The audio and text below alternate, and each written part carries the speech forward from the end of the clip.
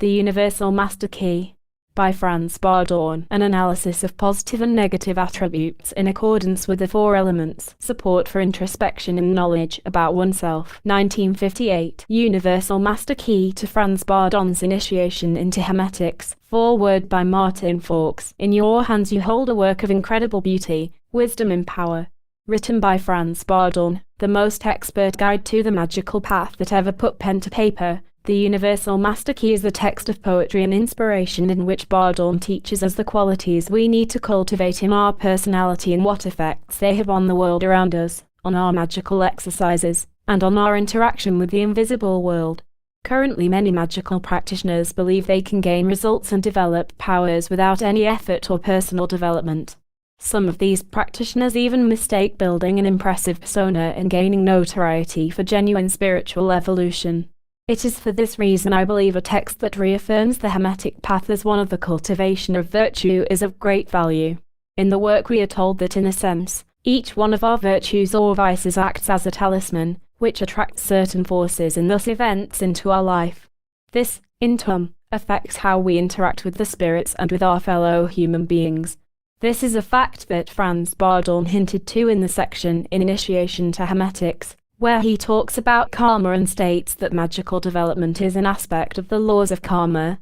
The reason for this is because our karmic forces represent the elemental forces within our being which are under the control of external influences, those areas of ourselves that we have not mastered and are controlled by external forces or by our uncontrolled passions. For this reason, what you are about to read is extremely important for anyone on the magical path.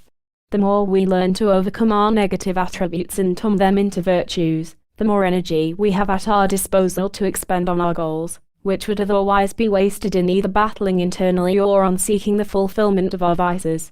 This is, of course, the reason that in his book Franz Bardon, Questions and Answers and the Great Arcanum, Bardon stated that love and humility could replace Hermetic exercises. The Hermetic path is one we undertake, not for ourselves, but for the rest of the world. This is something the Master draws our attention to repeatedly within this text. By making a continued effort at improving ourselves by the law of the microcosm and macrocosm, we change the world. On the grossest level, this is because we gain abilities to help those around us, relieve suffering and heal ailments. This text contains all the virtues which need to be cultivated by a magician in order to achieve adepthood in this lifetime. They are listed in the order that the elements should be in the spirit, that being fire dominant, then air, then water, then earth. Of course, on the highest level, in a perfected being, all four elements would be in complete balance. Therefore, we know it is our own personal responsibility to create the balance of the heavens inside ourselves, which we would like to see around us. Bardon states that the more balanced a human being is, the more the gate to the invisible world is opened up to him. This text, therefore, is not just for students on Step 2 of Initiation to Hermetics, but for those on all stages of Hermetic development because the continual transformation of the personality for this alchemical work is the foundation for all Hermetic process. Bardon describes a Hermetic magician as a soldier fighting for the highest ideals. I think this is an extremely inspiring attitude to take to the world. One other recurring theme I would like to draw the reader's attention to is the ability of the Hermetic practitioner to turn any situation to his advantage. If someone is aggressive to us, this is a great opportunity to cultivate tolerance. We focus completely on ourselves, and do not concern ourselves with the fault of others, because we were born in charge of our own being, our own personality. Other people's personalities are beyond our control. Whatever happens, we learn from the experience hermetically. We see hardships in life as valuable chances to learn that we may not have later in our existence. In this work, like in all writings of the Hermetic Masters, we can often see the smallest statement expressing multiple layers of meaning and understanding. Many of Bardon's instructions offer analogies, which can be applied to different levels and different aspects of your life, your personality, and Hermetic practice. For example, we learn how to adapt ourselves to whomever we are talking to. We talk about what the person we are talking to wants to talk about, not the subjects we choose, and we learn from whatever direction the conversation takes us. The observant Hermetic student will see a parallel here with the section in Initiation to Hermetics, which describes taking on the relevant element before traveling to visit a gnome, salamander or other elemental spirit in order to talk to them. In short, I believe that this text outlines the most complete system of morality for the magical practitioner that has ever been put to paper, and therefore is invaluable for the Hermetic student with which to learn to control the elemental forces within himself and in the universe. By cultivating these powers in our soul, we are shown that great rewards follow. We can use our spiritual powers to work miracles, and the invisible kingdoms open their doors to us so we can explore the other worlds. However, the greatest reward is also mentioned within the text. When we overcome our vices and weaknesses, the egotistical mist that veils our true vision of the world is lifted and we can discover who we truly are. Foreword by Merca Publishing, Incorporated. This new text by Franz Bardon not only contains the master keys to spiritual development, but also the universal master keys to every element and to every positive attribute with which you can control and overcome your negative attributes. And with the exercises in initiation into Hermetics, you should succeed and be on your way to becoming a magician. Franz Bardon speaks with maturity, stating that an immature person must reincarnate until he has attained the necessary maturity. This can be attained sooner if a person is willing to change for the better. In other words, change his or her negative characteristics, namely, passions, into positive characteristics or virtues. Translated, the word passion means to suffer. Passions are weaknesses which consume all your vital energy, whereas virtues give you energy. Therefore, virtues will provide you with the necessary energy to overcome all your weaknesses. In order to accomplish this, you require the knowledge of how to overcome those weaknesses. Jesus said, "Eat my flesh and drink my blood," which is, of course, a metaphor. The flesh is his word, which means, metaphorically speaking, to eat his word, i.e., you must make his words your own. But simply having this knowledge will not change you. It will not transform your negative characteristics into positive ones. That requires a certain maturity, the willingness to change by acting on that knowledge and do what is being asked of you. Acting on this knowledge is the meaning of the metaphor, "Drink my blood." The most energy-consuming passion is pride. Pride belongs to the fire element, and the fire element is the driving force behind all things. As Bardon describes in Initiation into Hermetics, life would not be possible without the fire element, which sets everything into motion. Of course, air, water and earth are necessary as well. In Initiation into Hermetics, step-by-step instructions are given as to how to transform your negative characteristics into positive ones. Spiritual truths constitute the content of this text, and we can take these truths with us into the beyond, into eternity, whereas everything of an earthly nature is left behind. Our invisible world reflects itself in the subconscious. When we are in control of our subconscious, we are also partly in control of the astral and spiritual worlds, which is advantageous to us. Since every element has its particular individual condition, the reader or student of Hermetics must be aware of this condition and also its nuances, which present themselves by degrees and which determine the maturity of the reader or student. Our negative attributes enslave us to our passions. Therefore, in order to eliminate them effectively, we must understand the conditions in which they lie, i.e., in which element. Otherwise, we will fail. There is, of course, one requisite. You must recognize and accept that you do indeed have these characteristics before you can rid yourself of them. When it comes to spiritual writings, progress can be measured by your understanding, which will change as you mature. That means that your level of understanding goes hand in hand with your spiritual development. When you are in control of your soul, i.e., your thoughts, positive and negative attributes, passions and bad habits, you have access to your spirit. Then you are completely healthy. If you are not in control of your soul, in other words, you cannot control your thoughts, you are subject to every disease, your own as well as those you inherited. In other words, your soul, your subconscious, is in control, not your true self, which is your spirit. This present work of Franz Bardon is a blueprint of the characteristics in the human soul. It gives the practitioner of Hermetics an additional tool to successfully carry out the exercises in Initiation into Hermetics, and also gives the serious reader a never-known insight into the human soul. To the student and practitioner of Hermetics, the content of this book clearly shows us what the human soul should be and could be. The goal here is to establish equilibrium of the elements. As an example, 21 attributes for the fire element, 20 attributes for the air element, 19 attributes for the water element, and 18 for the earth element. This work is just as extraordinary as Franz Bardon's other works, a great gift to humankind, and as Bardon says, we can surely say that absolute sincerity opens the path to eternity, to the greatest secrets of the universal laws and analogies, with which we constantly work. We also have easy access to establish contact with all the beings and the intelligences of the invisible world, which, if we so wish, can help us on the condition that it is an exceedingly noble and good matter. The element of fire, the positive attributes. 1. Will, might and power. The will is an almighty attribute, whereas might and power are part of the will, which God, the Creator, gave us when He created us in His image. The will is the fundamental might and power through which our immortal spirit can create, control, dominate, preserve and destroy everything.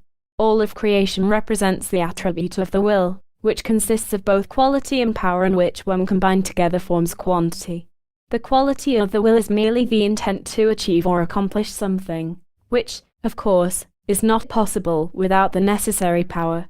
That is why, in cases like that, it remains just volition. The power of the will is the quantity through which we can create, achieve, and realize whatever we wish. With that we can control and grasp everything that we target and plan to do.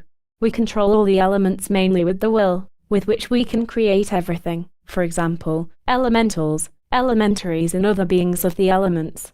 With the help of the will we can control and dominate all the beings that belong to the visible and invisible world, and furthermore all powers of the elements or forces in nature. Through the will we mainly control the attributes of the elements, including our own passions and bad habits as well as those of our fellow men. We never interfere with our fellow human beings, of course, in accordance with our level of development, in matters that are caused by their destiny. We are able to move mountains through the positive will of the spirit in unison with belief. We can operate with quite a few aspects of the will, such as the visual, sight, acoustic, hearing, sentient, feeling, olfactory, smell, and taste concentration. Furthermore, with the imagination, that is to say, through the power of the imagination, we can clearly envisage everything we create on all planes. We use the will for every magical exercise, work and task. Through our will we receive our independence, and that is also the reason why we should never be subordinate to other people when it is uncalled for. Of course, we must be subordinate to our superiors, in our professional work, or as a soldier. In that case, it is necessary to show obedience, because destiny has placed us there. In critical moments the will serves us as a decision factor, to show us what has to be done in situations like that. In such cases we can depend on our will, which is connected with our intuition and inspiration. We see another aspect of the will in our egotism, the endeavor to preserve our own present life for the longest possible time, especially when it is well founded and properly established with the magical path we have taken. Our survival instinct forces us in a case of danger to a supreme effort of all our energies to save our own life, come what may and as far as destiny allows it. Our will also expresses itself in the fight for survival, in our profession, to achieve a better standard of living, but we must always take the interests of our fellow men into consideration, that we do not harm them, and we always take a cue from how destiny has arranged our life for us. We know that destiny knows best what is harmful and what is beneficial for us. That is why we employ our goodwill, where it is appropriate, where we do not harm anyone, and also for our own welfare. We never use or misuse our will, and also never in cases where the universal laws are violated. We deliberately control our astral and physical bodies, which are our shells, instruments with which we play, in accordance with our wishes and according to the goodwill. We are their guiding force, and keep them alive during the entire time of our life on this material plane. Without our spirit these two shells would decompose into their original substances of the elements, from which they were created. We use the power of the will exclusively for noble purposes, that is, in cases like these: 1. For one's own conviction, 2. For noble deeds, namely to provide well-founded help for people in need, 3. For one's own defense, when attacked and in danger of our life, to control our negative attributes, passions, bad habits, negative thoughts, impressions, pictures, etc. We must cultivate our will in a magical manner, since it will truly become omnipotent for us, and on this particular level of development we will take it with us into the invisible world. We become conscious of the fact that we imitate the akasha through the will and identify ourselves in this manner with the will. The will has its seat in the head and it is effective practically in the electromagnetic fluid in all planes. 2. Belief, trust, confidence, and certainty. Belief, trust and certainty are positive attributes and powers, through which we build ourselves a solid foundation, solid ground under our feet, in order to receive everything that we demand and wish for. Belief is part of our positive will, without which we cannot achieve or create anything, nor can we control or attain anything. Belief creates within us such a security, so much so that we do not doubt for one moment whatever we wish to create, do, overcome, recognize, comprehend and destroy for ourselves. Whatever we deal with, whatever activities we are engaged in, come into effect, in order to achieve absolute belief in stages and step by step through magical development. We should never allow ourselves to become discouraged by initial failures. Instead, we should practice to persevere and work with great trust and confidence as well as great certainty, so that the results of our work and endeavor occur automatically, as soon as we have overcome useful hurdles that were placed in our way. Hurdles or obstacles are absolutely necessary, because they strengthen us and through that our belief, trust, confidence and certainty are strengthened at the same time. Whoever proceeds in this manner will, in the end, be rewarded with a belief that moves mountains. Without belief our life would be a life without salt, because without belief we do not achieve anything. Our belief must reveal itself within us in such a way that we gradually, in accordance with our development, believe absolutely what we learn and experience, without requiring any tangible proof to substantiate that.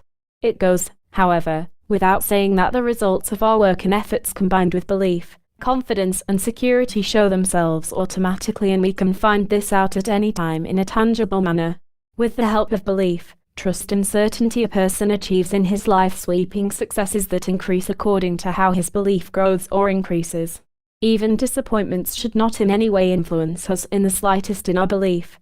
On the contrary, we must with even greater zeal work to overcome all hurdles that present an obstacle in order to reach the goal that we have set for ourselves. When a goal meets the purpose of our magical development, we will attain it with certainty. Of course, the higher the goal, the more difficult are the obstacles to overcome, and also the failures and tests that lead to its attainment. Therefore, our belief must also be more powerful and certain. Belief is one aspect of omnipotence. With its help we build our Temple of Solomon, but without belief here on this material plane we could not build the temple at all. Our belief is strengthened through these obstacles, no matter what kind they might be, and through our successes and convictions that we struggled to attain, became a reality within us. Belief grows in the most powerful manner in surroundings and under conditions which we create through our introspection. The more well-balanced a person is, the more gates to the invisible world will open to him, and the greater the possibilities he will have to truly experience reality, circumstances, things, matters, problems, which in turn will strengthen and enrich his belief even more so. When we observe the lives of normal human beings, we will find that they lack belief, confidence, trust and certainty the most, which are the most important and essential supporting pillars of all our activities. For this reason, when they do not have enough confidence and certainty for their justified wishes and interests to come true, then, as a rule, they become disappointed about their failures. From this we conclude that all our successes depend on our belief with which we vitalize our wishes and interests, our work and every activity. In general, wherever between human beings, nations and states exists confidence and certainty, the mutual friendship or interrelationship grows, and with it their standard of living. It is, of course, a prerequisite that there is an all-around development on the physical, astral and spiritual planes. He who only thinks unilaterally, for example, only in the physical and neglects the spiritual and astral aspects or does not believe in them at all, will only develop a unilateral belief, which is incomplete and imperfect, and which results only in successes that correspond to the dynamics of this kind of belief. Only an absolute belief in perfection, developed through many years of magical exercises in introspection, through obstacles, successes and failures, and strengthened through conviction and vitalization, can everything be achieved, even moving mountains. Magicians fight for such belief with all their power and sacrifice everything for that belief, with whatever is contained in their powers and possibilities.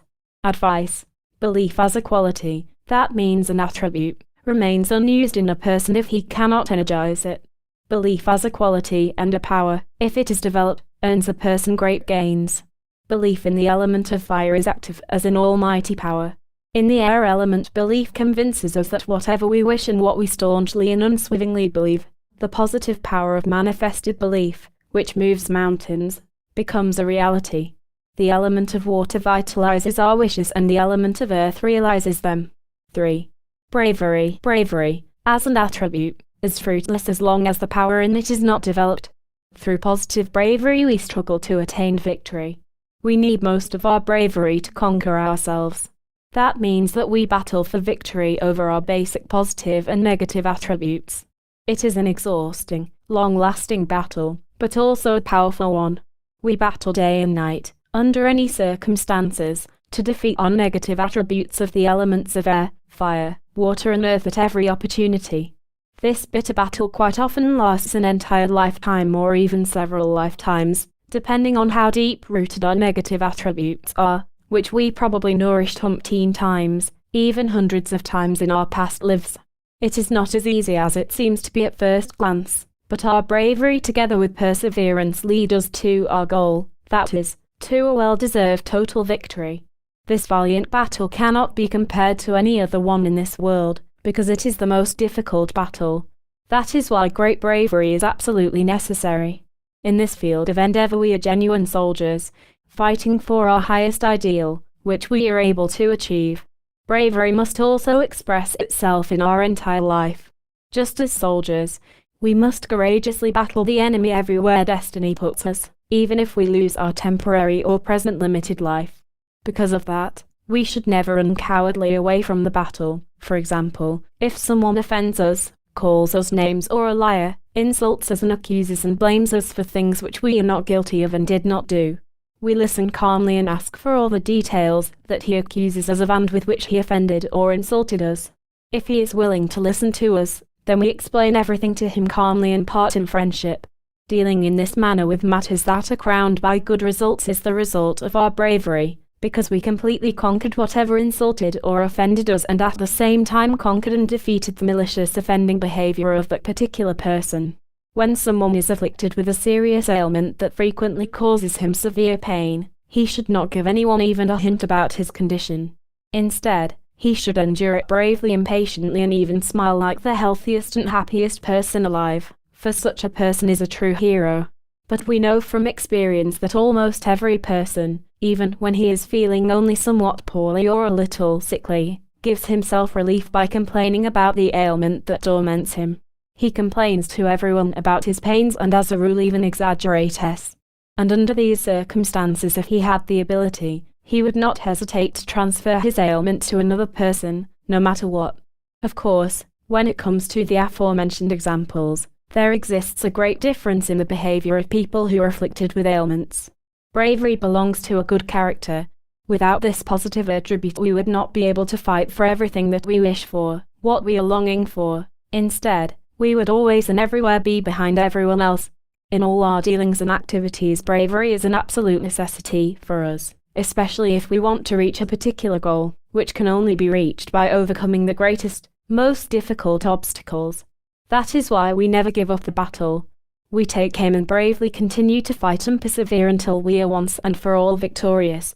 For such a victory, once we have achieved it by conquering difficult obstacles, which initially seemed insurmountable, pleases us much, but mainly satisfies and strengthens us for any further battles.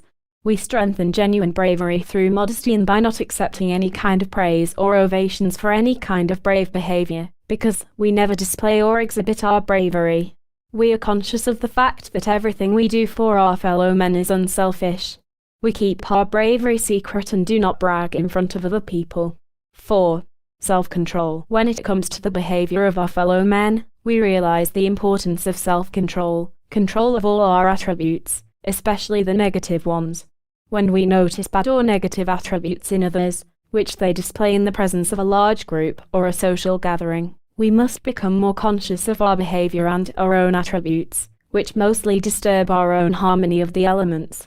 As a rule, we see all the bad attributes, bad habits and deeds when it comes to our fellow men. Nothing escapes us. We meticulously observe everything and make a mental note of it, but in this important respect we completely forget ourselves. And that is a great mistake, that we do not see ourselves in our great delusion. We only criticize, slander and judge other people. And since we know that now, let us make the big change. We should diligently devote ourselves more to self-observation, introspection, and self-control. That means that we must observe and control all our attributes, especially the negative ones. We have been endowed by nature with an almighty will, and with such might and power we are able to overcome any derailed negative attribute, namely, passions and bad habits, and finally also control them. Some of our passions and bad habits, negative attributes, are so deeply rooted that we must make the greatest effort and develop all our powers, which express themselves in our will, to overcome under any circumstances our negative attributes. Our daily conscientious introspection is the prerequisite to control all our attributes to which we devote ourselves until we achieve an absolute equilibrium of the elements within us. In this battle for self-control and the control of all our attributes, we are only concerned with ourselves and not with anyone else. In this case, other people are excellent helpers and mediators through which we can prove clearly and practically the extent to which we can control ourselves. We will never slander, judge or criticize the mistakes or shortcomings of others. Their attributes are to us untouchable, even when they use them in any way against us. We never quarrel with them, never cause them any harm, and when necessary we defend ourselves in a decent, proper and effective manner. In situations like that we behave always in calm and sensible manner, because that is true self-control and control of our own attributes. Once we have achieved self-control, in that we are in control of all our positive and negative attributes, we can test our control of them for longer periods of time on different occasions to discover if some of these attributes, passions and bad habits have disappeared by being silent for a while. We need to make sure that we have really mastered our vices so they cannot cunningly attack us from behind and rob us again of our precious vitality and equilibrium. Only after such a test, when none of these former passions, habits and attributes show themselves any longer, can we say with certainty that we have achieved absolute equilibrium, self-control, and have taken control of all our positive and negative attributes. Then we are completely different from all the normal, uninitiated people. But we cannot let anyone else know that, because that is part of self-control and it is one particular aspect of true silence or taciturnity. Control is power, quantity, which depends on one's level of maturity. The more perfect and pure a person is, the stronger and more effective is this power. 5. Impetus, fiery vigor and enthusiasm. When it comes to the magical exercises in work, we urgently require impetus, fiery vigor and enthusiasm so that we can reach our goal easier, as well as the fulfillment of our tasks and work, and to attain results and successes. Our exercises and work received through these attributes a higher quality and a particular reflection of our powers and skills in our development. It is difficult to imagine the successful development of a magician without these attributes. A magician cannot always operate with the same power and exercise without any enthusiasm or impetus, in other words, mechanically, or always in the same manner, even though the obstacles become increasingly more difficult on a daily basis. On the contrary, impetus, fiery vigor and enthusiasm give us the possibility to easier overcome the obstacles, which are in our way on the path to our goal. When we start on the hermetic path we are filled with impetus, fiery vigor and enthusiasm, but later on, when difficult obstacles of various kinds come up, and if the affected person is not in possession of perseverance and a strong will, then his enthusiasm and fiery vigor will soon become weaker and his desire to continue with his exercises will soon fade completely. In such a case, it is always necessary to sensibly ponder why we are not at the height of our enthusiasm when it comes to the exercises. Therefore, we must do our utmost to remove at the right time the causes that prevent us from continuing with the exercises. We must preserve our original fiery vigor at all costs. And that is why we attack the exercises with which we have problems and for which we have lost our interest, enthusiasm and impetus with honest modesty, with a firm will and with great perseverance. We begin in a modest manner, slowly, but surely, with one exercise after another. When we invade this field of endeavor in this manner and give ourselves the fewest possible tasks, we are then able to cope with them in the best possible manner. Only when we have attained the right kind of mood and have placed ourselves into the proper situation, can we take on gradually more or greater tasks with confidence. In all probability, at the beginning, we made the mistake that we immediately imposed too many tasks on us with too much fiery vigor and too much enthusiasm that we were not able to cope with them. We used up too much of our power, so that we were finally faced with failures.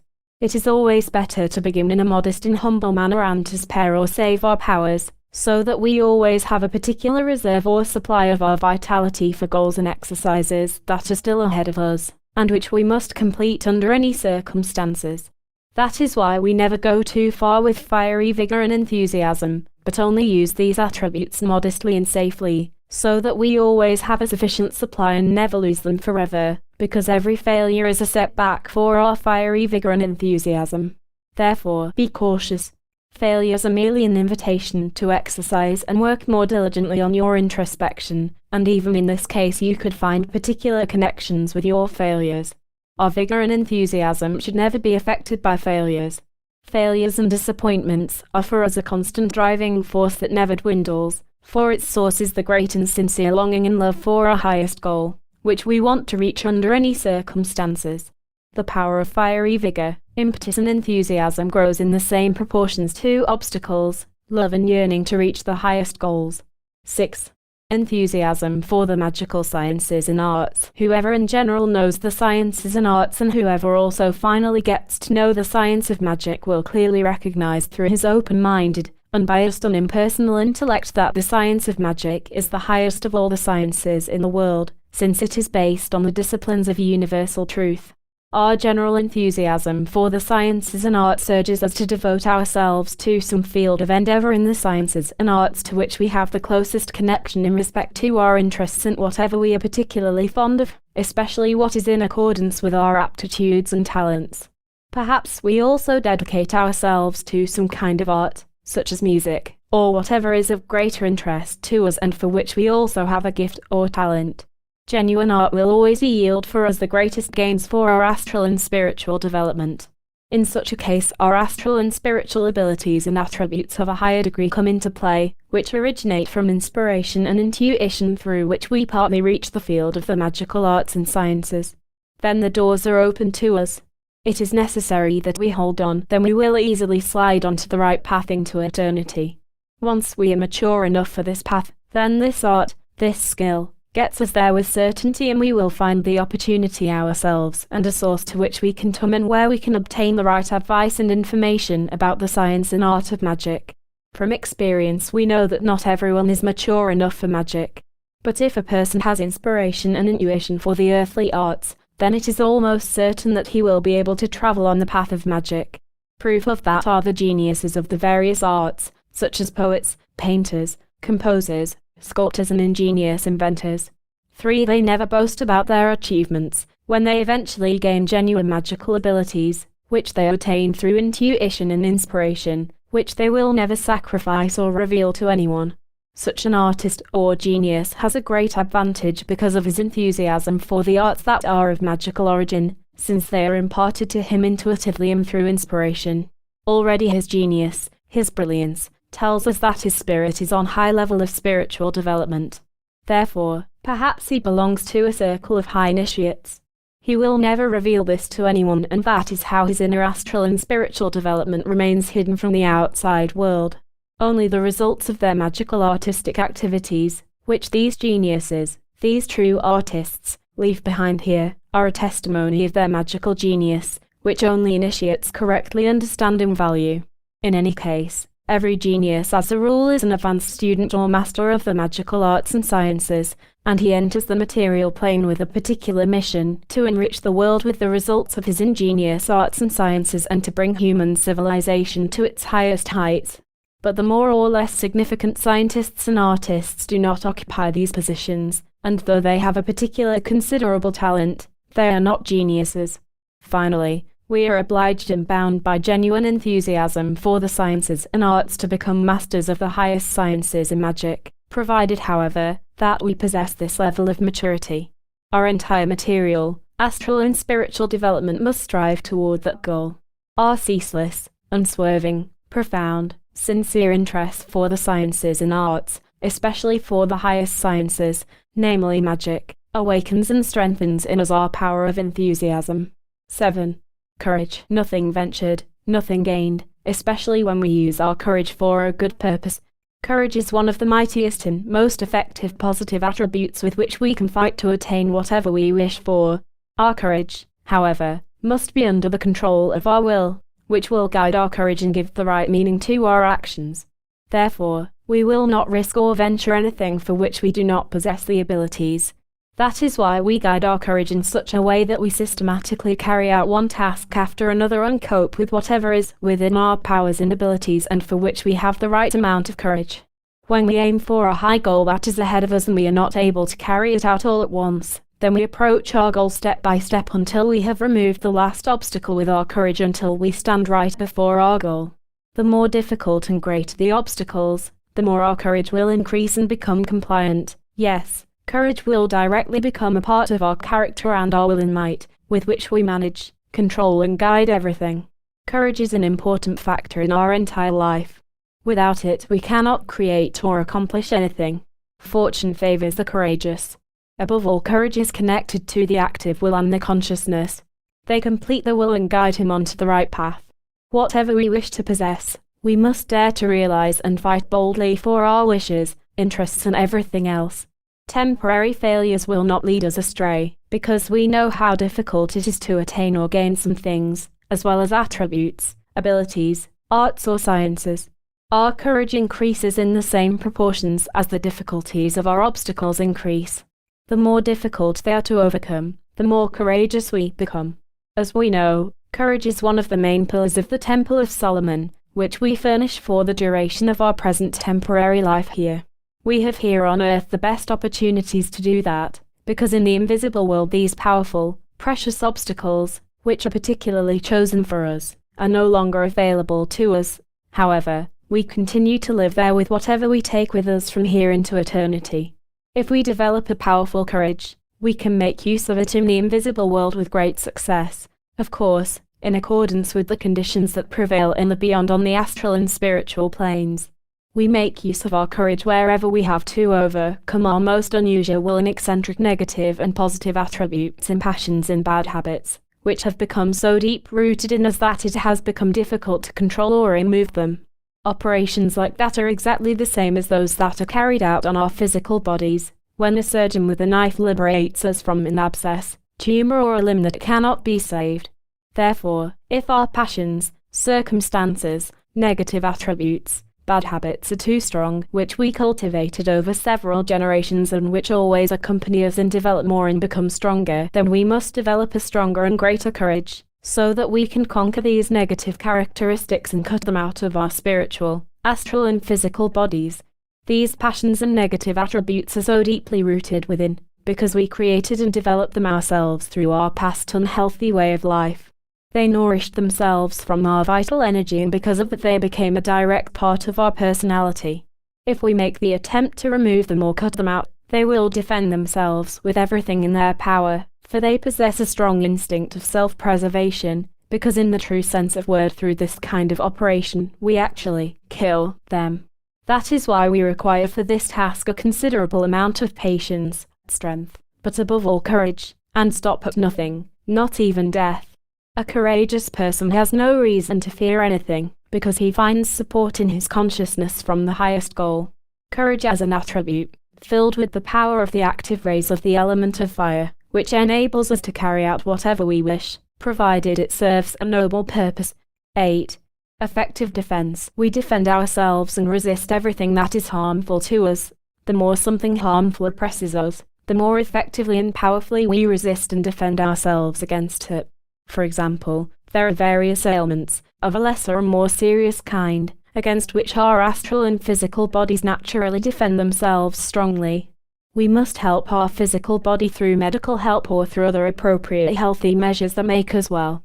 An initiate, who is in control of his astral and physical bodies, helps himself best with special magical means, except when the ailment is a consequence of karmic causes. We know that the cause of every ailment is either rooted in the imbalance of the elements, or through the intervention of the divine providence as a test. And that is why we should make every effort to attain an equilibrium, or balance, of the elements which, at the same time, guarantees us our health. Health is the basis, the foundation, for all our working activities, without which it will be awfully difficult to reach our goal. Since we know that now, we build first of all the most effective defense against the activities of all negative attributes, and through that we render them harmless, we destroy them. The best solution, of course, would be to change all negative attributes into the various opposite positive attributes. And that is the reason why we should never forget our daily introspection, which is the most effective means, the most effective weapon, against everything that harms us spiritually, astrally and physically.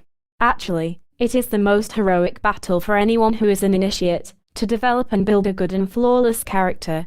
In doing so, we overcome, at the same time, the most difficult obstacles that are in the way of our self-knowledge. 5. We employ for that particular task our will, our endurance or stamina, and our perseverance. We never let our main goal out of our sight, which we endeavor to reach no matter what it takes.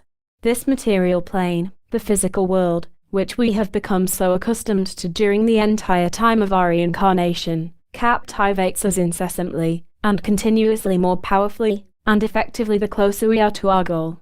That is why liberating or unfettering ourselves from the material plane, the independency of our present physical or material life, is our most difficult obstacle, which we must overcome at the same time. We can erect an effective defense against this dependency to the material plane, by employing the strong belief, I own nothing in this material world, not even my own life, not my physical or astral bodies, which I only use as shells, so that I can express myself and manifest for the duration of my temporary life here on earth. All that belongs to your nature, and it is only on loan to you me. Therefore, when fulfill my task, my M1's 10N, the reason why I through destiny reincarnated here on this material plane, I shall remove my physical garment, my physical body, and enter the invisible world. I shall not take even one single hair from my head with me, and everything that I experienced here on earth shall forever disappear from my memory. Only what I developed here through spiritual, astral and eternal introspection, the Temple of Solomon, shall I take with me into eternity. It is easy to realize that when we bid farewell to this material world, we bomb all the bridges behind us, so that we can continue on our path to eternity.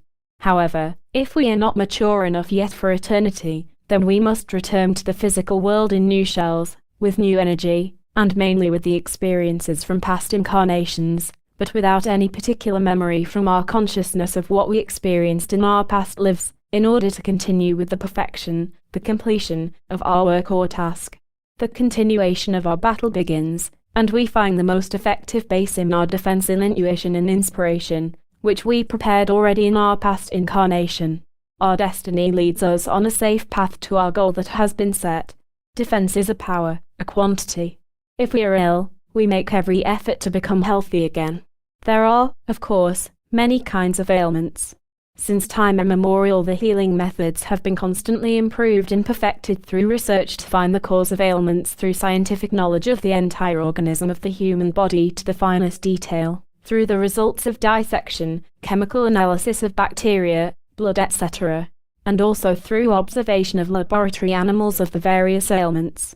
Many dangerous and serious ailments were conquered, so that the mortality rate of the population decreased. Despite all this, there are still many deadly diseases in existence that cannot be eliminated or healed, for example, cancer. Despite that, karmic law reacts to these successful interventions with new ailments. Therefore, we human beings do not escape the natural equilibrium of causes that come into being on their own. We are dealing here at the same time with both karmic and developmental processes. These ailments come into being in the human body through the disturbance of the function of the elements. The disturbance of the function of the elements comes into being primarily through severely derailed negative attributes, passions and bad habits, which are nourished through repetition and through physical causes, as for example, colds, accidents, bums, etc. Every ailment is, of course, also an imbalance of the elements of the karmic burden from an earlier life. 9. Return to health. An initiate who thoroughly knows the composition of his physical, astral and spiritual bodies in accordance with the effects of the four elements, and controls the might and power of these elements, can stop, through his magical intervention, any dangerous ailment, destroy it and heal the ailing person in this manner, provided the ailment was not caused by that person's karma. When that is the case, no one in the world can help the ailing person. Such a person must leave the course of the ailment to his destiny through which it was determined, as a consequence of a particular cause, which he at one point registered in his causal world. Another important factor to regain one's health is belief and the certainty of the conviction that we will get healthy. Whoever does not possess this firm belief will have great difficulties to get healthy, and as a rule he will be defeated by or succumb to the ailment. We know that belief can move mountains. We know this from the history of the Lord and Master Jesus, when he said to an ailing person, who believed in him, "Rise, your belief has healed you." This kind of power is manifested belief. Therefore, we should never forget belief when it comes to healing, otherwise, failure will result. Remark: if we, as initiates, want to heal someone, we must first be absolutely healthy ourselves and possess an abundance of vital energy, so that we do not expose ourselves to the danger that healing the ailing person comes at the expense of our own health. Only when we possess an abundance of vital energy can we help an ailing person get well through our magical abilities. That is why we must first heal ourselves completely, because our health, which serves us to reach our highest goal, is considerably more valuable than healing our fellow men. Since we cannot replace our vital energy that quickly, it would cause us great harm. When we heal with magic, this kind of healing occurs through the elements, transplantation of the elements, autosuggestion, and with the help of invisible beings and the universal light, and with rituals, talismans and prayers. This kind of healing especially requires our will, belief and humility. As a rule, only a person whose elements are in equilibrium can have a vigorous, robust and healthy constitution. Most of us do not possess such health. Therefore, we must make the effort to secure such health by bringing, in time, our elements into equilibrium. Of course, this can only be achieved through daily introspection and a perpetual battle with our negative attributes. An imbalance of the elements does not immediately call forth an acute ailment. An ailment only manifests when any of the negative attributes, passions and habits are too deeply rooted in our astral body and consume too much of our precious vital energy. From this point of view and from practical experiences, we realize that our path into eternity is actually an uninterrupted recovery of all our derailed negative attributes and an imbalance of the elements. We can rely absolutely on this recovery, because it is on the path to attain health and the highest ideals. This recovery is the quality, and the various powers that we employ are the quantity. 10. Magical authority. Magical authority is an attribute of the magician, which lends him might and power, and in accordance with his maturity, he can, with his will, accomplish everything that he wishes. Magical authority can only be attained through a complete equilibrium of the elements, and in this case we clearly realize that we are a microcosm, that is to say, a copy of the macrocosm itself. Therefore, any magical authority cannot exist without having attained equilibrium of the elements.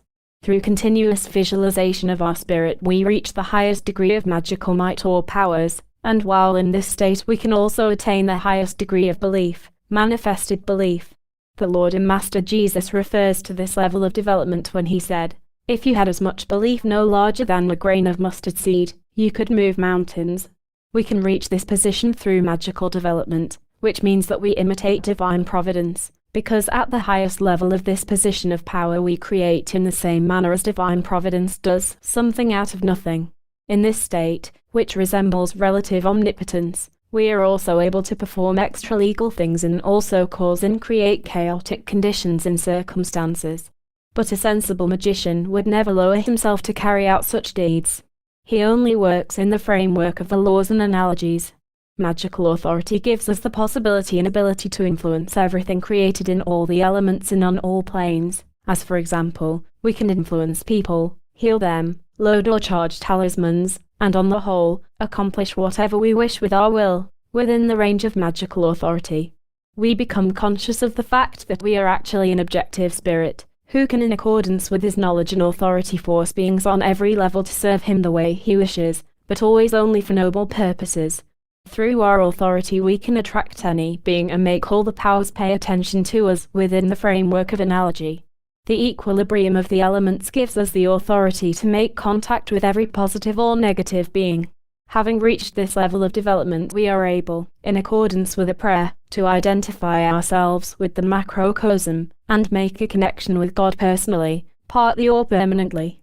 Finally, magical authority makes it possible for us to attain the highest knowledge of the universal truth as well as our relative personal truths. You can recognize the power of your magical authority by how people relate to you and the remarks they make. 11. Fervency or a red glowing fire. Fervency, or a red glowing fire, is an attribute of the universal element of fire. This attribute makes itself known as an aspect of the fire element in the astral and material plane. The sun, the source of warmth and light, expresses its fervency best through its rays, for example, when we are exposed to them in the Sahara or at the equator. In the astral plane, fervency is a human attribute in which the fire element significantly dominates. For example, it expresses itself by striving to reach the highest of goals with the most fervent yearning, meaning to yearn for everything that leads to the attainment this goal, yearning for the magical exercises, yearning for good deeds, for obtaining equilibrium of the elements, and yearning for a specific cart. A person also places in his work and in his entire activities the yearning fervency for good results and success. This attribute easily overcomes any kind of difficulties and obstacles which come our way, for this attribute of yearning is charged with strong dynamics for everything good, which will bring us and our fellow men great common benefits.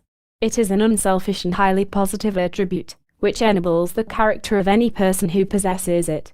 When it comes to fervent love, we also recognize fervent yearning as the highest ideal, and that applies also to all of creation.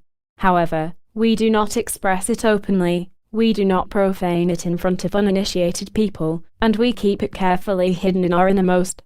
Only through deeds, provided we observe them closely, can we judge the kind of great and fervent love we and other people are filled with.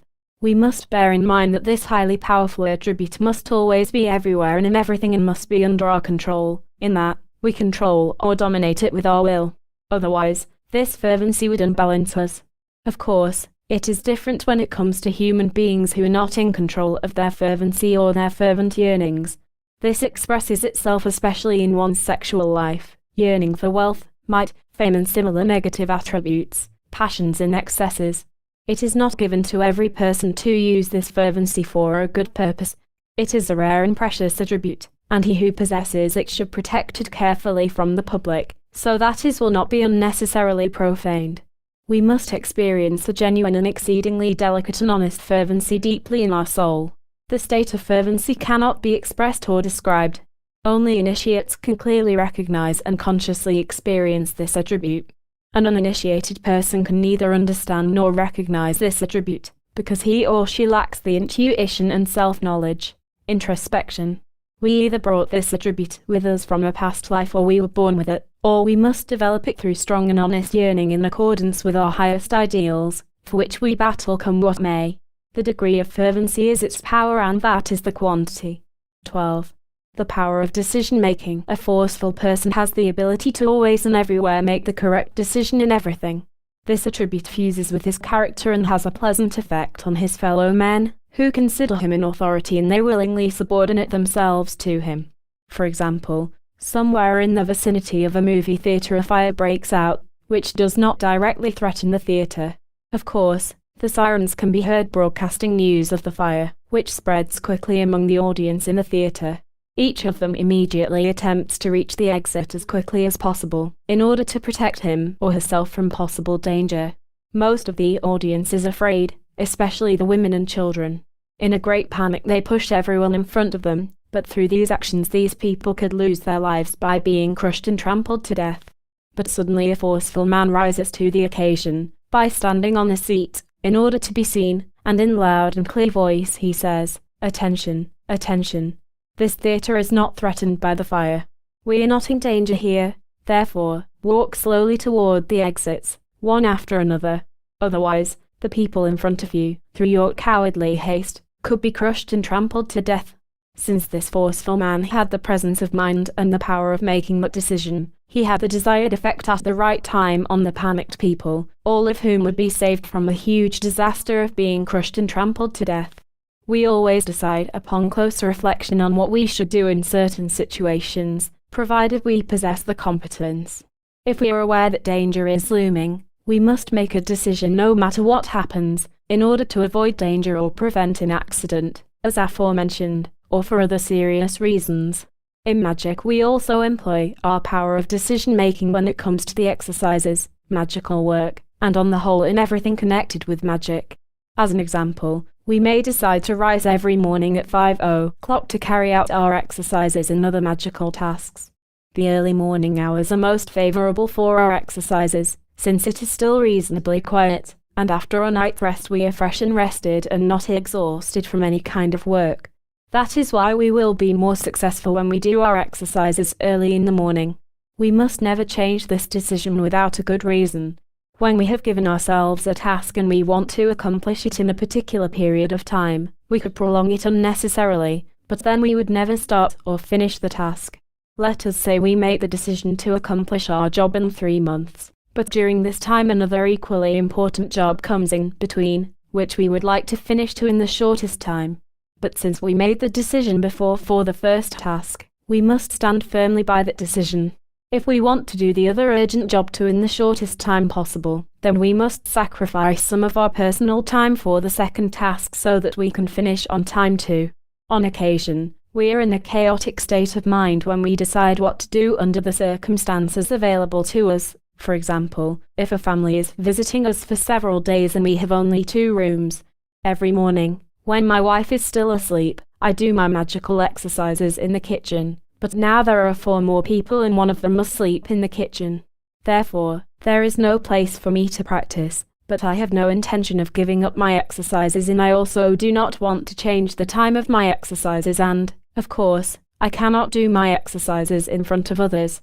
How can I arrange it so that I do not neglect anything and my guests do not notice anything? I am truly in a difficult situation. How can I solve this problem? What should I decide? Being in this predicament, I finally discover the only possibility, namely, to carry out my exercises in the morning at the same time in bed, so that no one will notice. My decision is made and I carry it out, because I have no other possibility, for I must carry out my duty, come what may. Through determination, we will always accomplish whatever we wish, whatever we want to carry out and from whatever we want to liberate ourselves. For example, from negative attributes, passions and habits, and also from whatever we want to prevent, such as accidents, damages, injuries, losses, difficulties, distress and trouble. In such cases, we proceed always with all our determination according to our firm will. And that is why this attribute is beneficial to us. Therefore, not only shall we maintain this attribute, but we shall deepen it even further. The highest and greatest amount of energy, the greatest power, i.e., the quantity of determination, turns up especially in dangerous and important situations. 13. Uncompromisingness. If we are completely and firmly convinced of our matter, request, concern, or problem that we are carrying out, undertaking and solving, we do not negotiate with anyone regarding to changing our viewpoint or opinion, our work, procedure or action. People like to meddle in other people's business mainly for egotistical reasons or conceitedness, imagining that they understand the matter better than we do. That is why they negotiate or discuss matters in order that we may accept their views and solutions as our own and how they imagine things to be. Or they want to show us their dubious superordination, in that they consider themselves on a higher level of development. In this case, when it is not our boss or superior who is asking us to work on certain matters, we will not allow that person to persuade us to the contrary. Instead, we carry everything out in accordance with our own will and conviction. Even in other respects we are to be uncompromising.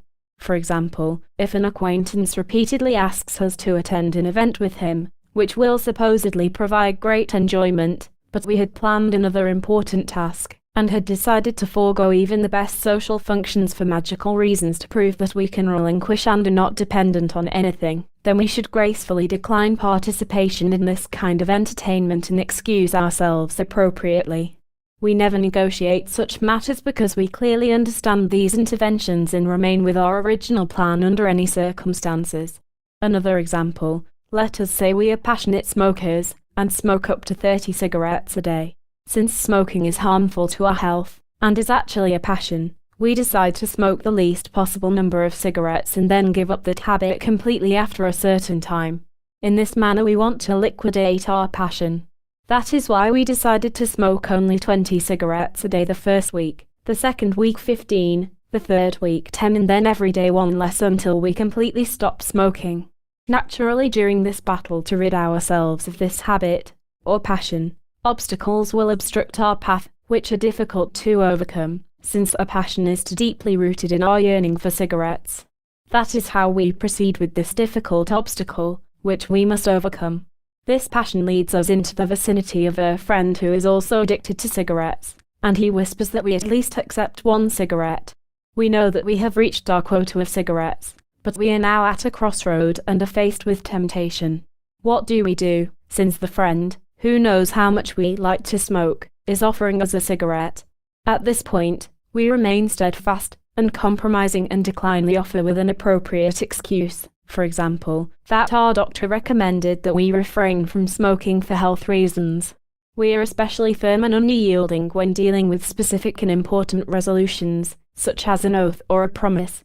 And whoever is trying to persuade us otherwise, however, we remain uncompromising, steadfast when it comes to this particularly important resolution.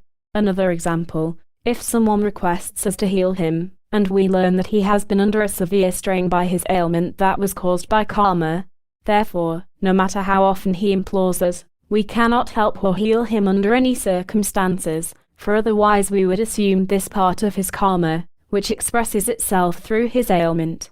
Instead, we remain unyielding and appropriately excuse ourselves, and indicate that we are not in possession of the proper remedies and means for his particular ailment.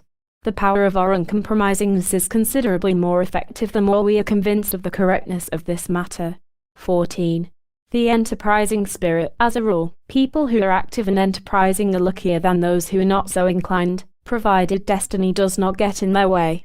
There is a certain amount of courage connected to belief, trust, confidence, and certainty, so that what you undertake is worthwhile. The prerequisite for such an undertaking is always having the exact knowledge of the things you are involved in, so that they can be realized. Otherwise, it is carelessness and recklessness. When it comes to an undertaking in which we have absolute confidence, and we invest a portion of our savings, we must utilize our experience, skill, and knowledge, and thus become aware of the advantages and disadvantages that may result from such an undertaking. As businessmen, employers, manufacturers, factory owners, publishers, and directors, we must be able to deal with failures in the beginning, but we believe in success, which in the end, under the right circumstances, belongs to us. Therefore, after due consideration, calculations, and foresight, we believe that it will be a successful enterprise, which must yield for us a good harvest and plenty of benefits. Exactly the same conditions exist when it comes to magical development. We build our Temple of Solomon, for which we require 4 fundamental pillars. We must be daring in this endeavor. This first main fundamental pillar is courage, combined with the will and belief, which we develop and strengthen with the help of the universal fire element, must be absolutely universal so that we can employ it everywhere and at any time. But we should not be surprised when we experience difficult obstacles, which will try to hinder us from progressing in our important work.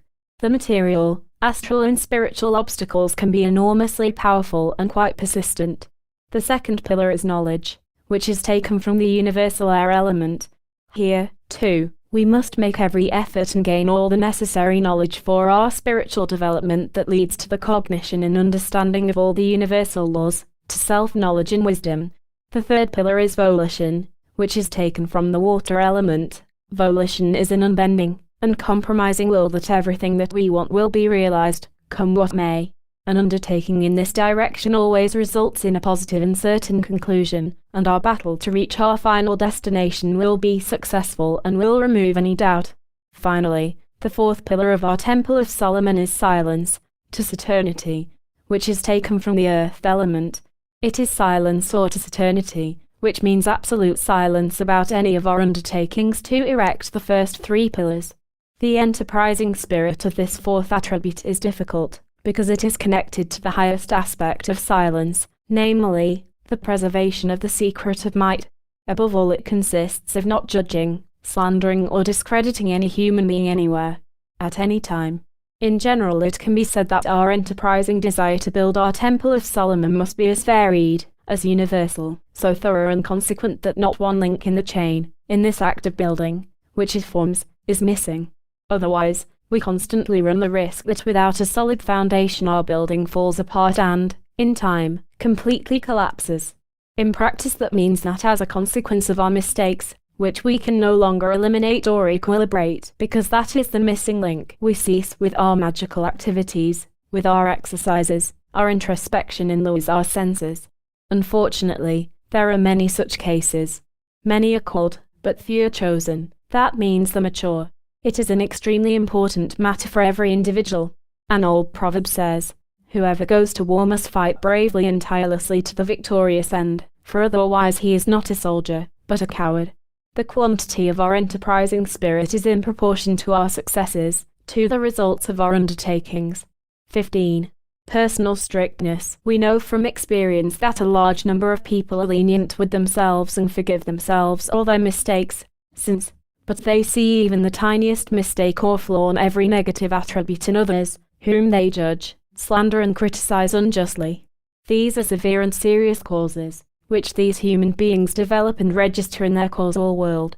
We can easily imagine the kind of effects these causes will produce, which have been sown in this manner.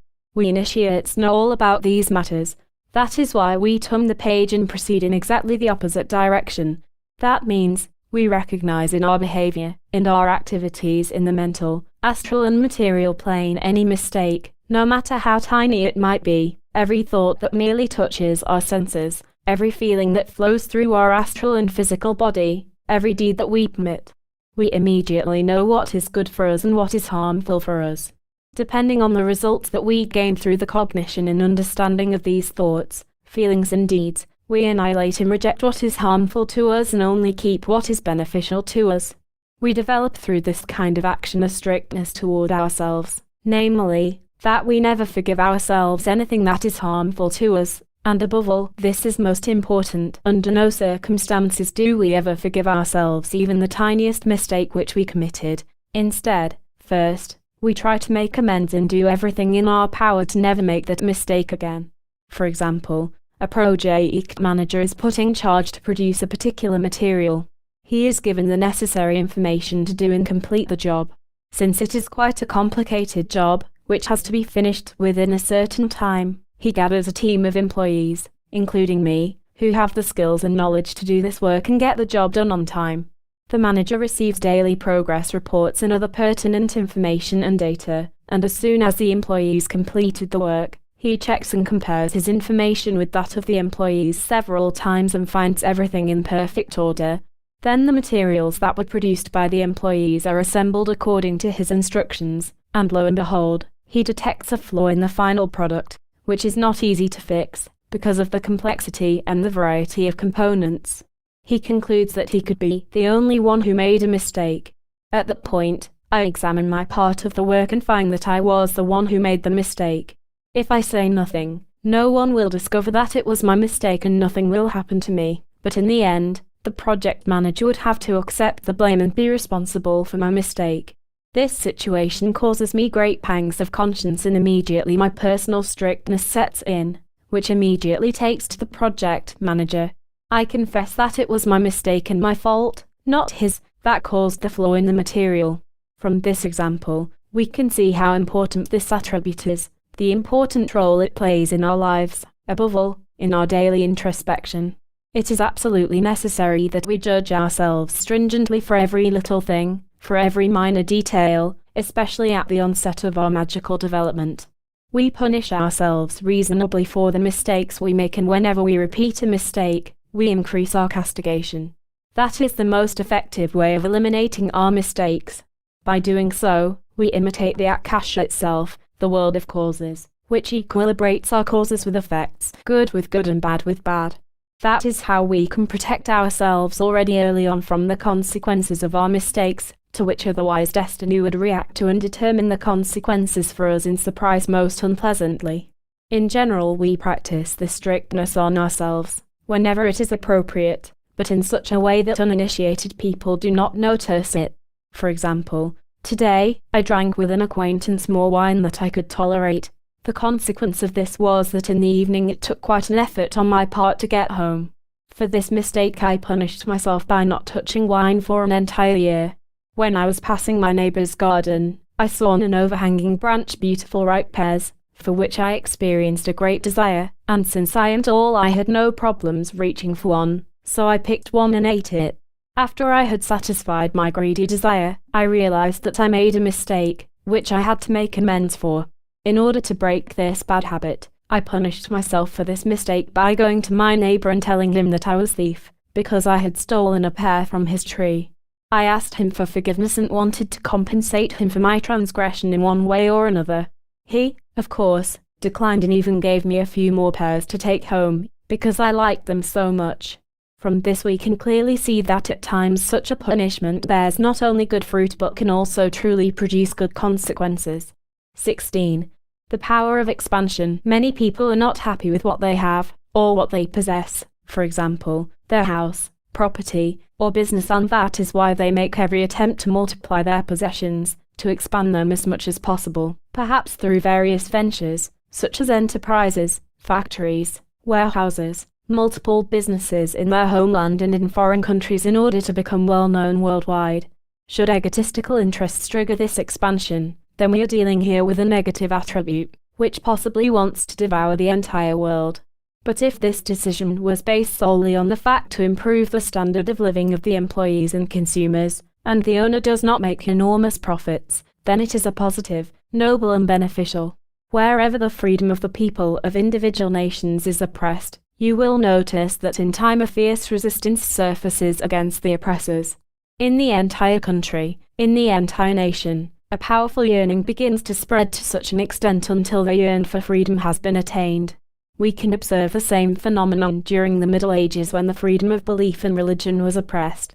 In this case as well, the yearning for religious freedom began to grow and this expansion reached other nations and, in the end, this expansion was victorious. In general, it can be said that wherever we find any kind of oppression against mankind, the opposite attribute comes into being: resistance against oppression and the powers that be, which expresses itself in a powerful and strong expansion that in the end no one can resist.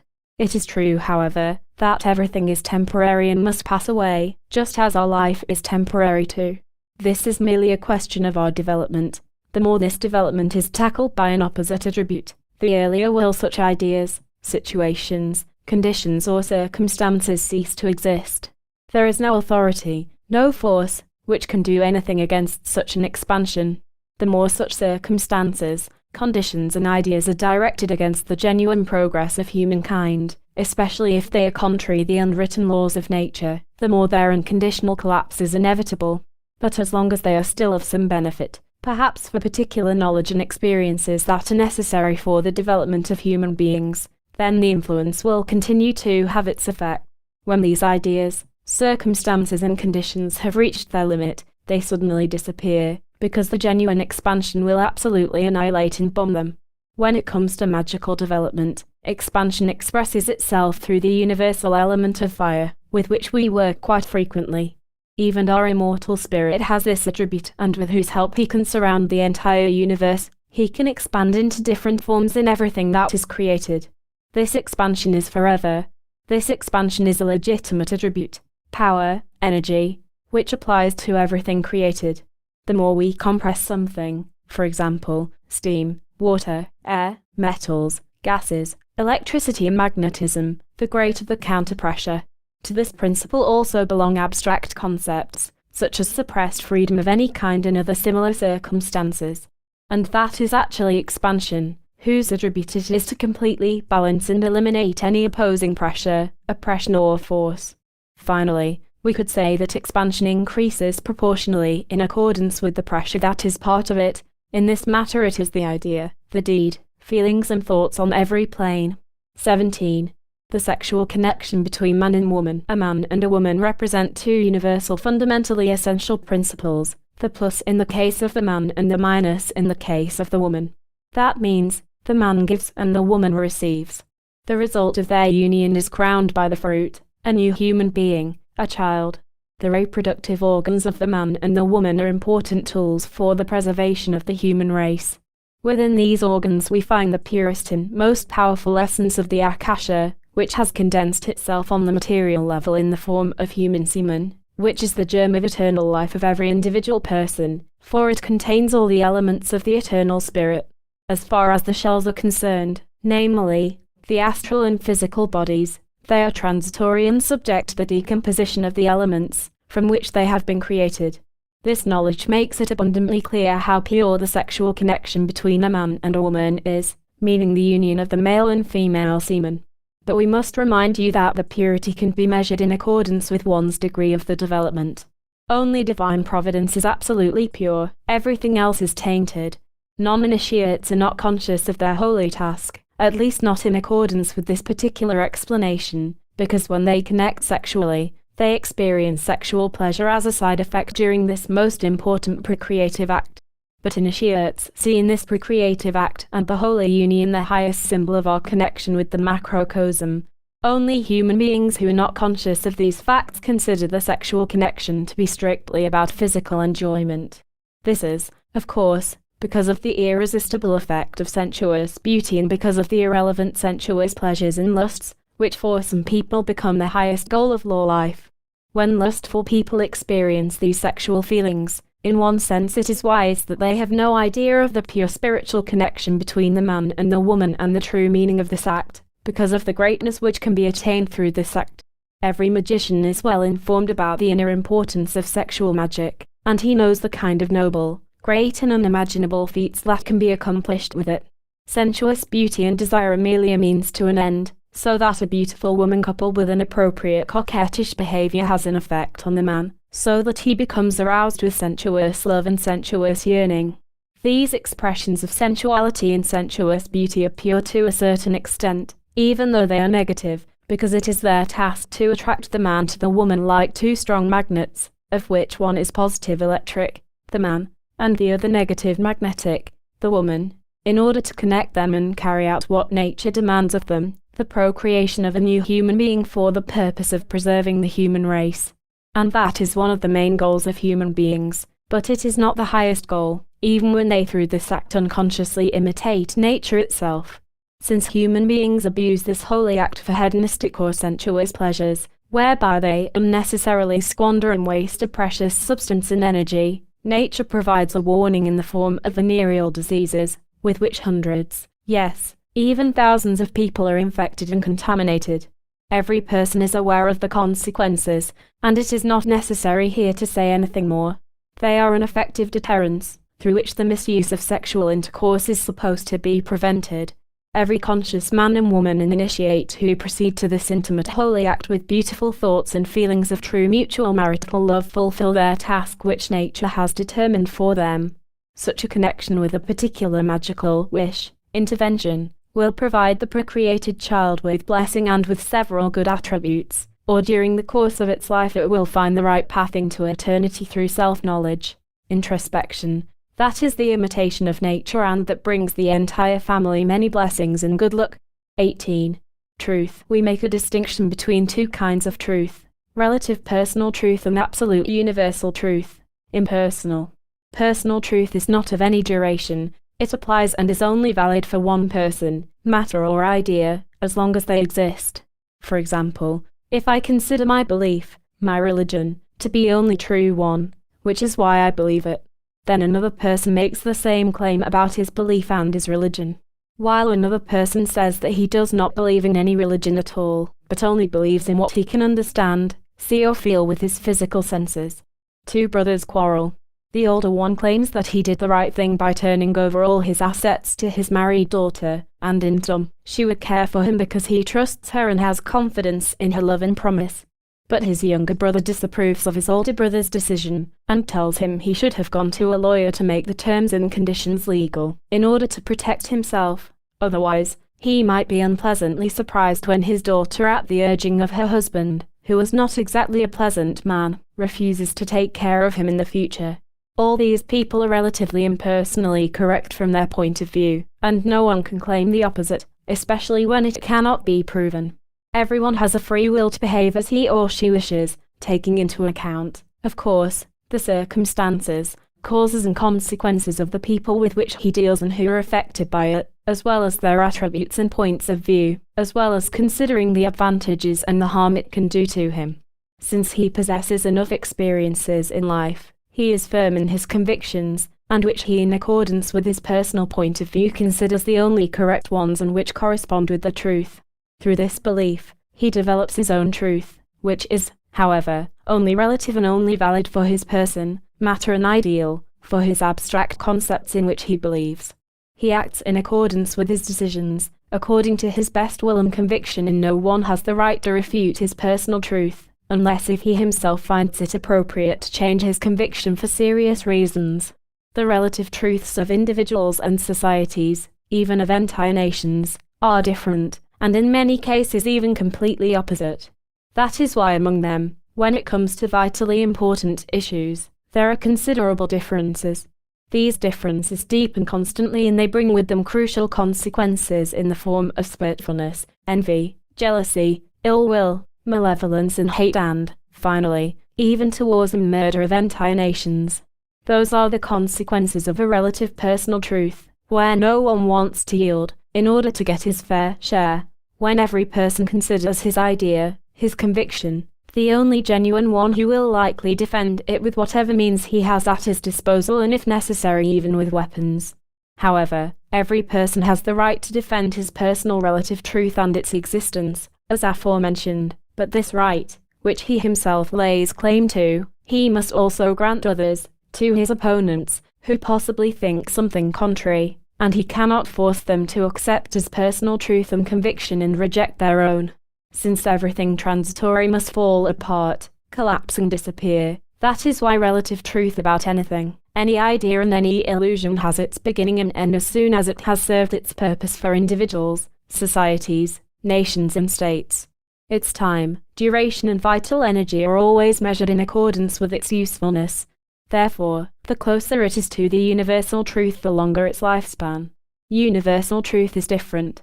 It is eternal, unalterable and permanent. Its source is God himself. It originates from the universal laws, and it can only be recognized by an absolutely harmonious person.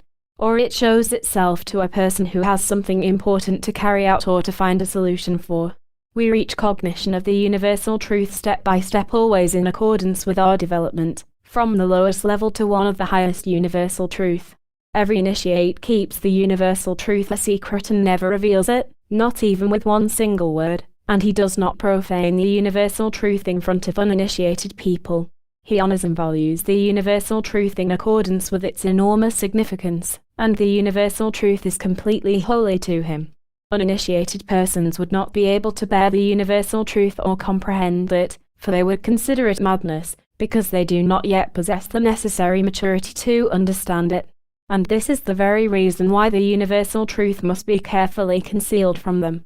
He who learns to recognize himself through introspection knows that the effects of negative attributes, as they pertain to human beings that are not in equilibrium, in regards to the universal truth, as a rule has the opposite meaning than what the negative attributes express.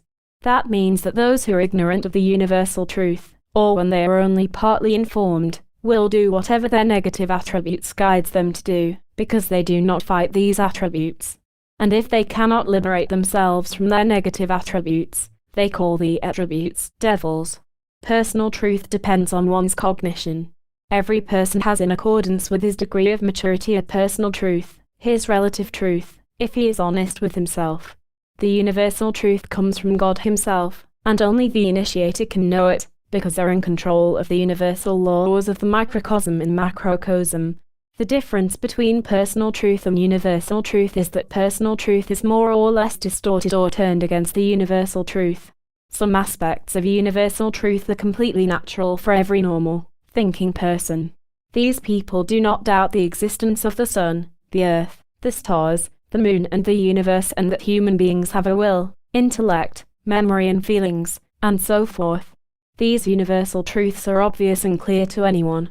By means of the relative truth they only recognize the temporary reality. However, the universal truth convinces us, for example, that our opinions, our views or the religion in which we believe do not correspond with our reality.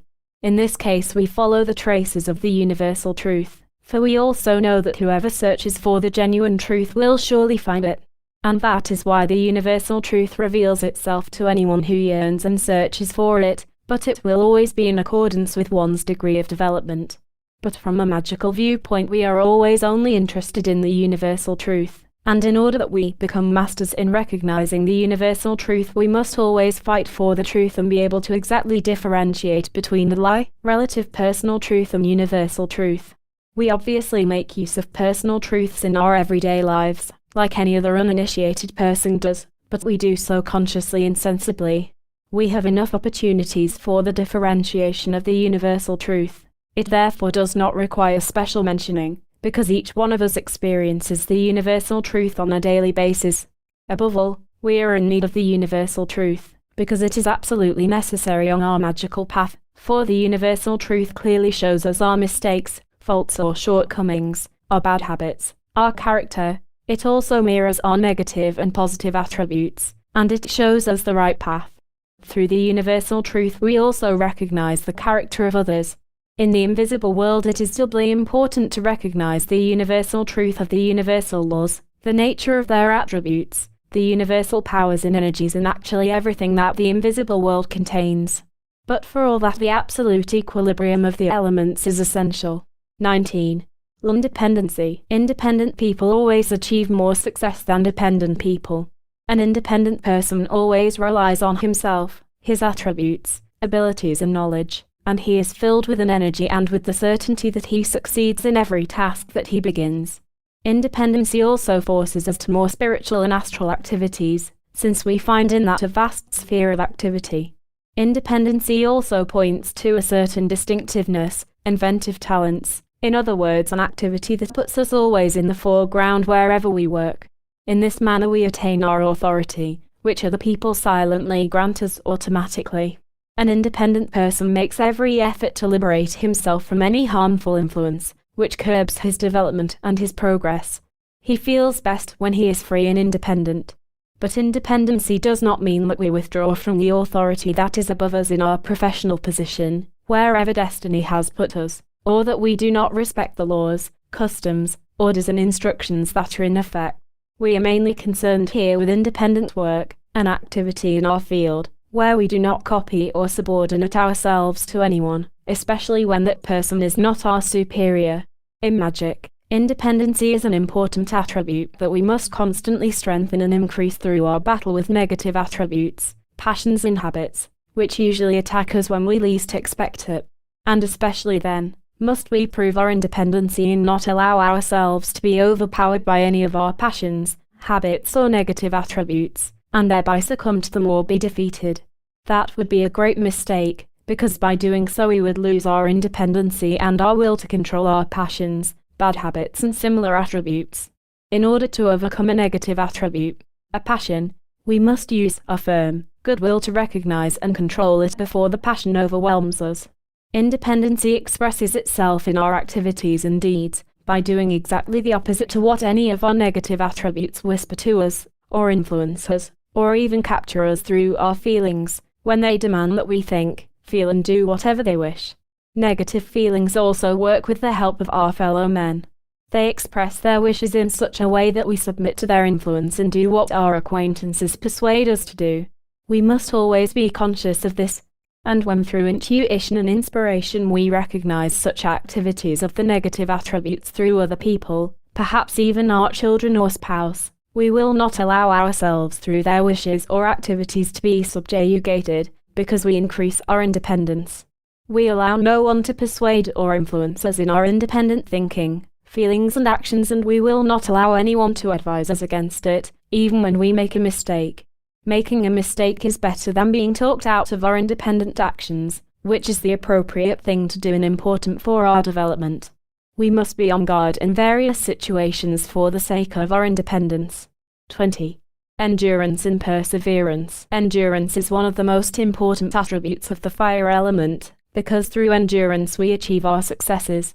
Endurance means that we do not slacken in whatever we have planned when it comes to our tasks or work, that we persevere to the very end in our activity until the work is completely finished. The energy or power of our endurance is measured in accordance with our perseverance to fulfill uninterruptedly the tasks or exercises. This attribute must pass over into the marrow of our bones and blood, in that we must be completely permeated by this attribute. That is how we increase and strengthen our endurance, because it is absolutely necessary in order to reach the highest goal. It happens often that a magician becomes disillusioned by temporary failures and stops the exercises, merely because he lacks the endurance. When a magician does that, he leaves the magical path of his own accord, which is an enormous mistake. We say that he did not possess the appropriate maturity for the magical path and introspection. It is absolutely necessary to constantly remind ourselves of this attribute every time we are threatened by temporary failures, with despondency, laziness and inconveniences, and when we possess a shaky belief and have similar negative attributes, which curb our progress. In this respect, our daily introspection is extremely important. At times we have the feeling that we always get the same poor results when it comes to our exercises, which then gives us enough reason to not be as dedicated to our exercises and then do them mechanically. That is, of course, another severe mistake.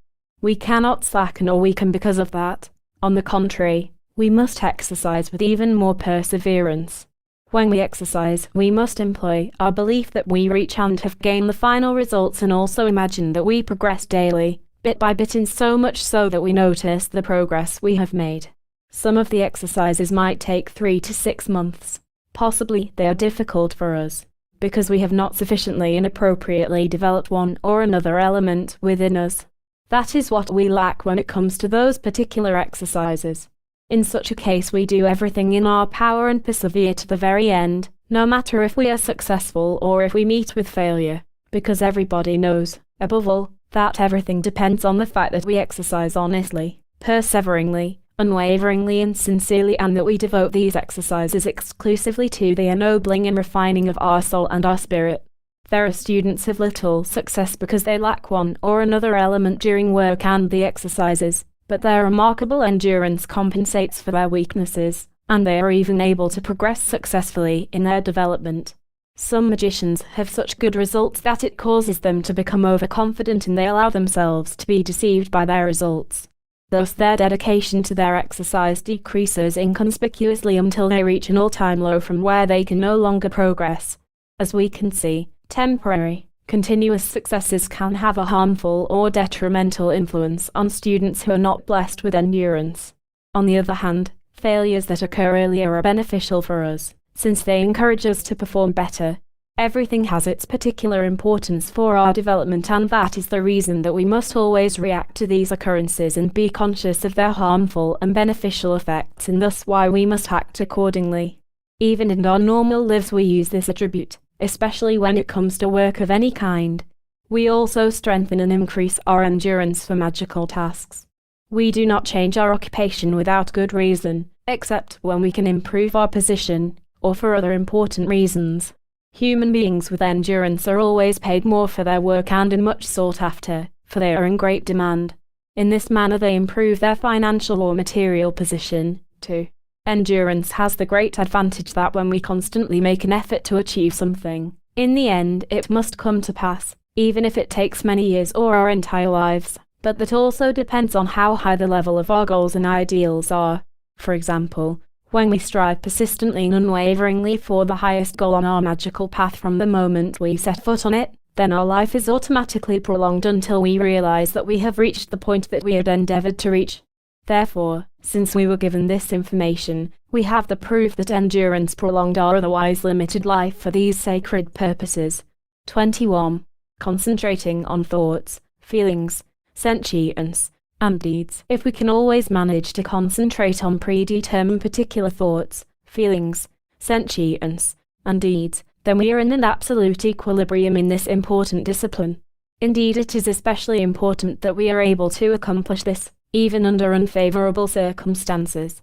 Everyone knows how difficult it is to concentrate during the exercises, when we are disturbed by outside influences such as noise, a visit, feeling unwell, itching, sniffles, a cold, coughing, flies, family members, or internal obstacles, such as various thoughts, which especially annoy a student during his or her exercises. These are obstacles on the mental plane. When we have reached a higher development, it may happen when we want to create or imagine a thing, a being, a picture of a countryside, scenery, etc. That a particular sorcerer from the astral world may come to us and attempt to cover everything up in form, color and feelings and thus disturb our exercise as much as possible. These are obstacles of the astral kind.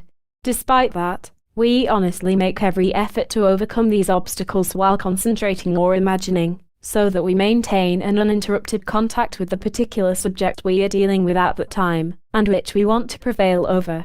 If we manage to uninterruptedly maintain the time we have set for our exercises, and our concentration during the exercises leaves much to be desired, it can still be considered a success. We simply repeat the exercises consciously, gather ourselves and continue the concentration exercises until there is an improvement. We know that there is not a scholar who did not have to work for his achievements. And that is why we must diligently practice our concentration, imagination or the powers of the imagination in our consciousness before we are successful. It is absolutely necessary for us to be able to concentrate at all times and in all things everywhere, because without that we are not able to do anything properly, to come up with something, have a feeling for something and experience something. For example, when we go to the movies, to the theatre or attend a sporting event, we must concentrate on the entertainment in our thoughts and feelings and on what we hear and feel, otherwise, we will not derive any pleasure from it. From experience we realize the more interesting, captivating and dramatic a movie, a theatre performance, a sports event or other artistic presentations are, the more we concentrate with all our senses on the overall happenings so that nothing escapes us. In this environment our concentration is good. Sometimes it is so captivating and so powerful that we even forget to breathe in order to not disturb ourselves. In this case, however, this concentration does not depend on our will, but is caused by our attributes, such as curiosity, passion, our hobby, particular interests, moods, love, identifying oneself with the heroes in the presentations, or similar attributes. It is important that we concentrate on our work. We must completely concentrate on our work in our thoughts, with our imagination and our feelings, so that we do not make any mistakes, forget something, go about it the wrong way, make wrong decisions, and devaluate our work in similar other ways. In general, we must concentrate on everything that we undertake, on the entire activity, otherwise, we are incapable and will never achieve, undertake, examine, experience and feel anything good. This depends to what extent we can concentrate intensively on an important matter, problem, task and exercise, so that our concentration and our interest is uninterrupted, absolute and strong. Through that, the result of our physical, astral and spiritual work is as good as it can possibly be. The more intensively and uninterrupted our composure, our concentration, and imagination, the better are our results. 22. Objectivity. In the concept of objectivity we see something real that we can comprehend well and also prove with our senses. Objectivity is close to the universal truth because objectivity contains the best will, every matter, concerns, problems, opinions, point of views, work, art, basically everything that exists. To be objective we need to liberate ourselves from all the sediments of exaggeration, wrongness, distortion, of facts, of lies and even our personal, realistic truth. We need to let go of everything, all matter, every idea, which could separate us from the truth. If we want to make practical use of this effort of objectivity, we must always throw away the shell of the matter, the problem and the idea and cut out the core, if possible, which is the universal truth. But this requires the astuteness of an expert and his all-round talent of cognition in respect to the extraordinary large number of existing things, ideas and problems in every field of endeavor of human explorations, in culture, art, the sciences, work and similar things. Through the right kind of objectivity we attain the cognition of things, above all those which we consider important on the part of evolution as far as human life is concerned, and the usefulness and development of human life on the whole. By discovering the core of every matter, idea, opinion, concept and impression, we reach the edge of universal truth. That is why human beings who operate with this attribute attain the maturity for self-knowledge. The attribute of objectivity puts them on the track of the different values, above all elemental attributes and compositions, compounds and analogies that exist in the cosmos, from the tiniest atoms to the macrocosm. From this knowledge, they form and develop the correct conclusions, which they can make practical use of in life. Every expert in this field clearly knows the kind of people who cling more to realistic values, in other words, realities, or at least make the effort to recognize and uncover these realities. Then there are those who are only interested in superficiality, in the words, the shell, the external appearance of things, ideas, opinions, arts, sciences and problems, and who pay no attention to the core of a thing, and who have no interest or the faintest idea about it. Furthermore, objectivity is beneficial to a person who never lets someone down or stands someone up in an important matter. Instead, after careful consideration about the reality and in accordance with the core of the matter, the problem, he acts according to his best decision-making abilities, which protects him from various damages, losses, troubles, difficulties, unpleasantness and failures. Also, when it comes to magic, where we cannot reach the universal truth when it comes to particular ideas and problems, because we are not mature enough yet, then we only get closer to the universal truth step by step through our development. And that is accomplished through objectivity, which leads us as close as possible to core of the matter that we want to recognize. On the material plane, making use of objectivity is made more difficult because everything material, physical, has a short lifespan, and is accordingly subject to change and in the end passes away. This also applies to the physical body of a human being. Even when time and space are enormous, nothing which has been created on the material plane can be permanently preserved. Everything exists only temporarily. And should the occasion arise, this process of deterioration and transitoriness repeats itself during particular periods. In the invisible world we can get closer to the universal truth through objectivity. However, that depends on the magical development of the initiate, who has already here on the material plane, on this path, the possibility to attain the universal truth, provided he possesses the prerequisites, namely, he must possess an absolute equilibrium of the elements. 23. Consequence. Through our behavior, responsible people awaken awe and respect. We enjoy authority, which is a consequence in everything, always and everywhere. It means that we fulfill our work and duties conscientiously to the smallest detail, so that it is flawless. Through consequent work in each of our activities, which we carry out as well as we can, we secure for ourselves successes always and everywhere. Our attribute, the consequence, has completely permeated us and has become a truth, of which we are convinced. When, for example, our work has a flaw, or we missed something while doing our job, even something insignificant, we are not satisfied and we think about this insignificant flaw until we find a way to correct it. For example, a man who is aware of the consequences of his actions diligently and honestly finishes the job he is working on before he starts a new job, compared to someone who does 2 or 3 jobs simultaneously, and as a rule does not finish one properly or successfully. The awareness of the consequence of our actions leads us to do our work, every job, conscientiously with thoroughness and great interest, gradually and slowly, but surely, so that nothing escapes us, in order that the job is completed well, that is, it pleases everybody and is of benefit to everyone for whom it was intended. A consequent person, who discovers that the project he is working on has certain flaws that were not caused by him, but the head of the project, immediately points the flaws out to the head in order to prevent future failures or losses. That is how he values honest work with all the consequences.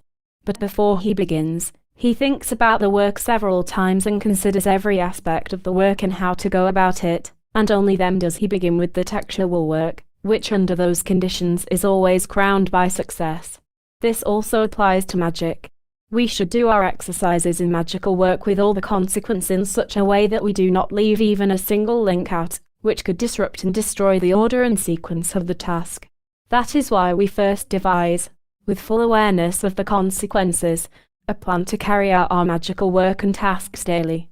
Above all, as far as introspection is concerned, we must be consequent and always devote every day the utmost attention to it, so that nothing escapes us which might later be harmful to us. Consequence in our daily order means to always get up at the same time, wash ourselves, exercise, eat, introspection, and do good deeds in work, which we must carry out exactly with all the consequences, like clockwork.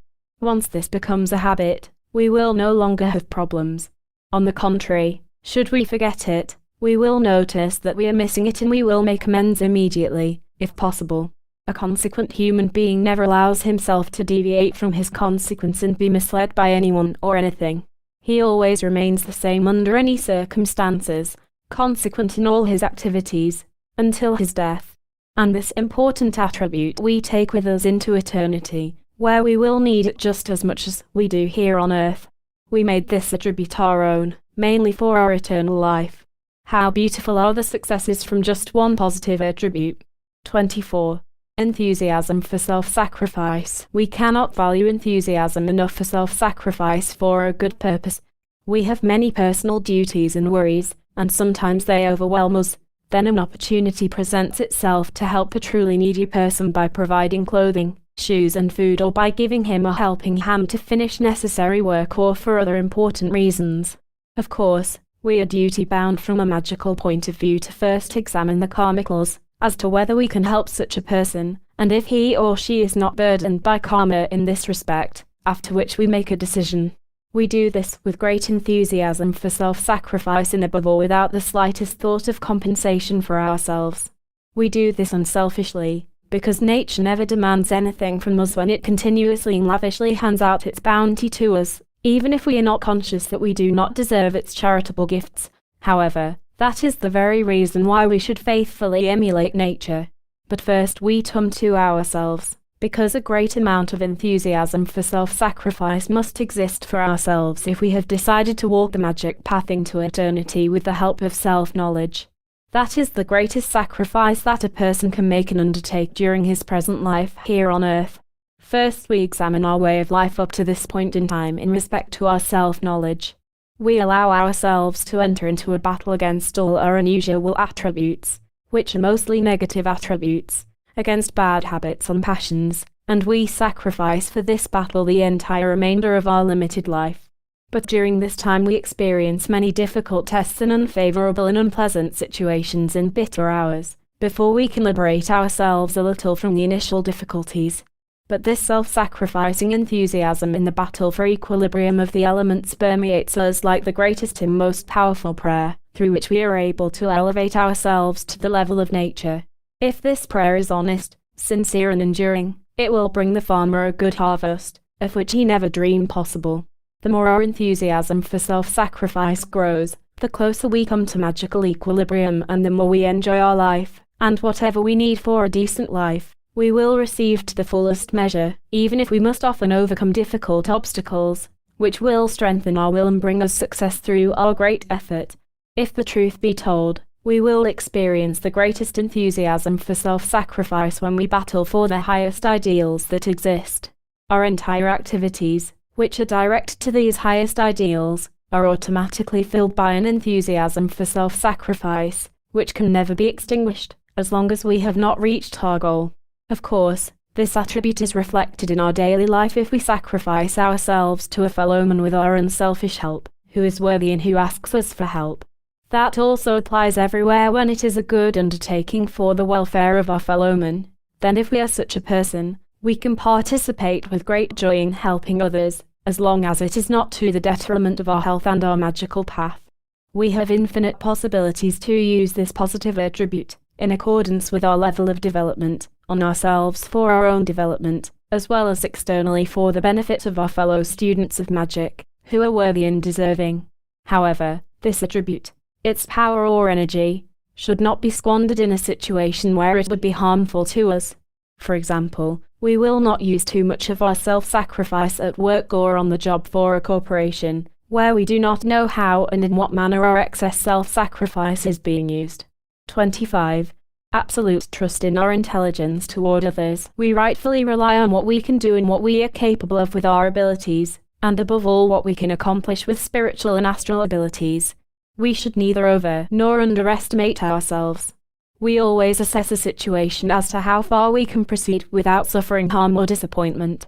Through our abilities, our intelligence, we prove ourselves throughout our entire life when dealing with our fellow men. On the eve of our lives, after ample and fruitful experiences, we can rely completely on our intelligence, which we took care of and which no longer disappoints us. However, it is necessary that we are on guard for even the smallest mistakes, and if they occur, we make note of them in order that we do not repeat them.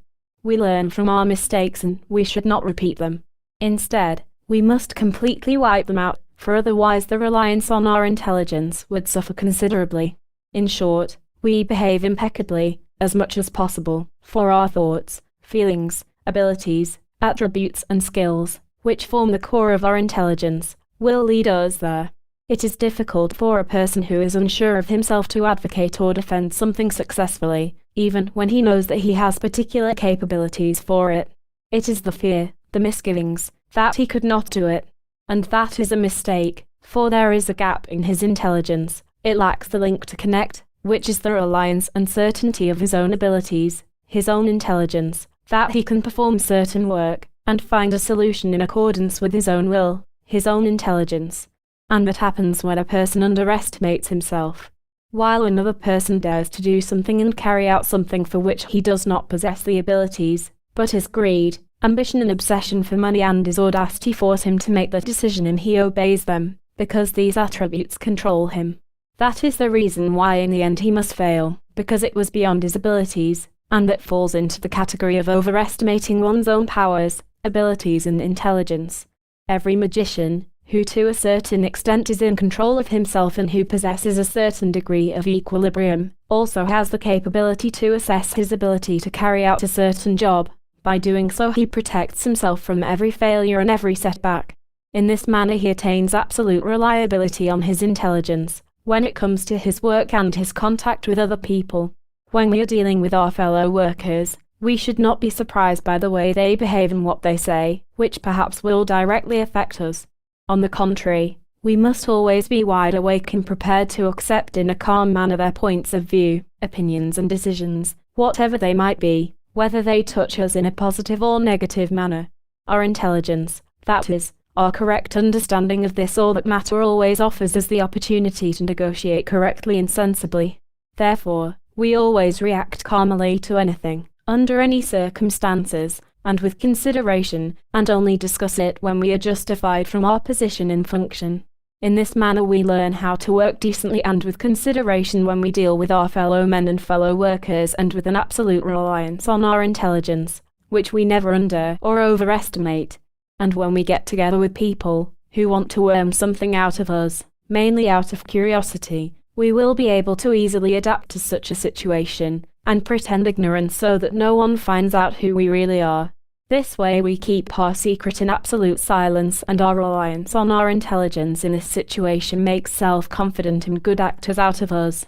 We know that an actor must be intelligent in order to play his role so that no one can detect what he conceals within himself. 26. Unyieldingness. Through unyieldingness we protect ourselves from all kinds of potential consequences. For example, if we give in and let go of the reins of one of our passions, so that it guides and controls us, we would become its slave. If we give in just once, that is enough to give in a second time and a third time until the reins fall out of our hands and we lose control over our negative attributes, which will then take command and control and rule us in accordance with their will. And that is why we must be strict and unyielding with ourselves in this fundamental matter to avoid an imbalance of the elements, which would cruelly and inevitably strike us. Wherever we could suffer harm, whether in a material respect, in our reputation, may it be of a moral, astral or spiritual kind, we do not surrender our decisions, opinions or convictions. First, we are unyielding in everything that applies to our magical path, to our magical exercises, work and tasks, because these sacred things are for us, above all. Unyieldingness is also used as a good educational measure. For example, if a student is lazy, indifferent, does not complete his assignments properly, is inattentive and absent-minded, and the teacher cannot reason with him in a positive way, he is suspended for a week, and uses this time to learn and study in order to catch up with what he missed and neglected to do. The parents, however, ask the teacher to withdraw the punishment because they will reprimand their son themselves and ensure that he studies and completes his homework.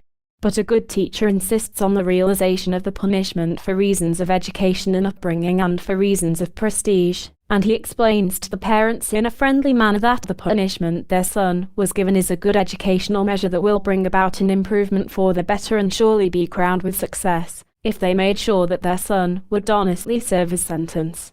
Another example, A daughter asks her father for a specific amount of money for various important things she would like to purchase.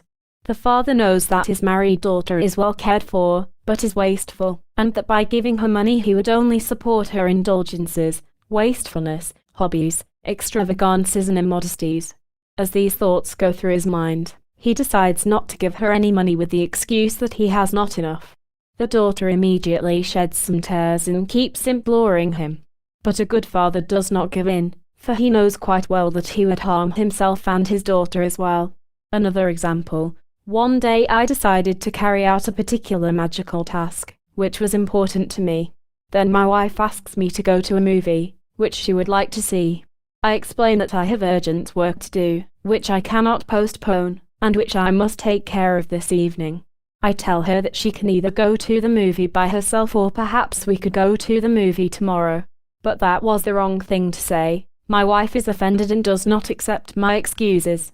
Despite that, I do not give in, because we are dealing here with my magical decision, which is more important to me than any movie or that my wife is offended. We are absolutely unyielding and inflexible in a case where we have given our word to someone that we will do something important for him at the appointed time, or if we have given an oath that concurs with our conviction. Even when it comes to some other duties or matters, which are of a lesser importance, we must still keep our word, unless there are circumstances beyond our control that prevents us from doing so. If we break our promise, it is a sin against the Holy Ghost, and we should think about that carefully. The Holy Ghost is God's will, therefore, any sin against the Holy Ghost is a sin against God's will, and that is why it can never be forgiven. 27. Working actively, we can differentiate between people who are engaged in active or passive activities. The difference is that those who work actively are led by their firm will, whereas passive people are led, coincidentally, without their own will by their wishes and with the help of others who are more independent. Besides, those who work actively are always busy, and inactivity is unknown to them. They must always be occupied with something, in their profession or occupation, as well as at home after work. As a rule, they have some fondness for the arts, which they always tend to at home. The best of them are the magicians who are truly constantly engaged in uninterrupted activities, day and night, mainly on the spiritual and astral planes. They actually do not rest, which is determined by their ceaseless battle with thoughts, ideas and images of their negative attributes, which affect them day and night, but not to the extent that they cannot overcome and control them. For no attribute, passion or bad habit should have such a powerful effect on their victim that the particular person cannot ward them off or be unable to resist them. That is the universal law. Therefore, everyone truly has enough strength with which he can successfully defend himself. His passive activity expresses itself only while resting and during sleep.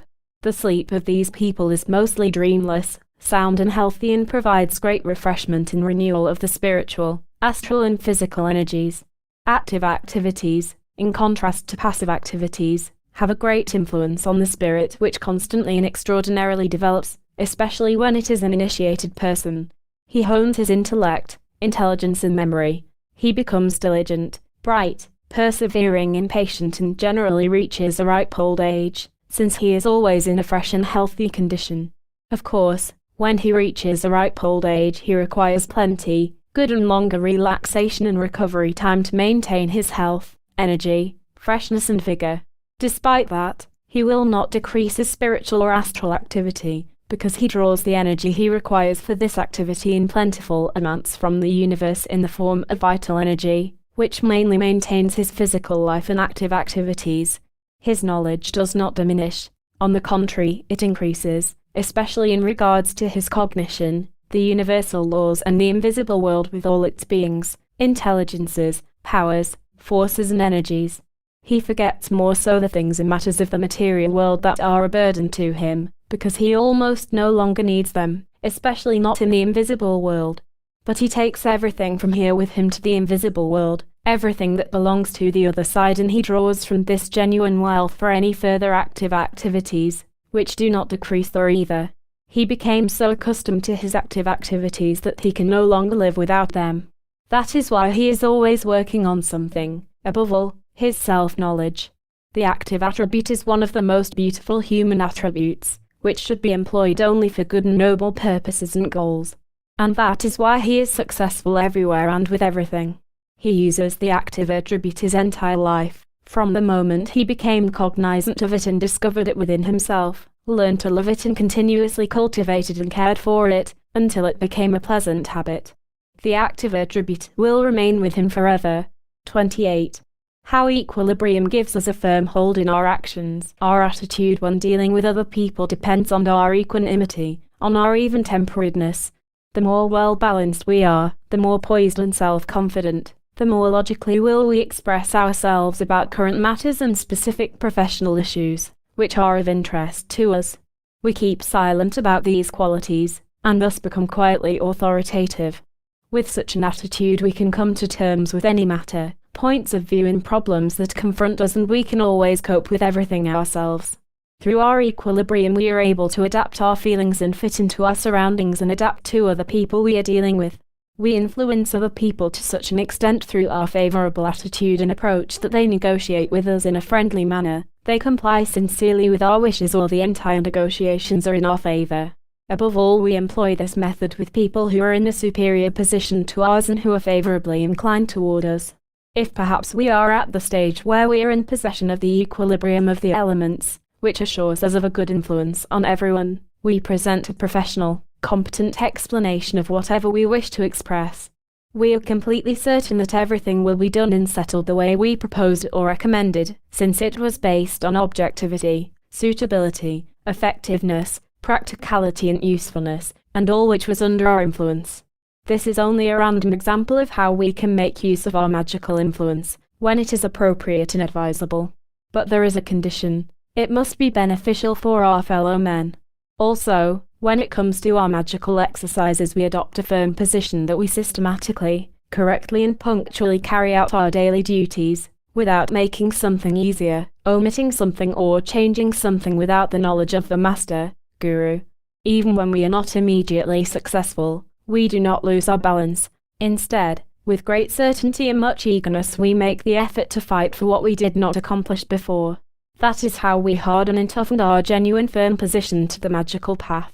On our magical path, the equilibrium, the balance, expresses itself to us above all by not demonstrating any large fluctuations in our thinking, dealings and feelings, and we are approximately in every element on the same level of our development and control, so that we do not have to fear any great mistakes or fluctuations. Therefore, this magical position guarantees us a firm position in our dealings and our normal lives, and not only during our magical exercises and tasks. During our development we cannot allow ourselves to become confused by the increased activities of our negative attributes or by greater or lesser failures. They are only to our advantage and they strengthen us, so that we make a greater effort to overcome all obstacles. And that is why also in these negative cases our position remains firm toward the exercises and the results thereof. The best way to control, i.e., to balance our equilibrium, is when we are strongly influenced by our negative attributes and when we are unprepared for these activities. Sometimes we are completely ambushed by these storms of negative attributes, especially when we must prove our firm position in every direction of our dealings, if they are normal and flawless, and if we cope with these attacks of the negative attributes in a positive way. 29. Untouchability. Untouchability is a universal attribute with which we build an impervious wall around us against everything that could attack and harm us. This attribute is so universal that we will not attain it until we have attained an absolute equilibrium of the elements. This characteristic is truly a result of our battle and our diligence to attain magical equilibrium. Under the concept of untouchability we understand the universal untouchability of everything that exists and could harm us. Of course, without absolute equilibrium of the elements we would not be able to possess this attribute. And this cannot be an untouchability of only particular, individual attributes, situations, perceptions and circumstances, which we have under our control. If we could attain untouchability without the absolute equilibrium of the elements, we would not be in control of the negative attributes that attack us in order to learn from that experience. Once we attain magical equilibrium, we can easily also attain universal untouchability, which means that nothing negative can touch us. Indeed, we are even unreachable by unexpected events or effects. Of course, we are still aware of these activities, but they cannot disturb or annoy us in any way in our peace and quiet or distract us from our undertakings. Only whatever we wish for ourselves, we receive in accordance with our good will. Through untouchability we are protected from any effects the negative attributes might exert or what other people might cause. Furthermore, any harmful influences from beings, milieu, circumstances or conditions in which we live, any attack from our enemies, provided we have enemies, will be deflected. Even during times of war, we are absolutely protected through our untouchability against any effects of weapons of war, even the most powerful and most effective ones that are in existence. That is how powerful and mighty our universal untouchability truly is. The result of this untouchability goes so far that not even death can touch us, when we have focused on our assignments, resolved to carry them out, and ultimately completed them. Through this untouchability we are also equally protected from all interferences of thoughts, feelings and deeds through which we could form any kind of cause, in the negative sense, in our world of causes. That is why we will always do the best of the best. Under the influence of this attribute we will never be able to do anything that is contrary to the universal eternal laws. That is how far-reaching the scope of universal untouchability is. We should respect the untouchability of our fellow men, so that we never impose our views on their attributes, thoughts, perceptions, deeds, inclinations and passions, etc., which form their character. That means that we never slander, judge or discredit them, and in this regard they are absolutely untouchable as far as we are concerned. We can only explain to them the truth about their attributes and behavior, if we consider it necessary in view of our relationship with them, and adapt our behavior accordingly. And finally, we are also protected through untouchability from any betrayal of secrets, which we protect like our eyesight. 30. Universality, multidimensionality. Universality, multidimensionality is also a universal attribute. Once it is completely and deeply rooted within us we can form accordingly all our activities in thought, perception and deed. Universality pursues the genuine and essential meaning and importance of everything created, its usefulness and the connection with our personality in all the elements and on all planes. Therefore, through universality we penetrate right into the center of everything created to recognize from that position one's attributes, energies, powers and purpose in what they serve. Of course, we must first be multidimensional ourselves, so that we can solve difficult problems within ourselves, and we do not stop, no matter how difficult and unpleasant the problem might be. Therefore, we penetrate everything and learn to understand everything, whether we like it or not. Above all, whatever we do not like, we make every effort to solve the matter in the most effective manner. When we succeed, we are overjoyed, and it gives us strength for further diligence to continue in that direction. Our universal self-cognition and our activities are what bear good fruit for us. To be multidimensional, to be universal, means having a considerable and substantial degree of true intelligence, which we are developing through this positive attribute. This attribute forces us to directly heed everything that takes place around us and within us, so that we get to know correctly, in accordance with the truth, all things, problems, beings, circumstances and attributes that are unknown to us and that we add just in accordance with cognition and observance, which means to regulate accordingly our relationship and position or attitude to a being, a matter, a problem and similar things. Universality does not mean that we know and become experts in the arts, sciences, different trades, and are able to solve whatever problems come our way during our life. Instead, as aforementioned, that we comprehend and grasp their genuine substance, their significance, their value and purpose, and above all their astral and spiritual content, for that is of great interest to students of hermetics. In other words, we should assess everything correctly and honestly, through which we should learn and inform ourselves at the same time. We know that nothing exists in this world without a reason. Everything has a particular task and is created for a particular purpose, which must be fulfilled with all the consequences. It is the fateful side of everything created. Since uninitiated people know little or nothing about their fate, their destiny, perhaps they do not believe in it, they become one-sided. And that is why they do not understand the basic connection between themselves and their fellow men and the occurrences, the milieu and circumstances they live in. Whereas, a person who has many sides, who gets to know himself consequently from all sides in his development, has an entirely different overall view of his surroundings, his fellow men, experiences and everything that happens in the world, because he does not look at things from a personal point of view, but from a universal point of view, and that is why everything shows itself to him in the true light of the universal truth. We become clearly conscious of universality when we, for example, come in contact with things at work that up to now were foreign to us, since we had never worked with them, but what matters is that we cope with whatever comes our way and bring it to its conclusion. Through universality we secure the knowledge or cognition of everything created, astrally and spiritually, which we will take with us into eternity, where we will draw from these spiritual and astral treasures and increase them there for our next mission. 31.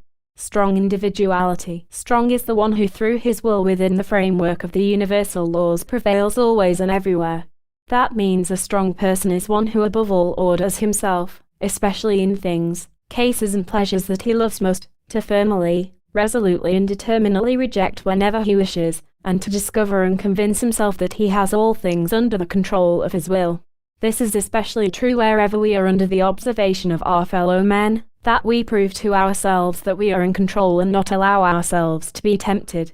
That is why we behave properly and decently to everyone, even when we are not favorably inclined toward a person, or when he or she is hostile to us. When we behave decently, we disarm almost any person, and within that is our genuine, strong individuality. We also never mimic any person, so that we do not cause and acquire within us the negative attributes of others, which they may try to force on us with their dubious behavior. We are always clearly conscious of who we are, and carefully observe and control every step we take regarding our behavior. Above all, control of the attributes of our soul is at stake here, which we must have firmly under our will and keep under control. We never subordinate ourselves to the various moods of others, even when they are strong individuals, who are accustomed to exerting their authority. We can adjust to any situation and under all circumstances make certain that we do not divulge our level of progress to any other person. We are always reserved, compatible, agreeable and honest. But mainly we condemn no one, no matter who it might be, or slander and discredit anyone. We pay careful attention to the fact that we never do someone an injustice, not even in the least. We are lenient, with the exception of our job, where we subordinate ourselves to the various orders, instructions, directions, regulations and laws. In our duties we are strict with ourselves and do not ignore even the tiniest mistake. When an accident or a misfortune strikes us, when we get ill and have failures, we will always keep our composure and never despair, but instead we overcome with great eagerness all these fateful obstacles, which will only strengthen us, even if it seems to other people that we are persecuted by destiny and are unlucky in everything we do. These are the obstacles that strengthen our will and behavior the most, and that is why we willingly accept them, because we never know the kind of profound value they will have for us in the future. Therefore, no matter how severe, tragic and terrible these strokes of fate will be, we will not allow anything to frighten us, and we do not allow ourselves to be pitiful and wretched people who are pursued by destiny. On the contrary, we overcome these kinds of consequences and impressions with cheerful courage, and joyfully continue to work, do our duties, and at home we continue diligently and persevere with our magical exercises, which will considerably strengthen our individuality. We never display our attributes, but remain on the sidelines, modest and unassuming and always prepared to master and overcome everything in the best possible manner. And that is the real, the genuine strong individuality. 32. How to attain success. If we want to attain successes, we must be modest and humble in all things. That is the first fundamental condition. Humility means that we never under or overestimate ourselves, but that we realistically assess our abilities. We limit our undertakings to those for which we have the necessary knowledge and abilities, and by that standard we abide. Another important condition for success is that in our case we do not do our exercises for any kind of successes, but we must honestly and sincerely do our exercises for the ennoblement of our spirit and our soul, as well as for our physical body, which we likewise cannot neglect, especially when it comes to strengthening and stabilizing our health. In the practical sense, before every exercise we are fully aware and determined that we never deserve any successes, but we firmly believe in them as consequences of the causes, which we develop through the sincere perseverance of our exercises. These consequences come up automatically by themselves, without thinking about them. The worst situation any student can put himself in whenever he does his exercises is that he thinks about success and constantly expects that to happen. Under those circumstances, he will never be able to enjoy them. The same applies to our public life, to our employment. First, we must prove that we have certain abilities and skills, and only then will we be rewarded for those abilities, and that determines how much we deserve. But we must always take the universal laws into consideration, above all, the laws of karma, of destiny, which will always place particular obstacles in our way that we must overcome. In this manner we make amends for some minor past sins, but mainly that we gain as much strength as possible by overcoming said obstacles. When we are in this situation, we experience our greatest success, when we are always aware of these kinds of circumstances and uninterruptedly fight our entire lives for the improvement of our future destiny. Of course, we also have in our public life, accordingly, greater and lesser successes, because we develop these successes everywhere and in everything through conscious causes, which always pursue only a good, noble purpose. That is why they show themselves to us. In truth, however, we always leave the successes and consequences to our destiny, which is a guarantee for justice or fairness, love and generosity, because it always prepares for us the best and most beautiful path into eternity.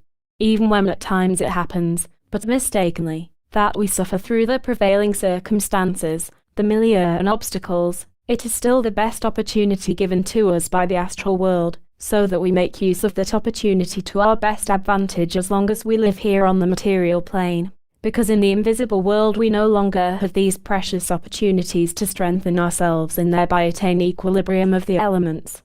Only in this manner do we secure for ourselves great successes that altogether exist, and we take these successes with us into eternity, for it is our greatest treasure, our greatest success, which we have fought for on the material plane. We leave everything material behind in the material world, and what we experienced in this material life and in this world we forget completely, because in eternity we no longer require them. Only what is eternal, for which we have fought on the material plane, remains with us forever, and that is our greatest success. 33. Control of our subconscious. We wrestle often with our subconscious without being aware of it. For example, we do something thoughtlessly or write something down without being aware of it, because we are preoccupied. It is often a particular word or a number that we transpose or replace by mistake. At times we even speak with someone and do not think correctly about the subject of our conversation, and frequently express ourselves incorrectly. We are surprised and do not understand why we said something so wrong. Of course, the reason is that we did not properly think about our problem. During our life we make many mistakes like that, but only later do we discover them. That is all the work of our subconscious, which works against us if we are not in control of it. When it comes to controlling our subconscious, our strong will helps us best to constantly become conscious of all thoughts, circumstances, concepts and perceptions that flow through us day and night, and get them under our control. For the time being, we must constantly battle. We must battle perseveringly, and never permit these obstacles get over our head. For this purpose we have the proper means. One of these means is autosuggestion, with which everyone should be familiar. Therefore it is not necessary to explain this in detail.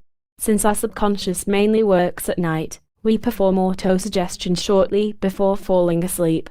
Quite often thoughts come into being within us on one or another matter, concern, problem or being, of course, mostly those concerns that burden us the most. If we are clearly conscious of the state of our subconscious activities, we must always do the opposite of what such a thought incites us to do. As a rule, we should always maintain a clear consciousness, to be what we are, to be aware of what we receive, what we can or are allowed to feel, or not, and the kind of thoughts that we must immediately annihilate in order to always have everything under our control. Under no circumstances will we subordinate ourselves to the subconscious, even when it affects us through our senses in the most charming, interesting and marvelous manner. On the contrary, we subordinate our subconscious to our good will, so that it serves us in all things and everywhere, and that it carries out whatever we wish. The subconscious is a part of our I, which we can soon transform into a positive I, without any more major problems.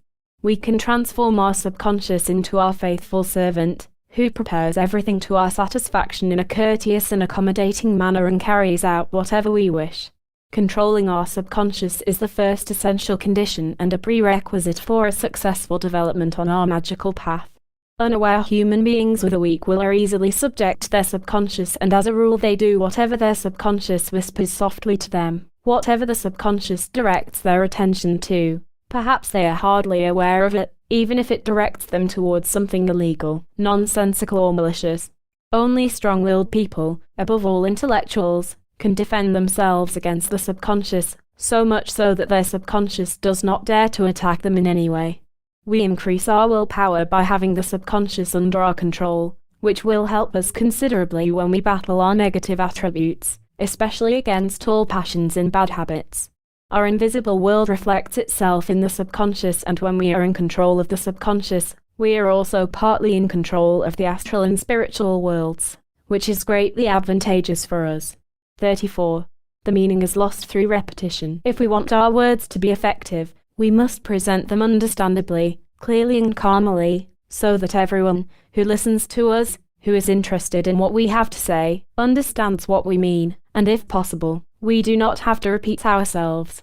In this manner, we assure our success in our general contact with other people. We know from experience that when someone pursues something with emphasis or demands something by force and constantly repeats himself has, as a rule, no success or only insignificant success. All speakers have great success if they reveal the core of their speech and the main theme with clarity and the manner in which the work has to be done, without unnecessary repetition. It is not necessary to extensively promote or advertise a good, useful product or idea, for something like that praises itself through its quality and usefulness, which is sufficient for us, especially if we are personally convinced about the product or idea. Above all, we know, for example, that something like vital essentials, good remedies or medicines against pernicious and malignant diseases and conditions are much in demand, without someone having to promote them. One word is all that is required as to where these remedies are available, and the interested party will then do everything to obtain such good medicines. In general, there are considerable differences in understanding, in grasping certain matters, because they present themselves to us in different forms. An intelligent person understands these things better and more correctly, and can, for example, explain the core, the meaning, of a lecture or a political speech better than a slow-witted, less intelligent person, who takes everything literally.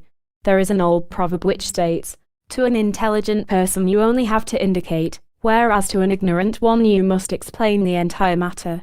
Despite this, an interesting speech without excessive repetition has in general a considerable effect and stirs up the interest of the listeners, which leads a good speaker uninterruptedly from one interesting matter to another, and the audience listens with curiosity and rapt attention to the speaker. They follow his speech the entire time with interest, especially the unusual things that interests them the most, which they will try to remember the most. If a speaker constantly talks ad nauseum about the same subject and repeats the same points of view, nobody would pay any attention to him, and the only effect his speech would have is that the audience would fall asleep. If we want to keep the interest of our audience, nothing should be repeated unnecessarily, and we speak in a simple but good understandable style. We never force our goods or ideas on anyone. Let us assume from a magical point of view that true miracles were repeated frequently in front of uninitiated human beings. They would become an everyday occurrence to them and in the end would no longer have an effect. We know, however, that when a single intervention from the invisible world occurs just once in 1,000 years, humankind will remember it as long as mankind exists. Therefore, each one of us should follow these principles. 35. Self-reliance, certainty, security, and self-confidence. We are caught up in the whirlpool of life. Life is difficult if we cannot first of all rely on ourselves. Therefore, it is necessary that we develop certainty, self-confidence and self-assurance and as many positive attributes as possible. In order to develop these attributes, a certain equanimity and a certain balance is required so that we can use it everywhere.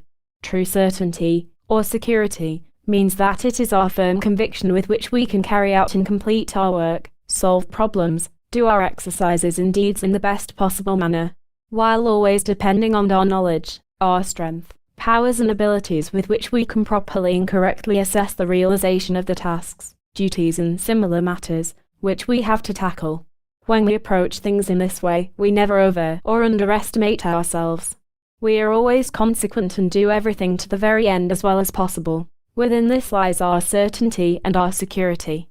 That we can correctly and effectively solve all our tasks, work and problems. We gather experiences throughout our lifetime and thus learn from our mistakes, and in this manner we attain certainty, security and self-confidence, so that we are finally able to cope with everything ourselves and depend only on ourselves. That is a piece of vital wisdom through which we constantly perfect ourselves more and more. On account of that we place in all our activities absolute certainty and self-confidence, we become completely reliant upon ourselves and independent of other people. But that does not mean that we reject the advice of wise human beings, who outclass and outshine us with their wisdom and life experiences. Good and wise advice is always precious, for it originates from the universe. In this kind of advice we will always surely accept, and we use it for our benefit and that of our fellow men. We also strengthen our fellow men with our certainty and our self-confidence. Considering these attributes, we can always attain great successes and appropriately assess our abilities, energy, powers and attributes, and to what degree we are able to undertake, carry out and solve something.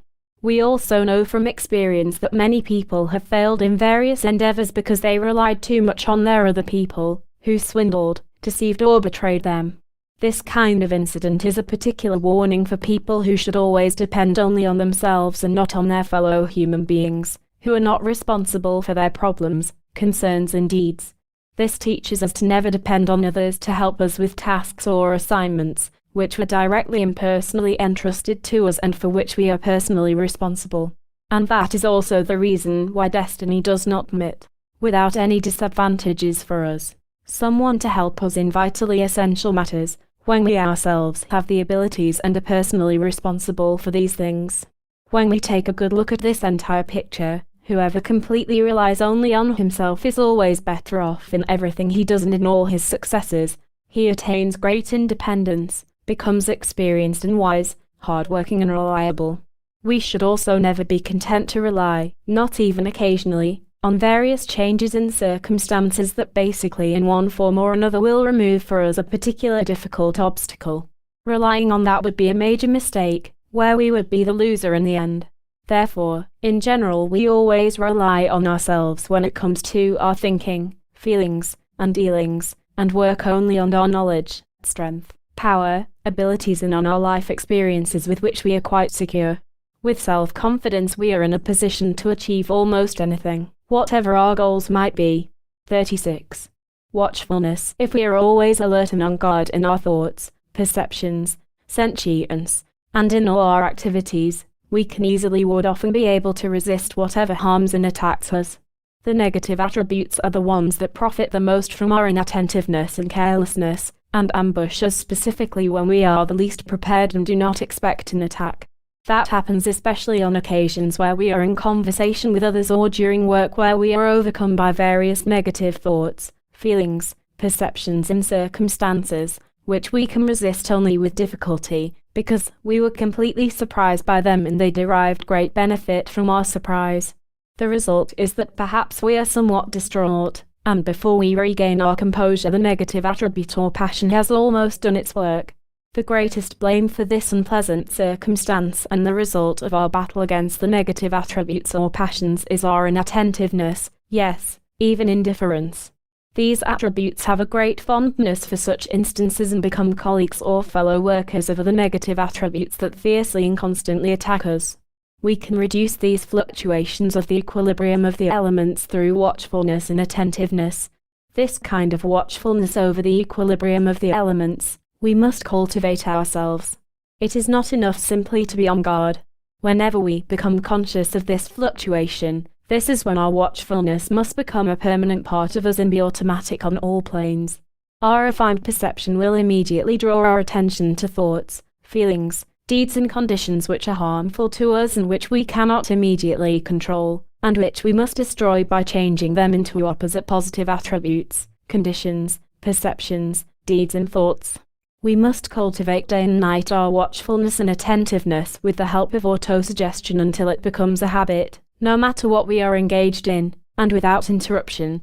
In this manner we ward off many disastrous consequences, which surely could overtake us.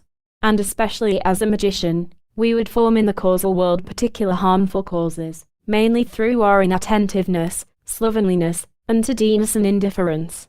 Watchfulness also strengthens us in our public life, at our work and in all our activities. And that is why we easily recognize our mistakes and shortcomings, which we eliminate immediately. That is how we get good results in whatever we do, may they be spiritual, astral or physical. Through our watchfulness we also recognize the character of other people, and nothing important escapes us about their behavior, their activities, language and deeds. In accordance with that, we can assess and become familiar with the character of everyone with whom we work or with whom we are in contact. And in accordance with the results of our observations we behave accordingly toward them. Looking at things from this point of view, we cannot enough acknowledge the great importance of being watchful and attentive. Uninitiated human beings work with this attribute, too, if they want to keep an influential position. That is why they carefully guard the advantages of their position, so that they will not unexpectedly be waylaid or surprised. As far as magic is concerned, watchfulness and attentiveness are important and significant attributes with which we protect our Temple of Solomon, because we take these universal attributes with us into eternity, where we shall surely make use of them. 37. Hope. Whoever has belief the size of a grain of mustard seed also has a particular hope in a future that something beautiful that he yearns for will be fulfilled. The nobler and more exalted this yearning, this ideal and wishes, the more his hope will grow together with belief. At times our ideals are too high and our strength is not sufficient. However, our great yearning and hope overlook or even ignore this difficult obstacle, and that is why we often encounter failure, which hinders our development. And that is why our hope must always be reserved and appropriate, according to our abilities, strength and attributes, and according to our present spiritual and astral state of development.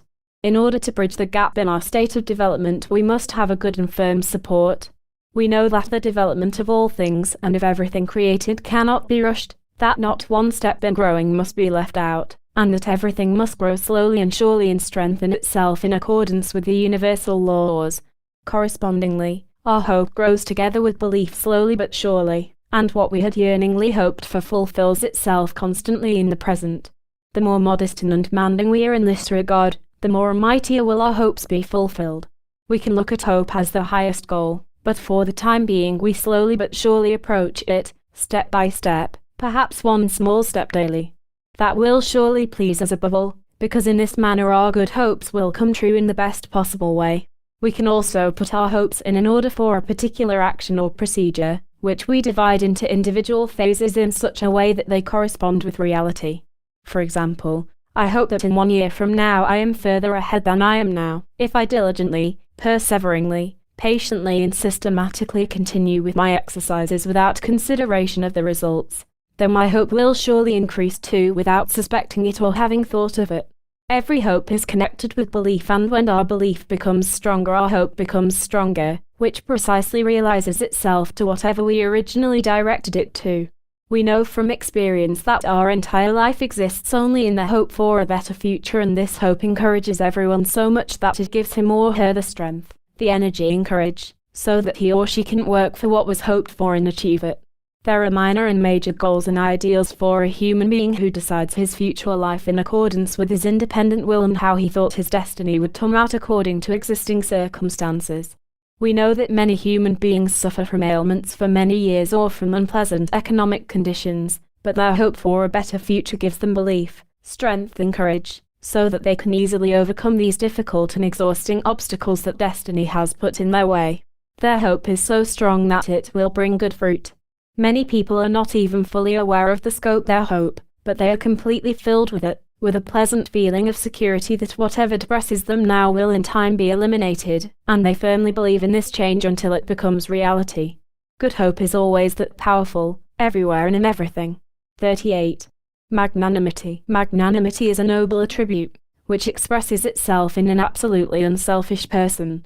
Great and noble is the magnanimity of those who forgive their opponents and enemies their acts of violence, bad treatment, exploitation and similar abuses, of which they are guilty, without making any demand for this magnificent gesture. Such magnanimity is appropriate when people who, because of greed, egotism and other dishonest and dubious reasons did an injustice to us, and who in turn recognize and accept our magnanimity to make amends for their mistakes. In this case, gratitude and remorse is not necessary, but rather a change for the better is, and that is actually the main reason for magnanimity. An example: there are two brothers, both of whom have an equal share of the estate of their parents. One of them is a teacher and is not too badly off, whereas the other brother is afflicted with a lengthy lung disease, which limits his ability to work. That is why he lives in difficulty and poverty, and he suffers greatly because of his ailment. Of course, his brother, the teacher, is aware of his brother's situation and decides to give his inheritance, which is a considerable amount of money, to his brother, even though he himself does not have plenty of money.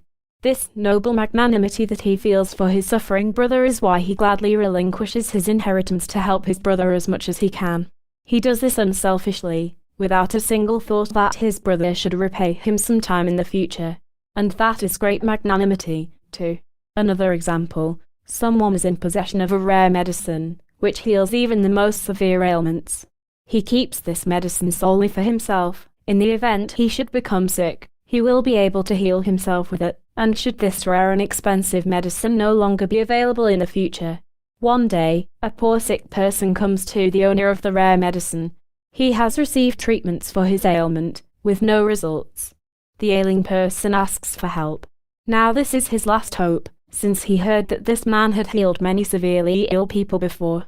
The ailing person mentions that he had no money to pay for the treatment. But this peculiar man, to whom the poor, severely ill person has come, decides to heal him with this medicine. And that is what he does. He heals the ailing person with this rare medicine. He made him well, absolutely unselfishly, without recompense, and he even paid the price of losing his irreplaceable medicine. In this case too, the greatest, noblest and most unselfish magnanimity expressed itself, which sacrifices the most precious and dearest things in favor of a needy person, without caring about how it will turn out for the one who made this unselfish gift. It is clearly evident that genuine magnanimity, associated with noble-mindedness, is a positive attribute that rarely occurs, an attribute that is difficult to discover in a person. There are, so to speak, so few white crows, rare human beings, who do not display this attribute, and that is why an uninitiated person knows nothing about them, unless he was the recipient of a good deed. As a rule, genuine, noble human beings do not care much about themselves, the state of their health, their economic circumstances and similar things. Instead, they devote their entire exceptional and noble life for the truest and noblest purposes, while nature itself cares for them through other human beings, good beings, which in turn help this noble person with great joy when it comes to his personal problems and concerns. 39. The removal of unexpressed passions and wishes. It is certainly difficult for an unbalanced human being to control his derailed negative attributes, his passions and his bad habits, which he has long nourished by constantly repeating them in his thoughts and feelings and, finally, through deeds and activities as well. The best method of controlling our passions is to use our firm will and not permit the habits to override that will. This point of view, our firm position, is important in coming to grips with them and overcoming them. We mistakenly believe that when we suppress a passion that we are already in control of it. But experience teaches us that a suppressed passion hides within us. It strengthens itself, and once it finds the right opportunity it will surprisingly express itself within us more powerfully than before. Therefore, it is absolutely necessary not to suppress such a passion. Of course, that does not mean that we allow the passion to remain unsatisfied in its demands, within the scope of decency, but only in accordance with our firm will. In this decent manner, we take away excess energy from the passion and constantly keep under our will and control, so that it can no longer surprise us and cause unnecessary worry, suffering and dependency.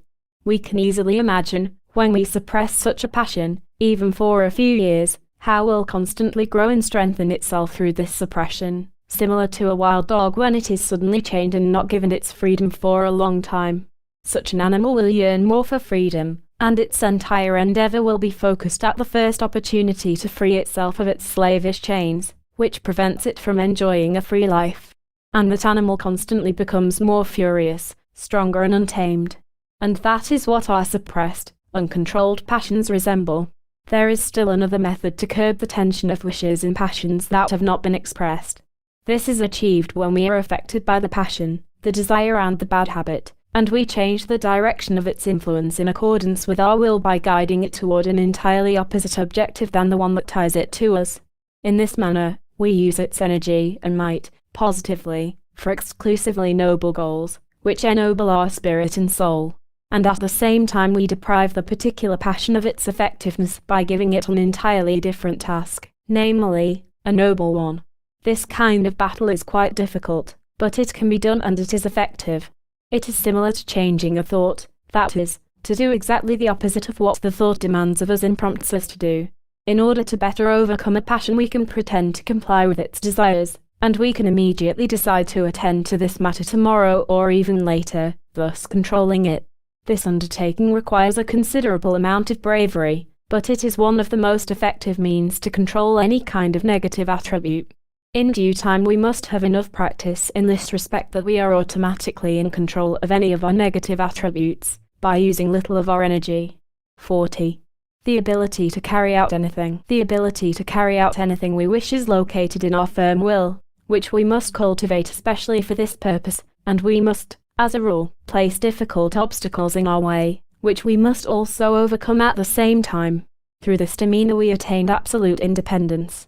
We know from experience that a person does everything sooner and more obligingly if he can cope easier.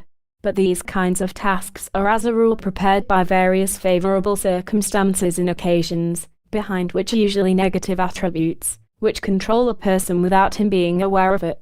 Whenever a person wants to carry something out in accordance with his will, before he knows it, there are obstacles in his way, which attempt to impede him, but which in reality strengthen him, since he, depending on the quality of the obstacles, must exert all his energy to cope with them in order to do the task he had planned to accomplish.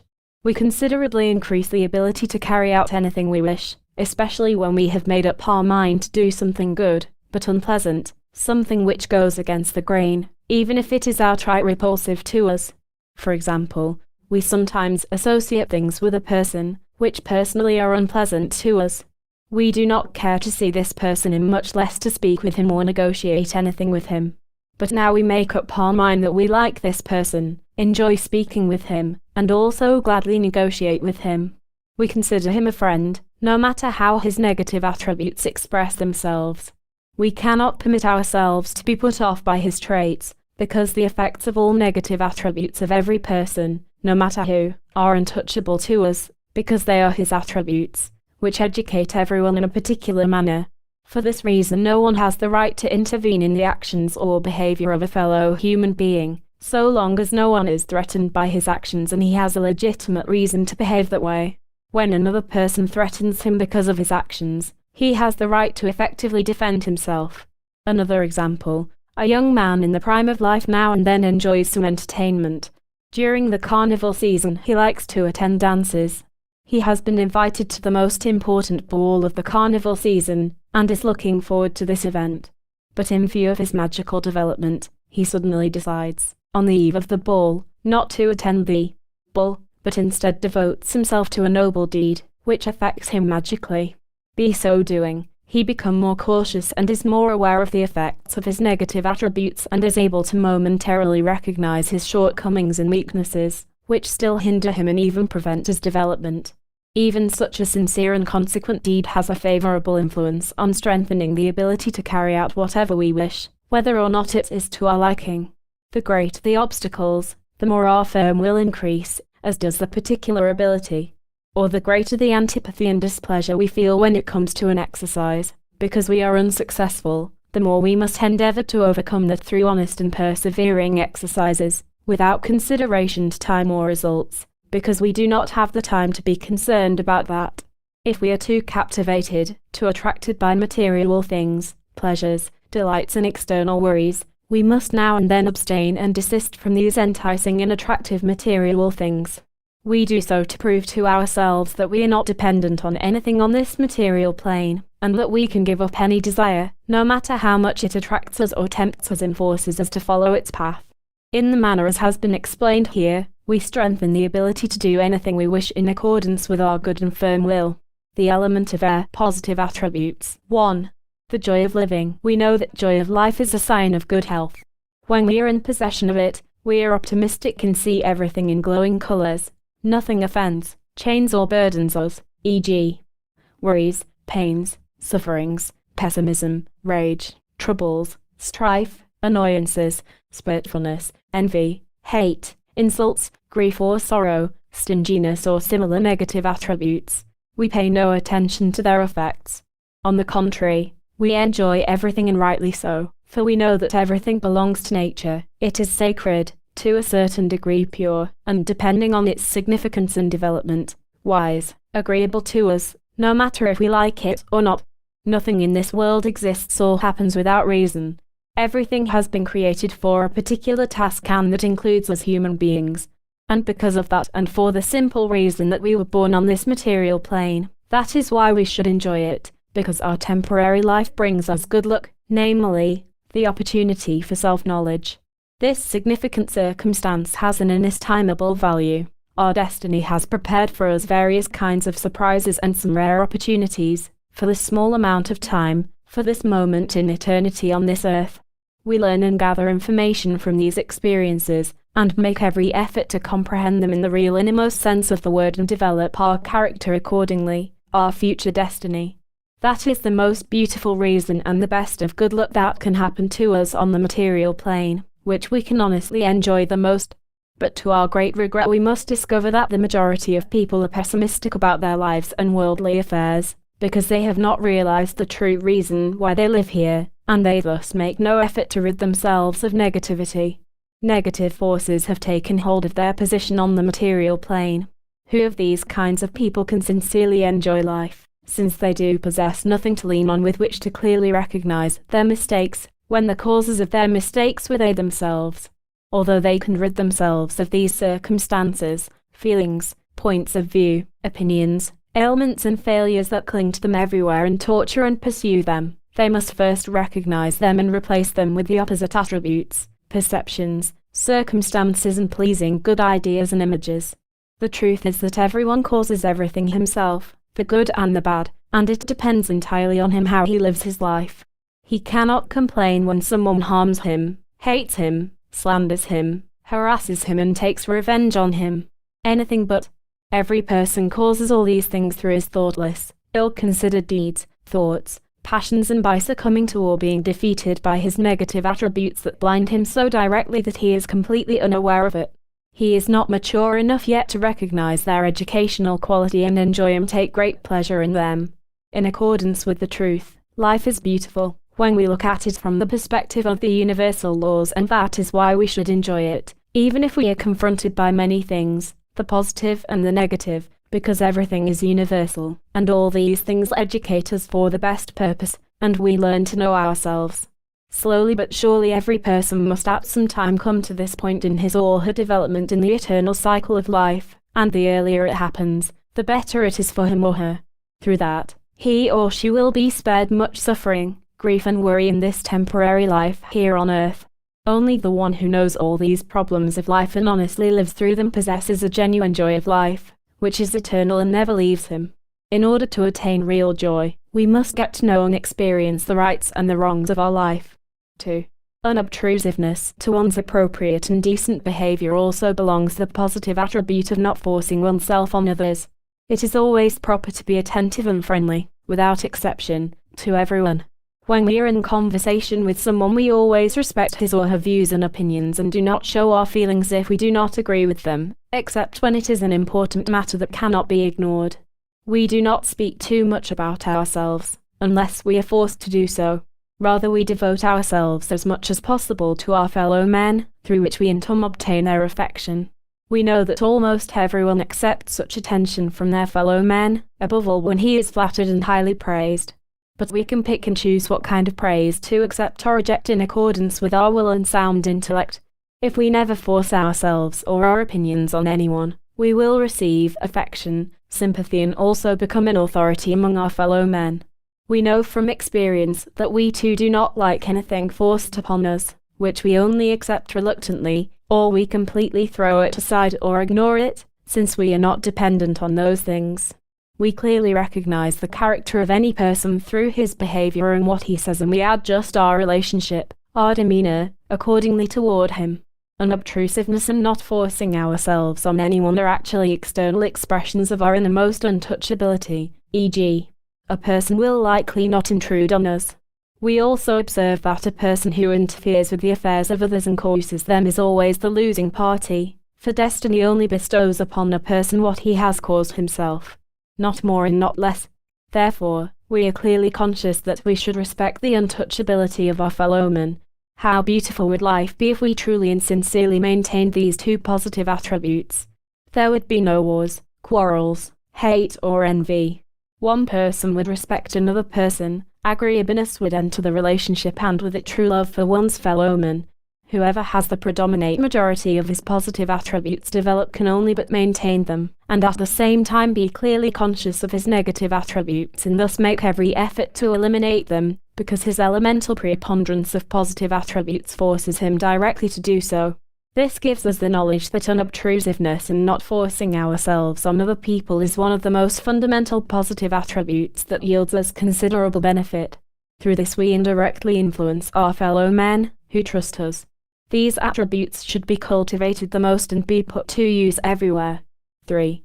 Refinement and subtlety. The more the equilibrium of the elements increases in us, the finer are our spiritual and astral expressions and the various states of our perceptions, our spiritual delights. When in this state, it may be difficult for us to adjust to the coarse remarks of those people from whom we have liberated ourselves. And that is why we carefully protect our sensitiveness with the conviction in our soul and spirit, even if we are forced to deal harshly with people, in accordance with the situation at hand. That is a good method here on the material plane, which we use to mask our real personality. And in such a case we are permitted to use whatever means at our disposal, but within the framework of the laws, without endangering our finer sensitive feelings. Refinement, or being delicate in our approach, is a sign of a good and exquisite character and is a considerable step forward in our astral and spiritual development, which we can take with us into eternity. Refinement does not mean that we are afraid to express our opinion, no matter how severe it might be, especially when it is necessary from a magical point of view. Of course, it must be said in such a way that the other person understands it well. If he does not understand it in a nice way, then we must employ a more daring approach and, if necessary, one which is much coarser. With a sincere refined feeling, with the greatest delicacy we attain successes in the magical arts and also in public life. Every person, even if only somewhat educated, respects refinement or delicacy in any kind of dealings, rather than crude, unrefined statements, which are usually connected with rudeness. From this we can judge how much more powerful our refined behavior has an effect in the invisible world, which we imitate and get considerably closer to in this manner. The more refined we become, the more capable we are of attaining the universal energies, powers, abilities and knowledge, and thus we much in our magical development. We achieve true refinement, or subtlety, through the ennoblement of our immortal spirit and our soul, our character. Refinement, or subtlety, is actually the dismantling of our physical expressions and indulgences, pleasures, delights, etc., which means that we are getting closer to and approaching the fourth dimension, the spiritual state in the Akasha.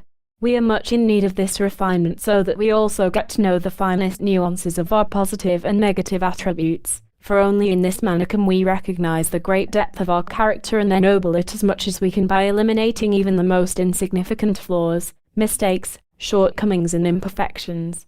From this information we realize that we require for the spiritual life in the invisible world the greatest refinement of all our exercises, our magical work, etc., so that we comprehend as much as we can and achieve success. Our spirit has become accustomed on the physical or material plane to associate with and be exclusively in contact with the physical world, and that is why it is difficult to come to our original refinement, which we must draw from the deepest source of the universe, the Akasha. Whoever is not in possession of this refinement cannot establish the right kind of contact with the invisible world, and as a result, will not achieve any success. We are pointing out that we are dealing here with the true refinement of the immortal spirit, which automatically passes over into our astral and physical bodies, to which they adjust. 4. joy in the success of others. How magnificent it is to find true joy in the successes of our fellow human beings. We experience real joy with them, as if their successes were ours. It is not necessary to remind them or to acknowledge how the successes were achieved, either through positive or negative attributes, and that they are the results of the noble efforts of our fellow human beings. Through our sincere joy that we express to them, we strengthen their good efforts on their will to continue with their work in this direction and to an even greater effort in the future. Our joy identifies with the joy of such good human beings and doubles with the powerful support and incentive to continue with their activities. When we do that, we directly participate in their good work, which will be more effective, since it is considerably strengthened in the causal world through our combined efforts. If all people of goodwill, let us assume a nation, would spontaneously and joyfully see a good deed that one or several good people have created and accomplished, and they supported this work, then the intensity of this work would exceed all expectations and grow beyond all imagination. And the closer such work corresponds with the universal laws, the longer will this work be preserved. Whereas, when a work is created by people, which is not in the spirit of the universal laws and according to their analogies, and if it is wrong in its significance, then it will not take long before it falls apart, even when it is supported and met with the approval and joy of an entire nation. For whatever is created from or through eternity and corresponds with the universal laws lasts eternally and does not pass away, while that which has temporarily been created or made on the material plane, and which does not correspond with eternity, must fall apart after a particular period of time and dissolve back into its original substances from which it was made. That is how we have been witness to the great successes of a few nations, who fought and were victorious, but their tremendous joy in their successes could not prevent their demise, because their goals and successes did not correspond with the universal laws. We learn from history that nations who keep the independence the longest are those which were established on the fundamental ideas of peace. These nations originally created that through a constant good way of thinking and through joy, because they prevented unnecessary bloodshed and the destruction of material goods, and they did not attack, invade or suppress anyone and rob them of their possessions and freedom. This magnificent cause, idea, which they peacefully recorded in the world of causes, is supported with great joy by the entire nation and truly secures them lengthy peace in this material world, because it corresponds with the ideas of the universe. And as long as they share and maintain this exalted idea, cause, they will be safe from wars. When we examine the aforementioned examples, we will conclude that our sincere joy in the successes of others is actually our approval of their noble work, with which we identify ourselves through true or in thereby form a multiple effect of the aforementioned work in the causal world. Therefore, this kind of work must realize itself automatically on the material plane. How this occurs is already a matter for the Akasha. From a practical point of view, whoever sincerely wishes for peace, and when his wish is supported by many like-minded people, then all these people will experience the desired peace with the originator, and this peace will not be interfered with by anyone in this world. That is how mighty and powerful true joy in the successes of our fellow men really is, and we shall surely never pass up the opportunity to express our joy at the right time and place. 5. Generosity and charity. With generosity we attain the love of other human beings. But generosity does not mean giving gifts to particular people, such as giving money to beggars, so that they can immediately buy alcohol.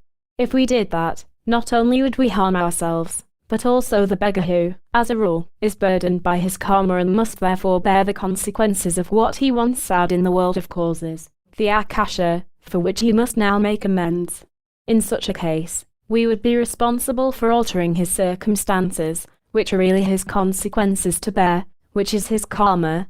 This is something we must think about carefully. And it would also not be right to be generous, if we are in need ourselves. We could harm our health and suffer an unnecessary disadvantage.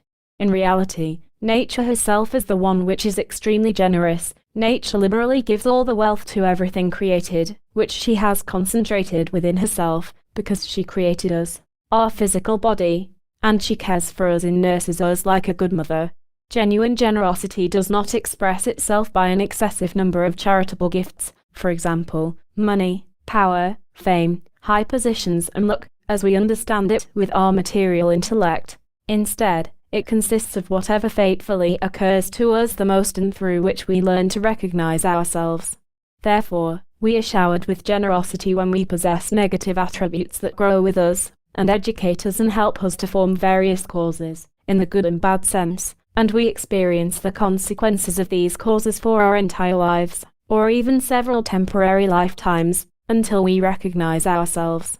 A hard life is a great generosity, given to us by our destiny, so that we, through the difficult obstacles of this hard life, become stronger and resistant in order to attain independence and become self-supporting in our temporary life. And that is truly a good preparation or start upon the path to eternity, the magical path. From this magical point of view, generosity is not the distribution of material gifts, which only serve a temporary fleeting joy, because true gifts are various kinds of useful or beneficial disadvantages, various punishments, failures, and recognition of the universal truth, regardless of whether it pains us or joy. Even by refusing certain gifts, which only would harm the character of those for whom they are given, tells us with the clear language of nature, how we should be and what we must avoid. The more a person recognizes his mistakes, flaws, shortcomings and passions in his character, soul, the more he is showered with generosity and the more generous he is in his development toward anyone who is worthy of his generosity. Then the one who deserves the generosity, which is extraordinary, will be drawn inspirationally and intuitively by the true origin of the source, from where he can draw inexhaustible wealth from the invisible world, and an entirely new world opens up for him, filled with amazing surprises, which showers him generously with whatever he wishes to have on his path, namely, what he requires for self-cognition and to reach his highest goal. But also in the material world, generosity constantly follows such a person and provides whatever he requires for a decent life, above all health, good surroundings, and excellent circumstances to complete the magical path, which enables him always and leads him in everything to the noblest and best things. But in order to be in the position, one must be mature in order that the generosity is inexhaustible and expresses itself on all planes. Even if we possess enough excess energy, we can make others happy through our generosity with these kinds of gifts which correspond with their astral and spiritual education, provided they are mature. At the same time, we are also aware that we do not own one hair on our head, and that is why we do not give away our own energy, which is extremely sacred to us, but rather we give from a universal source. 6. Observing a foreign opinion. When we speak with someone about a subject, we will always treat his opinion with respect. How we deal with this depends on the circumstances, and that is why we carefully follow how he expresses his opinion or point of view with words, sentences and language, so that we can establish a clear idea of his opinion, especially where our opinions differ. At times, it is better that we do not voice our opinion at all. Of course, in this world nothing happens in vain, everything has its particular meaning, purpose and task, and it is absolutely necessary that we carefully pay attention to whatever our fellow workers and other people say. We also know with certainty that the beings of the invisible world use human attributes to communicate with us, e.g., as a magician. They communicate thus in order to notify us of what is of interest to us and of concern to us, what is harmful to us, or to warn us of impending danger, to remind us of our duties and what is beneficial to us, and other similar matters. They can also communicate with the magician through other people through symbolism, which the student of magic must be sufficiently trained in to correctly and clearly understand the meaning. The being is fully aware of the magician's maturity, otherwise, its effort would be futile and he would never understand its meaning. To solve the symbols of the invisible world is difficult, and if we do not have the expertise in this art and we cannot explain them correctly and clearly, we should never dare to put them into practice. We can take a lesson from and possibly comply with only what is clear and beneficial to us. As mentioned before, we understand these things best through inspiration, and this understanding is the best and safest guarantee that we are not making a mistake. If we have the slightest doubt about something, we do nothing and leave the matter to destiny. We never expose ourselves to any kind of danger. Normal, uninitiated human beings, as a rule, pay attention to the opinions of other people if something concerns only them. For example, when someone draws their attention to an unpleasant surprise, to something that immediately threatens them, e.g., to their neighbors, who deviously cause them harm in a matter which is mainly of a material nature. However, if someone mentions to them the bad deeds they caused through their own fault and bad behavior, even though they concealed it, They react negatively and are offended and annoyed at the person who discreetly points these things out them. They categorically deny it and probably even insult that person. In this manner, most people do not like the truth about their behavior and their deeds which harm others, and that is why they do not respect the opinions of others. Fortunate is the person who reacts positively when something negative and harmful is pointed out to him in a friendly manner and he takes it to heart and eliminates the mistakes he made. He should be grateful to the people who drew attention to his mistakes and express his sincere thanks for this unpaid service. Last but not least, every person has a conscience which, like a barometer, draws his attention to every mistake he makes and to his inappropriate behavior, and it shows him clearly that he must soon make amends for these faults and not repeat them. That is the highest respect a person can pay to a foreign or outside opinion, for this particular opinion comes from the Akasha itself, which betrays him under those circumstances, even if it is through his feelings, whenever he has made a mistake, and he has no excuse that he did not know anything about it. He who dulls his conscience completely that he no longer hears it, loses out and pays the piper. 7. Honest work without praise and self-praise. A hard-working, honest person always longs for good work, which he carries out honestly without praise, for he is fully aware of the fact that good honest work praises itself. In reality, any and all work is an act of the elemental attributes, energies, powers and abilities, such as the arts and a fresh intellect, which a person uses as excellent tools when he is creatively active. Without them he would not succeed in anything. Above all, he must be modest and admit to himself that he is merely a tool of the universe, in which nature expresses herself through her attributes, abilities, knowledge, arts, powers and on the whole through the means of her entire character. For nature, providence, reflects herself best in these attributes, and within ourselves, we are only her image, her reflection.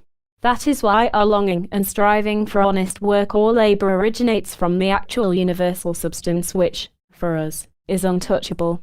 We become clearly aware that if we accept even the slightest praise for our work, or if we praise ourselves, then in reality we are taking credit for what someone else has done, to which we are not entitled.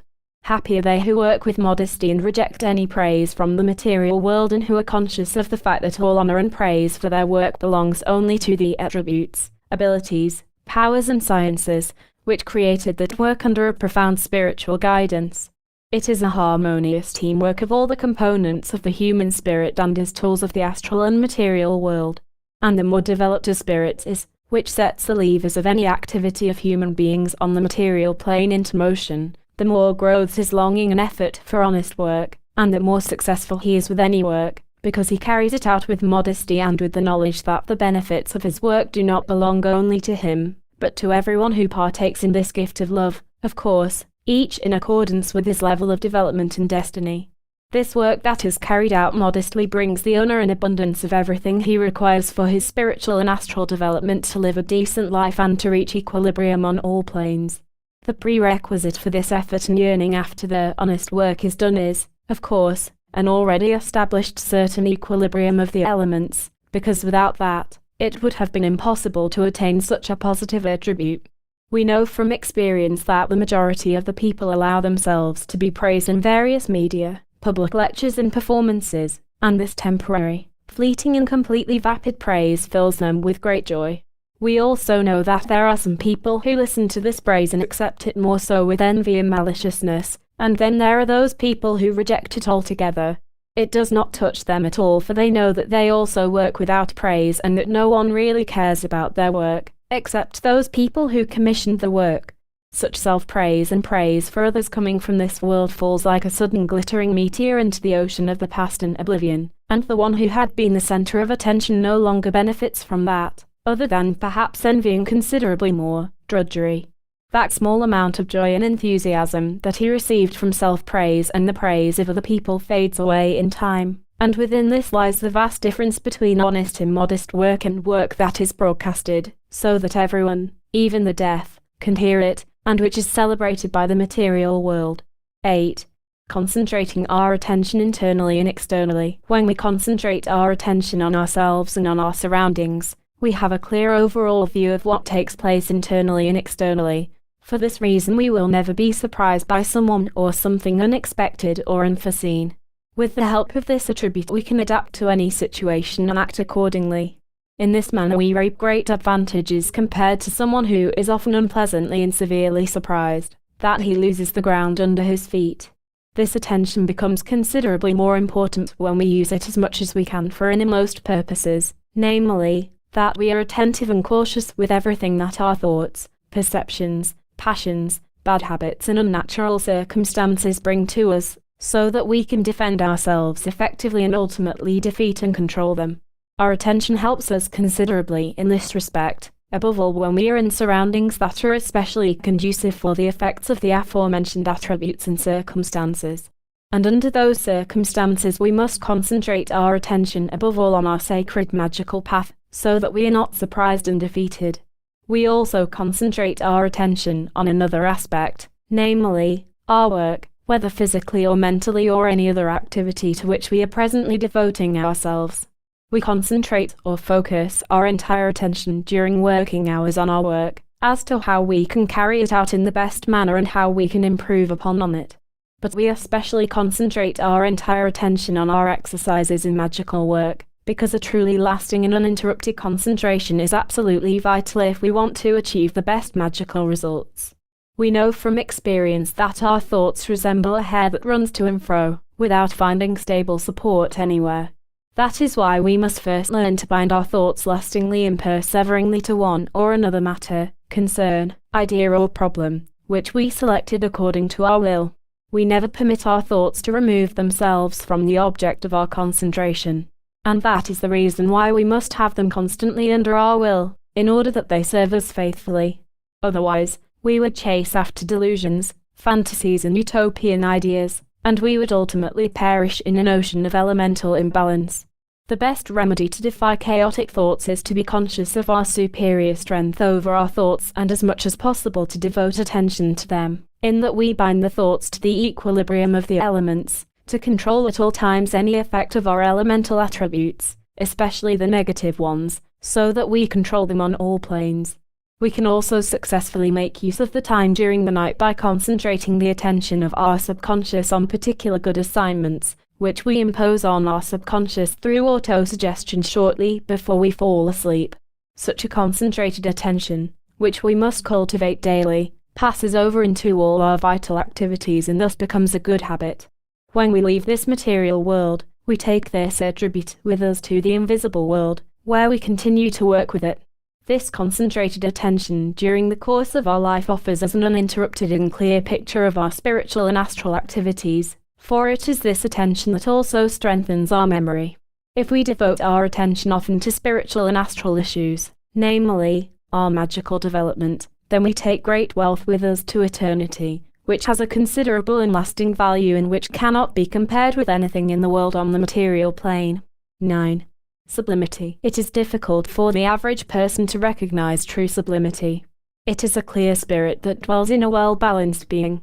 He is above everything material, which means that on the basis of his development he escapes all the interventions and inferences of physical life, especially the effects of negative attributes, passions, bad habits, bad thoughts, perceptions and similar conditions, which he has under his absolute control.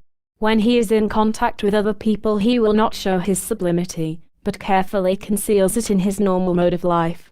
Only the highest initiate is able to recognize his genuine sublimity, which originates directly from the Akasha. He mostly makes use of his sublimity in an invisible and inconspicuous manner, so that the uninitiated do not recognize him through his activities. From this example, we can discern how strictly this most beautiful and mightiest of attributes and powers must be kept secret, so that it is not profaned and dishonored by the uninitiated. But how does genuine sublimity express itself? Let us assume that someone behaves in an offending and impudent manner toward a sublime being. He would only smile or laugh cheerfully at this affront because he is so well balanced. Then he will ask the offending lost soul what are his intentions with his offense. Then it usually comes to light that the disarmed person will speak the truth and perhaps say that he was wrong, and in the end he may even ask for forgiveness. The sublimity had such a strong effect on the offender that he momentarily changes his impudent and offending behavior to a modest and sincere apology and suddenly feels respect and fear toward the sublime person. Such an intelligence will not get upset in any way or even feel offended, but he will react to the negative attributes of other people with calmness, leniency, and respond to coarse, offending words with a calm and gentle voice. But he will ask the offending person firmly and forcefully what he has against him and what caused him to get so upset. Through this behavior, he completely disarms and calms the offending person and changes his negative attribute into the opposite, because for the sublime person it is not difficult to control any attribute, positive or negative, within him and around him, including other people. He does not cling to anything temporary, and considers the temporary to be transitory and only uses all transitory things as a means to reach the highest goal. He does not renounce anything, for he knows that everything nature gives us should be properly enjoyed but not abused. We can express our sublimity by behaving in a decent manner toward those human beings who offend us, because we know that their behavior originates from learned or inherited negative attributes, which express themselves from within, and that they become cognizant of themselves through their negative attributes and learn from them. That is why we are lenient and never repay them with like behavior. There is, of course, one exception. We do have the right to defend ourselves against attackers who can obviously harm us with their negative attributes, or when they threaten our existence or life. But in other cases we remain truly sublime when it comes to minor and transitory matters of the material world, which in reality, if these matters were possible to judge and express in eternity, all of this would only last 1/100th of a second. In the short time that we are on earth we must prove that we are good human beings who value this transitory life, because we recognize who we really are and our connection to eternity, to immortality. And that is why, if we know all that, we never allow ourselves to behave crudely or coarsely and do not allow ourselves to be controlled by our negative attributes, passions and bad habits, and thereby waste the precious opportunity to erect the true Temple of Solomon and become genuinely sublime over all transitory things on the material plane. 10. Purity. Do you doubt that there is actually anything bad in this world, once you become fully aware that divine providence created everything and that it is in its innermost foundation, its innermost basis, completely incomprehensible to us? We ask the question, can something that comes directly forth from divine providence be fundamentally impure? No, in reality nothing impure or bad exists, something we must absolutely believe. How could divine providence, the absolute purity, constantly create and permit everywhere and in everything something impure? We know that everything created has its origin in the non-created world and is entrusted with a particular task, which it must fulfill during its transitory life. Everything has its cause in the highest universal akasha, in the world of causes, and through its way of life it answers causes with consequences, which become an uninterrupted stream in the cycle of life that constantly repeats itself when it is necessary to achieve a particular perfection for all created beings. That is why this entire process from the beginning of creation until a path is reached, which leads to a higher spiritual goal through an uninterrupted chain of incarnations under various conditions and circumstances, is completely individual and carries with it the seal of eternity, of the universe, a star all of its own. This knowledge is only revealed to those who fight to attain it. Therefore, it is obvious that everything which leads to reaching the highest goal and corresponds with the degree of its development and maturity is absolutely pure. If we always want to experience true purity everywhere and in everything, we must fight for it, recognize it and become conscious of it everywhere. In the practical sense, the fewer mistakes one makes, the more one's purity constantly increases everywhere and in everything. Mistakes are merely the means that teach us what to avoid in the future, but at times even when we have recognized them, we may repeat them due to carelessness or we do so knowingly, then our mistake was not beneficial for us, and it rather does us more harm than good. But truly every mistake is beneficial to a person if he is aware of it and fights against it, so that he does not permit the mistake to occur the next time. And that is the beneficial significance of the mistakes that we commit. With all the laws that are in effect here on earth, how can it be that acts of violence, murder, war, fornication, thievery, revenge, envy, hate, jealousy, hypocrisy, falsehood and other similar negative passions are so bad, so base, and mean-spirited and criminal? The answer is simple. Everything that we have sown as causes in the world of causes, we harvest as consequences, which we experience when we least expect them. One reason for these occurrences is that we become more aware of our mistakes and think about their origin and why they pursue us. Whoever pays attention to these educational consequences and is honest and sincere in this respect will surely receive the correct explanation, which expresses itself first in the conscience of a human being and later, when he is more equilibrated, also in his intuition, which clearly shows him that he has indeed made a mistake in this or that direction. From this we can ascertain and judge that these negative conditions, circumstances, attributes, perceptions, thoughts, deeds, activities, passions and bad attributes are an actual indicator of our imbalance and that they have for our education an important educational and deterring significance. That is why from the universal point of view all negative attributes are absolutely pure in accordance with their degree of development, for they are educational and beneficial for our self-cognition and our honest efforts to change ourselves for the better, and we must brave the battle against them and control them and in the end use them as positive attributes exclusively for noble purposes. We find these negative attributes, passions, unrest, violence, force, murder, wars and exploitation wherever we look in the world, in all world affairs on the material plane, against which, up to now, the world has battled in vain, because the world is not mature enough to overcome these kinds of events and circumstances, or make amends for them. In order to achieve that, considerable different means are necessary, which this material world today neither possesses nor knows. These negative characteristics of the world cling or are attached to the destiny of every individual, who must improve these circumstances himself and no one can help him with that. Only universal love often shows him when he is suffering, or has an ailment, misfortune and failure, and when he faces similar conditions or circumstances, and how he can attain true purity always, everywhere and in everything. 11. Optimism. A human being is endowed with a cheerful perceptive faculty for everything that exists, when he interprets everything in a good sense and acknowledges that everything is good, beneficial, dear and pure and for his advantage. It is his optimism that develops within him always good and beautiful conditions and causes, so that in the end everything turns out well. But his optimism must be genuine and healthy, which is supported by a particular degree of equanimity that he possesses. A healthy optimism, as we observe, is a good barometer for the character of a person, which shows us his good attributes.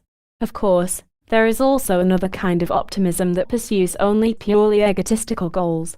For example, if we believe that we will get well soon, in order to use our health for wild excesses, sensualities, as well as exploiting other people in a cunning but refined manner, or to attain ownership of possessions, power and fame and similar things, that kind of optimism is neither good nor conducive for us. But destiny allows that too, so that we clearly recognize whether this kind of optimism is in every respect of our life favorable or harmful. Figuratively and practically speaking, optimism tells us, "Here, that is your share. Show me what we can do with it." Optimism expresses itself best when we accept obstacles joyfully and fight courageously against them with the firm conviction that we will always overcome them and thus strengthen ourselves considerably. If we imagine, always and everywhere, that something unfortunate or unfavorable may happen to us, we are prepared and believe that nothing can happen to us, because we believe that in the end everything will turn out well. Of course, that requires a steadfast will, perseverance, endurance and a belief that moves mountains. Such optimism is an excellent talisman for us, because it protects us in any case, regardless of the circumstances, from the opposite attribute, dark and gloomy pessimism. Optimism puts into words, always forge ahead on the path, but never take a step backwards. Whoever has such a mighty belief in everything that is good and just, mainly in something fortunate and beautiful, will never be dragged down by any negative attribute that could weaken his optimism and his absolute belief in everything good and fortunate that he is faced with.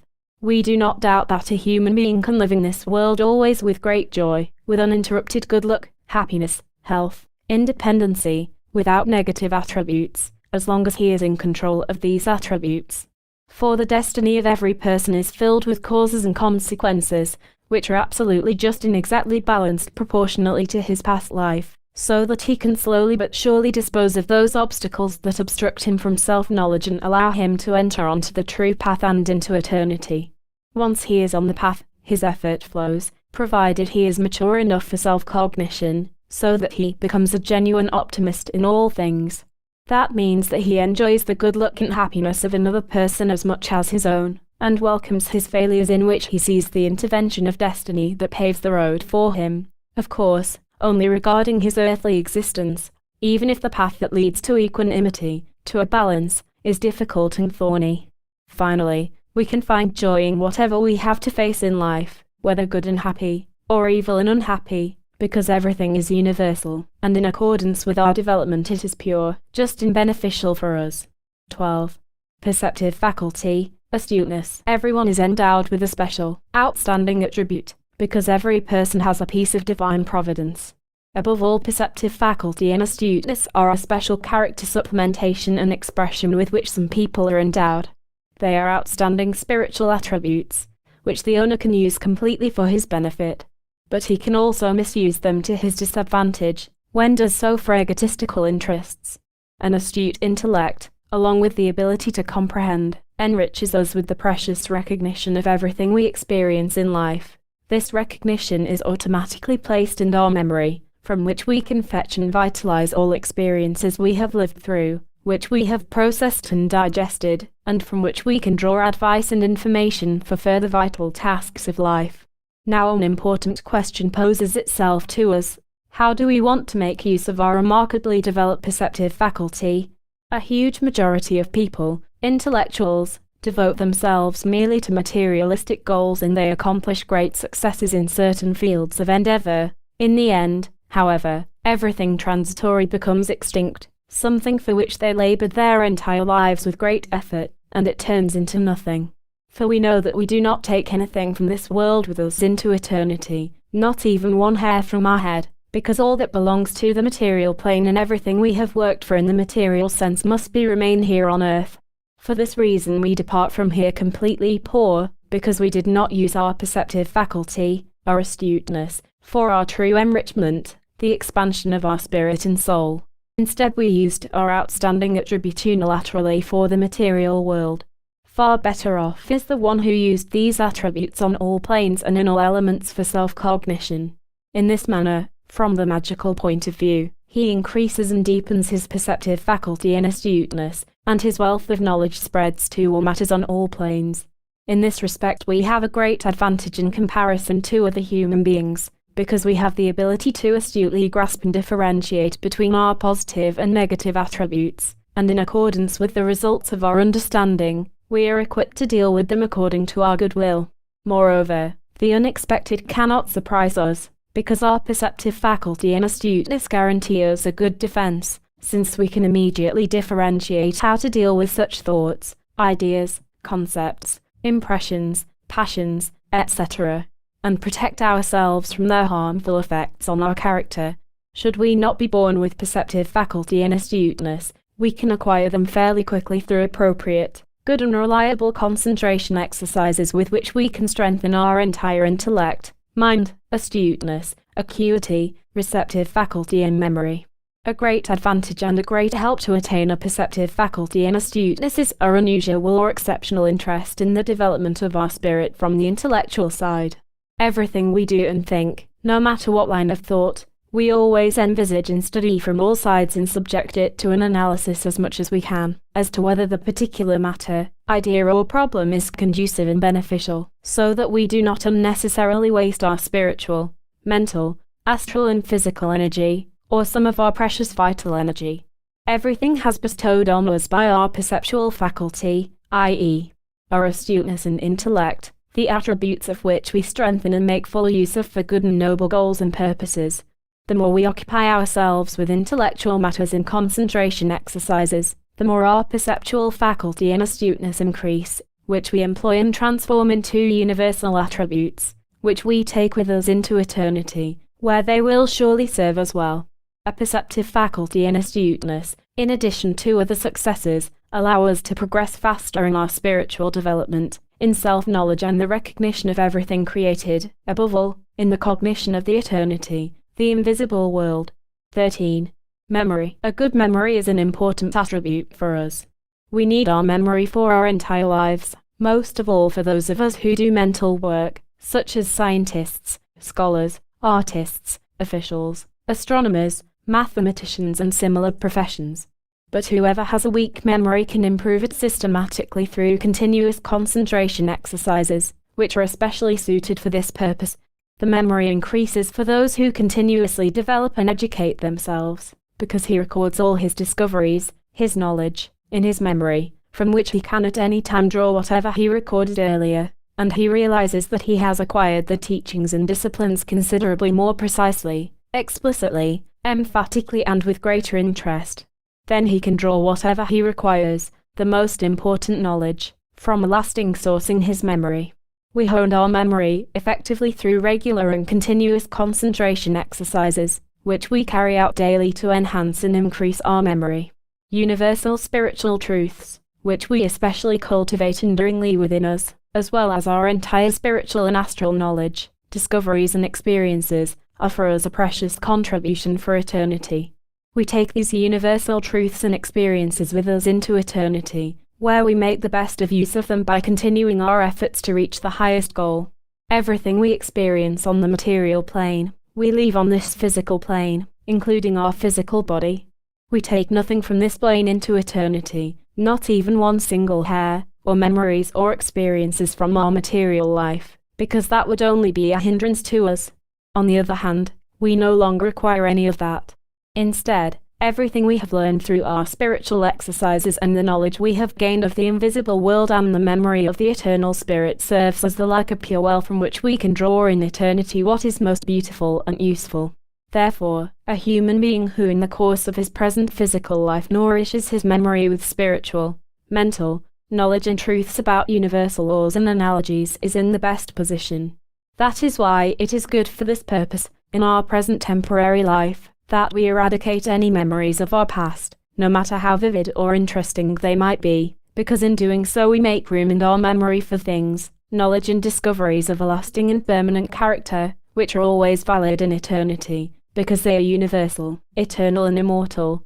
That is why it is important that above all we are on guard and protect ourselves from past memories, which must be dead for us. We should also not think of the future, but leave it to destiny, and rather live in the present, which is constant, because the present is analog with eternity, with the eternal. Now, looking at all these things on the whole, the more our eternal spirit above all exists altogether in the sphere of the highest sciences, i.e., the sciences of magic, the more extensive and astute our memory will become, whether we are young or old. It is true, however, that as we age or become old, through hardening of the arteries in our brain, our memory decreases and deteriorates, but we can partly remedy this condition through regular and continuous exercises, and we can continue to learn until we depart this temporary physical world, and the memory which we constantly maintained we will use on our magical path. It will be so much better for us when we finally lose the memory of the physical experiences on this earth, because these experiences in eternity are nothing but an obstacle. And the more we unchain our memory from the material world, the closer we are to our highest goal in eternity. 14. Equanimity and reason, prudence. Equanimity in everything is actually our first main task that we must carry out and fulfill, 100% if we want to attain something good. Without equanimity and reason, prudence, there is no progress in the teachings and in the art of magic. We understand under the concept of equanimity that we are in all four elements evenly developed in accordance with our degree of maturity, even if we do not yet possess the absolute equilibrium of the elements. Through this we sort out our rationale, i.e., in respect to our development, and we never commit anything so profoundly harmful that it could destroy our usual equilibrium.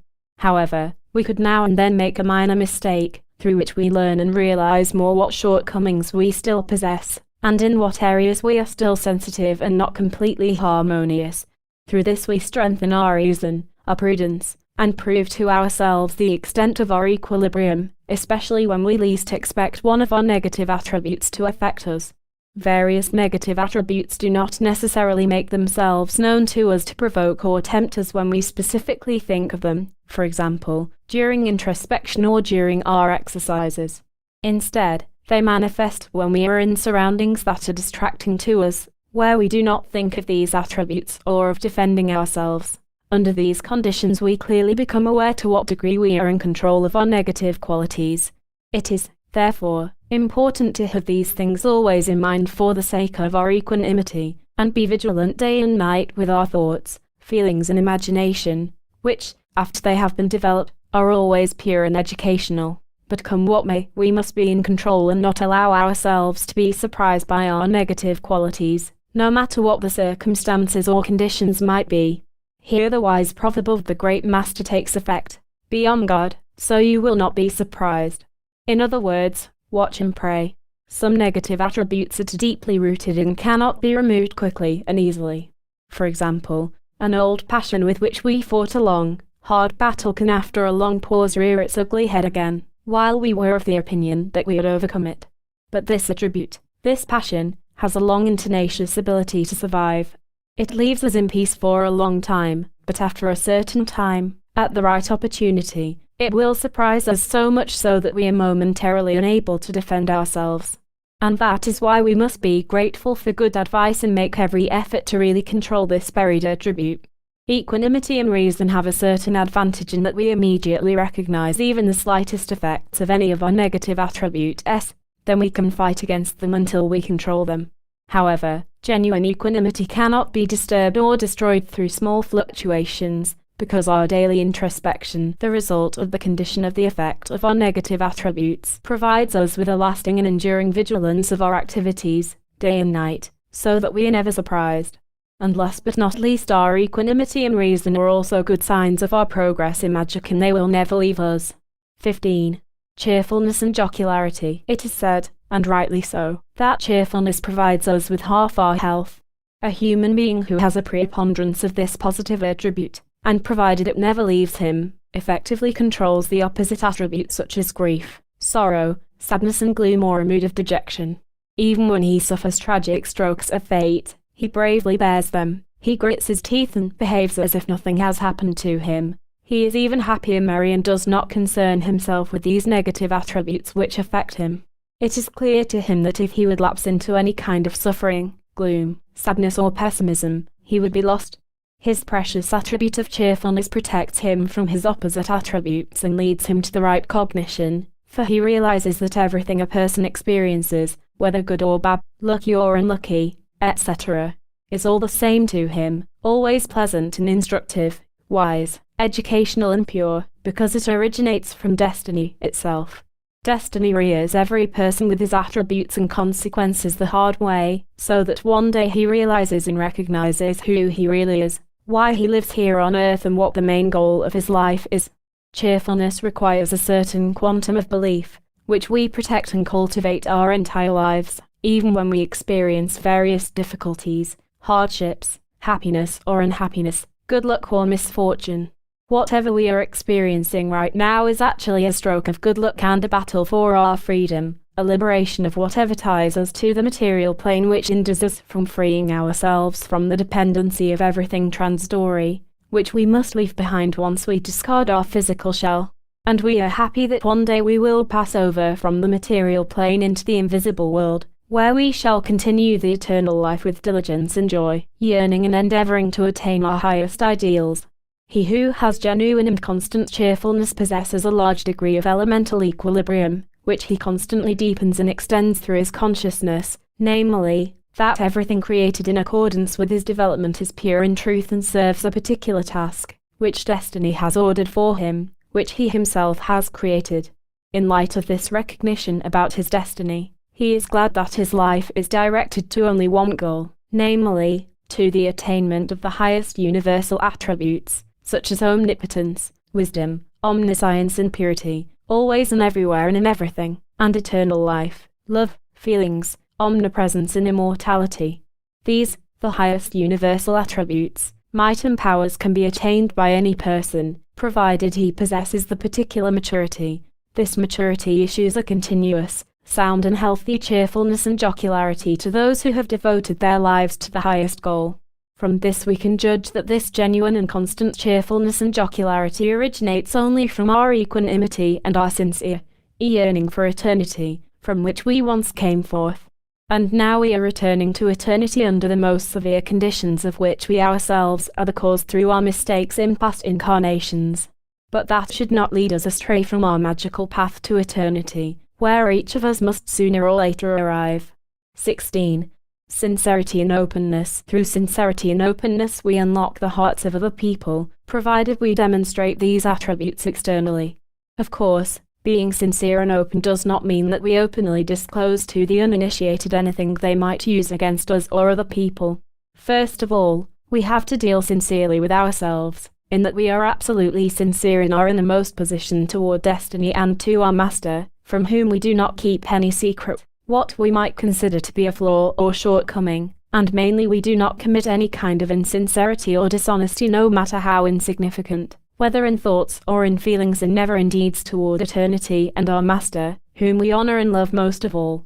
And that is why we settle every insincerity strictly, no matter how insignificant it might be, even when circumstances seem gloomy, and we never let anything derogatory be said, not even the slightest, about our Master, who for us is an unattainable example, with whom we cannot compare ourselves in any way. It is necessary for us to constantly maintain within ourselves such an absolute sincerity and openness toward our Hermetic Master and Divine Providence, of which the Master is the representative in physical form in this world, though much concealed, so that no uninitiated person finds out anything about his true identity. For this reason, students of the magical arts and sciences must be absolutely sincere and open, for we know from a reliable source that any expression of insincerity and doubt toward our untouchable Master would bring an end to our relationship with him, because our Master is omniscient and he can surely ascertain every student's true relationship with him, and there is the world of causes, in which each of our thoughts, feelings, remarks, statements, deeds and positions reflects, whether good or evil, and the consequences are but much greater the more mature we are in magic. We can say with certainty that through absolute sincerity we open the path to eternity, to the greatest secrets of the universal laws and analogies, with which we constantly work. We also have easy access to establish contact with the beings and the intelligences of the invisible world, which, if we so wish, can help us on our magical path. We see that absolute sincerity and openness is one of the most beautiful and effective virtues, which adorns every noble person who possesses it and immerses himself in these qualities. How beautiful is the awareness that each of our thoughts, perceptions, deeds and inclinations are also clearly recognized by the intelligences and beings of the invisible world, provided they are interested in us, and that none of our activities escapes them, even when we disguise and conceal them. Therefore, it is sincere to admit to ourselves even the tiniest mistake. We must be brutally honest with ourselves and allow ourselves to be taught a lesson for the future, because we know that every scholar had to persistently and honestly learn much, before he could become a master in his chosen field. A large degree of self-knowledge, self-cognition, is contained in absolute sincerity, for if everyone honestly and truly took care of a matter, especially pertaining to introspection and purity in everything, he would quickly attain magical equilibrium and accelerate his ascent into eternity. 17. Diligence. Diligence is one of the most important attributes of the universal air element. Without diligence there would be no joy in working. There is a Czechoslovakian proverb that says, "He who is not lazy prospers." And that is true.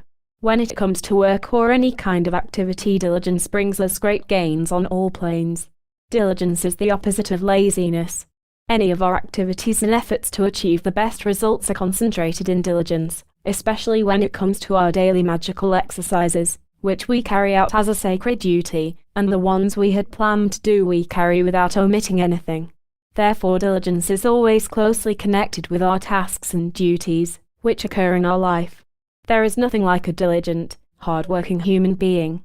An example of diligence is the bee, which during the entire time of its short life proverbially does its job diligently and persistently, erecting its home, the beehive, and gathering nourishment for the winter.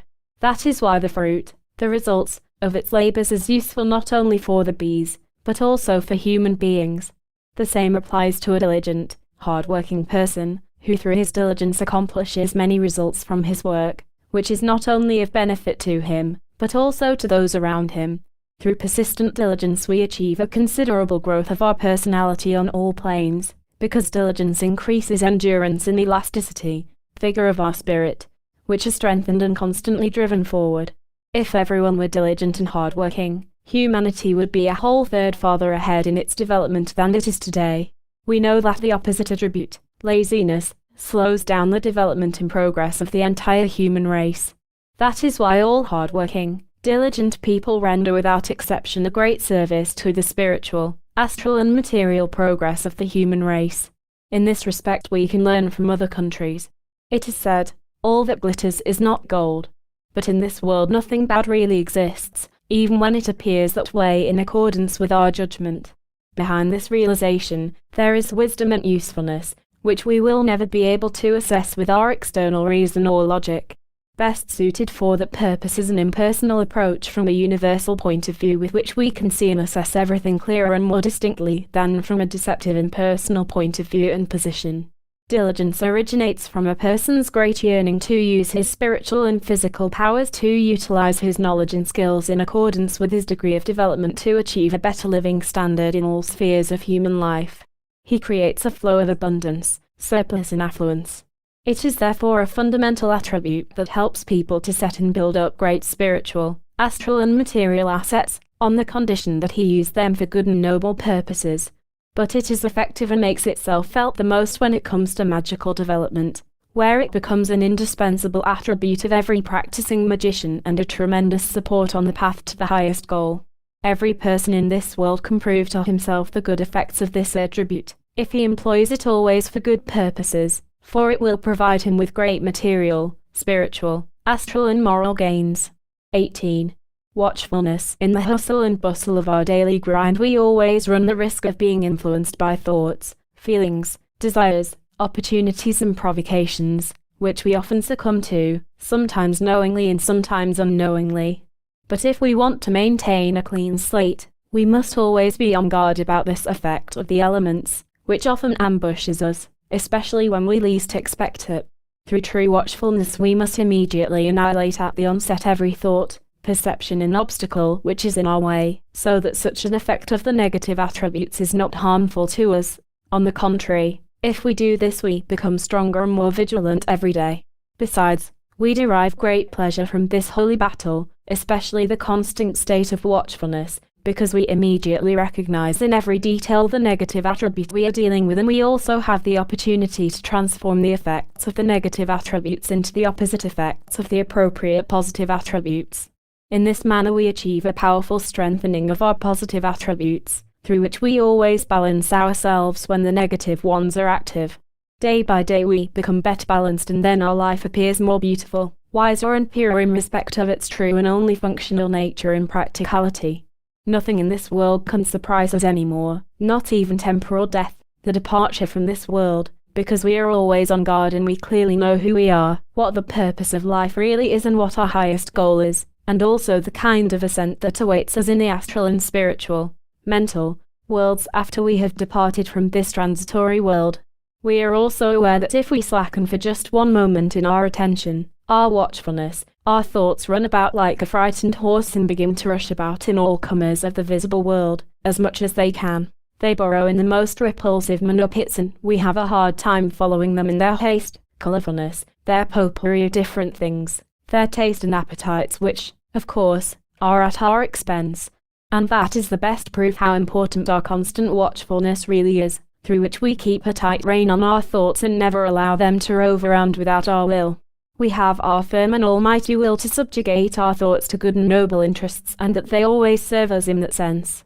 We also keep a watchful eye on our surroundings, wherever we might be, so that we never, even unbeknownst to us, fall prey to mass hysteria, a negative attribute of any kind that seizes all those present, without them being aware of that circumstance.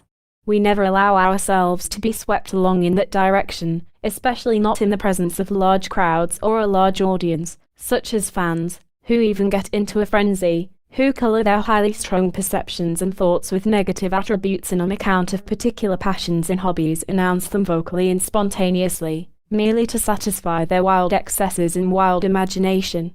We know that mass hysteria can sweep everyone along, no matter how slightly they are inclined to such mass hysteria, especially if they have an open mind toward those things. Even at night, when we are asleep and at rest, we must especially maintain our watchfulness, for that is when our immortal spirit is working the most, namely, in the sense, in the line of thought that we determined for the spirit during the day. If our line of thought during the day is correct and watchful, then it will also be good and useful during sleep when we are at rest. 19. Industriousness in hard work. Industriousness in hard work fill our life with the feeling of satisfaction about the results we have achieved through diligent work. A hard-working, industrious person is fairly happy, and he spreads this happiness and satisfaction to his surroundings. Industriousness in hard work has its origin in diligence and the yearning to fill the time of our transitory life with a beneficial and useful activity, not only for ourselves, but also for others.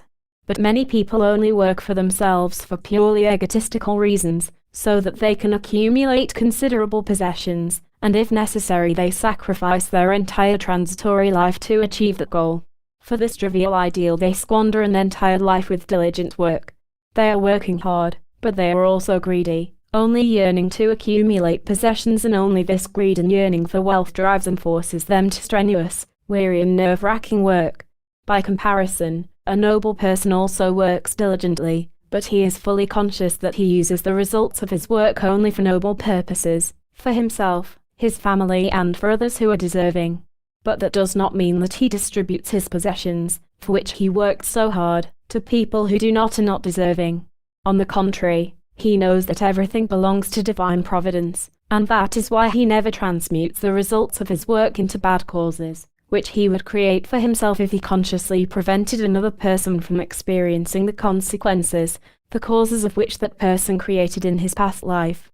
Through industriousness a human being ennobles his character, which opens the door to other good attributes, deeds, thoughts, perceptions in circumstances or situations.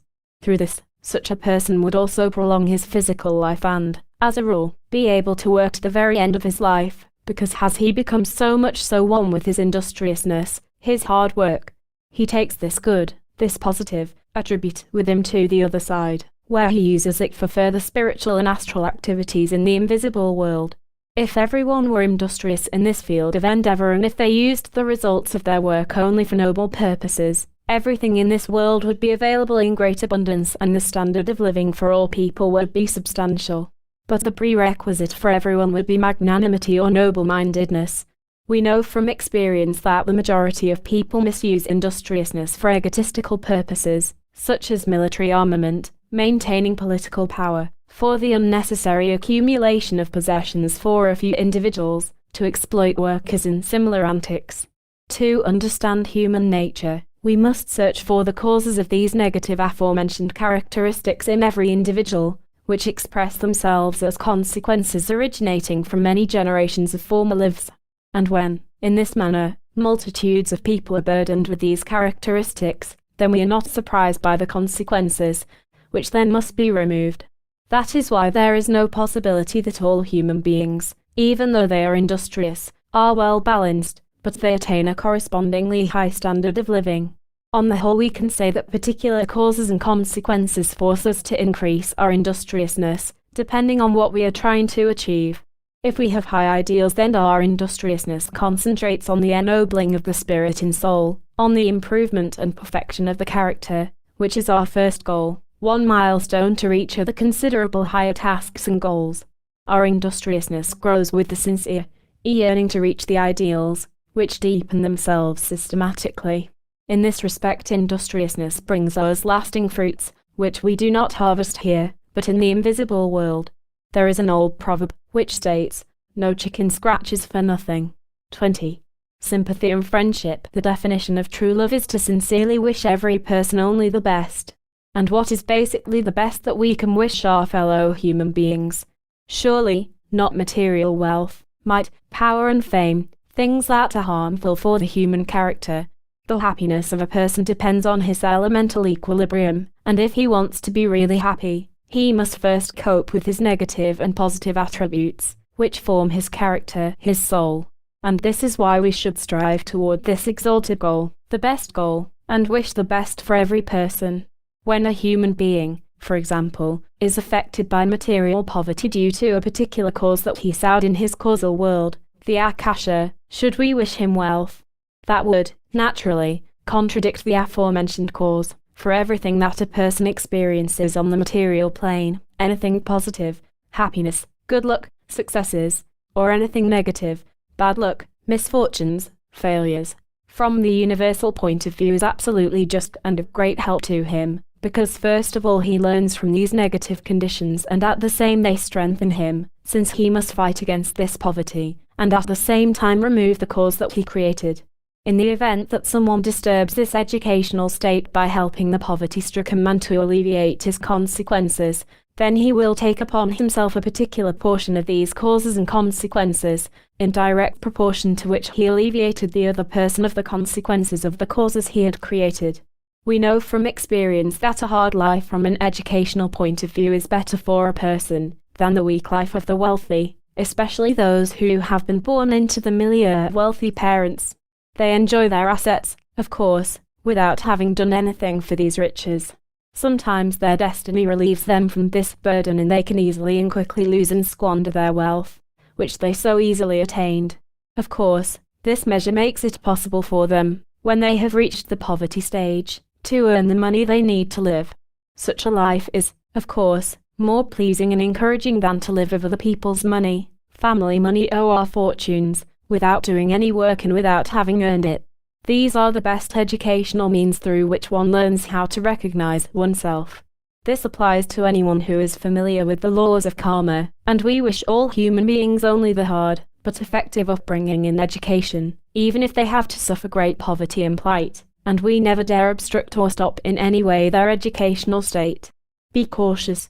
People who do not understand the laws of karma do not understand the poverty and suffering of their neighbors, who brought about their condition as a consequence of causes which originated from their former life. Because of their egos and false joy, they feel they are better than their poorer neighbors, and enjoy the fact that they are not in the position. Or they pity the poor person and wish that they fare better. Neither of these positions is correct. The proper approach to this situation is to either wish them everything that destiny has prepared for them, or behave indifferently toward them, because every person is his own star and every person has enough to do with himself to keep his head above water in accordance with his level of development. It is important, however, that he battles honestly and persistently for his present and future destiny, using all his powers, his will, and means, which nature gave him at birth. 21. Confidence and trust. Through confidence and trust we create the possibility to divulge to friends or other trustworthy people our real opinions, thoughts and feelings about all things that we entrust to them, because we have absolute trust in them and are convinced that they will never abuse that trust. When we take such a step, of course, we must exactly, distinctly and clearly know the character of our friends and other persons that we entrust certain intimate matters to, matters that are of a personal and private nature. Should we not know their character and we still place our trust in them, then we are misplacing our trust and soon we will find that we have made a significant error in this regard. As far as the magical aspect of this matter is concerned, we would never entrust any uninitiated person with any secrets, even if it is our best friend. Of course, we have absolute confidence in our master and in our highest ideals, with whom we are candid about everything we experience, for we know that we cannot keep any secrets from him. Through this attitude we gain the sympathy of all intelligent beings, and that is how they can help us and point out to us at the right time our mistakes, faults, and negative attributes and anything that is harmful to us. After which we thank them for this good deed. And only in cases like that is absolute trust appropriate. On the other hand, we never disclose anything confidential to an undeserving person, when they could betray us and divulge our most intimate personal secrets, concerns, ideas, interests, etc., to an uninitiated person. We know from experience that some people misuse the trust of their fellow men and do noticeable harm and injustices to them. As a rule, gullible and confiding people learn quickly from the consequences that ensue, and they then keep their secrets to themselves and entrust them to no one. As we can see, the consequences of being overly trusting or chummy do not bear good fruit in the end. Also in our public life a certain level of mutual confidentiality is indispensable, because without it our life would be considerably worse and even more egotistical. When one person trusts another person we can complement each other, one person can help another, we can love one another, and assess well the positive and negative attributes on ourselves and the people around us. We always respect negative attributes and never use them and accuse or reproach anyone because of their negative attributes. Since we know that everyone makes mistakes, one time one person makes a mistake and at another time another person makes a mistake, Therefore, we have no reason to accuse each other. Instead, we can help each other not to commit the same mistake ever again. We also gain tolerance through confidentiality, i.e., patience and agreeableness, which in these present days is necessary when it comes to coexisting with all the nations. We can observe today that many countries distrust each other, even when they make the effort to establish some degree of trust. If they cannot reach an understanding in this respect, then entire nations in this world could suffer greatly. Wisdom and the role that divine providence plays is, of course, completely unfathomable, and everything occurs in accordance with the universal laws and the plans of eternity, which prepare for us only the best of the best, without us being aware of it because we are not mature enough yet for these incomprehensible matters. Just as a child demonstrates and has absolute trust in his parents, that is how we absolutely trust destiny, nature, which created us all in her image and cares for us, our physical body. Nature never betrays us and never misuses our trust. On the contrary, everything we need for our transitory and eternal life, she dispenses liberally. As a rule, a human being trusts what he can convince himself of and in what he believes is real. Therefore, it is absolutely necessary that a person believes in himself and everything he does consciously under the control of his will, which was given to him by the Akasha. That is why he believes and trusts absolutely in his unbroken will, in the universal fundamental attribute with which he creates, controls and maintains everything, and decides everything and annihilates what is harmful. Without any trust in the Akasha, we would fare badly, because we would not find anything that is firm and safe, that we could lean against. That is also why we would perish in our own weakness. 22. Friendliness and affability. Friendliness under any circumstance is a great art and gives evidence of a good character and a firm, unbroken will of the particular person. Let us assume that someone attacks us in an angry manner and accuses us of something completely unjustly, and in his hate threatens and insults us. At that moment, and iron will is the only thing that lets us appear calm. It gives us enormous courage to react to such behavior and remarks with the opposite attribute. And that is why we maintain absolute calmness and come to our attacker in a friendly manner, on whom we can have an effect through our loving behavior. In this manner, we disarm any attacker, because we extinguish with our strong will and friendliness momentarily the explosion of his negative attribute. These positive attributes possess such a mighty power and superiority over hate that they tame it immediately. And the success is that our attacker calms down and listens to our friendly questions, and in the end, even apologizes for his impulsive and offensive behavior. Through friendliness that we express to people which possibly might be unpleasant to us, we also change our antipathy into sympathy. Everyone has feelings, which are more or less developed, and most people react to everything that affects him emotionally. And if we affect him in a friendly manner, we awaken in him a friendly impression within his feelings, and in accordance with this pleasant frame of mind, he will treat us accordingly. But there are also cases where particular people have built up within themselves such hate toward their fellow human beings that when the willingness of peace is offered, the aggressor will reject their honestly and sincerely offered reconciliation and even more so solidify his hard and severe hatred against the other person. For example, two sisters are at odds due to their pettiness, and not even the death of their parents can reconcile them. That is how deeply rooted their hatred has become. In that case, friendliness will be ineffective. On the contrary, it will increase and provoke their hatred for each other even more. With friendliness towards other people we gain great successes in sympathy. If we, for example, go to someone with a request, we should be friendly and affable so that he or she treats us favorably and accommodates us. When we are permanently friendly we gain for ourselves sympathy with other people with whom we work and with whom we come into contact. Consequently, we could in all probability expect that they will courteously help us with everything, and that is a great plus for us. Friendliness comes forth from the unity with everything created, and is advantageous especially to our magical progress, the exercises in other magical tasks and work. Sincere, honest friendliness creates in a physiological respect a sympathetic appearance facially and our entire physical demeanor, language, feelings, gestures and the attitude which we display in our activities. Our attitude, our demeanor, is of particular importance when we want to establish contacts and relationships with invisible beings and with the invisible world. We are dealing with the consensus, which means to adapt or to emphasize and establish ourselves in a state of a receptivity, form, attitude, demeanor, and position of the body, the state of our thoughts, feelings and gestures in general.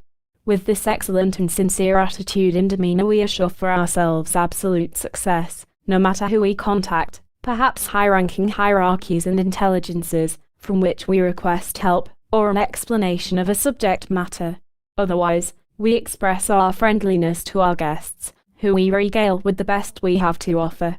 From the magical aspect they are real beings and guests, which we respect, especially when they come to us with good intentions, or if they come to us with a request which we can grant or fulfill. As we can see, friendliness not only expresses itself in our appearance and in the most sympathetic attitude and demeanor, but also in our entire behavior, which pursues always the best and noblest. The only thing left to mention is that we should be friendly to everyone, but we must always be strict with ourselves. 23.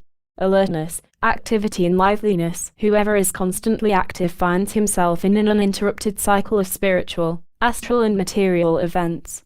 His spirit will be strengthened and refreshed through this attribute. Such a person cannot imagine omitting anything, whatever life and destiny presents to him on a daily basis, and he thinks about everything that is of interest to him, and this interest gushes forth, of course, from his character, from wisdom. Through liveliness and constant activity he smooths out all difficulties and removes all obstacles which are in his way, because his strength and unbroken will, which direct his liveliness, his alertness and his activities, never stands still until he has reached his chosen goal, despite any difficulties. His alertness and activities are multifarious. They express themselves in all spheres of his life's activities. His versatile, multifaceted spirit is gifted, creative and inventive, and constantly endeavors to complement his knowledge and experiences, which he obtains through unflagging alertness and activity.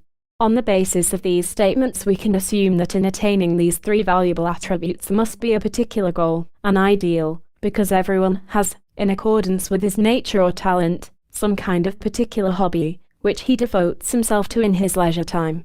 And the higher his goal is when it comes to his hobby, the greater his liveliness and activity express themselves and consolidate themselves within him, so that he can reach his goal come what may. Furthermore, we can say with certainty that the higher and nobler his goal, the greater the obstacles that he must overcome in order to reach his goal. His liveliness and his activities develop correspondingly and allow him to exert all his strength, his power and abilities, so that he can carry out whatever he wishes and not slacken anywhere or take a step backward. On the other hand, his liveliness and his spiritual activities automatically prolong his transitory life, for we know that the more someone occupies himself with the dignified circumstances of life, the more his spirit develops, which is avid to experience everything new. For this reason we need more time to achieve this work than another person, who possibly has no particular interest in life or spiritual problematics.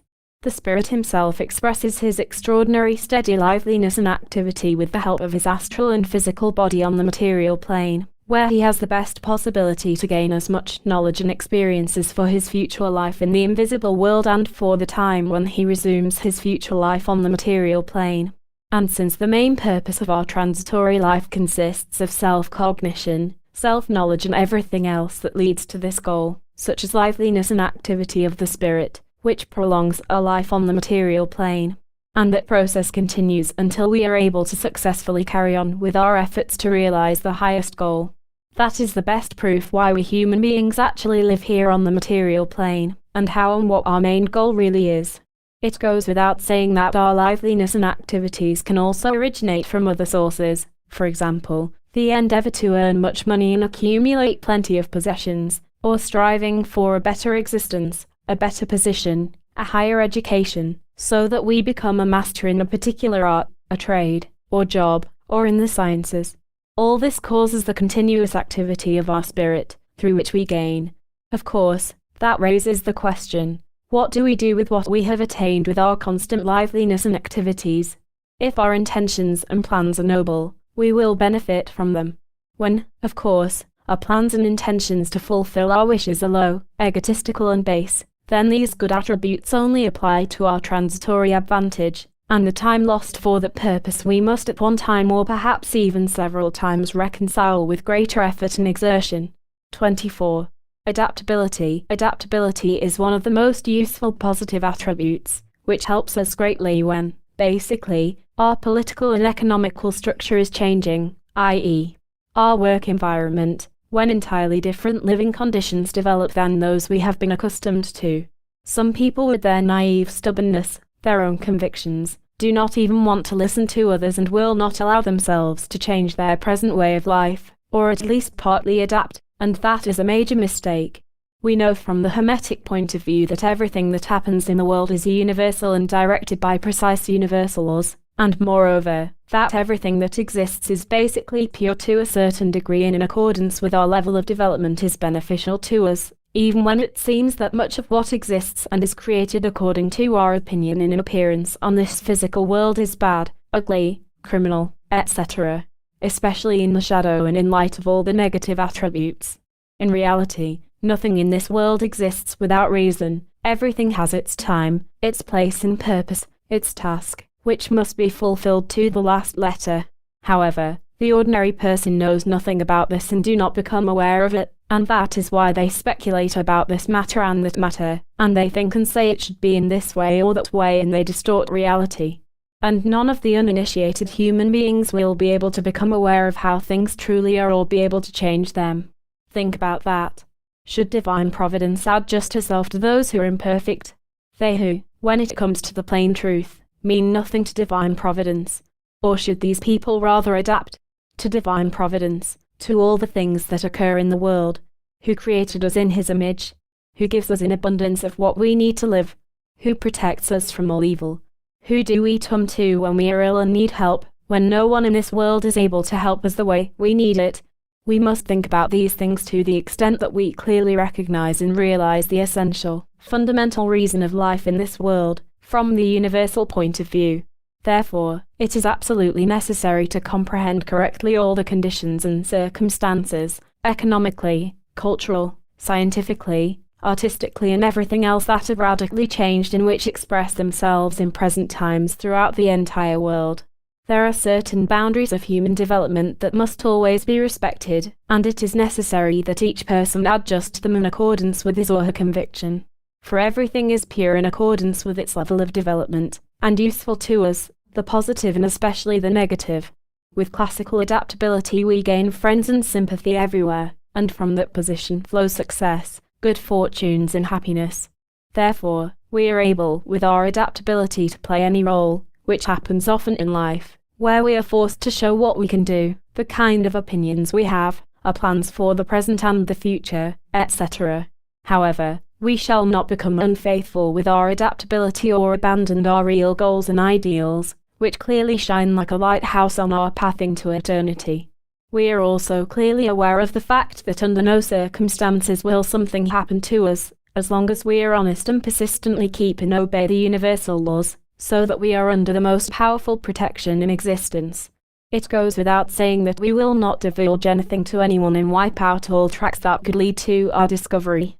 Adaptability is also a piece of absolute universal taciturnity, keeping our silence. We must clearly be aware of that. How many people today suffer because of their stubborn inability to adapt to the prevailing conditions, and most certainly unnecessarily, because with that attitude they do not help a single person, but they harm themselves. The fateful consequences speak to them in a clear language. 25. Differentiating between advantages and harmfulness. A good positive attribute has the ability to differentiate between advantages and harmfulness. Of course, this requires a well-schooled spirit, so that he correctly identifies the two opposing poles that accompany us during our lifetime. We are clear about some of the obvious things, but when it comes to the finer nuances or particular cases we are unsure of what to do in order not to commit any mistakes. Therefore, for this purpose the most advantageous thing we can do is to carry out an honest introspection every day, which clearly shows us what is beneficial and harmful to us. During our lifetime on the material plane we are accompanied by elemental negative attributes, which shake our conscience, so that we finally recognize and realize why they have such a powerful effect on us. It is the sacred duty of these negative attributes, everywhere and in everything, to draw our attention to their opposite effects, because as long as a human being is in an imbalance, he is subject to one element more than another, and he is wildly or severely moved through the waves of an imbalance of the elements and the planes. However, he needs this increased effect of the consequences that originate from the causes he has formed in the causal world, so that he realizes that one or another cause is harmful to him and that he must fight against it, so that he does not suffer constantly. Only through this powerful effect of the consequences can we differentiate between the advantages and disadvantages of the negative attributes and understand the true reason of our life. First of all, it is our conscience that always informs us correctly as to how we have to conduct ourselves when we are in contact with our fellow men, which are our unwritten moral duties and laws, which we should allow to always guide us, so that we do not harm ourselves, because these laws are analog to the universal laws, and we know well that everything which is above is also below, and vice versa. But through our intuition we recognize our mistakes better and more surely, even the insignificant ones. Intuition is sensitive and subtle, and in its development is a pure attributing ability. It registers the finest or even the slightest trembling of our astral body, which represents our character, and immediately reacts severely to the slightest fluctuations. This attribute is an expression of the Akasha itself, and whoever is already in this phase of his development does not have to fear that he commits any major mistakes that could obstruct or hinder his magical development or seriously threaten it. Such a human being can basically differentiate anything, whatever is right or whatever is wrong for him. It is considerably worse with those people who are blind and indulge in their negative attributes, passions, bad habits and vices, and thus completely barricade the path, and who cannot differentiate between the bad and the good. They completely suffocate their conscience through their negative attributes, and they surrender unconditionally as weaklings to these passions, which rule and control them constantly more and more powerfully.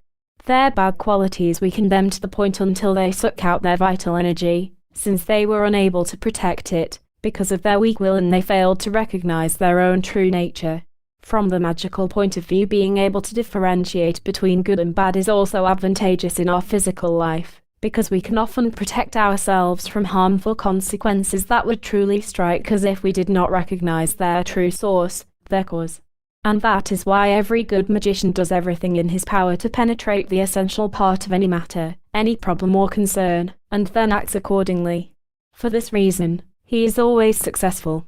What other people consider good luck is, in reality, a simple matter which a magician has developed within himself through his own will for his advantage. 26. Gentleness and moderation. Gentleness is a noble attribute that serves one's goodwill.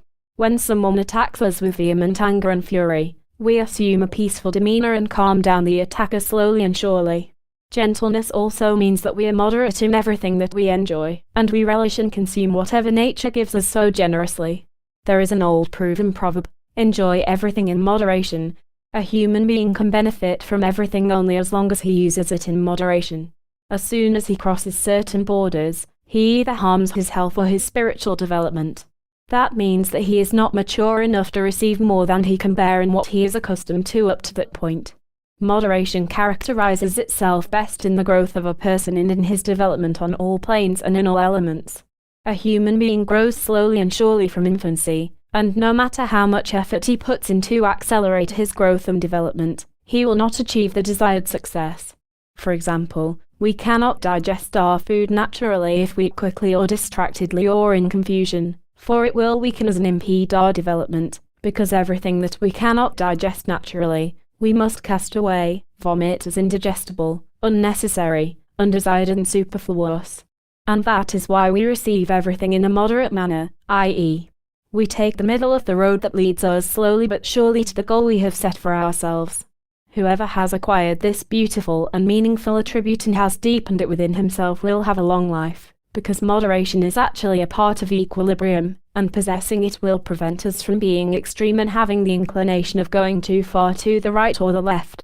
Moderation is a sensible barometer that immediately indicates to us to what extent we can trust ourselves to undertake something or to receive, reject, help someone, work, destroy and find solutions for similar situations. Through this attribute we recognize intuitively that we have reached a particular point regarding a problem, a matter, a concern, which we cannot cross, because we would harm ourselves. Moderation is the smooth surface of our life that can easily be disturbed, and we normally and happily spend our life under its influence. Even severe changes, economic plight, disasters and upheavals, which perhaps could strike us under the influence of calmer severe obstacles, will be more bearable as a consequence of our moderate character. This attribute will help us overcome the most difficult obstacles, mishaps, disasters and ailments, which directly threaten our existence and our life. We also gain with our moderate character the sympathy of other people, and at the same time we strengthen and stabilize our character and to a certain extent our authority, our superiority, regarding other people. We also attain under the influence of this attribute much greater successes, especially in important matters of life. Through our demeanor we influence even competent people, who are well disposed toward us, and as a rule they will do whatever we might ask them to do for us. Moderation withdraws from all extremes, acts of violence, injustices, dishonest and underhanded dealings, disappointment and distrust, because it is a universal attribute, which is useful to us and it protects us from anything harmful. We must, of course, draw your attention to the point that we employ moderation wherever it is appropriate, but not where it is inappropriate, and where it is necessary to make use of another attribute. For example, we are not moderate and peaceful toward hate, envy, anger, revenge or any other passions. On the contrary, we fight against these attributes with all the power at our disposal, as long as we are not in control of them. 27. Not being conceited or arrogant. This beautiful attribute of not being conceited always restrains us and opens up for us the right attitude with whatever we come into contact with. We never adopt the attitude, or think that we know and can do everything for which our abilities are not sufficient. We also do not think that we are better than other people, or that this or that person thinks something good or bad about us, because every person has enough worries and interests of his own to spend time thinking about us. We never imagine that we as magicians know everything better than others, who basically are stars in their own right and who also have a piece of divine providence within them with which they express themselves with their attributes, gifts and talents, in the arts, sciences and discoveries, in order to make their lives more interesting, just as we do. And, of course, each person travels his own individual path. Not being conceited or arrogant is actually a reflection of humility and devotedness. Whoever possesses these qualities uses them his entire life. It provides him with great advantages in that he understands everything correctly and never allows himself to be dazzled or blinded by conceit or arrogance, even though we find that to be the case with many people. We will constantly be pursued by these attributes, as long as we do not completely control them and eventually overcome them. A conceited, arrogant person as a rule overestimates his powers, abilities and attributes, and in the end harvests only failures because he miscalculated his abilities. He also imagines that everyone's focus is on him, for example, why he does not dress in the latest fashion, how he behaves, that he does not go to church, etc. And he occupies himself with similar fantastic imaginations and illusions, of course, unjustly so. This belief only exists in his false fantasy. While a human being who is not conceited does not concern himself with what others think of him or say about him, because he knows that he has the right to as he pleases in accordance with his good will, and that it is no one's concern but his own, since he harms no one with his actions. He only thinks the truth and he respects every person and behaves properly toward anyone. When we are not conceited we also recognize matters as they truly are, rather than what we imagine, and that is why we can better recognize our mistakes and attributes, not only in ourselves, but in others. This attribute is especially evident during our magical exercises and other tasks. If we are not conceited we can never commit any serious mistakes. We experience greater successes and a more rapid progress. We do not magnify anything, and do not underestimate anything. Instead we see matters and circumstances as they are. That is genuine non-conceitedness. If we are not conceited we will never be surprised by anything, because we do not imagine anything other than what the reality really is. That is why we are always completely prepared to bear, to endure, any truth, pleasant or unpleasant, hard or bitter. In this respect we shall never deviate. And that is how we support our equilibrium of the elements. 28.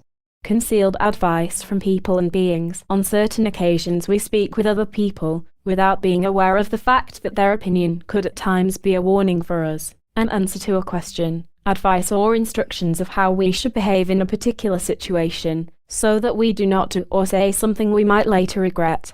Destiny also absolutely, inconspicuously and in concealed ways provides us, through our thoughts, with various wise lessons or instructions in order to protect us from something harmful. As a rule, they are brought to us as unknowing spiritual guides in whose care we are entrusted, and they make an honest effort to protect, instruct and gladden our hearts. We know from experience that nothing in this world happens by chance.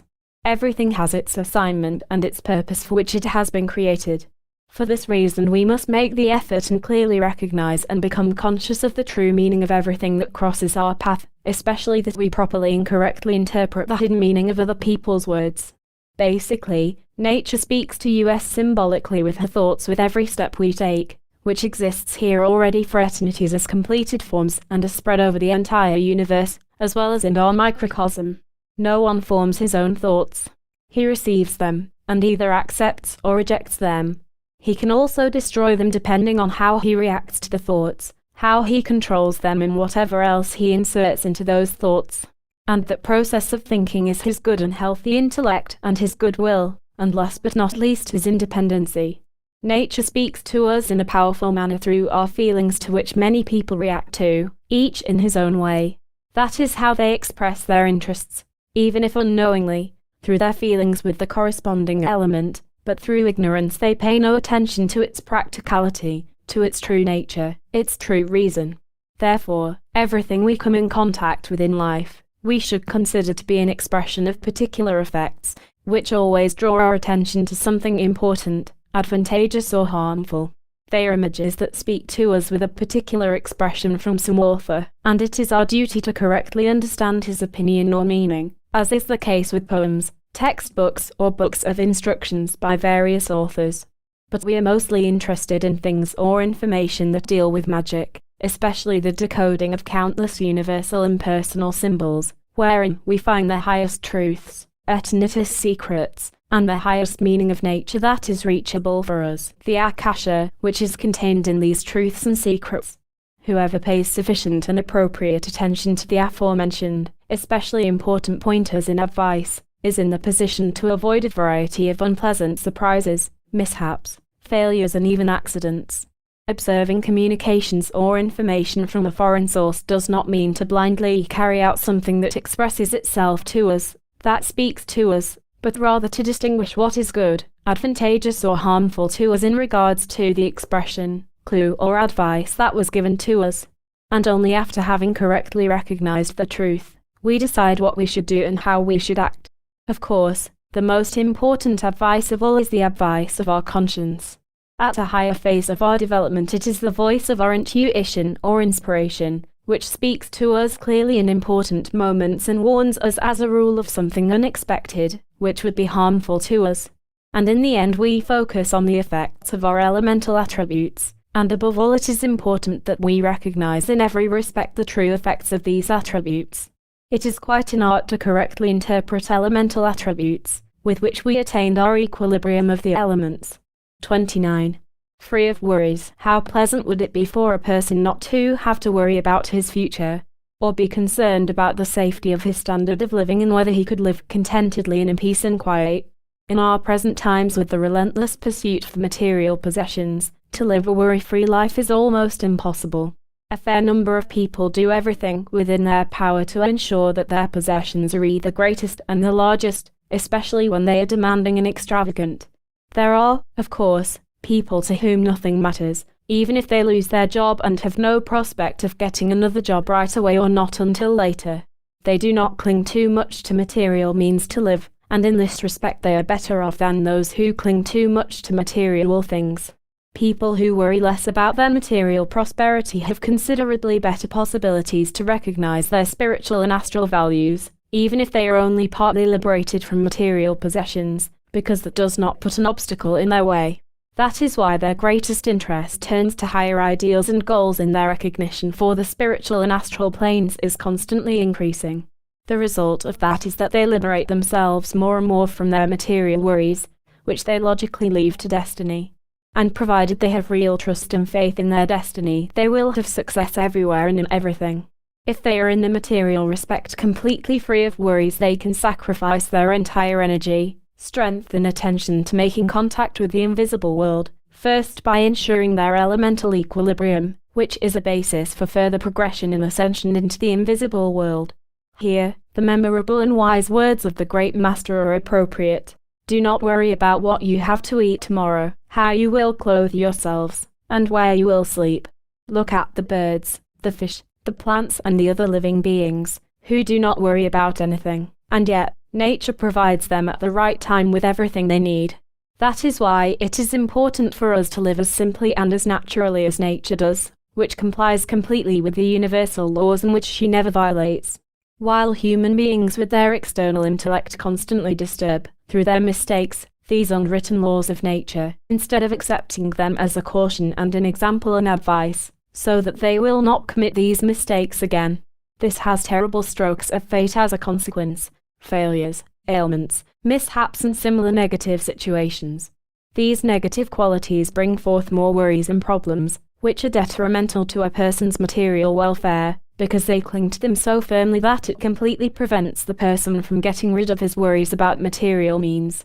These completely material means are given to us only to maintain our transitory life, so that we can invigorate our physical body, but also the spirit and the soul in order to attain elemental equilibrium.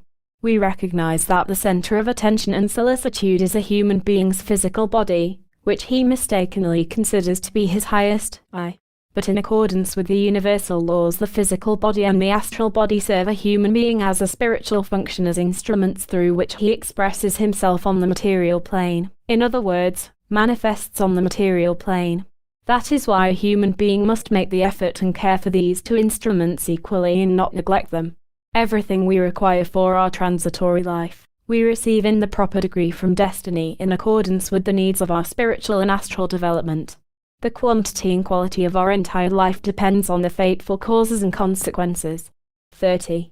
Life in the present, in the eternal now. On the material plane we mainly pay attention to the material things that surround us, with which we work, with which we come into contact and which interests us the most, because we are tied to them through our disposition and nature.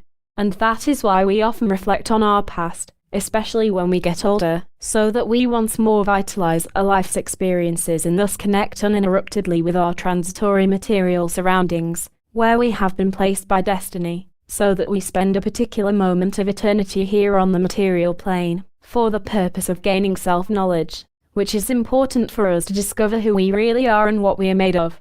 The process repeats itself until we have fulfilled the true purpose of our transitory life.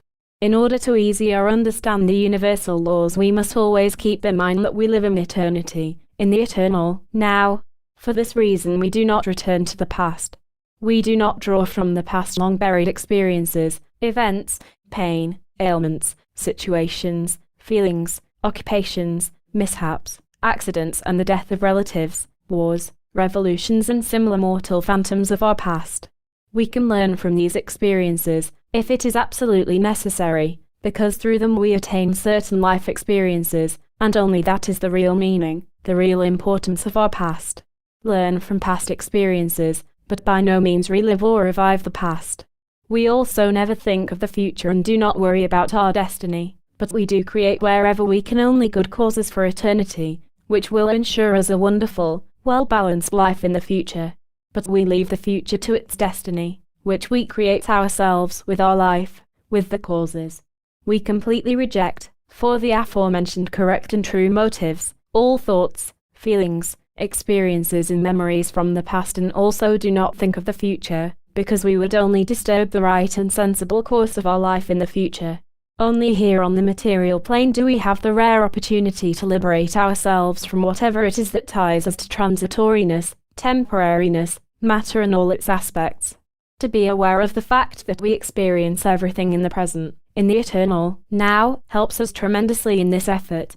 We do not transfer transitory circumstances, as for example, the effects of the negative attributes of the elements, into the fourth dimension, into the state of eternity, a state for which we make every effort to always maintain within us and deepen further.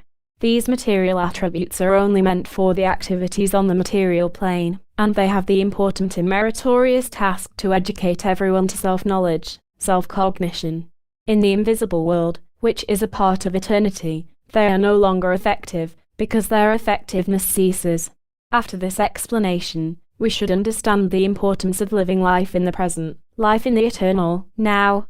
With this kind of outlook, this attitude, we interrupt the activities of various causes for our future incarnations, because without such salient causes there is no need for any further incarnation on the material plane. This physical world was only created for mankind, which up to now has not achieved within itself equilibrium of the elements, and for particular masters or adepts, who have a particular task or mission, so that they can achieve on the material plane what they had planned. In general, all noble deeds represent help for those people who show an interest in an eternal life, but who do not know or have the right keys and means to proceed in a practice to reach the highest goals and attain the highest knowledge. 31. The writer remarks, there is nothing like expressing oneself correctly. Whoever through his language, through his way of speaking expresses his thoughts correctly and clearly and gives them the right form and the correct content reaches his goal directly and immediately, to which every thought should lead in the end anyhow. That the thought to be expressed finds the right echo by the person to whom it was directed. We must first get the person into the right mood and prepare him for the effects of our thoughts. In this particular case, we are dealing with especially important cases, questions and obstacles, which are vital to our life. Of course, that does not mean that in less important cases we should refrain from properly expressing ourselves. It is obvious that great attention always concentrates itself on the expression when it comes to important matters or concerns. There are many advantages to expressing yourself correctly. We prevent a variety of mistakes and misunderstandings, which often occur by expressing yourself incorrectly, the result of which is an incorrect understanding of particular tasks or assignments. Furthermore, through correct expressions, remarks, statements or comments, we gain a certain authority and our words have a strong effect on other people, who accept them in a serious manner and allow themselves to be influenced by them, so that they will do what we wish them to do. We avoid making many mistakes with unpleasant consequences through this process, and it gives us the certainty, the firm assurance, that everything we say is useful and advantageous to us and that we do not harm anyone by doing so. We gain for ourselves a greater self-confidence, self-assurance and the sympathy, understanding, of everyone we come into contact with. We stand behind our expressions, remarks, statements or comments with our entire personality and take responsibility for them. This attribute stabilizes our proper procedure, everywhere and in our entire dealings. Our own will is connected to that procedure and the independence with which we stabilize our authority. When we express ourselves correctly, our sound and healthy intellect is reflected therein.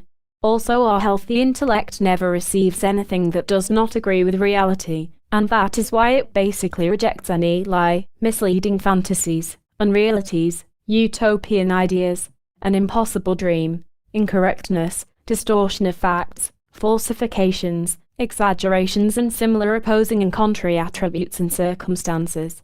In magic, it is important to protect ourselves from these kinds of negative attributes and circumstances, which have a lasting and grim effect on some students with the intent of getting them off the right path. We stand with our correct expressions on the foundation of absolute reality and truth, even if it is painful, and we secure our constant readiness against possible attacks on the part of these negative attributes, which impede us from formulating correct expressions, thereby delaying our progress and development. It is a great art to always formulate the correct expression everywhere and with whatever comes our way, especially when as it pertains to spiritual and astral matters, where we must be cautious that we do not stumble and cause ourselves harm. In such a case we draw the necessary knowledge and cognition from intuition and inspiration, which is the best and safest for us.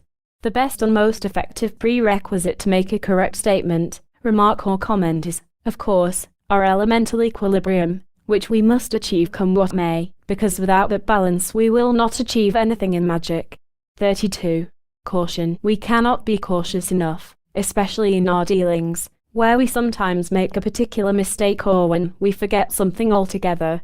That is an unmistakable sign of human imperfection and when a person is not in an elemental equilibrium. For this reason caution is required in our activities, especially when it comes to our practical work, which we guarantee or for which we are responsible. Caution comes forth from many experiences and errors, which we have made up to now and which remind us of our duty to be cautious and attentive, especially when it comes to situations where we have perhaps been wrong several times. We learn from our mistakes and we should not forget them, and we should endeavor through our caution to avoid them as much as possible. It is not without good reason that caution is the mother of truth. Many people are cautious when it comes to particular things, for example, that no one takes advantage of him or he refuses to sign something that might one day harm his existence. In short, he is cautious whenever he feels that a circumstance could noticeably harm him materially or his health. This kind of caution is of course one-sided and is not useful to him, because he creates on the other side various negative causes for himself, which his destiny changes into consequences. Because of these consequences, all his emphasis on being materially cautious is really meaningless. Such exaggerated caution in material matters often come into failures, mistakes and damages that we endeavor to escape. Proper caution pursues something considerably more important.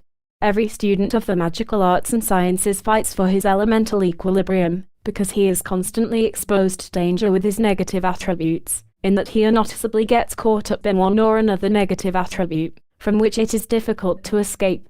That is why he has to be particularly cautious that he is never tempted at certain times, or with thoughts, which at first are perhaps incontestable and complemented with wonderful images and feelings of one or another negative attribute, which quietly and softly penetrate him like a spider weaves his fine web round a fly. Then the temptation could easily overpower us and rob us of our maximum vital energy. It is not necessary to describe here in detail every mood, impression, image, feeling, thought, trap and attack, for every magician is surely familiar with them and has probably had many such bitter experiences. It is necessary to emphasize the great and important help our good attribute, caution, can provide for us in cases like that.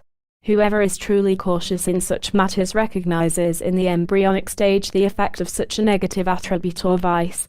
That is why he immediately prevents or thwarts at the onset any further effects of negative attributes by discovering, disarming and destroying them. Genuine caution not only applies to our material interests, but also with all intensity on the astral and mental planes on which mainly our positive and negative attributes and various obstacles are effective and active, which we can easily defy with our caution. We employ genuine caution so that we do not create for ourselves causes in the world of causes, which would burden us further on the material plane. It is our guardian, our caution, that warns us above all on all planes what could be harmful to us. And that is why we cultivate it and use it the most. 33. The right judgment and the right conclusion. He who judges correctly also creates for himself the right conclusions. But who possesses the ability to judge correctly? Surely not a person whose intellect is dependent on uncontrollable feelings, prejudicial matters, personal opinions, dubious concepts, ideals, maliciousness, hate, envy, fear, fame, wealth, power and egotistical interests. That is why the judgments of such unbalanced human beings are accordingly. They are clearly wrong, because their judgments are based on egotistical interests and their conclusions are a culmination of the highest flawed and wrong judgments. We can only derive genuinely pure judgments if we free ourselves from all personal, egotistical interests and pursue matters, interests and problems from a strictly impersonal or universal point of view, whereby we always take the universal laws into consideration, especially the law of karma, which basically constitutes the most important potential in our life. He who knows these important laws, and respects and observes them can always, after he has reached a particular level in the exercises, achieve the correct judgments and draw the right conclusions. These accurate and sound judgments and conclusions always tell us that we are right. We can feel free and claim that we are always in control of any situation, no matter how critical it might be. In this manner we reveal the entire truth and prevent any further exaggeration, failures, mishaps and accidents, which would surely descend on us, if we were not able in an intuitive manner to form the only correct judgment and draw the appropriate conclusions. This practice has a significant influence on our progress in magic, in the highest arts and sciences that exist.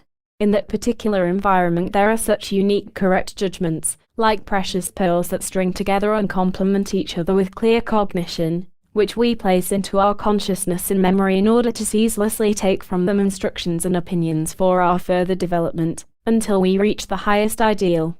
Everything that is judged from the point of view of the eternal universal laws and the existing reality becomes to us the eternal, immortal base on which we can safely build our Temple of Solomon. In all our activities we constantly connect with 4 universal elements, 3 universal planes, and the highest power of all, the Akasha, the world of causes, and to our destiny. And if we assess and judge all this correctly with the knowledge available to us, then we must finally also come to the right conclusion. That obligates us even more so, that we with greater efforts deepen our knowledge of the universal truth and never distance ourselves from it, and our magical equilibrium will surely lead us to this state. Therefore, it is only possible for a human being who is in possession of the equilibrium of the elements to always form everywhere and in everything the right judgments and come to the right conclusions. Everything else is personally discolored, deceptive in accordance with the character of the individual. We must always keep this in mind and be cautious. 34. Skillfulness. Skillfulness is a particular art of adaptability. In the course of life there are surely enough serious situations that force us to be cautious in our dealings, activities, in our profession or occupation, health, possession in other cases, in order not to cause any harm in those areas. And that is why we employ the good, active attribute of skillfulness, which protects us from harmful influences and unpleasant surprises and failures in our life. We use this attribute especially when we speak, through which we skillfully express our opinion, so that it never causes us any harm.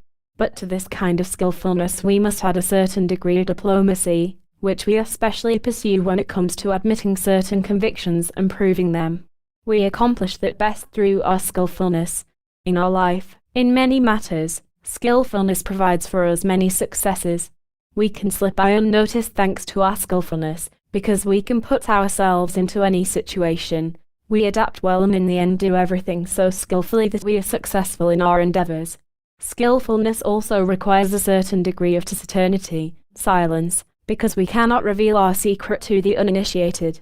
And that is why we make use of diplomatic skillfulness for a particular purpose with which we can completely conceal whatever might betray and profane us in front of the uninitiated. Skillfulness requires the knowledge of any situation, the circumstances and the dealings in which we find ourselves as direct participants, when we must play our role competently and consciously, whereas the uninitiated do so unconsciously and unknowingly solely for material and egotistical interests. Within that is contained the superiority of our skillfulness in respect of the human beings. We know with certainty why we do what we do and we know the goal of our activities and dealings into which our destiny has put us. We require skillfulness above all for our magical progress, especially for our contact with the invisible world, where we cannot behave like ignorant newcomers, but like skillful, determined and conscious masters of the hermetic arts. When we are in the invisible world we must make use of various suitable means and especially help ourselves with our adaptability to integrate into the situation that presents itself. That is why we are in this respect skillful, so that we do not suffer a fiasco or failure, which could cause us great harm. We use our positive and negative attributes according to the situation and in accordance with our needs, because the end also justifies the means, provided our intentions and goals are noble. Therefore, we are in all our dealings in the visible and invisible world genuine diplomats and we achieve success in all our dealings. 35. Correct logic. Whoever always seeks the fundamental lawful connections and derives the correct conclusions and seeks the understanding, the cognition, which corresponds to the mathematically proven reality and truth, is using the correct kind of logic. And that is applicable first of all in magic, the highest science and art that exists. According to Hermes' maxim, that which is above is also below, as above, so below. This phrase means that whatever is in our microcosm is also in the macrocosm. We must meticulously search in all the analogies, because they will convince us that we are actually a part of the universe, the cosmos. These, the highest connections, become much clearer the deeper we penetrate into the world of causes, the Akasha, where our complete thinking, perceptions and activities are clearly engraved, and where we, like in a mirror, can read the course of our entire past, provided we are mature and able. In the case that we, through persistent immersion, become aware of the necessary knowledge, cognitions, circumstances and powers and we get to know who we are and the kind of tasks we have to fulfill, the obstacles connected with our tasks, and everything we have to do to fulfill them, then we have reached the depth of the correct logic, which is at our disposal, but again only for noble purposes. Correct logic always leads us in the direction of the objective, not the personal but the impersonal truth, the core of any matter, concern and problem, and the more this problem, the core of the matter comes to a head, the closer we are to the universal truth. We know that everything created comes forth from the truth and is structured in smaller parts step by step in accordance with its purpose, sometimes even in countless quantities or numbers. All these countless parts, coming forth from the original unity, oneness, are grouped in particular dimensions so that it is difficult for us to recognize their original state. Once they have fulfilled their tasks or assignments, they return to their original state from which they have been created. It is these connections and analogies that must be solved with the correct kind of logic, so that we always have the right idea about everything that happens to us internally and externally, and that we are never surprised by anything, especially by physical death, which means nothing else except crossing over from physical plane to the higher astral and mental, spiritual, plane. Through the right logical thinking and activities in all planes and elements, we secure for ourselves an extremely quiet and consciously calculated course in our transitory life, which only represents a moment in eternity, but it is an important moment, because especially in this moment we have all the conditions, the prerequisites, with which to free ourselves from all obstacles and difficulties which refuse us the contact, the connection, with the invisible world, namely, the connection with the fourth dimension. The manner in which we can remove these obstacles depends how the individual is handling these obstacles, because each of us is a star. At the beginning of our exercises, we should stay with the reliable exercises, such as introspection, and when we have reached a particular level of the highest magical sciences and arts, we will gain a field for further extremely noble things and activities, which will end in eternity by attaining the highest ideal that we are able to attain. 36.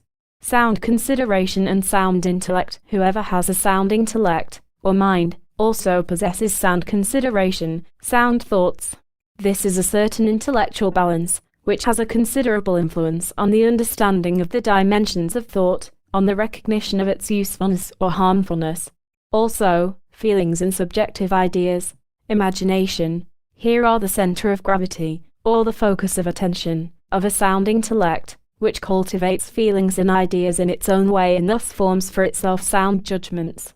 It is always appropriate when the intellect prevails over feelings, which at times oppose our will. If we had a weak will, our intellect would not be able to deal with our feelings. That is why we make every effort to keep our feelings under the control of our will, in order to recognize with our sound intellect their harmfulness and usefulness. We cannot allow the part of our character that deals with our feelings to outgrow us, because we would be drawn into a maelstrom of emotional passions, which would cost us our sound intellect, our firm will and our health, and in the end we would completely succumb to our feelings. We would become their plaything, their victim. We can see such serious cases in our vicinity, and that many people are afflicted with a weak will and who succumb to their feelings. If we, of course, go even deeper, we realize that wars must take place as the consequences of countless causes and that no one in this world can prevent them. However, if the majority of the people in this world would think about the true causes of these devastating wars, which have been in existence since time immemorial, they would come to the correct conclusion that, above all, it is important that every individual person rid himself of his terribly cruel egotism, which prevails in him his entire life and causes him a bitter and sometimes unhappy life. It is not possible for any human being in his blind, generally experienced egotism to unveil the genuine core of his ego and truly recognize who he really is, and all the noble and good deeds he could do if he were not so blindly egotistical, and if he instead had a sound and healthy intellect and a sound and healthy consideration. But only few people in these times are approaching this above-average state of existence, and the majority of humankind meanders constantly in material interests and develop all their efforts merely to keep and improve these interests. The results of these endeavors or efforts are completely contrary, because everything material is merely transitory and is solely determined as the means for a transitory life, for self-preservation, and even long-term suffering as a consequence of causes created. A human being must think about everything reasonably and arrange his life accordingly. That, however, is the will of every individual with a sound and healthy intellect or mind. 37. Non-interference. There is nothing worse than interfering in other people's affairs that are none of our business. Just imagine how we would feel if someone intentionally interfered in our private and family affairs.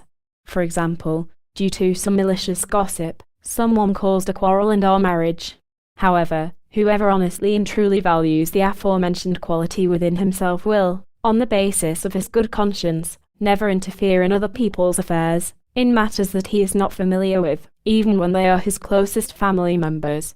We know from experience that every person is an individual being with free will in accordance with which he can freely decide on one or another matter that he considers to be right. And according to unwritten universal laws, no one is allowed to hinder him in the execution of his will, provided he does nothing illegal, which could threaten someone else or cause him harm. Any person that is threatened naturally has the right to defend himself against any harmful behavior. We do not interfere in the activities of others, even if we would like to help them without being asked. But if we are asked to help, then we gladly do so immediately without forethought or the wish for reward or compensation. That is true neighborly love.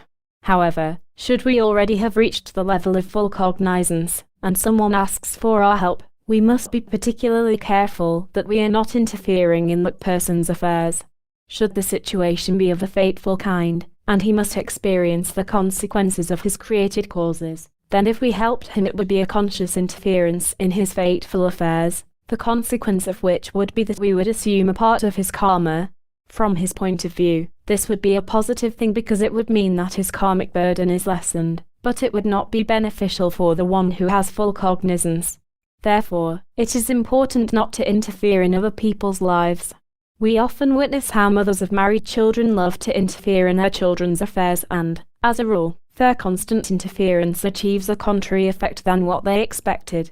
At some point they must pay dearly for their interference with general failure, when their continuous advice is rejected, even to the point that their children cast them from their homes, so that they finally can live in peace. From these examples, we can clearly gather how important this attribute of non-interference really is, regardless of the circumstances. 38. Good behavior toward others. How beautiful is the attribute of good behavior toward our fellow human beings in all areas of human development. In order to be well behaved, a well-balanced character is indispensable. Good behavior is not only represented through a friendly attitude by persons who are in contact with each other, but also by a well-balanced mood. With our firm will we control any inappropriate and discourteous remark toward other people, even when we internally battle with our own negative characteristics.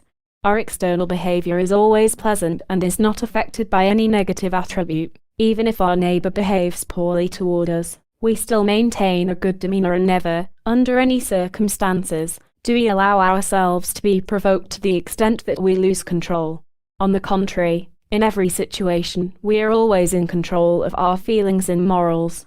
If someone makes hateful, reproachful or accusatory comments to us, it is a good warning sign for us to behave appropriately toward their negative attributes, and not reciprocate their ill will. Sometimes it is certainly not that easy to control ourselves, especially when these provocations are strong and powerful. Despite that, though, we will do everything in our power to maintain an absolute equilibrium, absolute peace and quiet within us, and have the right attitude so we can successfully achieve resistance against all bad consequences. We do exactly the opposite of what our negative attributes dictate and we completely control them. Through our courteous behavior our fellow human beings become favorably inclined toward us and we attain a certain friendship with them. With our genuine and consistently sincere behavior our good character is also reflected, which has a considerable influence on anyone with whom we come into contact, of course, with the exception of those who do not react to these expressions mostly for egotistical reasons. Our courteous behavior has a considerable influence and echo in the invisible world, where this attribute makes us successful, especially with the good beings, who at times repay us many times over. Our courteousness and honesty also have an effect on the cosmos. We must be reminded that to our courteous behavior also belongs our battle toward all negative expressions and remarks, which often use our closest fellow human beings as catalysts to easier provoke us to exaggeration and discourteous behavior. In any case, all means to control the effects of negative attributes admitted, always bearing in mind that we must not harm anyone. 39. Acuity, presence of mind and general orientation. In our hectic times we need a general astute orientation. Wherever we are and wherever we go, we must prove our ability to adapt to any situation that presents itself, so that we can observe the deeds or activities of other people. The more keenly and quickly we orient, inform, and align ourselves, the better we can comprehend everything and participate successfully in the situation we are presented with. For a keen person can immediately assess any situation, and through his initiative can surpass anyone who does not possess that attribute. And that is advantageous to us, because we create favorable situations in accordance with our wishes, an atmosphere where we are successful to accomplish many good things. Then our keen sense of orientation expresses itself throughout our life in our entire dealings, and our authority with other people rises and they hold us in higher esteem. Above all, we require a quick orientation in our introspection, in following our thoughts, feelings, circumstances, moods, deeds, and in our behavior or demeanor toward our fellow human beings. In this case, particular quickness and readiness are necessary, so that we accompany each thought with the corresponding mood and that we immediately recognize feelings and images the instant they arise, peel out their core, and find out what they want from us, where they will lead us. And we must immediately decide in accordance with the result of our orientation if we destroy or control that thought. A keen observer instantly recognizes even the slightest effective thought, after correspondingly long and persistent exercises, and he puts that thought automatically under his control. That is already the highest of skills, which we attain through constant and keen orientation, and with continuous daily introspection, which leads us to the edge of the magical equilibrium of the elements, and that is what deepens this equilibrium constantly and automatically within us. We also require quick orientation in the invisible world, in case we enter it as inexperienced novices. When we are there, we are completely on our own and require our own cognition, and that is why we must be cautious and more observant, so that we do not deliver ourselves unnecessarily through our own mistakes and oversight to the beings of the invisible world, who would benefit through our mistakes, negligence, inattentiveness and weakness. Especially people who speak different languages can distinguish themselves through quick and excellent orientation. Their spirit and their intellectual side are extremely well developed, and they are above the intellect of those who only speak their mother tongue. Because of this excellent attribute, they orient themselves ever so quickly in whatever situation they find themselves, e.g., as translators of languages that are spoken the most, or world languages spoken at diplomatic tables. They can follow clearly and quickly the entire course of world affairs, and as a rule are also good psychologists. In general, a fast orientation is an important attribute that puts us more and more into the foreground of life. It stands out the most in the highest sciences and arts of magic, where we constantly employ this quality and apply it well. 40. Awareness of mistakes and their consequences. We often make mistakes, without being aware of it. But when we do make a mistake, we at times reluctantly admit that we have, and if possible we blame others, or we attribute them to an unlucky coincidence, bad conditions, lack of opportunities, or unfavorable influences in circumstances that motivated us to make these mistakes. In short, we have an excuse for every mistake we have made and do not want to honestly admit them for fundamental reasons. Of course, that in itself is a great mistake with severe consequences. So that we can free ourselves quickly from this harmful negative attribute and understand what this actually means, we must clearly be aware that everything that happens to us is guided by fate, through the influence of causes that we created earlier, and recognize that we are responsible for our mistakes, and no one else. Therefore, excuses will not help us in any way. However, mistakes are necessary. Otherwise, how would a person realize that he made a particular mistake during an activity, corresponding with the fluctuations of his negative attributes, which up to now he did not have under his control? For our next incarnation on the material plane, and for the purpose of recognizing negative attributes, passions and bad habits, the mistakes we have made do serve us best. Becoming aware of one's mistakes and their consequences is an important and indispensable attribute, which is not given to everyone. When a person really possesses this attribute, he should be grateful to his fate that he was clearly shown the areas in which he has not yet reached perfection, so that he can correct them. The more mistakes we make, the more we intensify our battle against them, because we constantly make ourselves aware of the things we do at the right time. We are always prepared, and will soon reach the point where we can prevent mistakes. We are also aware that as long as we are still on the material plane, we are constantly exposed to the effects of some negative attribute, and we will make mistakes, consciously or unconsciously. But we will surely be able to recognize such a mistake at a later time, which will be a significant qualification for the future. There is a Czechoslovakian proverb that says, "Even a master carpenter at times does not strike the nail on the head." Becoming aware of the mistakes and the consequences thereof belongs to our daily introspection, and no sincere student should lack this attribute. Should a student be weak in this respect, he must develop this attribute himself. Without that awareness he would not get far and not progress in the magical sciences and arts. 41. Analyzing problems we cannot overcome, cope with and successfully realize what is beyond our powers and abilities. That is why we endeavor in all modesty to first comprehend the easier matters and process them, matters that correspond to our maturity and level of development. Just as a student in the first grade of elementary school normally does not understand the material of the fifth grade, it is also not possible for us novices of the magical sciences and arts to understand the teachings and carry out the exercises which are meant for the students at a higher level of magical development. Hence, there are different levels of exercises in the magical sciences and arts, depending on one's development. For example, when we try carry out particular disciplines that were meant for higher developmental phases than those which are appropriate for our present level, after a while we would realize the futility of our exercises. We would not be successful. On the contrary, the exercises would exhaust us considerably, and our unprepared physical, astral and spiritual bodies would suffer significantly, and there would be a preponderance of element within us, whereas another element would languish. Through this unhealthy process we would bring about an even greater imbalance, and our spiritual, mental, astral and physical energies would be depleted and exhausted for dubious purposes. Intuition, inspiration and meditation clearly show us how to correctly proceed with our development, and can guide us to what we recognize and what we have not been able to achieve up to now. Even the success of our work and exercises clearly demonstrate what we still lack, what we must practice persistently and determinately, so that our three bodies are always approximately on the same level of development. We know that practice makes perfect. Any person who wants to accomplish something must honestly and gradually learn it, like a child does in school. It would be a great mistake for a person to skip disciplines altogether or exercises that are inconvenient to him, because by doing so it would be like tearing apart the links in a chain, which must be uniform. The chain must have all its links, not one can be missing.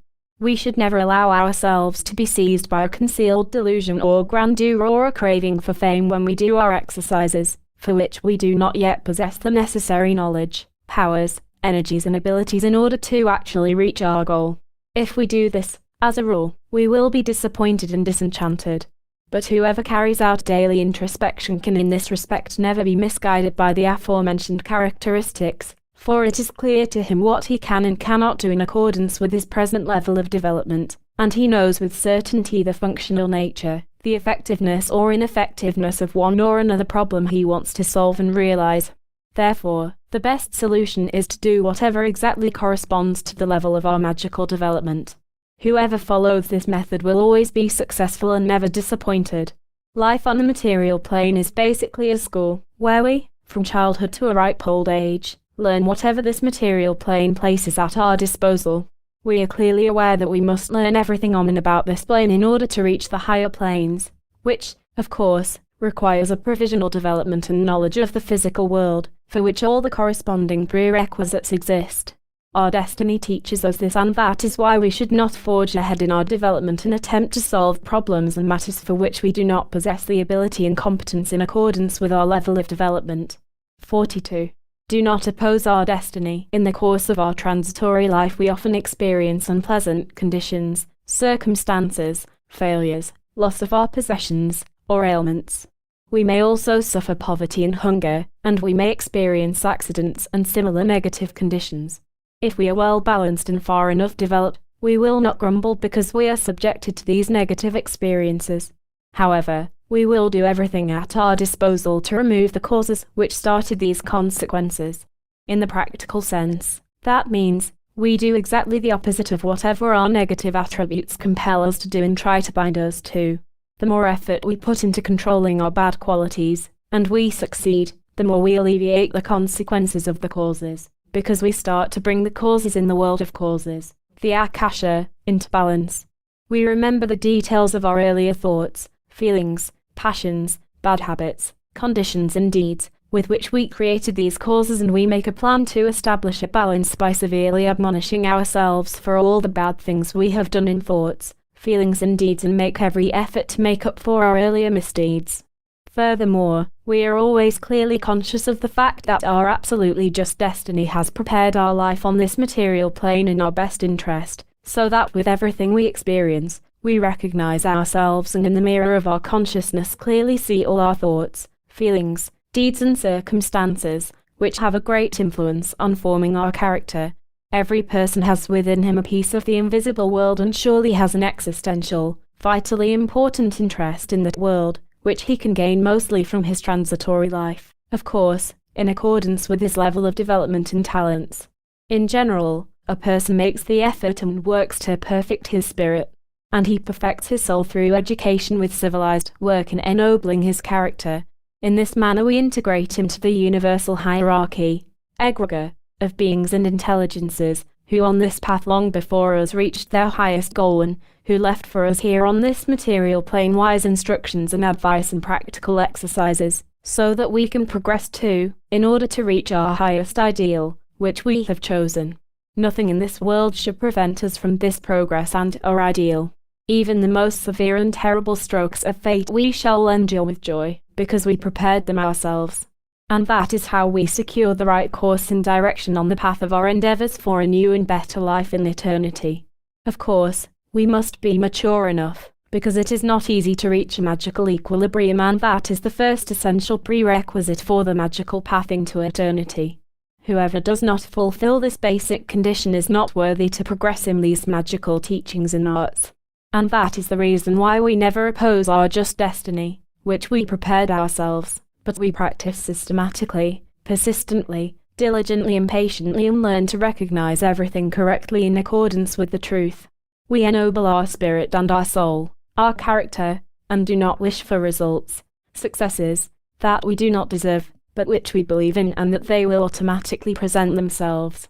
43.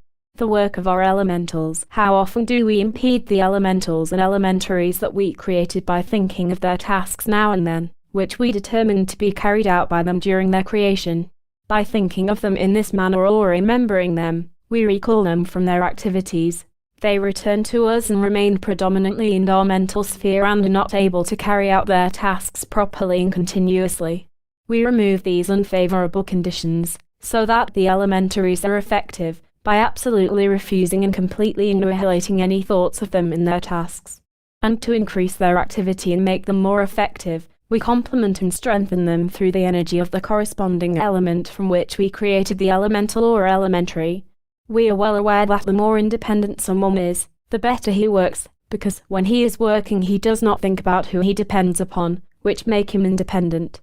And that also applies to our elemental or elementary, which we created as an independent being, and for this purpose we sever the life cord between it and us, because it prefers to be independent, without irritating influences from us.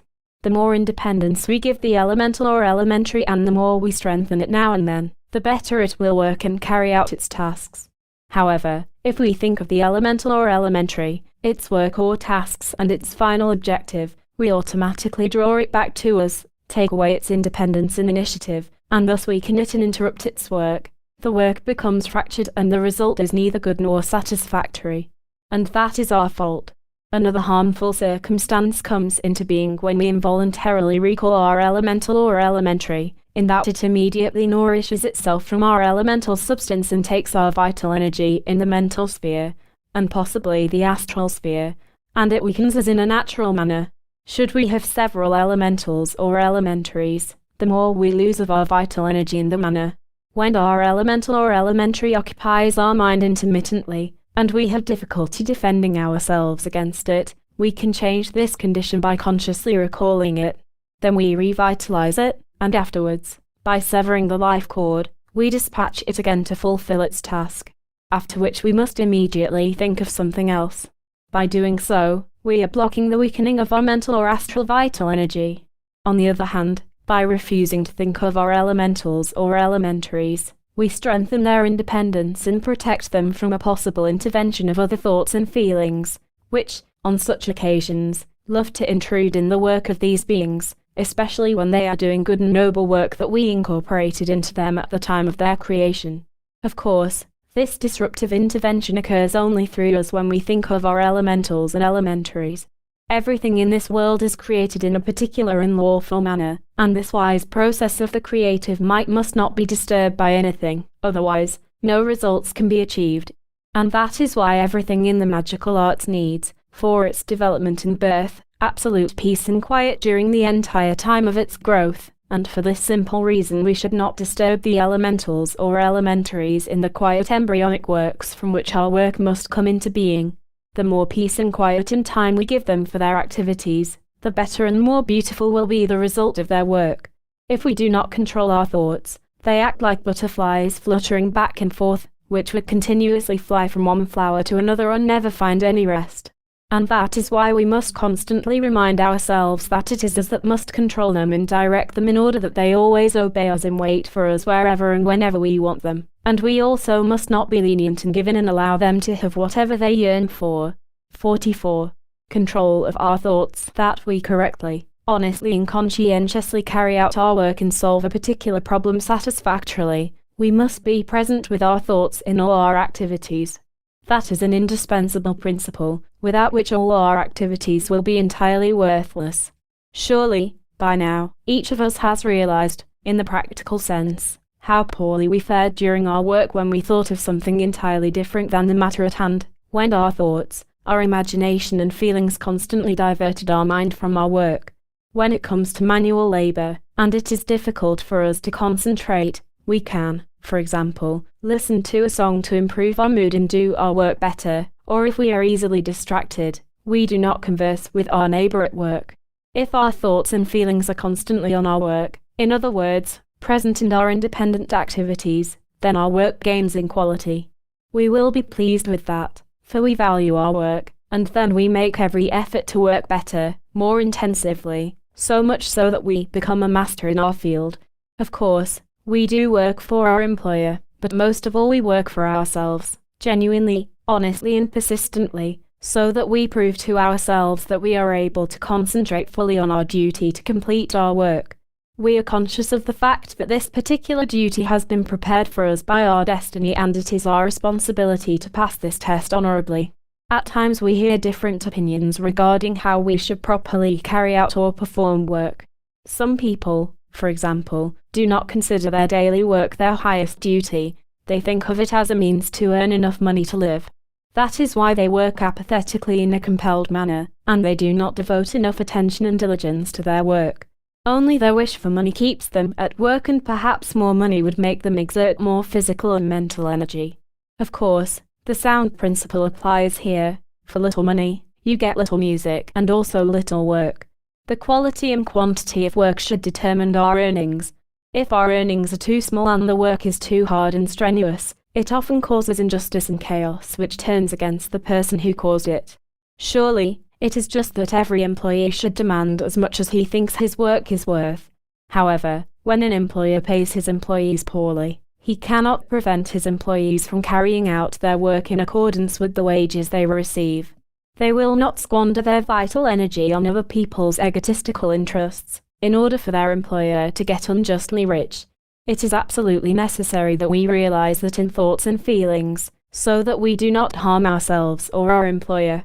Everything must have an absolute equilibrium, and that applies to wages and as far as the work is concerned, as well as the quality of the work, in thoughts and feelings, the attitude toward work and the considerations made in regards to the work.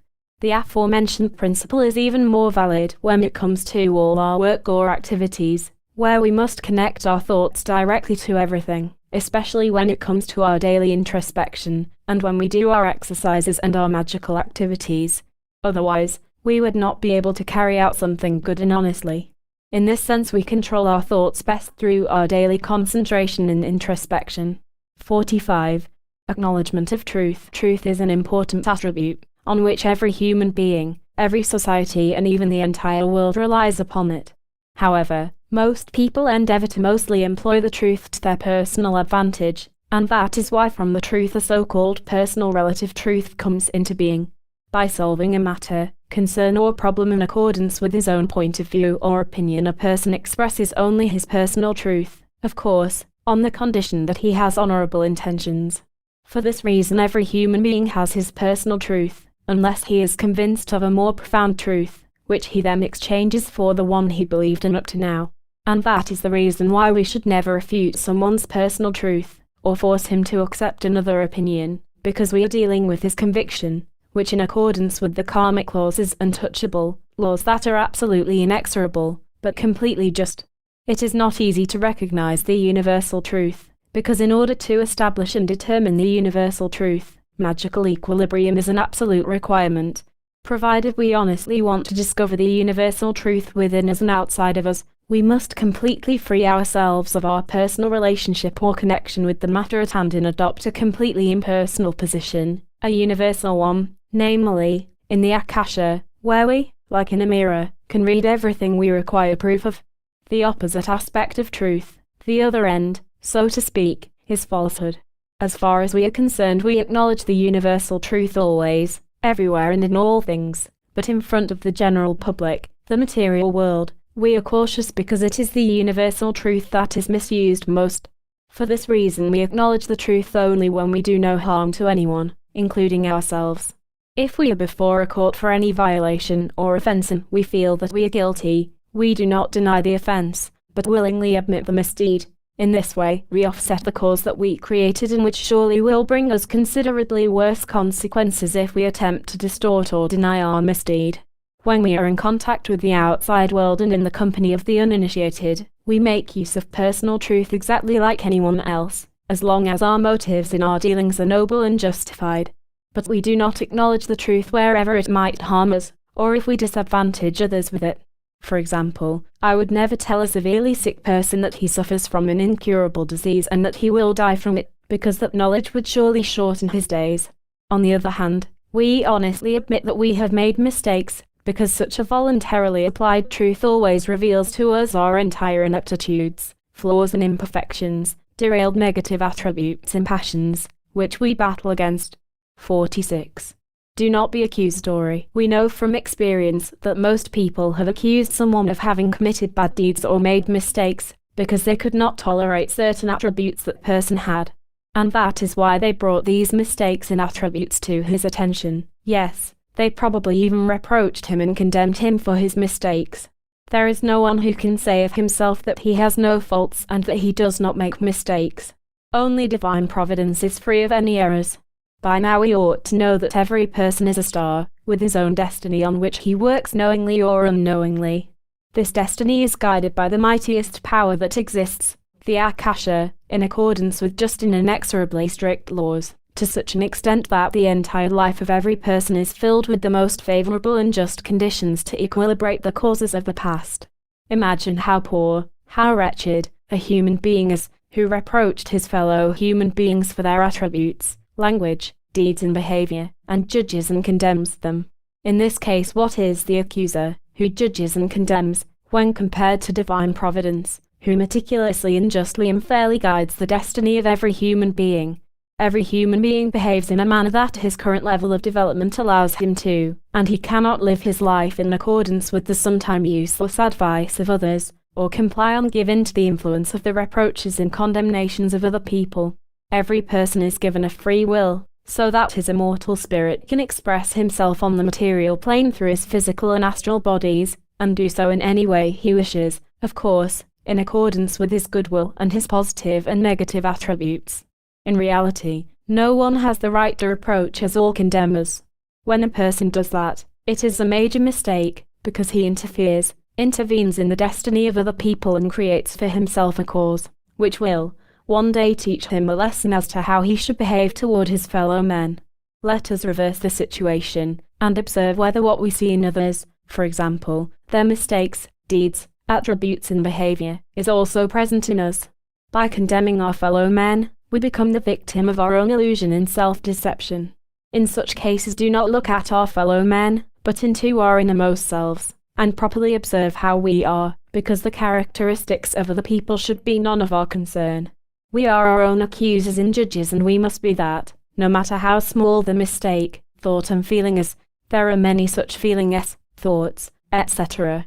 Day after day. Let us turn our entire life completely into the opposite good direction, and in a short time we shall reap a good harvest. First of all, we recognize the absolute nullity of our unbalanced life up to the present, and then begin with a profound and honest humility, and a more amplified battle to balance our negative and positive attributes, so that we completely achieve equilibrium of the elements.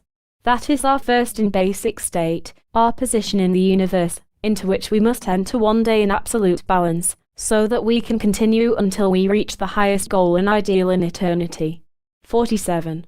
Never over or underestimate ourselves. It is certainly not good to either over or underestimate ourselves in front of another person. Underestimating ourselves will probably cause us some kind of harm. Then, in turn, we might judge our fellow human beings accordingly, in that we would underestimate them, too. However, if we overestimate ourselves, we could not fulfill the tasks or assignments that were entrusted to us, which were given to us on the basis of an overstated assessment of our abilities. That, too, would harm us considerably, and we would subject ourselves to ridicule. And that is why we must only hold on to genuine modesty, which never takes anything away or adds anything. Instead, it only expresses the genuine truth about our abilities and attributes in our professional life and in all our activities. It goes without saying that we never speak about our abilities, especially to uninitiated people. Here absolute humbleness applies. If we, as a magician, underestimate ourselves, we become less able and inferior. When we overestimate ourselves, we will experience disappointment and cause harm to ourselves through such an inconsolable position. Silence is a golden rule, which we should all apply to our lives. In this manner our taciturnity is expressed, which our magical might and power absolutely guarantees us, because we strengthen our magical might and power considerably through our silence. We can also use our silence, our taciturnity, in front of other people, so that we, for example, do not have to do something that does not correspond with our development, our conviction, and what perhaps could harm us later in life. In this case we are not dealing with underestimating our personality, but are using our silence consciously for a good purpose. 48. Justified and correct excuses. If we do something we consider unnecessary and harmful, can we safely and unconcernedly talk our way out of it, even when it falls short of the truth? We become clearly aware that we are permitted to do anything within the framework of the universal laws, whatever we need to use for our protection, in order to avoid severe and unpleasant consequences. In that case it is especially important to maintain absolute silence, so that we work with justified and correct excuses to protect our secret, to forestall even the slightest suspicion. When it comes to certain situations, we can even use excuses which are not completely true and which are contrary to what we really experience internally, in order to prevent any attention which is directed to our innermost position or attitude, our secret. We also gain in this manner a clear overall view of the feelings that are triggered by not being completely truthful. In accordance with this cognition we create a systematic resistance and an unbending attitude within ourselves. If we constantly use taciturnity or silence, we will gain the particular prerequisite for omnipotence, and when necessary also omniscience, in accordance with the direction we have taken and the state of our development. We become clearly conscious of the fact that the Akasha is, so to speak, universally silent, and her universal might and power, omnipotence and omniscience, consists of her silence. And since we are created in the image of divine providence, we have, in accordance with the analogy of universal laws, the same attributes as divine providence herself. That is why we imitate her silence. We use all the means at our disposal, to which also belong weighty, justifiable and correct excuses. They are justified because they have deep innermost justifications in reasons, and they are right because they are used for noble purposes. These essential excuses are only applicable in special cases of silence and also for other noble purposes. For example, we can without hesitation use an excuse when someone invites us to a public event when we have serious tasks, exercises or duties ahead of us. which we must carry out, no matter what obstacles we might encounter. We answer any curious person who is trying to draw something out of us with an excuse, or with the opposite of what he expects of us. However, we never use these kinds of excuses when it comes to the invisible world. We are always aware that everything that happens to us, good or bad, we have inflicted upon ourselves and we alone are to blame. 49. Interest in creation. That we properly comprehend everything that exists, we must above all have an interest in creation. However, that does not mean we should change our interest into an unhealthy curiosity, which can be harmful to others, because we want to know something unjustly, which is actually none of our concern. Our genuine interest in creation rests upon the recognition of the truth always, everywhere and in everything. Above all, we must possess this knowledge to the extent that we need it for our present development. A little child, for example, has a healthy interest with his innocent curiosity in everything that exists, behind which there is no egotism, and who constantly asks his parents questions about everything he comes into contact with. That is a natural longing to recognize his surroundings. Our interest must subordinate itself in accordance with an honest yearning for truth and for the recognition of all of creation. This interest is not only limited to the surrounding material world, to those people closest to us, or to the necessities of life, because for us that goes without saying. True interest must go much farther and deeper into the spiritual world and into the astral. A human being who is only interested in everything material does not know himself, and he often pays no attention to his characteristics, but sees even the slightest flaw in someone else. For this understandable reason he lacks genuine interest in anything spiritual and astral, as well as in the area of his character and general development. However, he who has at least looked once at the starry skies and has observed the most well-known stars in the universe in their distances, and asks himself why all this exists and who created it, already possesses an incipient, genuine interest in everything created, because he is turning his sight and consciousness, his awareness, to the macrocosm, which complements his thoughts with answers and reflects them in his microcosmic consciousness. And he becomes aware of the macrocosm, but perhaps at first he is not clearly aware of the fact that he too is a minute particle of this infinite cosmos and that he lives in it exactly as the stars do. This initial recognition awakens within him the yearning and the interest to get to know the macrocosm more, which has an automatic effect on him and opens up the right path to self-knowledge, to self-cognition. Sometimes, the process of interest in everything created is exactly the other way round, and such a person is aware of his mistakes, flaws, passions, plight, poverty, ailments, mishaps, and failures. In such cases, he buries himself in his innermost self and his spirit works feverishly to find the correct and truthful answers as to why he is experiencing these feelings in awareness and how he can free himself of anything negative. Here, the macrocosm works in the microcosm with its fateful intervention, which has found a good and correct echo in that particular human being, the microcosm. 50. Thoughtful consent or approval. Quite often during our life we have to make the right decision, especially when it comes to our future, our existence. For example, after we have graduated from school we enter public life with particular abilities, so that we can integrate into a professional life and earn our daily bread. Every person has his individual thoughts, feelings, attributes and activities, and he knows best what suits him, the profession which would prove successful to him. He questions himself as to whether he should accept one or another opinion or simply be satisfied with whatever destiny has prepared for him, or should he fight his for a better future or something similar. We must always take the right view to these issues in our life, and correctly and carefully think about everything and only make a decision accordingly.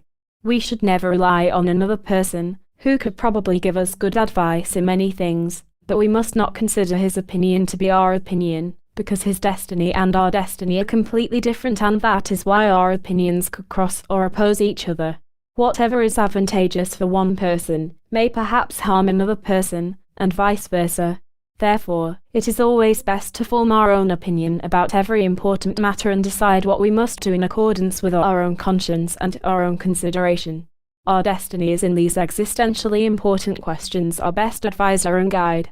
And that is why we protect ourselves from every careless thought that could lead us down the wrong road, where we could flounder or experience failure or disappointment.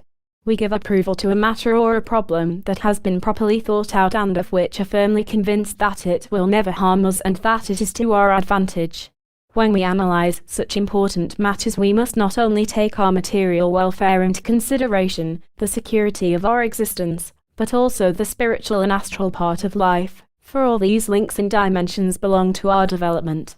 Should we, for example, establish that something was harmful to us in respect to our character, even when we otherwise made a great material gain or gained prosperity, then in the future we should rather decline such a matter 100 times, because we would regress spiritually and astrally. Here we can clearly observe that we must base our entire thought analysis on the foundation of our existence, i.e., our magical equilibrium, which we must never disturb or weaken by solving various matters one-sidedly. We must always take all planes into consideration, the elements and the invisible world, with which we are in close contact, and without them we will never be able to free ourselves from the material shackles. Otherwise, we will repeatedly return to the material world and experience and repeat anew our transitory, yet unfruitful life with all its aspects of suffering, sorrow and grief, to which such a life is closely connected. 51. The freshness of spring. Whoever experiences within himself the freshness of spring is generally healthy. We can maintain within us this feeling of spring and freshness until a ripe old age, if we enjoy our transitory life wisely and are well balanced. The feeling of spring and freshness are also good signs of health, happiness and contentment. How can we accomplish that feeling? It depends on one's character, but first, one must ennoble one's spirit and soul. The spirit is the foremost and mightiest immortal entity or being in our microcosm. The spirit expresses himself in the material plane with his material body and in the astral plane with his subtle and sensitive astral body. If the spirit keeps both these shells in an impeccable condition, i.e., in absolute equilibrium, then we will gain the wonderful feeling of freshness in spring, which belong to eternal youth. And this eternal youth does not leave us, even when our physical body ages, when we feel tired, have ailments and similar temporary symptoms and conditions, which we must look at as a natural consequence of our destiny, of past causes. But our spirit is eternal, immortal, and eternally young, as fresh as spring, and he overcomes whatever is placed in his way with joy, through which he is strengthened on his way to eternity. When the spirit becomes aware that he is eternal, it gives him an amazing vigor for life, strength and the joy of life in every facet of his development from birth to his departure from the material plane. The spirit's vital energy, joy, freshness, and spring-like feelings are expressed through instruments, namely, his physical body and soul, which he, the spirit, rules and controls well so that he can express whatever he feels. The spirit can develop and ennoble himself in such an excellent manner that everything that happens to him, negative or positive, he considers holy, beneficial, educational, and pure and just, because he fully realizes that nothing in this world exists without purpose. In accordance with this level of development, he values, reveres and loves everything, and he learns from every circumstance and thus gets to know everything. And that makes the spirit superior and strong, spring-like and fresh, and he takes these attributes with him into the invisible world. Eternal youth, eternal joy of life, spring-like feelings and freshness are the fundamental character traits of the universal air element. That is why, above all, we should make every effort to attain the absolute equilibrium of the elements, which ensures us these beautiful attributes. And we must work day and night for this noble purpose to perfect and ennoble the immortal spirit and soul. 52. Clear cognition and cognizance. One's cognition, knowledge, or cognizance grows as one develops from level to level. Genuine cognition, genuine knowledge, depends on his level of maturity and purity everywhere and in everything. Genuine cognition is not given to every person. Everyone must honestly and sincerely fight for it. In his physical life, in everyday hectic life, he has many opportunities to at least take a good look into his character, so that he gets to know and experiences his character and improves it in accordance with whatever he is presented with. Everyone has a conscience, which always and clearly shows him the truth, the bad things he has done. That is how far true universal love for a human being reaches, and it only depends on his goodwill, and he only has to devote to his conscience the appropriate sincere and honest attention and obtain the cognition of the appropriate consequence. That means, he carries out everything to the last consequence to which his absolute honest and clear conscience leads him. How fortunate is a human being who respects his conscience and always does his best on the basis of the admonition, the suggestion, of divine providence herself, who expresses herself in this loving manner within that person. There are universal laws in existence which are in effect in the infinite, eternal universe, the cosmos, and since we too are a part of the universe, they are also effective within us, even when we are not directly conscious of this. The universal laws are embodied in our entire personality, in every drop of blood, in every atom of our physical, astral and spiritual bodies. It is necessary to pay appropriate attention to them and live exactly in accordance with these laws, which means to observe these principles everywhere and in everything. And for that trait we require clear cognition, so that we are never in doubt about what is harmful to us, which is necessary to avoid such detrimental conditions, matters, thoughts, feelings and deeds. As we grow in our battle against everything that is harmful to us, our clear cognition grows, which always leads us more and more to the absolute truth of all the causes and consequences which we experience on the material plane. We experience causes and effects until the correct cognition of the actual meaning of life enlightens us. We must reach that point where we recognize ourselves, who we are in accordance with the absolute truth.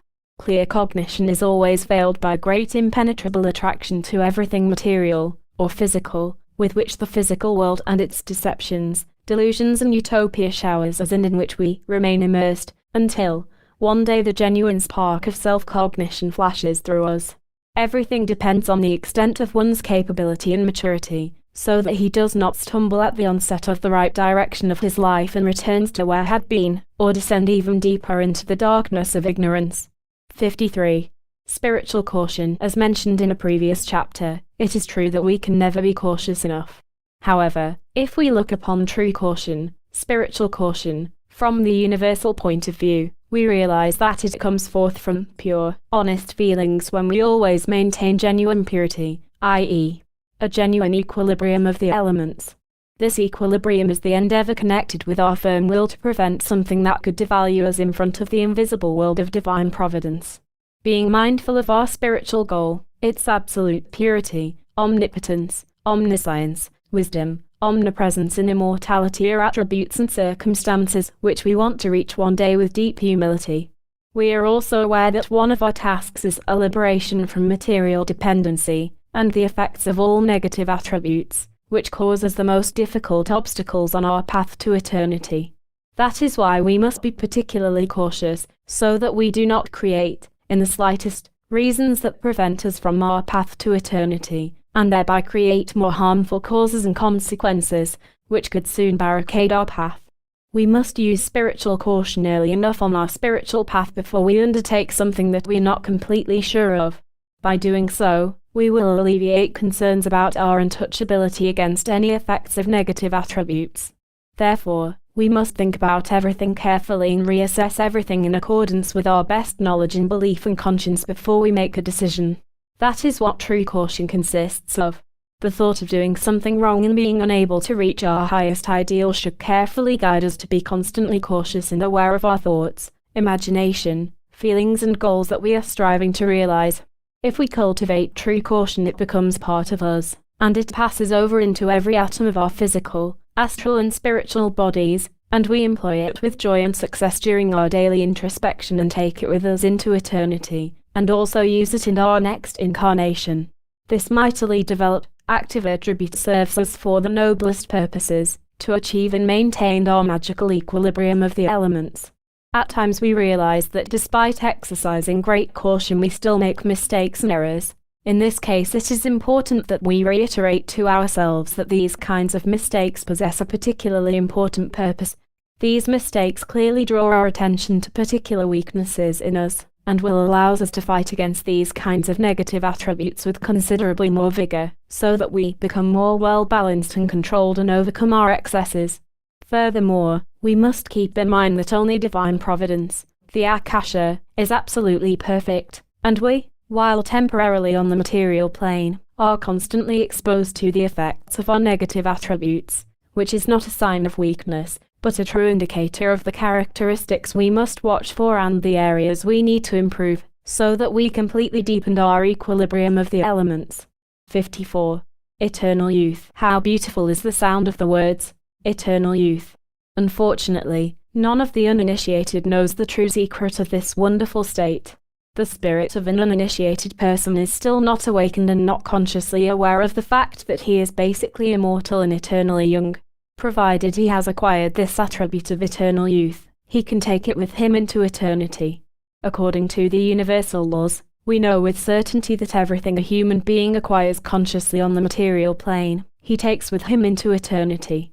Should a human being acquire or create such causes that tie him again to the material plane, he will return to Earth again after a particular period of time and consequently experience everything he fatefully created with all the consequences.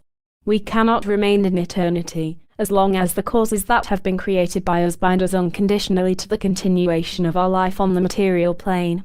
But whoever creates causes for his eternal life, for his life in the fourth dimension, which has no time or space, will completely free himself from the material plane, thus becoming independent of that plane and thereafter creating no more causes with consequences that would chain him to the material plane. And that is why, if we want to attain eternal youth, we must create here on the material plane the correct cause for this attribute in the world of causes, the Akasha. Our spirit is eternal and universal and has within him all the attributes with which he expresses himself through the material body and the soul, and both the material body and soul serve him as shells and instruments on the material plane. One of the spirit's attributes is eternal youth, which changes here during the temporary material life. But the spirit's material and astral bodies are only shells that the eternal spirit uses and vitalizes through his presence. Therefore, the spirit's attributes cannot express themselves forever eternally in the transitory body, but only for a certain time of his material life, which merely represents a moment in eternity. It is not enough to merely yearn for eternal youth, for that would remain unnoticed. It requires many years of laborious and persistent work, which means the creation of an effective cause in the Akasha, so that we appropriately acquire this attribute. This state cannot be disturbed by other negative attributes, as for example, fear of death and ailments, old age, mistrust, doubts, disappointments, temporary failure and similar problems. That is why we use all the power at our disposal to completely control all these attributes, conditions and weaknesses and free ourselves from them, for only then can we undisturbed and successfully work to acquire eternal youth, which also brings us true joy of life, happiness and success always. Because within this positive attribute is also contained a piece of fiery vigor, which permeates our entire being and elevates us above our worries, failures and ailments to the point that we can quickly rid ourselves of our negative attributes and become immune to them. Even when we are physically older, our eternal spirit keeps his fiery youth to an unlimited extent and expresses this attribute in the physical and astral planes until his departure from the physical world and carries it over into eternity. It is merely our eternal immortal spirit which experiences this beautiful state of eternal youth, and not our physical and astral bodies, which are only tools to which our spirit bestows vital energy and all the attributes. 55. Genuine progress. Genuine progress depends on a proper upbringing and education to the very end of one's physical life. In the initial stages of our upbringing, we familiarize ourselves with all living beings of physical nature and our surroundings, which we recognize and comprehend with our physical senses, with our intellect, and by following this basic knowledge we come closer to the core, the nucleus, of the matter. We think about it and pose these questions. Why was this amulet created? What purpose does it serve? What is the essence and core of physical things, beings or ideas, thoughts or feelings and also abstract concepts, problems and similar cases? It is philosophy which, from time immemorial, has made the effort to solve the questions of human life, the most perfect being on earth, the entire creation and the cosmos and the universe, from where philosophers got most of the material for their consideration for these matters. Whenever a philosopher actually came to the true cognition of everything that fascinated him about the infinite cosmos, he became absolutely silent and did not reveal anything about his discoveries to an uninitiated person. Only a few unknown people and lesser-known individuals who worked and explored the field of cosmic truth revealed to their students their limited knowledge and experiences up to that point. In this manner, through tradition, has this highest knowledge been handed down, in other words, inherited from descendant to descendant, and that is still happening to this very day. However, over the generations, because of misinterpretation or egotism, this particular knowledge became flawed and filled with errors and chaos. Because of these causes for hundreds of years, humankind in its ignorance is still creating the same errors and chaos today. Now and then, adepts and masters come to this material plane with a particular mission or task. They sow among humankind true seeds knowledge, which allows humankind's genuine progression, and in this manner these masters and adepts ignite the torch, which clearly shines for those who are mature enough to see it and are willing to follow it. In the present times, these dark times, a clearly shining torch has been thrown among humankind, which is still groping in the dark. But this torch will surely find an echo among a few individuals, even though it lights up the entire world. Whoever recognizes his true nature is fortunate. Not only do we need our external physical intellect to truly progress, which is merely a pale reflection of the universal consciousness, but we must also make a sincere effort to recognize the true nature of everything created. Before we can recognize the created things outside of us, we must recognize ourselves first. A human being takes care of himself first and foremost for understandable reasons, that he has enough material means, his health, and is professionally successful that he can partake to the maximum in physical desires, lusts and joy. That is how most of the population of the world lives. When a human being at the end of his life realizes the total futility of his efforts regarding the material world, that he must leave everything behind, he finally reaches the sound point of view that is necessary to take care of his future life in eternity. And for this serious reason, we see the good and honest intention of human beings to return in the spirit and soul to their original state from whence they came. Of course, they will not accomplish this as easily or as quickly as they wish. Slowly, but surely, every person in accordance with his level of development makes his way back to eternity, to where every living being on the material plane must return someday. And that is the true progression. 56. Freedom. There is a vast difference between personal, relative, and universal freedom. True freedom means not limiting someone's right to a free opinion and expression, or forbidding him from engaging in one or another activity, which would be of benefit to him.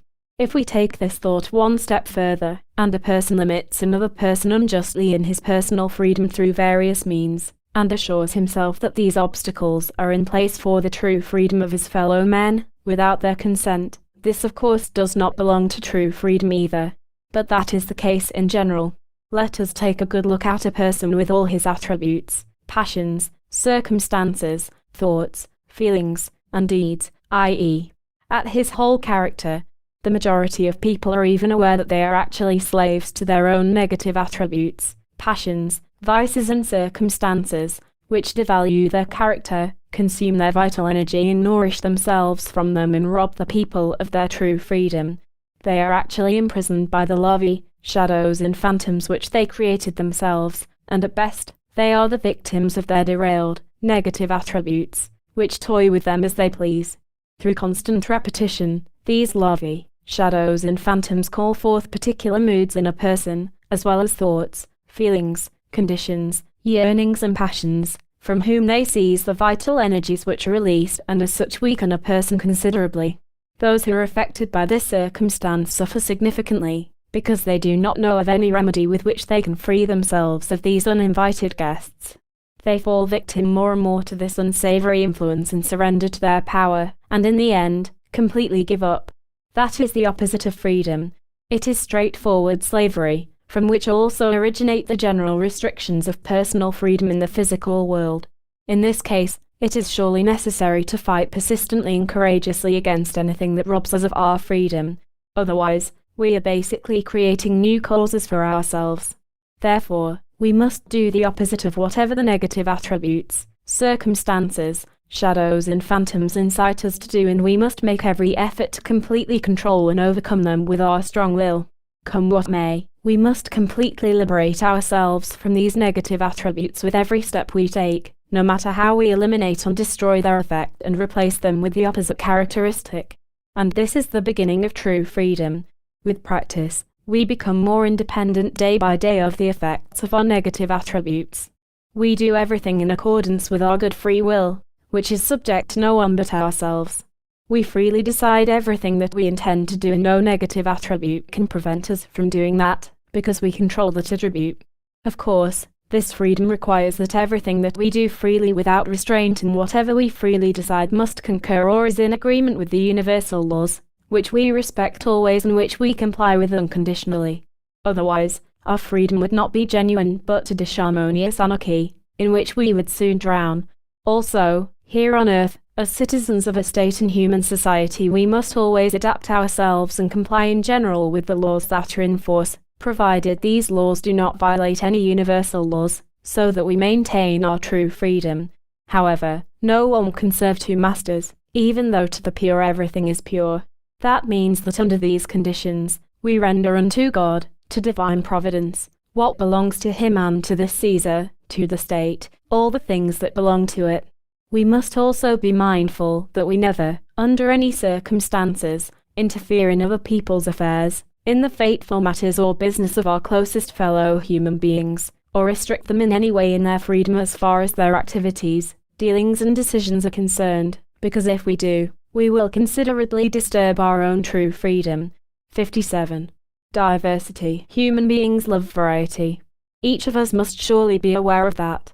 Actually, it is this quality which deters our thoughts, which become like a scatterbrained hare running from field to field. That is also how human beings are.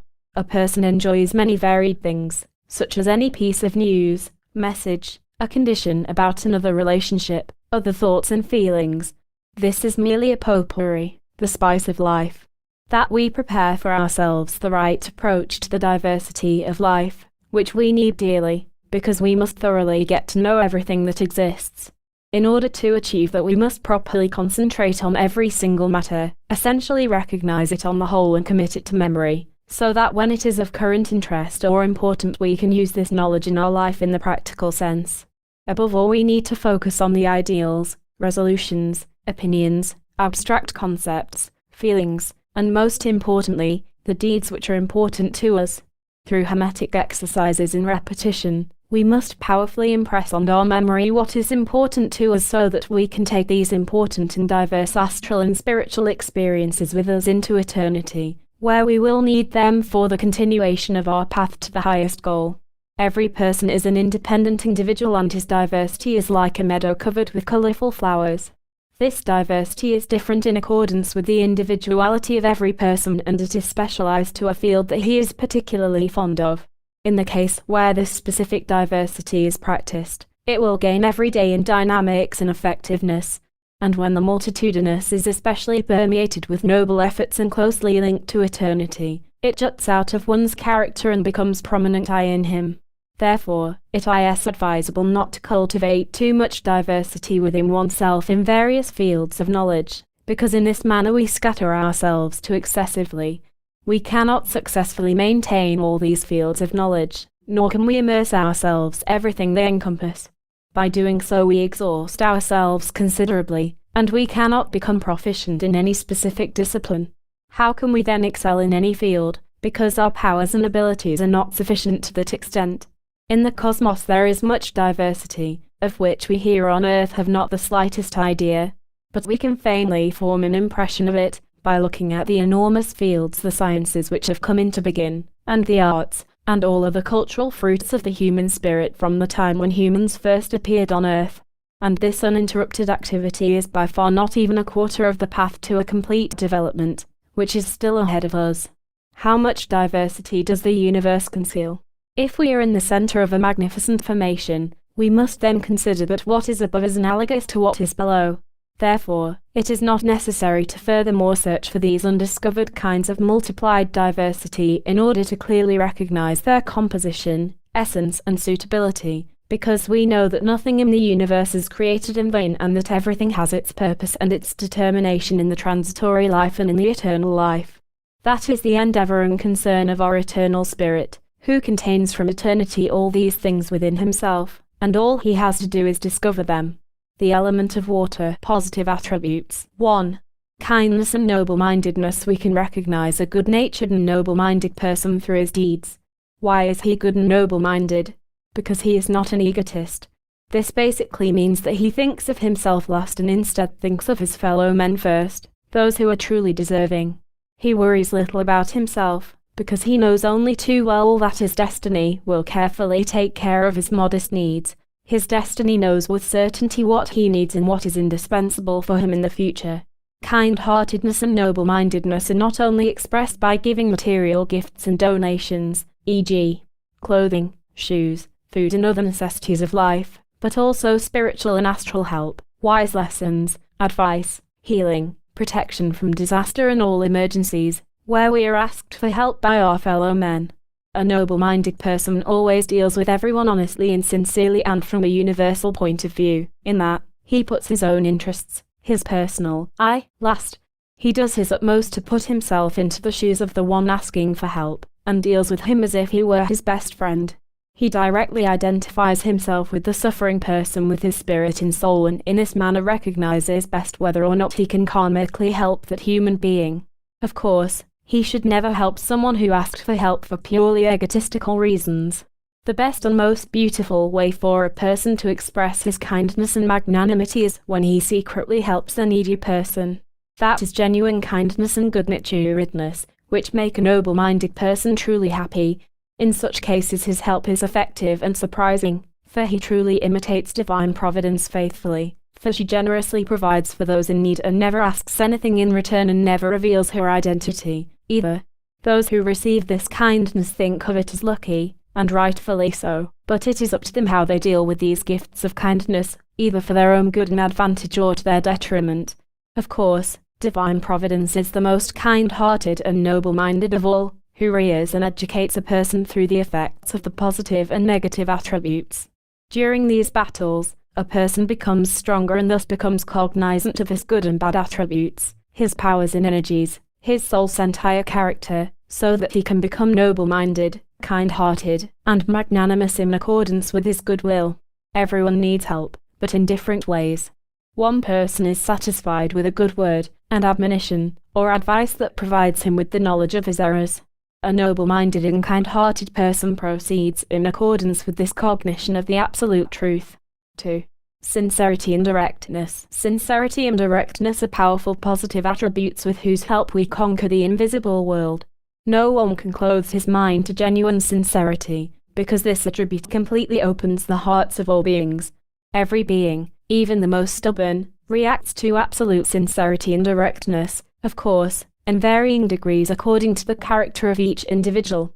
Some people react well to these attributes when they know the person who is being sincere and direct with them, but others, for a particular reason, or egotistical reasons, they suppress the good effects of these attributes and do not show their feelings in their external behavior. But despite that, it leaves them with a profound impression that affects their conscience, should their thoughts and feelings not be in equilibrium. Whoever does not react to his conscience, which is an absolute barometer, is without mercy and is exposed to the effects of negative attributes, passions and mistakes. He also does not possess the ability to detect his own mistakes, his horrible state of affairs, his injustices and his incorrectness, or similar inclinations. And that is where the ignorance of his character has its origin, which truly becomes a misfortune for him.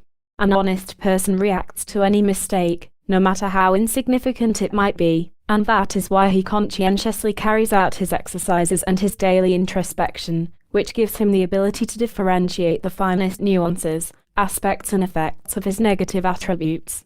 He is always direct and open, but wherever he feels that his sincerity and directness would meet with failure, he keeps his silence or he excuses himself, so that he does not profane his sincerity. He gains with his sincerity and directness the sympathy of everyone he encounters, and with this beautiful attribute he opens the hearts of every person and gains his trust.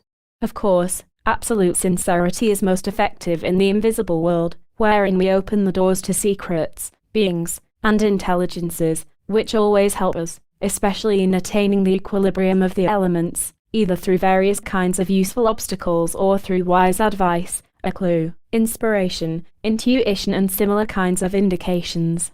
We best express our sincerity toward the invisible world and our highest ideals by realizing even our tiniest mistakes everywhere and in everything, and acknowledge them and castigate ourselves and never commit them again. We see our misdeeds within us like in a mirror and we try to conceal them and mistakenly assume that no one else can see our shortcomings. 3. Love and sympathy. There are several kinds of love. Each kind distinguishes itself through a particular ideal to which it clings, and through which it expresses itself in what it demands. There is parental love, and vice versa, a child's love for his parents, marital love and the love of lovers, where in most cases sensuous beauty plays the main part as well as sensuality itself, which is also connected with the preservation of the human race. Moreover, we are familiar with self-love, which gushes forth from the egotism of he who does not have that negative attribute under control. A different kind of love is one that is unselfish and unconditional for one's fellow man, which represents itself without profit-seeking and with great magnanimity. There is also love for animals, those people that transfer their ideal to animals and other living beings. Love for work distinguishes itself through a noble tendency, and love for various games and sports often turn into a passion, into an unhealthy intoxication, into chauvinism. Love for nature, for the cosmos, is far above other kinds of love mentioned here, and it expresses itself in the most intimate manner, of which no uninitiated person has any idea. Truthfully, it is the great secrets of hermetics that give us this incredible enthusiasm to understand everything that has been created in the cosmos, starting with the minutest mote of dust to our highest ideals. Naturally, first there is the absolute pure love for the Creator himself, without seeking any kind of compensation. We cannot intellectually penetrate the idea of the Creator, our highest ideal, but we can already create the basis here on the material plane to reach an absolute unity with the Creator, and our entire life should be aimed toward this identification, as well as toward our spiritual and astral development in all the elements and planes. That is why there is no true love, especially neighborly love, which knows anything about rewards or compensation for good and useful things that we bestow on our fellow neighbor. The only reward for us is the great, honest joy we experience when we do good deeds and help others. The most powerful love is the one that does not seek profit and does not betray. This love behaves in the same manner as divine providence herself. That means that this love does good deeds everywhere in the noblest of forms, without making itself known. This love is not concerned with a person does with a gift or help, because that is the recipient's business. Of course, when a person values such a gift and understands how to use it correctly and advantageously, then he will be lucky everywhere and in everything, and this good luck will never leave him. It is, of course, ungrateful for someone to accept such a gift in an egotistical manner, as though he were entitled to it, and then uses it for egotistical purposes. If he does that, he prepares for himself an evil and wicked destiny, which will teach and cure him, but for a long time yet, i.e., until he comprehends the real significance of the gifts that he accepts from divine providence.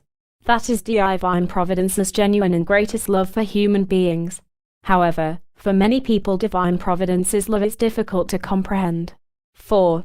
Indifference vis-a-vis false pity, melancholy and curiosity. Why do melancholy and curious human beings exist, who nourish within themselves the idea of false melancholy, or pity and curiosity, which puts particular obstacles in their way? They exist in order to lure the soft-hearted and gullible so that it awakens the proper melancholy, pity and curiosity in them. But we know that many ignorant people weep for many years over their bygone luck that disappeared all too quickly, and which is transitory from the point of view of the universal laws, because it does not have a lasting value. Whatever has been created from the elements must return one day to its original elemental substances. That is an extremely just law of the universe, and it is an inexorable law. That is why any regret over the loss of all things and beings is completely futile. Whoever understands this concept well becomes, in the end, indifferent toward false melancholy and curiosity, and also toward other negative attributes. Indifference towards melancholy and curiosity is a sign of good equanimity, a good balance of the magical equilibrium of the elements. Indifference towards melancholy and other negative characteristics originates from a state of absolute calmness and peace and quiet to which it is closely connected, and we use it wherever the surface of the water of our equilibrium ripples, especially when it comes to emotional attributes, our feelings. We tame our passions with indifference, and it is especially effective in connection with being cold-blooded towards those bad qualities. The following passions also belong in this category of bad qualities: sensuality, sensuous beauty, passionate sensuality, rage, anger, revengefulness, hate, envy, jealousy, yearning for wealth, oversensitivity, worry or getting upset over every little thing, excessive and unhealthy kinds of love and similar attributes. We should not express too much grief, sorrow and sympathy even when it comes to the death of our friends or family members, because we know with certainty that death is actually only a farewell of the spirit and soul from the physical body, which, without the presence of the spirit, turns to matter, such as a stone, sand and soil. Above all, we absolutely do not weep over the material shell, the mortal remains. We should rather wish the departed spirit and his soul the best in his future life, in the new, better and higher world, who he will follow in a relatively short time. We should never be curious about something that does not concern us.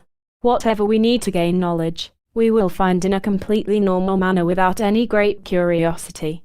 A curious person is quickly recognized, and that is why we do not tell him a thing, we disclose nothing to him and only give him the answers he deserves.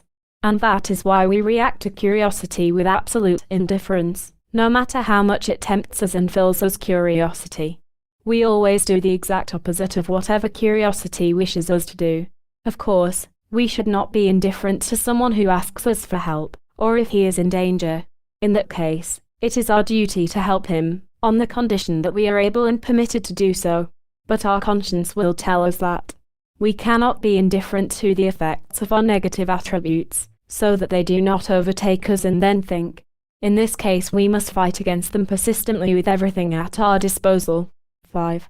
Humility and modesty. How beautiful and noble are the attributes of humility and modesty.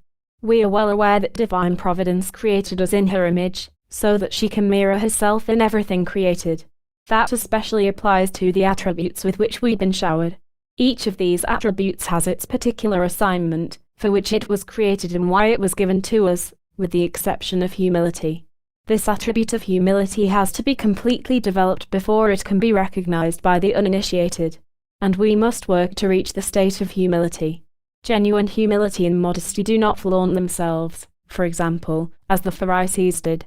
We are clearly aware that our highest ideal is unimaginably high and we are unimaginably low. Our highest ideal is omniscient, omnipresent and immortal, and by comparison we mean almost nothing to it. Since we are sincerely making every effort to live in accordance with the universal laws, we should never overvalue or devalue ourselves, for we are aware that we are at a particular level in our spiritual development, not more and not less, and being conscious of that fact is genuine humility. Every person expresses himself on the material plane in a different manner. One person expresses himself through the arts, another through education, erudition, noble-mindedness, magnanimity, diligence, hard work, another person still through laziness, false melancholy and similar kinds of attributes, which altogether form his character, his soul. We do express humility toward universally higher beings, hierarchies, intelligences and ideals that we know, so that we can prove how highly we revere them. In our daily material life we employ modesty as a sub-aspect of humility. Of course, we do so silently. We never boast with this attribute, so that we do not profane it, as the Pharisees have done and still do, and who also allow themselves to be paid for their feigned modesty. These attributes are our precious gems, which we never show to any one person, so that we do not lose them. We take them with us into eternity, where we shall use them. 6. Absolute calmness. A quiet and calm human being always accomplishes more than one who is emotionally disturbed, irritated, angry, restless, and nervous. This significant positive attribute always provides us with a firm foothold on which we can safely stand and from where we can accomplish, control, and influence anything safely. This is with all certainty a part of the equilibrium of the elements that secures our success and all our endeavors. However, prerequisites for absolute calmness are strength and healthy nerves, powerful vital energy and will, determination, which express themselves in independent thinking, in feelings and deeds, activities, on all planes. In today's capricious times we especially need absolute calmness, so that we can avoid various mistakes, which originate from haste, confusion, rashness, bias or prejudice, as well as from one-sided and opposing views that cause chaos and upheaval in the entire world.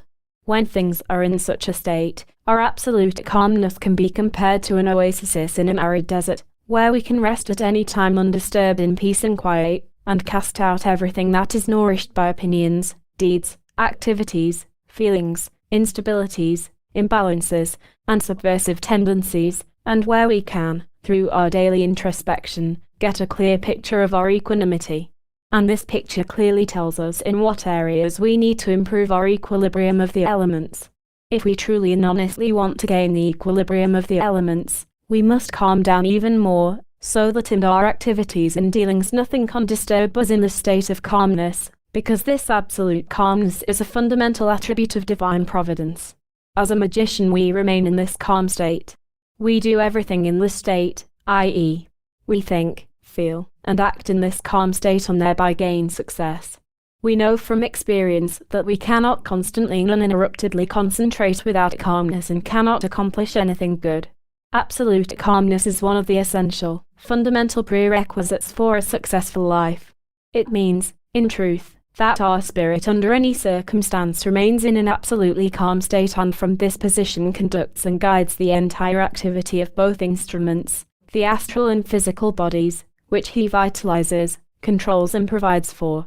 It is only the material world with all its aspects of elemental attributes, especially the negative ones, which powerfully disturb our peace and quiet, our calmness, which is a sign of eternity, and it must come to us sooner or later. 7.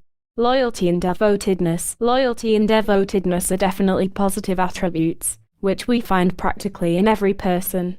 These attributes serve a particular matter, person, ideal or being. We consider these attributes to be truthful, purposeful, kind and giving us proper direction, and for that reason we have complete trust in these qualities and we are faithful and devoted to them. In the material world exist several of these supporting columns against which the masses lean, but only in a limited way, or if they lose their faith, then these columns collapse of their own accord. It is clear to us that nothing in this world is of a permanent nature. Everything has its beginning and its end. And that is where faithfulness and devotion to all temporary things have their end. And we should not be so naive to sacrifice our faithfulness, our loyalty and devotedness to things, matters, or concerns, to a being, to an existence, opinion or to a fanaticism that is merely transitory. On the contrary, we only remain faithful and devoted to the eternal faithfulness and devotedness, to divine providence herself with all her universal ideals, aspects, beings and intelligences in which she represents herself, and only in that cases are faithfulness and devotedness appropriate. And that is why we always remain faithful to our highest ideal, which we created within us, as well as the persistent endeavors that lead us to our highest ideal. Through our faithfulness and devotedness we secure for ourselves the means that we require for our life, and at the same time we ennoble our soul and spirit, because our highest ideal, divine providence, which mirrors herself in these attributes, reacts properly to our faithfulness and devotedness and liberally gives us everything we need for our transitory life, and at times, in such a surprising manner that we are clearly aware of such an undeserved reward, for which we are grateful. It becomes clear to us, for example, that if we have these attributes we will not be left behind, similar to a good master never denying his faithful servant anything in leaving him without any means. Above all, how much more does our highest ideal, destiny and divine providence provide for us, and to which we are always faithfully subordinate, despite the obstacles, traps, frauds and deceptions, which were placed in our path to strengthen and steel our will so that we become as mighty and strong as our ideal itself, with which we someday become one. How many people have thrown away their faithfulness, loyalty and devotion. Once it was their highest ideal, their master and teacher, and they rejected it because of all the obstacles they considered bad, wicked and dubious, and they thought that their ideal would only place at their disposal whatever was pleasing to them, what they liked, in other words, much success and many gifts, which, of course, they did not deserve. However, they completely forgot in the first place that it is absolutely necessary to strengthen and ennoble the spirit and soul with the aforementioned great gifts, with which divine providence educates them and gives them many opportunities, so that they can stabilize their faithfulness and devotedness as much as possible and clearly recognize what suits them the most and whether there are any temporary successes or if they have achieved the absolute equilibrium of the elements. 8. Never be offended. Many people are offended by every little thing which they consider offensive, or insulting and discourteous against their person, and because of their conceitedness and pride they consider themselves untouchable.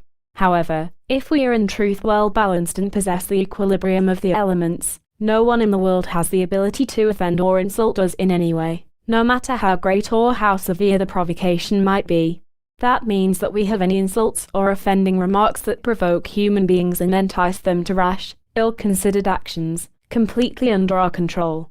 We react to any insult with absolute calmness, full of love toward the one who insulted us, and we ask him in a friendly manner why he insulted us, and then we put his supposed cause into their true light, which enticed him to commit the invective to voice his insult. We disarm him by proceeding in a friendly manner, so that he even apologizes to us in the end and leaves us as a friend. There are, of course, also human beings that stubbornly cling to their remarks that are full of hatred, but we take a firm and determined position against them and tell them resolutely, emphatically and deliberately whatever they need to know and deserve straight to their faces, so that they behave in a courteous manner and leave us alone. There are also more serious moments when a subtle insult attacks us when we are not prepared for it. For example, someone touches us with a word or a look in a sensitive area of our character for which we are unprepared, and we react in a subtle manner by being offended. Surely, after a longer period of time we should be able to not allow anything to offend us, if we honestly want to recognize the effect of our negative attributes into every little detail. Once we have reached that level, we will be shown the fine nuances of our character, and be able to conceal them in appropriate cases. Only divine providence is completely free from being offended. How many people in this world complained about God? They threaten and provoke him out of despair, misfortune, hate and egotistical reasons, but what does divine providence do? Is she perhaps offended? No. She absolutely cannot be offended and remains completely calm.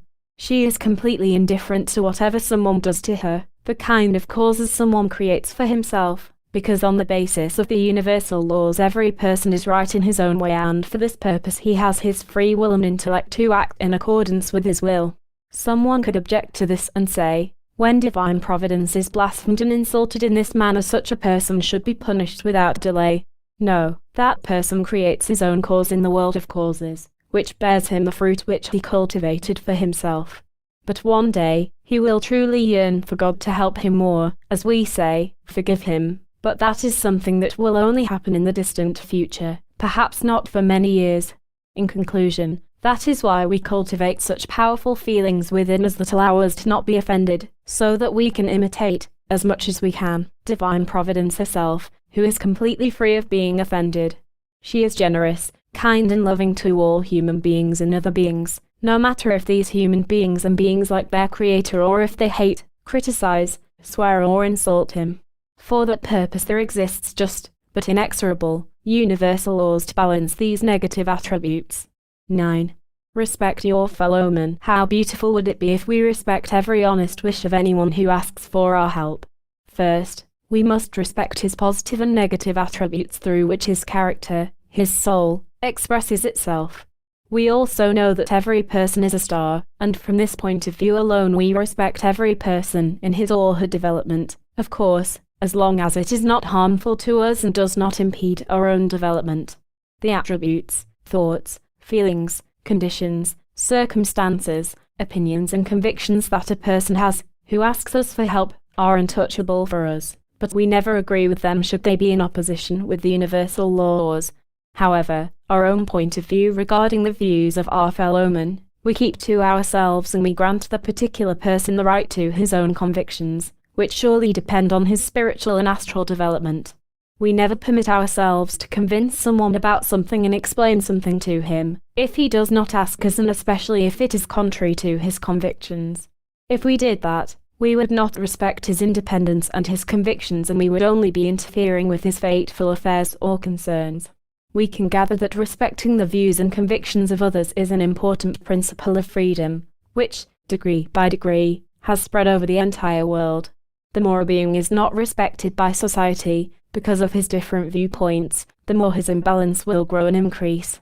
On the basis of this we can conclude that it is a mistake not to respect our fellow man in his normal development, for many imbalanced opinions are transitory states, which only last as long as humankind requires it for their development, so that humankind recognizes itself in this state because humankind created it and caused it. Respecting a fellow human being is therefore an attribute and condition of duration, belonging to eternity, and that is the reason it is everlasting.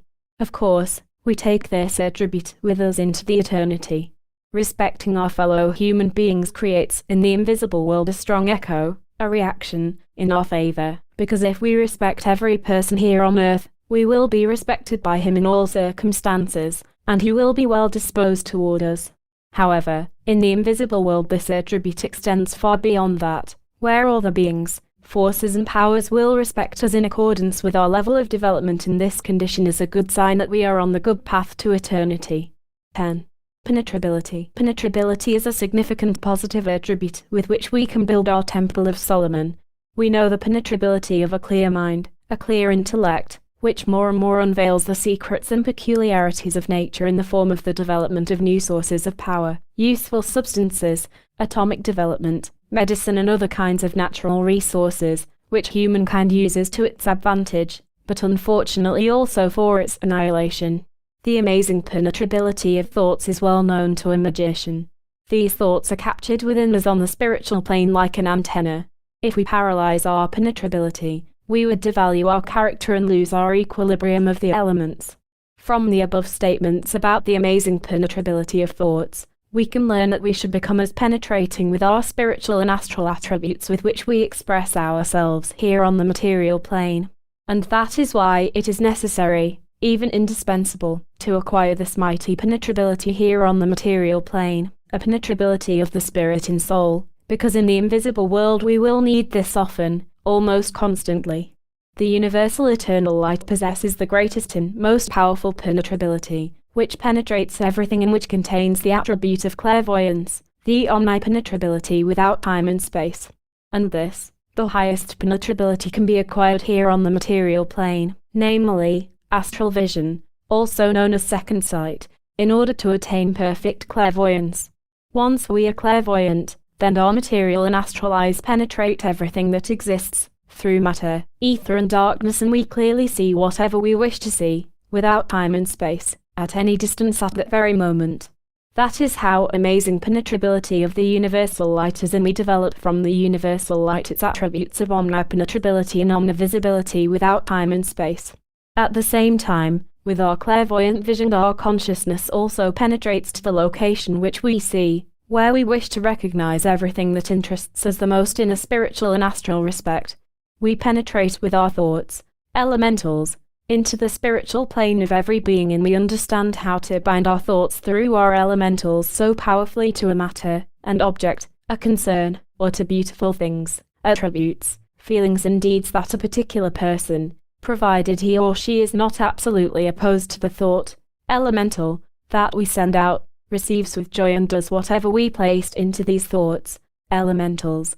That is how powerful penetrability is in every aspect that we acquired, in all the universal elements and planes. We can, in the same manner, through the effects of the elements, penetrate any plane where we can realize everything we wish on the condition that we possess the equilibrium of the elements and that our activities with the elements and their attributes are well founded from the point of view of the universal laws, and that we pursue the noblest of the noblest. If we develop this attribute, we can always enjoy it everywhere and in everything, and there is nothing that we cannot penetrate with this attribute. With the help of penetrability we also gain the universal knowledge of everything in existence. 11. Honesty. Honesty in all things is genuine honesty. One gets the farthest with honesty. Some people in present times may think that the swindlers and the dishonest, corrupt people fare much better. That is ultimately not a true statement. Although in respect to a material, existential, social situation these people do fare well momentarily, that state is not everything. They are unaware that they are in a false paradise that came into being through dishonesty. Therefore, it is transitory, and that the consequences of the causes they have sown through dishonesty will present themselves with certainty when they least expect it. This powerful and effective consequence will remain vividly in their memory, so that it is an example for them not to commit any more dishonest deeds. That is actually the purpose of any consequence that has been sown. We can observe the events we have created with dishonesty, and if we have sufficient spiritual maturity we will learn from these events and resolve to be honest in the future. Honesty is a wonderful virtue of every human being who possesses it and constantly cultivates it and never abuses it. As a rule, every person believes and trusts another honest person. Honesty opens up our hearts, the trust of our fellow human beings, who can always rely on us in all matters, especially when it concerns material possessions, which all people more or less depend upon as the means to maintain life. Honesty also expresses itself in our way of thinking and behavior. We think that every person is honest. We are never able to do something bad to them, to harm them in any way or to lie to them. When it comes to dishonest people, we deal with them, if we are dependent on them, how our interests require us to. We agree with them, even though we know that they do things dishonestly, because we do not have the right to interfere in their fateful affairs, for they may harm us in their dealings and behavior. In such a case, we have the right to defend ourselves and use whatever means we have at our disposal. These kinds of actions on our part are justified and completely honest, because we should not lecture a dishonest person about honesty, for he would probably not understand. We would only profane our honesty and achieve the opposite effect. From the present international conditions we realize that not much honesty and sincerity exists in the entire world, and in accordance with the activities, thoughts, opinions and views of the various influential people, we can clearly observe how great the differences are between their words, thoughts, opinions and their deeds. Sincerity, genuine joy, good fortune and happiness come forth from honesty. These attributes express themselves always in everything and are also contained in noble deeds. Everyone who has been presented with honesty, this magnanimity, becomes grateful. This is the first step on the path to eternity. That is why we constantly cultivate and maintain genuine honesty, which brings us happiness and the gratitude of all persons. We must be truly honest in all our activities, without exception, no matter how great the obstacles might be. 12. Blissfulness. Blissfulness is a universal condition, in which we perceive our life as something so perfectly pure, pleasant, sublime, gently colored, happy, lovely, and delightful and content above anything earthly. Because whatever is mentioned here is merely a shadow of what blissfulness truly is and what it truly means. Therefore, blissfulness cannot be described with words. Let us clearly imagine the analogy. As above, so below. Should we accomplish something beautiful and noble for someone who is unaware of it, that is when we are close to universal blissfulness, while in this state we can truly enjoy our success, i.e., that we did something beautiful and noble. In this manner, we imitate our Creator and at the same time we create blissfulness in the world of causes, which we will experience as a consequence when the time is right. Genuine universal blissfulness is not only some kind of blissful state, which we merely acquire through a multifarious yearning for such a state, but it is a state we must honestly and sincerely fight for with a noble activity. This blissfulness contains indescribable magic, the might and power of our noble dealings, because the Creator expresses himself in this manner without anyone's knowledge. And the closer we come to him and our noblest thoughts, feelings, deeds and behavior, the more we imitate him, the closer we come to the real state of cosmic blissfulness, which is actually the success of our noble-mindedness or magnanimity. To be blissful does not mean that we simply immerse ourselves in it and remain in this state forever without any activity. On the contrary, this exceptional state obliges us to engage even more so in other deeds in the fields of magnanimity, everywhere and in everything. As the saying goes, we do not rest on our laurels, we work even more and with greater effort on the ennobling of our spirit, soul and physical body with everything at our disposal. We also know that no one in the visible or invisible world is absolutely perfect. Only God himself is absolutely perfect, God who created us all in his image. Blissfulness is only one aspect of divine providence and every person can attain this state, provided he makes the effort to achieve it through his magnanimity. In that case, we would only become blissful and we would lack all the other aspects. And that is why we must equally and intensively and in varied ways prepare ourselves in our development on all universal planes and elements, so that we attain the absolute universal equilibrium, which also contains blissfulness. 13. Tolerance and goodwill. Through tolerance and goodwill toward our fellow human beings we gain their friendship and sympathy, which are beneficial to us. We do not do so in order to gain favor, but because it is a law of echo, a law of response. Even though it is an unwritten law, it is absolutely just and exists in truth. If we used tolerance and goodwill merely for our own material interests, we would wait in vain for true success. Within the principle is contained the secret of our successes, which we never demand or expect, neither in thoughts nor feelings. Tolerance and goodwill toward others means the acknowledgement of their person, their right to free self-determination and expression, having sympathy for their mistakes, flaws, bad habits, conditions or circumstances, consequences, negative perceptions, suffering and joy, etc., and in general all their positive and negative attributes. We know from personal experience how difficult it is to honestly and sincerely gain the equilibrium of the elements and the necessary work and the battle, especially against a high evolved negative attribute, even for several years, before we learn to completely control it. But what happens to a person who is not initiated and has no idea of these holy things?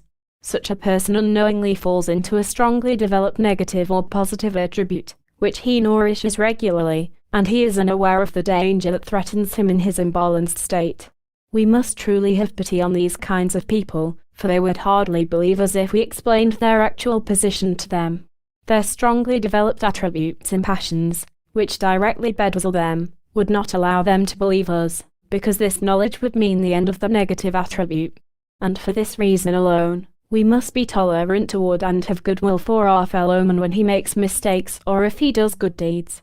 In reality, everything is pure, and that is why everything is beneficial for a human being, because everything is merely educational.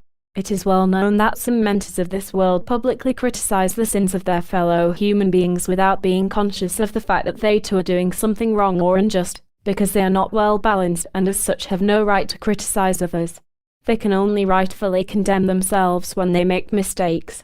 We certainly remember the words of the Lord and Master Jesus, when he said, "He that is pure and without sin, let him cast the first stone at her." These wise words of the Lord and Master are above all else, and they speak for everything and are valid for eternity, because they are universal. And again, we must go to the root of tolerance and goodwill, because these attributes originate with the Creator himself, who is tolerant, indulgent, good-willed and benevolent to everything created, especially to human beings, for he knows well how weak and frail they are in character, which mirrors itself in the imbalance of the elements on all planes.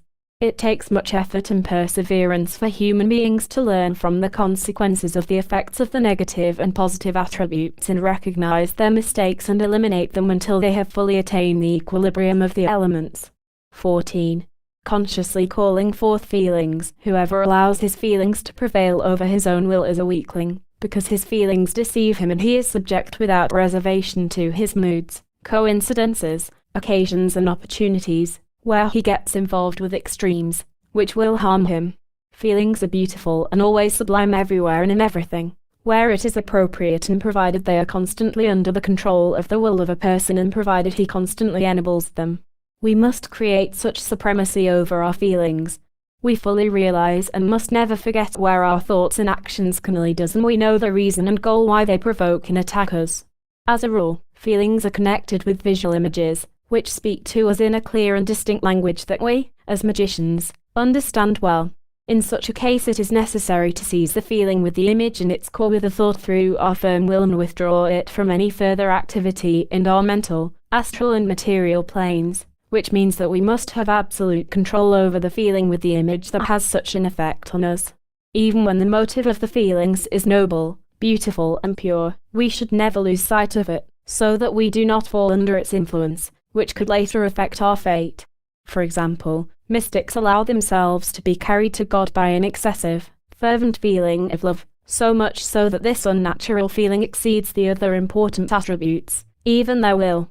That is a regrettable and unfortunate state in which these unfortunate, unbalanced and unstable people drown, because they do not know the true meaning, the true significance of love.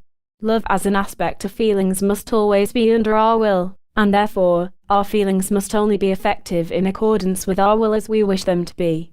We must control our feelings so completely that we are able in the fourth dimension to recognize through our feelings what and with whom we come into contact.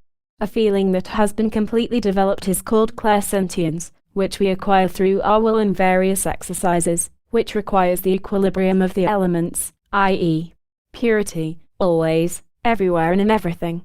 We can call upon this perfected feeling at any time, and it will not disappoint us. Through feelings we can clearly follow and observe the state of everyone's moods. Not only that, But we can also recognize and assess thoughts through feelings, especially another person's intentions, which are analogous and connected to the emotional side of a matter with which both parts come together and complement each other. Our clairsentience is so amazingly developed that we are momentarily cognizant of the slightest trembling of any kind of feeling within us and externally, especially when it comes to our fellow men. With the help of clairsentience we can read everything in ourselves and in other people like in an open book, and nothing escapes us. Feelings are the great ornament of our soul, without which we would be emotionally cold. We would never recognize and enjoy the true state of our existence, our being, during our temporary life, or in eternity. And that is why we must develop our feelings to the maximum and constantly control them with our will. 15. Health. Healing through magical, cosmic means. Health is a great treasure for us. If we wish to achieve perfect health, we must devote ourselves most of all to the attributes that have the greatest influence on our health, as well as on our spiritual and astral development. Health and equilibrium are closely connected to each other. Without the equilibrium of the elements, perfect health cannot exist. Therefore, perfect health completely depends on our destiny that we ourselves automatically transfer to ourselves through our thoughts, feelings, conditions, circumstances and deeds into a plus or a minus into our world of causes. These attributes constantly complement each other in the causal world, where they either equilibrate or predominate to our disadvantage. All that depends on our will, which forms our basic character. We must seek the basis of absolute health in the absolute well-proportioned, well-balanced effects of all four elements in all planes of our being. Small fluctuations have no influence on our health, but when one element develops too strongly at the expense of another element, that is the point when our health is truly in danger. When we become afflicted with a serious ailment, we discover the harmful effect of an element that is too far derailed. Should we have previous knowledge in this respect, we can procure the remedies that have a powerful effect on the root of our ailment, which means that the remedy we employ against the particular ailment must be predominantly filled with the universal element that destroys the harmful effects of the overgrown element in our material and astral bodies. It can also be said that lesser ailments correspond with lesser and weaker fluctuations of the equilibrium of the elements. Pernicious and dangerous ailments are already the consequent stage of a greater fluctuation of the equilibrium of the elements. In order to maintain a constant and vigorous health, we do everything in our power to gain an absolute equilibrium of the elements, which is the foundation of perfect health and at the same time the foundation of the Temple of Solomon. We build Solomon's temple exclusively on the material plane, which fulfills all the conditions for its creation. We require for perfect health the even, well-proportioned effect of all the universal elements on all planes. Ailments can be put in one's path as huge obstacles in one's path into eternity. In that case, the obstacle corresponds with the powers of that particular human being, so that he can overcome them with his will and various magic means. 16. Fertility. Genuine fertility is a positive attribute with which every being is born. This attribute is just waiting for its owner to appropriately develop it within him. Not only does fertility mean the fertility of a woman or everything created, in order that our descendants continue to maintain themselves, but there also exists a fertility of spirit and soul. The higher a spirit is in his development, the more important, purposeful and magnanimous is his fertility. The eternal spirit uses his soul as a beautiful and exalted instrument for the creation of anything he wishes, so that he, in the practical sense, can express his activities on the material and astral planes. For this purpose he fertilizes the soul in a spiritual manner, through which the soul resounds like a beautiful instrument whenever the spirit touches her with his creative attribute in accordance with his will. It is the mental matrix that transfers the spirit's fruit as a consequence of creative activity. But the good fertility of the soul depends again on the absolute equilibrium of the elements, without which our fertility would be weak and frail. The equilibrium of the elements can be compared to the fertile ground of a field that after certain preparation is ready to receive the seeds, from which will grow what we wish and what we create within us. But no matter how good the preparation, it would be of little use if we did not plant good, noble and powerful seeds according to the four elements, namely, intellectual, element of air, will, imagination, concentration, element of fire, emotional, element of water, and consciously, element of earth. These are all conditions for our effective fertility, and it only depends on us what we put into this pip, this seed. If we place the noblest of noblest into this seed, then the fertility in this respect will be multiple and we will harvest the noblest of noblest. If we sow something harmful and egotistical, then the harvest will be in accordance with the wish we sow, but also in a multiple respect. We must always think about that in advance, before we decide to create something in this manner. We are fully responsible for this creative activity through which we imitate the Creator himself, and woe to us if we use it for something bad. The catastrophic consequences would be immeasurable. We can observe the importance of fertility in nature and above all on ourselves. Human beings and nature maintain their species through the powerful instinct of self-preservation, which is inherent in everything created, and human beings especially express this self-preservation of their race through a powerful yearning for the union of the male and female principle. Humankind uses powerful means for this purpose, for example, sensuality, moral and ethical beauty, longing for children, yearning for an eternal life, which we preserve through fruitfulness from generation to generation. It is the cycle of life, the crossing over from one plane to the other, from the material to the astral to the spiritual and vice versa. And that process continues as long as a human being requires it for his development, which means as long as he is not completely liberated from the dependence, the reliance on the material plane, so that he can live in eternity. When a human being in his development reaches the maturity for higher planes, he no longer returns to the material plane, unless he wishes to devote himself to particular missions, because with that higher development the purpose of his material life has been fulfilled.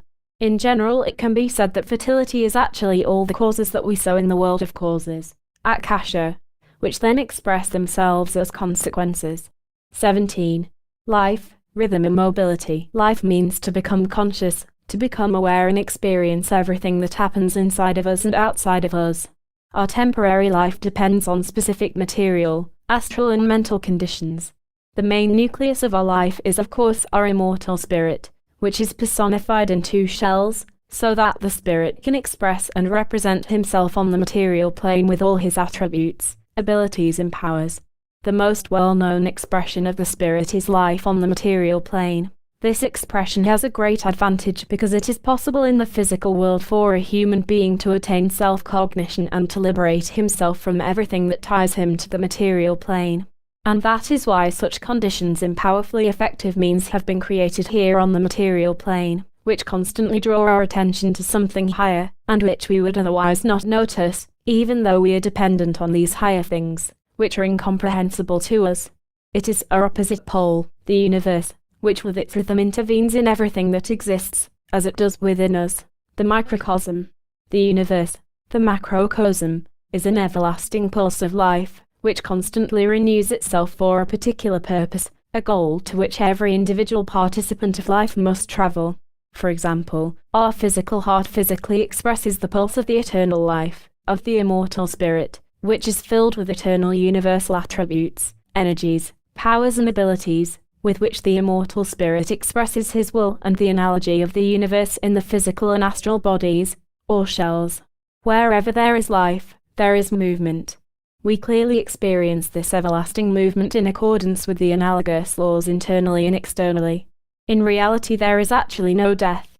A human being, as a spirit, cannot identify himself in this sense with matter, because the spirit has the possibility, as the perfection of everything created, to rule or to have dominion over matter.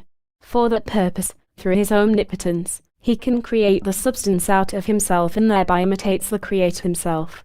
Instead of death, there is merely a crossing over from the material plane to a considerably more subtle plane, which is called the astral plane, and following that, after divesting himself of the transitory astral body, of the soul, he finds himself in his original dimension, that is, in the spiritual plane. But as long as a person has not liberated himself of the consequences he created himself during his transitory life on the material plane, he must return to the material plane to dispose of or to eliminate the causes he created, which are still a hindrance to him. Only then can he continue to exist in eternity, where the spirit of a human being must return someday. The earlier that happens, the better it is for that individual. As we can see, life is eternal, and only the conditions of life change continuously in accordance with the development of the immortal spirit, who experiences eternal life in various dimensions and in such an environment, which he created and prepared on the material plane. Life on the material plane is of the utmost importance, because only on this plane do we have all the conditions for our individual development, to attain the absolute equilibrium of the elements and to be able to enter into one's own genuine eternal life, which is void of suffering, pain, sorrow, grief, misfortune and dependency on material living conditions. 18. Cold-bloodedness. Cold-bloodedness, iciness, is a typical attribute of the universal water element. It is the actual opposite of fieriness and passionateness of any kind, and that is why this attribute is well suited as a weapon against an overgrowth of fiery attributes that we would like to eliminate. This attribute also serves another important purpose, in that a cold-blooded person controls every situation, because he cannot be swayed by passionate attributes, rashness and folly or unreasonableness. He thinks and acts calmly, coolly and carefully in every matter or situation, important or dangerous, and he always achieves what he wishes. As a rule he is courageous and brave, especially as a soldier in battle with his enemy, and he ultimately wins the battle with his good attributes, which originate from his coolness, calmness and equanimity. Through cold-bloodedness, calmness, reason and consideration he automatically gains authority over his fellowmen with whom he comes into contact. No one can disturb the peace and quiet of such a well-balanced person, for he remains absolutely cold and calm even when he is exposed to the most exciting or upsetting events. On the other hand, such a human being lacks, as a rule, a certain degree of fieriness, warmth, the sublime feeling that adorns every person's soul. He does not have the ability to empathize, to put himself in the position of one who is passionate, sensitive and emotional. And that is the reason why he cannot properly understand his own goals, endeavors, and thoughts that are influenced through the aspects of feelings in similar states. We know that cool, icy, and fiery characters do not get along well, despite the fact that one element in reciprocal cooperation complements the other, because we cannot live without one or the other. From that, we can clearly and distinctly gather that both elements with all their aspects and attributes must be in absolute equilibrium, otherwise, their too strongly developed positive and negative attributes would eventually harm us and reflect in our health through ailments and overgrown attributes. We must have every attribute under our complete control, so that we can use them appropriately for noble purposes. In our case here, it is cold-bloodedness and iciness, which especially serve us to dispose of all passions and oversensitivity, as well as all the other attributes that are too developed. Cold-bloodedness takes the sting out of all hot-blooded themes, considerations, extremes, circumstances and fantasies that are tinged with a wild fantasy, passionateness and conceitedness, which reveals to us the innermost nature of a matter, concern, situation or problem. One-sided cold-bloodedness, which we do not sufficiently control, deprives us of the beautiful feelings of joy for our noble deed, as for example, justifiable help to our fellow human beings. When that is the case, we do not possess enough of an understanding for such a deed, because we lack a real feeling of love and magnanimity toward a person. Only cold-bloodedness that is completely under our control, which is equilibrated by a genuine ability of feelings, is of great benefit to us. And that is why we should make every effort to control this attribute and use it only for noble purposes. 19. Kindness and amiability. How exceptionally beautiful do sincere kindness and amiability reflect in our behavior. These qualities are a certain expression of love for our fellow men, which we respect in accordance with their level of development, their thoughts, feelings, expressions and deeds. Kindness and amiability guarantees and helps us to be successful wherever we are dependent on others. Kindness and amiability is actually a universal key to open up trust and sympathy among all human beings, in order to communicate with them and reach an agreement when it comes to all vital issues.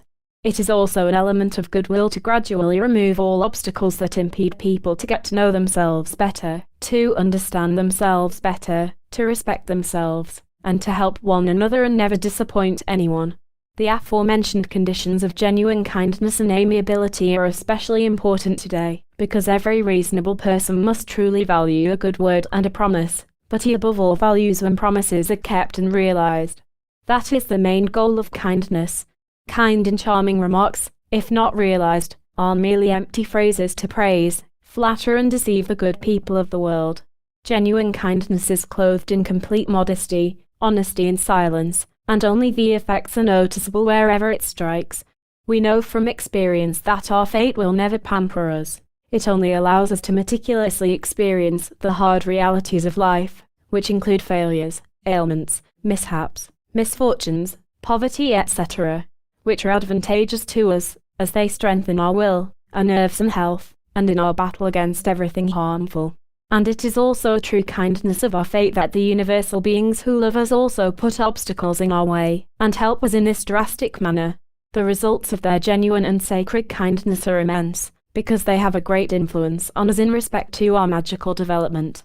In the practical sense, it is better to suffer a disadvantage or privation, rather than groping about in mistakes, bad habits and passions, which impede us the most on our path to eternity. We must be grateful to divine providence for this advice, and to all her beings, intelligences and attributes, which prepare for us especially effective, far-sighted and appropriate obstacles.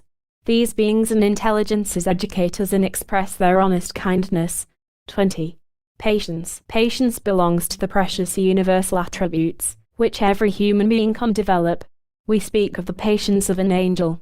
Yes, it is true, because an angel is an absolutely pure and perfected universal being, an intelligence, who possesses this beautiful attribute.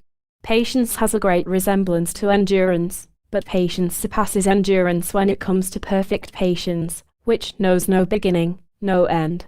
In profound and honest devotedness and loyalty, genuine patience endures with love and enthusiasm all obstacles in its path and against which it battles untiring and persistently, because it never relinquishes its goal, even when the obstacles seem insurmountable and continue for years. This universal attribute knows no rest, and in addition is filled with absolute belief and confidence that it will surely reach its goal, even if it takes one or more lifetimes. We know that here on the material plane it is only a question of time that our patience is stimulated to the greatest extent. The higher our goal, the more genuine and honest patience we need for that purpose. And that is what patience consists of, and that is also its real significance. There is also a proverb that says, "Everything comes to the one who has patience." And that is the truth. We can never allow ourselves to be prevented from reaching our spiritual goals by obstacles and repeated failures. But we do armor ourselves more so with patience, our sacred universal attribute, which in the end brings us nothing but good fruit. For example, someone loses his patience just before reaching his desired goal. By doing this, he throws away all the work he has done to that point in his development. Especially during a difficult test, patience proves itself best, and united with endurance, absolute belief and confidence, it helps us reach our ultimate goal, for which we fight intensively. Even in our everyday life, patience bears good fruit. We wait patiently and enduringly for the processing of a particular matter, because we believe that it will be settled to our advantage. We never hurry to finish things. We work honestly and slowly but surely in order to get into the spirit of patience and become conscious of the fact that when work is done in haste, we do not achieve good results. On the contrary, we achieve the best results with patience and endurance, which gives us joy and strengthens our future efforts. 21. Mercy. We surely remember the merciful, good Samaritan, who came across a man who had been robbed and wounded by thieves and left half dead. He was unable to walk, and several people passed him by, none of whom paid any attention to him. But the merciful Samaritan with great love and compassion went to him and accompanied him to safety. He took care of the man's injuries and took him home, without asking for anything in return. This is an extremely wise parable that belongs to the symbolism of the initiated Lord and Master Jesus. The wretched and weak-willed man represents the exhausted human soul, which the majority of people pay no attention to at all, despite the fact that this soul is trying to give mankind a warning about the danger they are in, as a consequence of the imbalance of their elements. Uninitiated human beings, and at times even initiated persons, do not react at all to the consequences that occur in their development, but ignore them.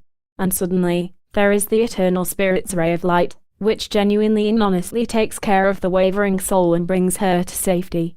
The Spirit gives the soul energy, hope and the belief of a better future, which the soul had yearned for before her fall, for she was ambushed by her negative attributes, which drained her of most of her vital energy.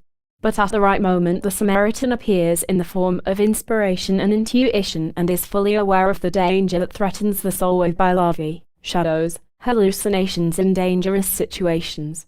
He begins to fight courageously against these foreign things, his rivals. In this manner he brings this soul, the character, to safety. Because of this assistance she becomes aware of her desperate condition, and develops a firm will and courage to improve and change her sad situation.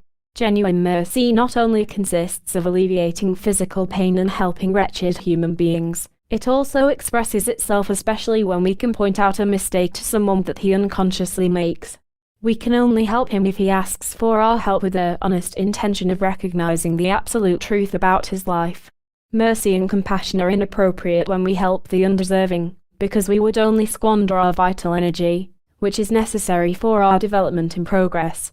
We must bear in mind that divine providence could surely help anyone with his difficulties or misfortunes, etc. But on the contrary, she lets everyone experience the consequences of what he caused himself in order that he learns who he is. And since we are insignificant in comparison to divine providence, we should not intervene in these fateful, sacred matters of other people without sound reason. 22. Self-sacrifice. Self-sacrifice must have the right basis and purpose, so that we accomplish something good and meritorious, which truly brings joy to us. Before we undertake something, we must first consider everything from the point of view of the absolute truth and the universal laws, because with incorrect self-sacrifice we could cause ourselves certain disadvantages, for example, to our health or to certain material things, which we need and are essential for our life, and so forth. And that is a great mistake. Self-sacrifice can be beneficial for us, as well as for others, if we truly use it for good, noble purposes and if they are in compliance with the universal laws in our development. If we sacrifice a certain amount of our vital energy for something magnanimous, then we must have enough vital energy, a surplus, so that we do not weaken ourselves, or our health. We can only sacrifice something if we have a surplus of vital energy. Our own normal energy, which is necessary for our life, must be protected and always maintained at an undiminished level. We are always aware of the fact that if it is a justified and appropriate expenditure, it must be followed by an extensive return. We do think about this return, that is, the reward, because they are purely universal gifts, in which we absolutely believe. That is a matter for divine providence, who knows well what agrees with us and what harms us. Therefore, the less we expect compensation for our sacrifice, the more we achieve in our field of endeavor. The most beautiful and mightiest self-sacrifice we can make is our daily introspection, our daily, persistent battle to attain the equilibrium of the elements and do our daily exercises for the ennoblement of spirit, soul and body. That is actually the greatest sacrifice in our development to which we devote our entire life. It is also a beautiful and sublime prayer to divine providence when we attain, level by level, the equilibrium of the elements on purity, everywhere and in everything. That is why we engage all our energy, attributes and abilities in this noble self-sacrifice, from which we derive great benefits. Everything divine providence does, we do too, because we are created in her image and she is reflected in us with her attributes, powers and conditions. 23. Yearning for the highest objective. How beautiful is the yearning for the highest ideal, which fills us with courage and conviction and represents our goal. The higher our goal, our ideal, the stronger is the yearning to attain it. Ardent yearning is truly a great power, which does not know stubborn or intractable obstacles. Yearning only sees its highest goal ahead, which it is striving for, come what may. And that is why it always wins everywhere. At the same time, this powerfully persevering and patient endeavor is strengthened by our yearning, which expresses itself in a powerful will, which guides our yearning until it is satisfied. We know from experience how this sublime yearning is constantly exposed to powerful attacks from the negative attributes, which do everything in their power to stop yearning's fiery feelings. And that is why there are the most difficult obstacles and traps in its path, especially when they are least expected.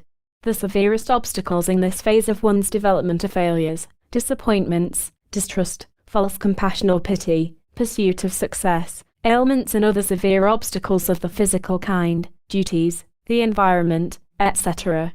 But these obstacles are a good sign for a student with great yearning for the highest goal, because he shortens his path to his goal, for if he did not encounter any obstacles, he would become a weakling who never achieves anything serious.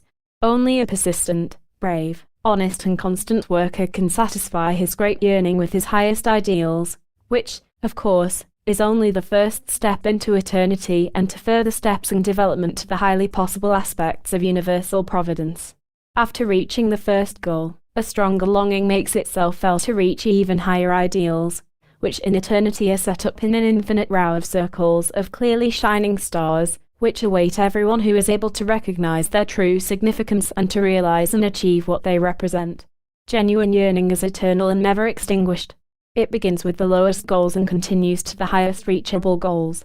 Already from the cradle a person has certain yearnings for something. At first they are lower goals according to his degree of development, then he continues to other, more beautiful and better goals. After a particular time he leaves these transitory, enticing goals and continues on to higher, more sublime goals and ideals, which correspond to his hungry yearning, but he never rests on his laurels, in that, he is never satisfied with a low goal. In accordance with his disposition, with his natural inclination, he targets higher and more sublime ideals until he has reached his highest goal, through which his true meaning of life is fulfilled. 24. Forgiveness and balance. According to the universal laws, there is no forgiveness. Instead, everything must be balanced or offset by a specific equivalent value.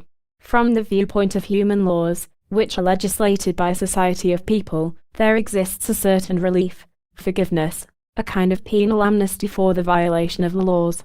And according to this law of man, everyone must honestly prove that he has changed for the better and that he in the future will respect the laws. And that is a particular equivalent value, which the person must pay in order to forgive the punishment. Being regretful or remorseful about our mistakes represents sin from the religious point of view, with the hope that our sins are forgiven, but that is only correct in as far as we are honestly remorseful and if we can prove that we have changed for the better. But if we only think about our regret and do not make the effort to change, then we are mistaken, and we will continue to repeat our mistakes. There is a universal law in existence for absolute justice, where everything that we carry out in thoughts, feelings and deeds must be balanced with a just and fair equivalent value. Therefore, the greater our fluctuations, the more drastic will our consequences be. And these consequences determine our destiny, and our destiny has arranged that in such a manner that we recognize ourselves in these consequences as much as we can, for which we must pay in a particular manner, for example, through health restrictions, material privations, in awareness, through loss of things we enjoy, misfortune, and so on. Of course, these fateful expressions or signs are a great satisfaction for us, because they clearly show us the mistakes we have made, which is an invaluable lesson of life. And that is why we should never blame anything that happens to us on another person or source. Only we are the cause of whatever happens to us in life, and we can really only complain about ourselves and no one else. From this universal point of view, we cannot under any circumstances demand forgiveness for our mistakes, crimes, cruelties and similar things. On the contrary, we wish that we are severely punished for our mistakes, as a reminder for the rest of our life, and learn from our experiences and never commit the same offenses again. If we are honest with ourselves, we will realize that divine providence can offer us the opportunity to make amends for our offenses by doing opposite deeds to eliminate the consequences. From a human and loving point of view, we could, of course, immediately forgive everybody who in one way or another made us suffer and caused us grief and sorrow.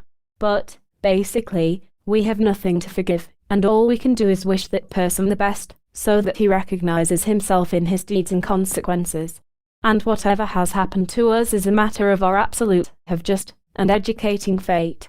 Also, causes that are created in a fateful manner as mistakes cannot be forgiven, but can only be leveled out, brought into equilibrium. 25. Gratefulness. There is nothing like gratefulness. What an amazing wealth we have within us. But the majority of people are not aware of this wealth, even though they are given many precious opportunities and hints to discover it within them, which would be useful to them. On the contrary, they are ungrateful because they have no interest in this wealth, in that, they are not mature enough or they are ignorant in this respect. How grateful should we be to discover this great and hidden wealth within us and use it for noble purposes? We should be grateful above all for the cognition of this spiritual and astral wealth to the one who gives it to us, and that is the universal providence herself. But how does our gratefulness express itself? Most of all, we must honestly and sincerely fight for this immeasurable wealth, by adapting to the one who gave it to us. We are fully aware of his great work, which is far above any standards of any treasure in the material world. This wealth is eternal and belongs to the eternal divine providence, and no matter how abundant our material wealth, it is merely temporary and only truly valuable as long as we use it for noble purposes. For this reason we must be thankful for whatever we receive in this material world. In the practical sense, this means that we must be grateful for the means that preserve our transitory life, which our destiny exceedingly and magnanimously distributes and prepares in a positive and negative form. If we just think about it, why should we not be grateful to divine providence, who has created us in her image and who mirrors herself in us with her positive and negative universal attributes and talents, conditions, expressions of the soul and the spirit in the physical body in the material plane? It depends on us how grateful we are for this wealth, because universal providence distributes everything liberally to all people, whether grateful or ungrateful, and she does not expect any kind of gratitude. She gives us whatever we need in plentiful amounts for our transitory and eternal life, and she says, "Here it is, do with it whatever you can, for it is up to your free will how you handle everything." On the other hand, divine providence reacts to honest gratefulness by making herself known more so in a person, showing him the right path and how to secure his eternal life already here on the material plane, in the form of conscience, inspiration and intuition. And that is the amazing reward for our gratitude, which we express through our mode of life toward our providence. Not only are we grateful for the positive, what gives us joy and bliss, but for everything that we are being taught by the negative, which draws our attention to our traits.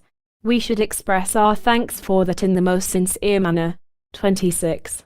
A joyful crossing over. When a human being reaches old age, he becomes conscious of the fact that the end of his transitory life is near, and that if he is not in equilibrium he has no support to prepare himself to cross over from the material plane into the considerably finer astral plane.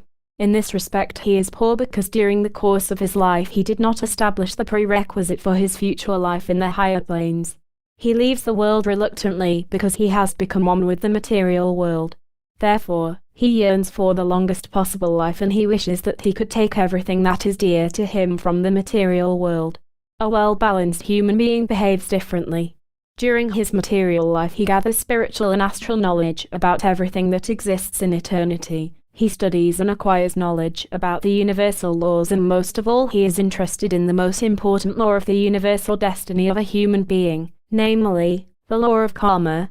He establishes and produces for himself, with the help of his continual exercises in introspection, the conditions to attain an eternal life and liberation from future reincarnation with its joy, suffering, obstacles, and similar conditions, which a person must live through repeatedly until he attains the absolute equilibrium of the elements, which entitles him to live wherever and however he wishes in accordance with his almighty will, because the gates to the invisible world are open to him. His entire life is a joyful experience for him because he is clearly cognizant that everything is universal, pure, wise, instructive and advantageous, the positive and the negative passive attributes, and he welcomes every moment with joy. Once he severs his astral bond, which ties him to the physical body and the world, then he can proceed into a finer and invisible astral world, where he can continue his development to attain his highest goal. He already came to know the astral world during his transitory life and that is why nothing can surprise him in this world. He only comes to this visible world for a longer or shorter stay to gather more experiences and practical knowledge for his further development, which then takes place in his eternal life in eternity. He disposes of his earlier physical body and what he experienced with it, as an unnecessary burden. He takes not one hair from his head with him into the invisible world, for he knows that everything belongs to universal providence, and not to him. But everything he created for himself on the material plane spiritually and astrally belongs to him, everything eternal, he takes with him into eternity, where he will quickly adjust to his new environment, to newer and finer conditions. Here he will determine when and where he will again enter the material plane, to complete his path or to carry out a sacred mission. 27. Obedience. Obedience is demanded wherever it is necessary, so that our subordinates can carry out the tasks and work they are entrusted with honestly and correctly. Particular laws in the visible and invisible world regulate obedience. On account of the vast number of tasks, which exist in abundance in all areas in distribution of work, obedience is indispensable to ensure satisfactory success for the benefit of humankind. All working people are assigned to a particular function, which they carry out under the supervision of their superiors. They are committed to or bound by obedience in accordance with their employer-employee relationship. And that is how each of us through obedience and subordination is under obligation by degrees to higher authorities. This obedience and submissiveness, especially as soldiers, obliges us, within reason, from the hermetic viewpoint of the universal laws, regardless of our personal conviction or opinion of the superiors or about the purpose of the work, the subordination and duty. Only where we receive illegal orders that would harm us or others can we make our concerns known in a decent manner, in that, we should draw their attention to the unfavorable consequences that would befall us.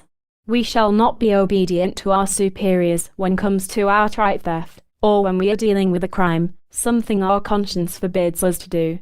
Therefore, it is considerably more important to listen to the voice of our conscience, to our intuition and inspiration. This endeavor brings us to the core of a matter. Every person is carefully and multifariously protected by his destiny that he can always decide and listen to the voice of his destiny, so that he remains untouchable when it comes to the negative effects of all attributes, because destiny is a pure and correct depiction of our life, that is, of our thoughts, feelings and deeds. And should any disturbance in this equanimity present itself, our conscience, intuition and inspiration will immediately spring into action, and inform us clearly and openly that what we do, think, and experience is harmful and dangerous to us and warns us in an incredibly fine manner. This state of equanimity requires great obedience because a person who dulls his conscience, which is fine like an inspiration, actually has nothing with which to support himself.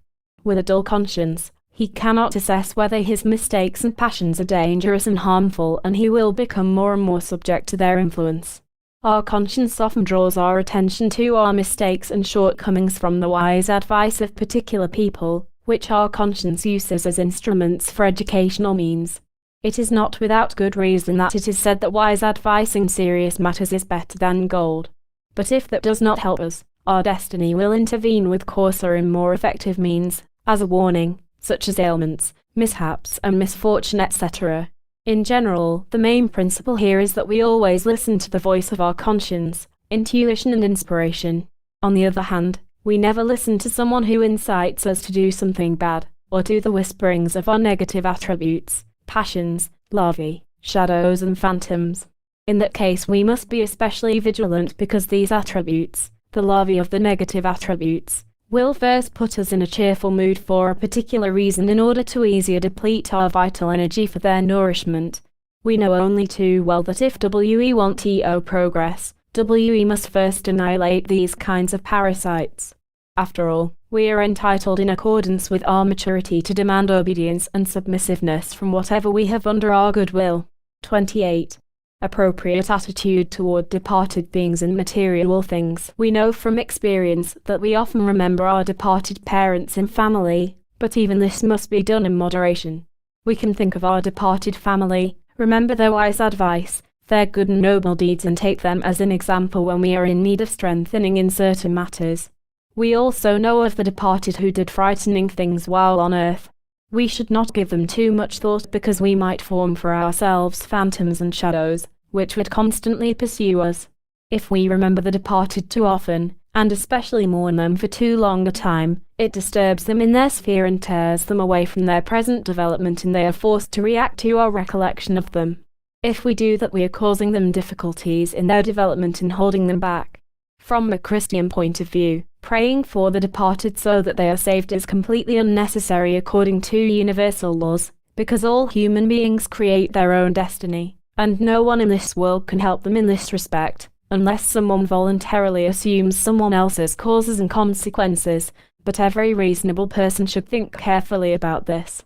However, it can happen that an ignorant person will think too often about the last days of their departed loved one, especially if he or she was struck by an ailment.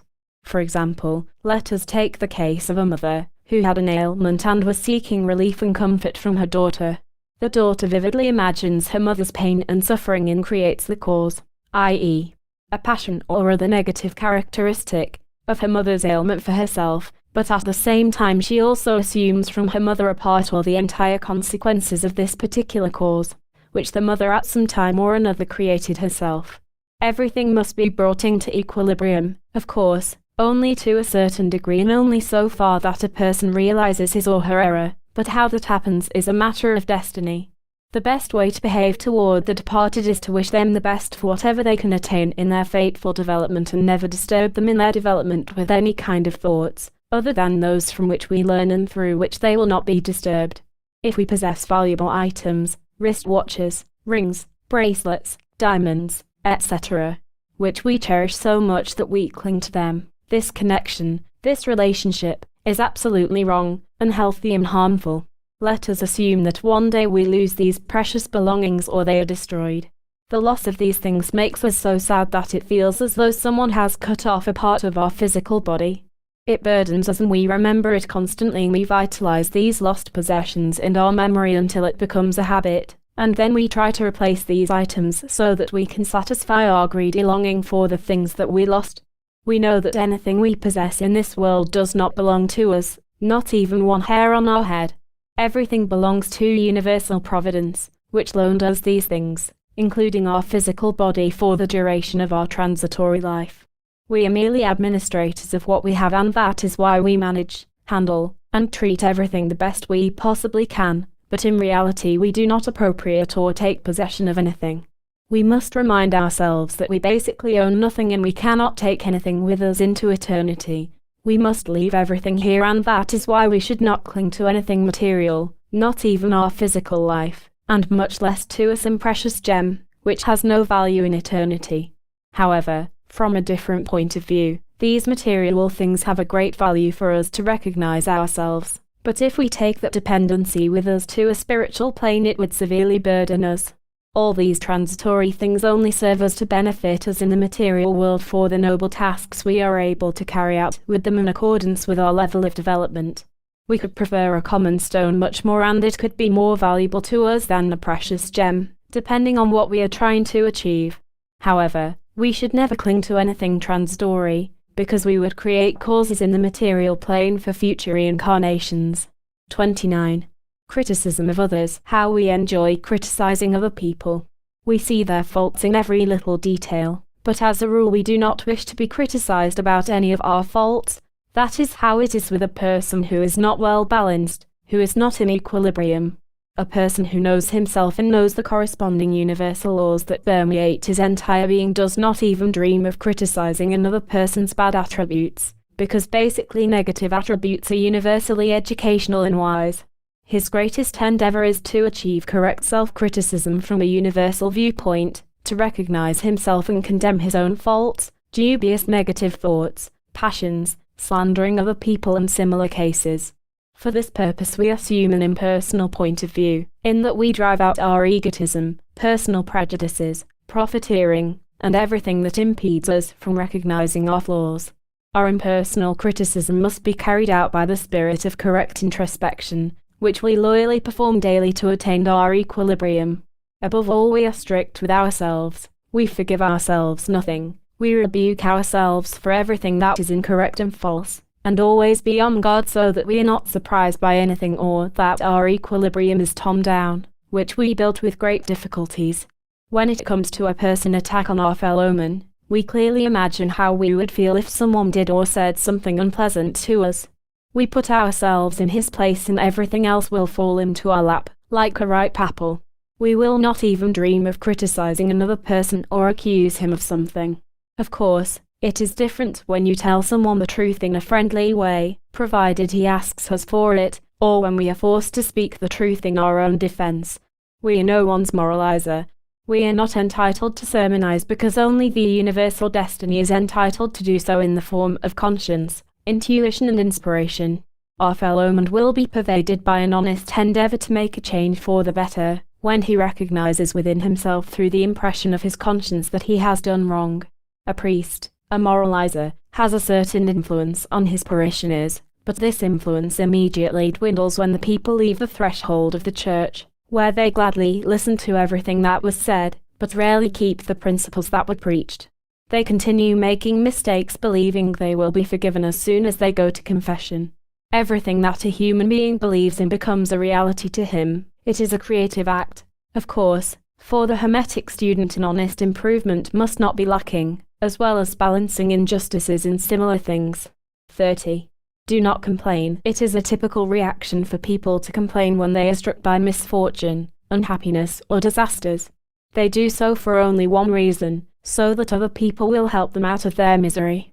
Of course, this purely egotistical viewpoint is completely understandable. But from the viewpoint of the fateful laws, it is not at all correct. Universal destiny shows them in their misfortune, in their misery, that they alone are responsible for their circumstances. When they look at their misfortune only from their personal point of view, their complaining will not help them, and they will sink even deeper into their negative characteristics. Complaining and moaning about fateful misfortune helps no one. As far as we are concerned, there is one thing that will help us for certain, and that is helping ourselves.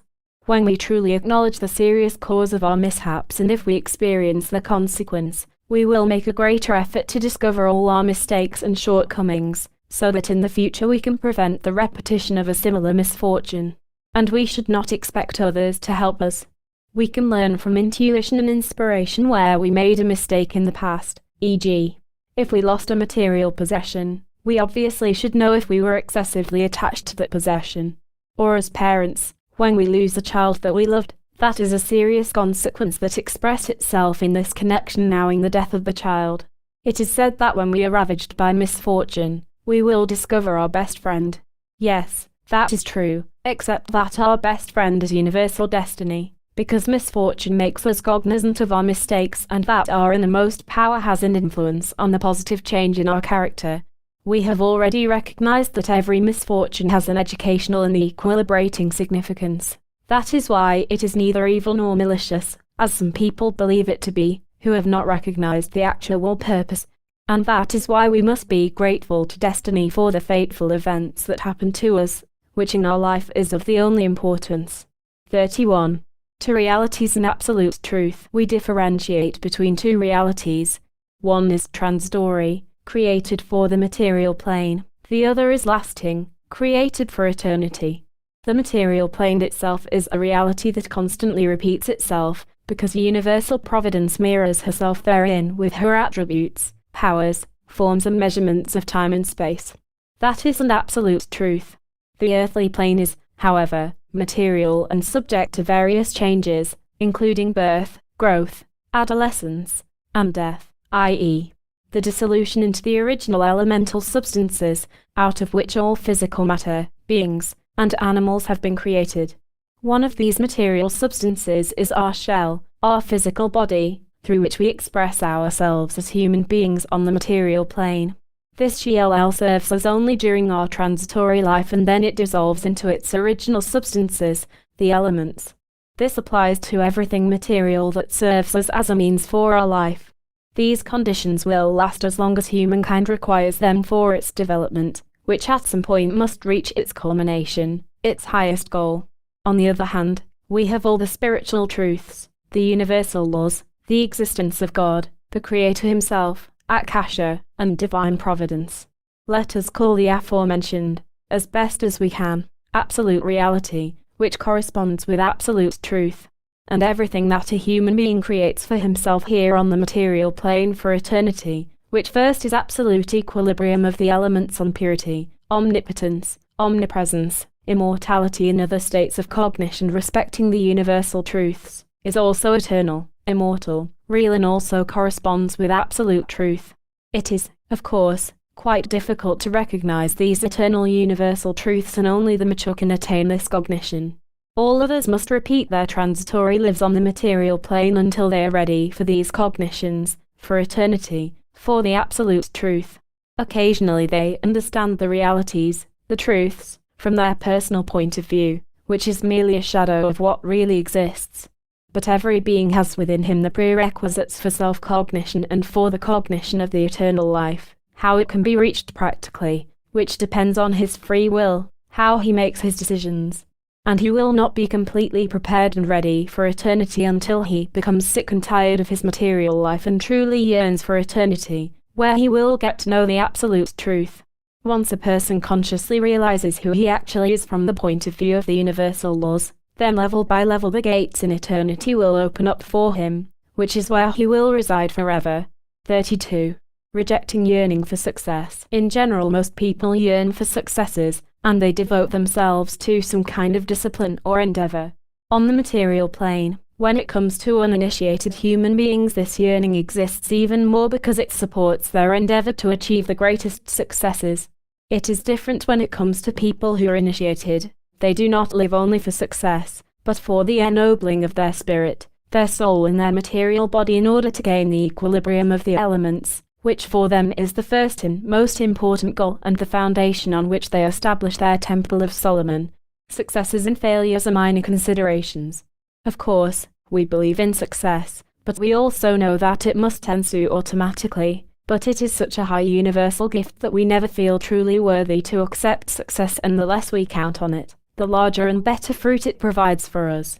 Whoever pays no attention to success or failure, but works honestly on the ennobling of his spirit, his soul and physical body will always fare best. If we behave in this manner when it comes to other situations in our life, we will never be disappointed. In short, we place our entire belief in whatever we do and work for whatever is necessary for this task, and pay no attention to the results and successes. They occur on their own, without especially wishing for them. The manner in which we create causes in the causal world, the akasha, without expecting the consequences, that is how we must behave toward our exercises, which call forth certain consequences in our life, which prepare our universal destiny in the form of successes and rewards. Our destiny knows what is harmful to us and what agrees with us. Let us not forget how fragile a human being really is, who has not experienced trials and tribulations on the path to eternity. If he were constantly showered with success, which would not correspond with his level of development, he could easily abuse the occult powers and fall into rapture, and constantly yearn for these successes in order to receive more. If that happened, he would quickly lose his way. How much better off is a person who honestly and persistently practices his hermetic exercises, perhaps even without success? He is entirely better off because the causes that he develops for himself in eternity for the ennobling of his spirit, soul and physical body are by far more important than all the success he expected on the material plane. It is, however, a different matter if we honestly wish with all modesty to quickly achieve elemental equilibrium through these our exercises, through introspection and cognition, that we manage at any moment in our life to control and overcome our negative attributes of all the universal elements. If we pursue a noble goal, for example, healing a person, we do not pay attention to the success of our efforts, but only to the pleasant effects of the energy, power and attribute that we used for the healing. 33. In awe of God. All human beings in the world who believe in God express their awe of Him. Some people revere Him through particular external rituals, and others worship Him in different ways, through dance, music, song, and various kinds of art.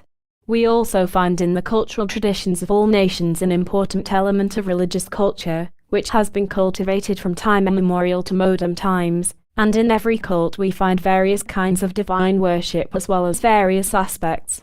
Of course, these religious cults to worship God were only meant for the public at large. Today's church services or masses are proof of that, and they have a particular validity, namely, that the uninitiated human beings who believe in God tend to embrace the traditional belief, reverence, worship, love and devotedness to God and His absolute omnipotence, and they believe in the promised kingdom in heaven after their transitory life here on earth. That kind of belief is of great value and significance for humankind, so that they can progress from this primitive kind of knowledge of God to the genuine cognition of God. What is the correct and genuine reverence of God, which we can express in accordance with our level of development? It is the simplest and most beautiful task that we can accomplish while we are still on this world. It is the equilibrium of the elements, which mirrors itself in our character in the universal attributes, in all planes and in all the elements. In order to accomplish that balance we require endurance, patience, diligence and systematics. Day and night our spirit, soul and body must be constantly on guard, and observe and carefully sort out all thoughts, no matter from where they originate. We immediately annihilate foreign and harmful thoughts and keep only those that are advantageous to us and which we acquire in accordance with our good will. We do the same with feelings and deeds, and only keep good and advantageous ones. This requires constant and persistent hermetic exercises before we reach this state of balance and purity in our development. This, then, is the genuine reverence, which we can express to our Creator, Divine Providence. This reverence bears good fruit for us. Above all, we are protected from anything that could harm our progress and our development, because we are untouchable in this respect. We imitate God Himself through our equilibrium of the elements, and that is why we become absolutely untouchable to whatever could threaten our path into eternity. The universal might of genuine reverence reaches that far, which we convey to God, the Creator. 34. Justified request for help. Wherever our powers are not sufficient to accomplish something noble, we can ask our Guru or Master or beings of the spheres for help. We must, however, adequately justify our request for help, since we are not up to the task. Otherwise, we would suffer harm or be unable to help a fellow human being the way we would like to in similar justifiable cases. We know, of course, that as a rule only the weak ask for help, because they cannot help themselves in certain situations, whereas the strong help themselves in every situation. Another wise rule states that we should only do what we possess the ability and energy to do. Therefore, we do not get involved in anything for which we are not mature and strong enough. However, should it concern an especially noble matter, a deed that we wish to carry out, but we do not possess the necessary powers, means and abilities, then we come in honest devotedness to the invisible world for help, to an intelligence, which will surely comply with our wishes and help us, provided such help is in harmony with the universal laws, which must be respected during the entire event. Moreover, every person has a guide, a protector, who knows well when it is necessary to help his protégé, when he is truly in need. From this we can correctly judge that a human being, no matter the kind of dilemma he is in, is never abandoned, even though he is not aware of this with his physical senses.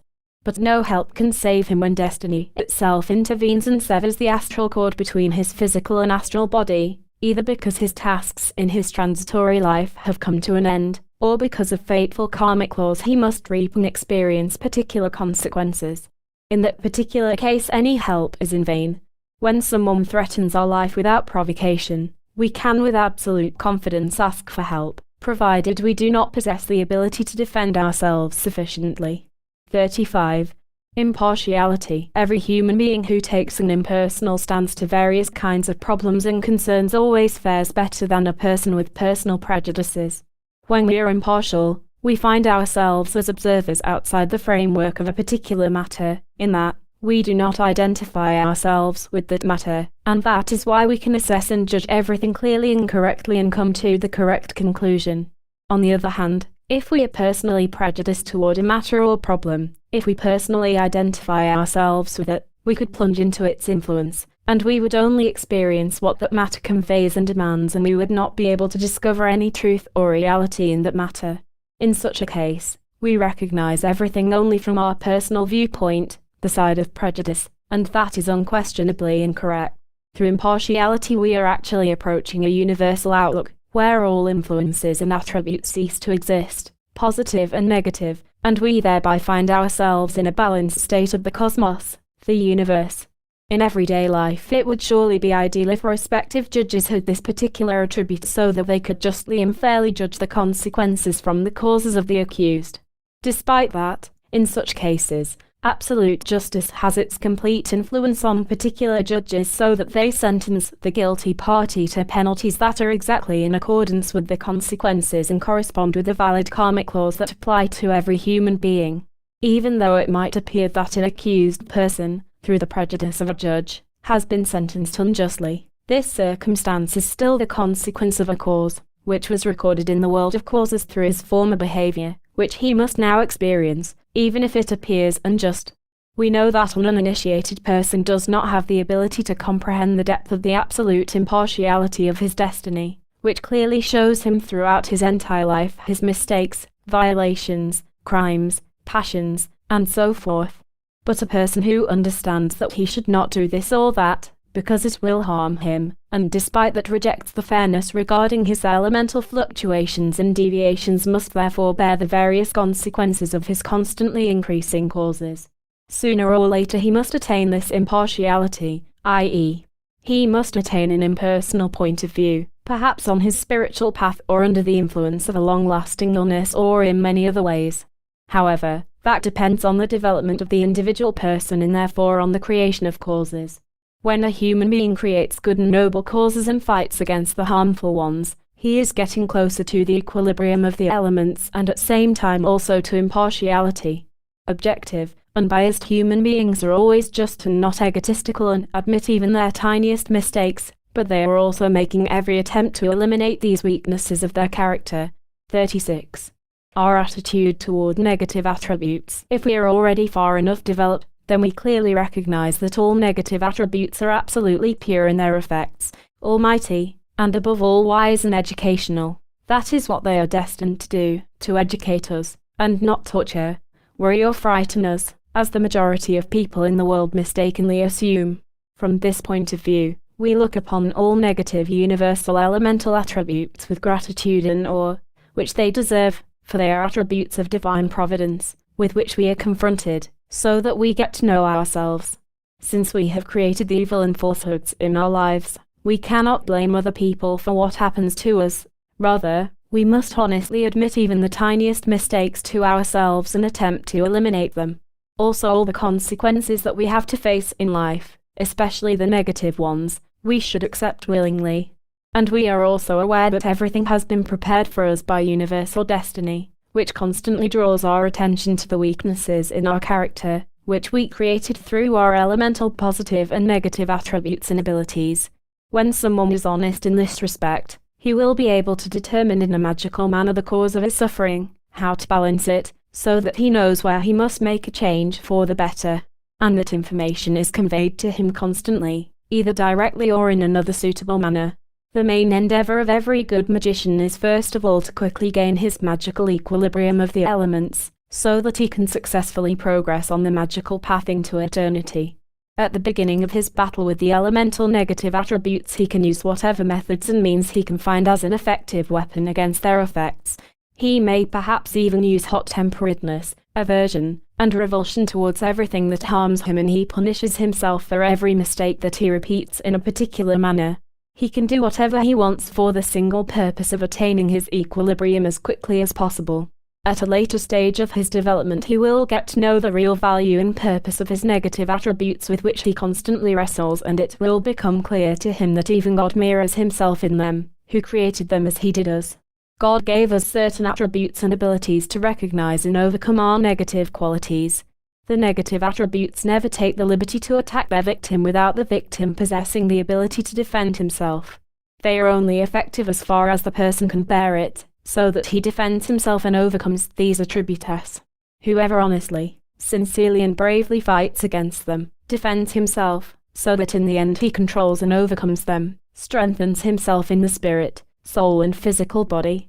In the end, especially his will becomes omnipotent, because he managed to control the elements, which, as we know, are omnipotent in their effect. When in the end a magician has gained the equilibrium of the elements, he also clearly recognizes the fact that all positive and negative attributes are absolutely pure and omnipotent in their effect, and above all, wise and educational, for they form our character, which we take with us into eternity as our soul.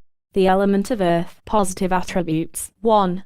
Cling to nothing transitory. When a human being makes it clear to himself that his life here on earth is merely temporary and that he must leave behind everything he possesses, including his physical body, and when the moment of his crossing over from the material plane into eternity arrives, then with his healthy intellect he should easily comprehend that he should not cling to anything material, and that includes his own physical life.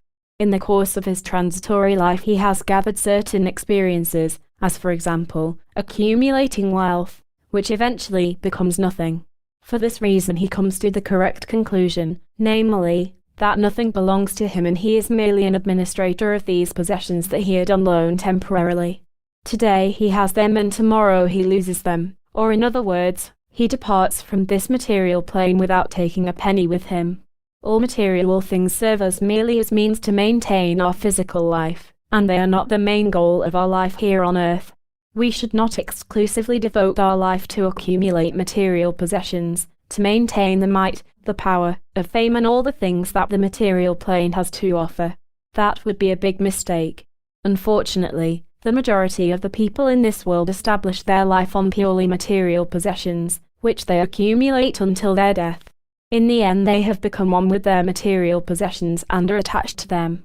Destiny gives some people possessions in abundance, so that they can learn their true value, but usually that does not happen until the time of their departure from the physical world. A well-balanced human being, of course, uses these things wisely for the preservation of his transitory life, but mainly to ennoble his spirit, his soul and his physical body. He is not at all attached to material possessions, because he knows that nothing belongs to him, and by attaching himself exclusively to material things, his spiritual development is at risk. The best remedy for one to free oneself from the dependency of transitory material means is the clear recognition and becoming acquainted with the invisible world, where entirely different conditions prevail, above all the finer surroundings without time and space, nothing physical.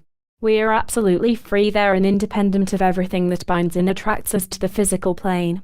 However, we became completely accustomed to the physical plane during our repeated reincarnations, and that is the reason we cannot easily free ourselves from it. On the material plane we learn the complete nullity of material things in comparison to eternity, which we only comprehend through the innermost self-cognition in accordance with our level of development. Finally, whoever has reached the point that he realizes he is basically an eternal spirit embedded in the material plane, in the astral and physical body, and that it is he who vitalizes these shells with his vital energy, attributes and abilities, for the simple purpose that he can express himself with these transitory shells on the material plane, will never again cling to his physical and astral bodies, which, without the presence of his spirit, immediately dissolve into their original elements from which they were created. He will also cling less to everything material, which serves him for his transitory life. We must always remember that this transitoriness, which ties us in one way or another, stops any further steps forward in our development on the path into eternity. 2. Assessment of oneself. The right kind of self-assessment is important. Of course, this requires a person to thoroughly know his attributes, abilities, mistakes, inclinations, powers, and opinions, in short, all things that make up his character and soul. We can only reach the state of cognizance through daily introspection. If we want to assess ourselves correctly in the well-balanced state of the universal laws, we must exclusively conform in this state in order to recognize our powers, attributes and abilities in accordance with absolute truth. In cases where we are especially attacked by arrogance, pride and self-conceit, we must be clearly aware and experience that, in truth, we are only what we are now, in that, we should never overrate ourselves, but also never underrate ourselves. We also employ this method of self-assessment when we are experiencing genuine humility. The correct self-assessment, self-judgment, is important in every aspect of our lives. When we are ready to move on to a new job, especially when it is in a specialized professional field, we must have the particular feeling of self-assurance so that whatever is demanded of us we will be able to carry out under any circumstances, where we must clearly assess our abilities, those that are indispensable for our professional activities. Of course, whoever is afraid that he will not be able to meet the demands of his new job, but still accepts the position will only harm himself. When his knowledge and abilities are not appropriate, his fear will cause him doubt and embarrassment. And that makes him a weakling, with a weak will, because he has unnecessarily underestimated himself. The attribute of self-assessment especially shows itself powerfully and effectively in magic, when it comes to the magical exercises and experiments. Here, this attribute is specifically in the right place, and with its help we correctly assess who we are, the kind of might, power, energy, abilities, attributes, etc. we possess so that we first get to know our flaws and then eliminate them, and how to constantly and daily invigorate our will and other positive abilities. What we are allowed to do in magic, and not allowed to do, depends upon the increase of our energies and abilities, so that we do not immerse ourselves in failure, which threatens the equilibrium of our elements. The best self-assessment is our evaluation to the extent that we have our negative attributes, our passions, under our control, in which our character mirrors itself, for that state is greatly important to our further magical development and progress. The proper evaluation of each of our negative attributes makes it possible for us to always keep every attribute under our control, which, up to now, we have been unable to do, because we are clearly aware of the consequences of their explosiveness in their effects on our character. We will never allow ourselves to be surprised or deceived by these attributes because we know their power and their compulsion to conquer. And since we have a good firm will and many other powerful means to rid ourselves of them, we will fight against them until we control them completely. 3.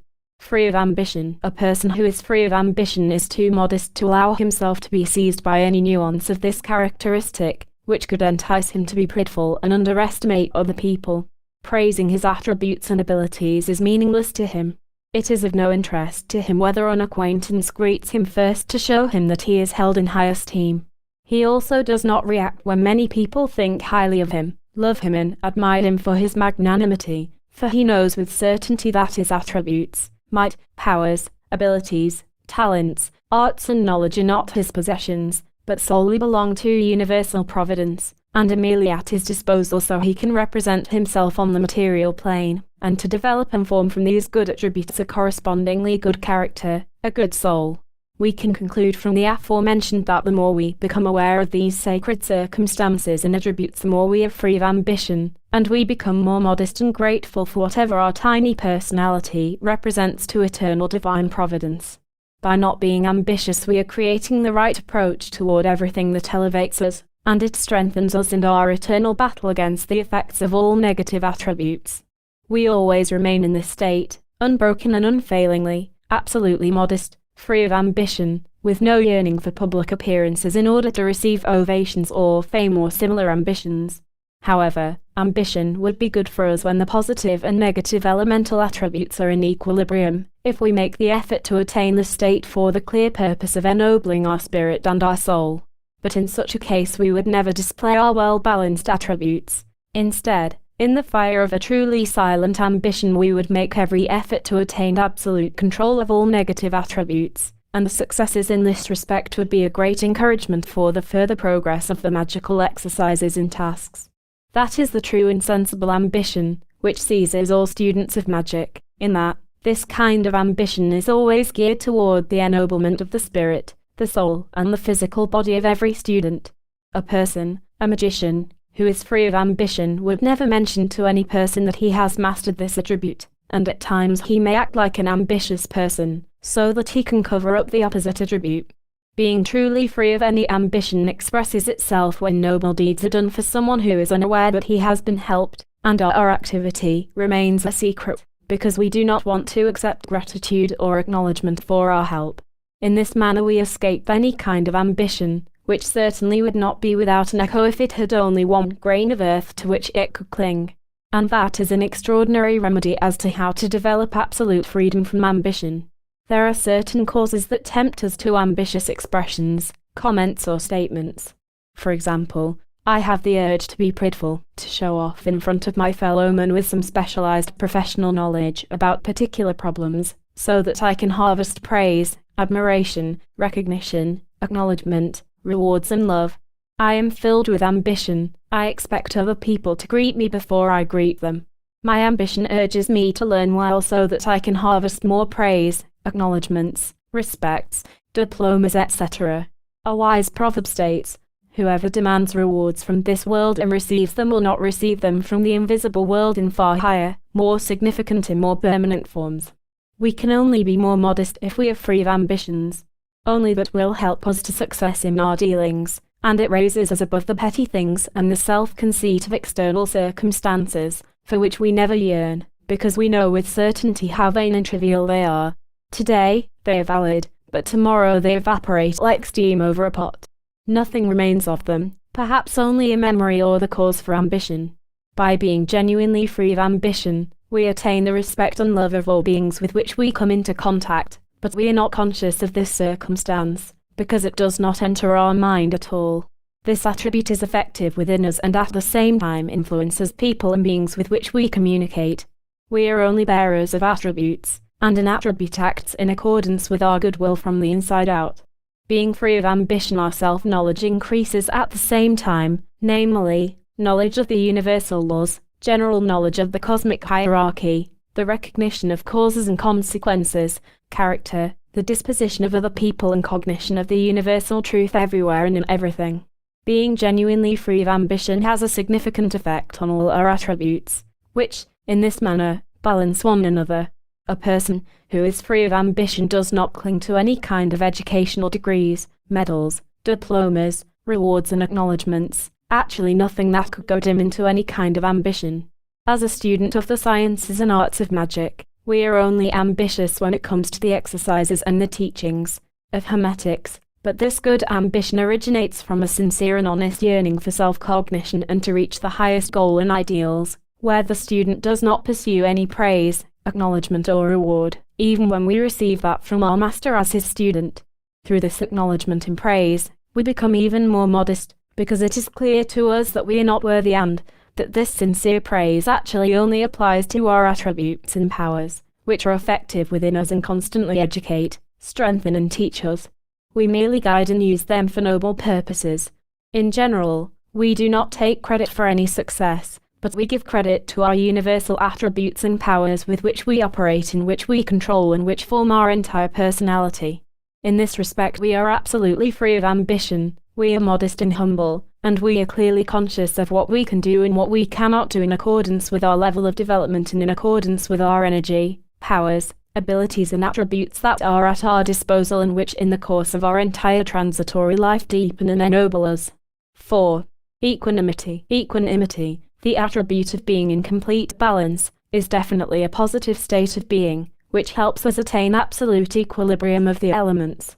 This attribute must always express itself within us so that we can draw from it real benefits. It is important that we, without harmful consequences, equilibrate every situation and problem, because that is the true significance, the core and purpose of equanimity. If we use this strong, positive attribute step by step to equilibrate all the causes that we created earlier in the Akasha, we create favorable conditions to attain the equilibrium of the elements, which is the basic prerequisite for any further progress in our magical development. From this point of view, equanimity is always a good sign of our balanced elements, which we deepen on a daily basis. The highest level of equanimity in the true sense of the word makes us untouchable in respect to the tiniest effects of positive and negative attributes, because we are constantly in the absolute center of eternity, that is, in our Akasha, where eternal peace and quiet and the absolute equilibrium of the universal elements, powers and energies prevail, where we as neutral observers see everything in the light of absolute truth, in reality. A well-balanced human being clearly recognizes the character of his fellow men and can read them like an open book in accordance with the direction, the effects, of their attributes.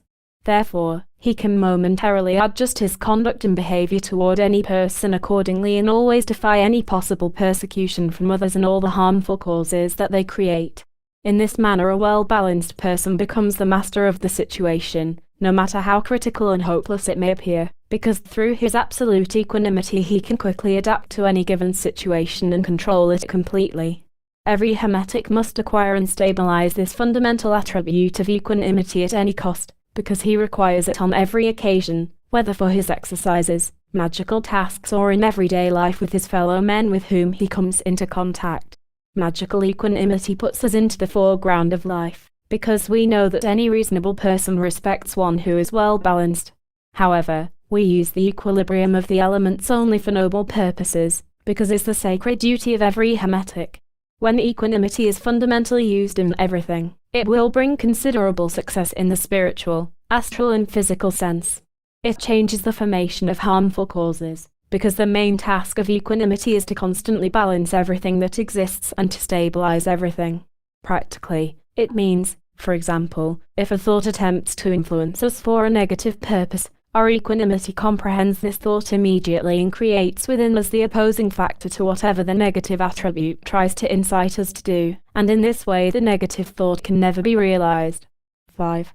Level-headedness and composure. How ideal would it be to always be level-headed, prudent and composed under all circumstances? Level-headedness, prudence and composure are actually extensive helpers in all our activities. These positive attributes make it possible for us to properly think about everything before we carry out, work at, pursue, execute and decide something important. Through this procedure we protect ourselves from many failures, troubles, unpleasantries, misfortunes, ailments and similar fateful interventions, which we would succumb to or be subjected to, if we did not protect ourselves from these negative attributes and bring them into balance through level-headedness and composure. Circumspection and calmness are also signs of good health and good nerves, which gain unusual strength through level-headedness and composure. These two attributes belong to the fundamental positive attributes on which we build for the greater part our entire life and in which our maturity and perfection is reflected. They always bring us luck and success, no matter how we go about it, and at the same time also joy about these successes throughout our entire life. These attributes give us absolute certainty about our work and activities, and we stand behind our work and guarantee it. When we have completely developed these attributes, we rarely make mistakes, for we recognize them immediately and we eliminate them, as well as learn from them. With level-headedness, calmness and composure we can defy panic, exaggeration, haste and chaos, and thereby remain masters over any situation, no matter how dangerous it might be. Through our calm demeanor we become the standard for our fellow workers or employees, without us being aware of it. Our positive attributes have an automatic effect on those around us, who are unknowingly subjected to them. Level-headedness, calmness and composure should always prevail, especially if one is engaged in international negotiations, where the destiny of entire nations is dealt with, but where usually the opposite attributes, namely, rashness, unrest, excitement, nervousness and absent-mindedness come into play, which in accordance with the opinions of the physical world consequences such as war with all its horrors and sufferings arise. Even though the universal destiny gives level-headedness and composure solely to those of goodwill, who only use these attributes for good, not all human beings of the world can partake in these noble deeds, namely, those who do not possess any prerequisites for these universal gifts. Therefore, these people must resign themselves to whatever their universal destiny has prepared for them in accordance with the causes they created. Last, but not least, we absolutely need level-headedness, calmness and composure in order to progress magically, especially when it comes to our exercises and other tasks, magical operations and achievements. It would be difficult to make do without these important attributes in magic. And that is why it will always be our endeavor to make these attributes usable, and develop and perfect them as quickly as we can, so that they become a daily habit for us. 6. Conserving our energy. We know from experience that we often get excited or upset for the tiniest reasons, which in the end we honestly admit. This act is a considerable mistake, because through this behavior we expend a particular part of our vital energy, without getting anything in return. On the contrary, we are harmed and weakened through this loss of energy. Conscious human beings, who are aware of this outgrowth in their character, never allow themselves to be swept along in an underhanded and ingenious manner by the whirl of a particular passion, of a negative attribute. People who are not aware of the digressing negative attributes should be pitied because they are ignorant of the true significance of the conditions that are called for through negative attributes to which they are easily and constantly more and more subjected. In due time, they raise such powerful larvae from their negative attributes, habits and passions, to which they are exposed without reservation at any opportunity, and become enslaved. The same process develops due to constant repetition and attachment to thoughts, which automatically emerge and forcefully cling to us in accordance with our character and inclinations to a particular excesses, without having them under our control. Therefore, we must reject and annihilate them as foreign intruders. By devoting our attention to these foreign intruders, our thoughts, ideas, imagination and feelings, and allowing them work within us like a medium, as they wish, we give them a piece of our vital energy, our astral energy, which we lose unnecessarily. If we were clearly aware of this, we would never permit ourselves to surrender to any hollow thoughts, fantasies and utopian ideas, even when they seemingly appear beautiful. Instead, we immediately destroy these harmful thoughts, illusions and feelings, and by doing so we save our precious vital energy of a spiritual and astral nature for considerably more sublime things and ideals. Under all circumstances we must be consciously aware to conserve our vital energy through thoughts, feelings and deeds, and never allow ourselves to be provoked in the aforementioned manner. When we save our vital energy in this manner on a daily basis at every opportunity, we establish for ourselves a large reservoir of vital energy for our old age, when we urgently need it. We will always be able to function to our advantage only with noble thoughts, feelings and deeds, because we do everything consciously in accordance with our goodwill, and we also strengthen our spiritual, astral and physical vital energies for our further development. And that we can preserve a certain surplus of vital energy with which we can maintain our health without endangering it. Therefore, we must at all costs save these energies in the best manner possible and strengthen and preserve them constantly. This is something to keep in mind in our younger years. Whoever has saved up a surplus of vital energy will be happy and content later in life. 7. Pay attention to experiences. It is to our advantage to remember particular experiences at any appropriate opportunity. As a rule, we gather experiences after we have made certain mistakes, and it often takes some time before we rid ourselves of these mistakes and develop the effective practical method that functions perfectly.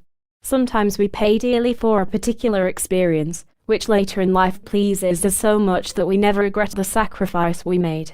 We are truly glad, provided we can use that good experience for similar purposes. We can bring, for example, our experiences to bear good fruit when we help our fellow human beings who are deserving of our help.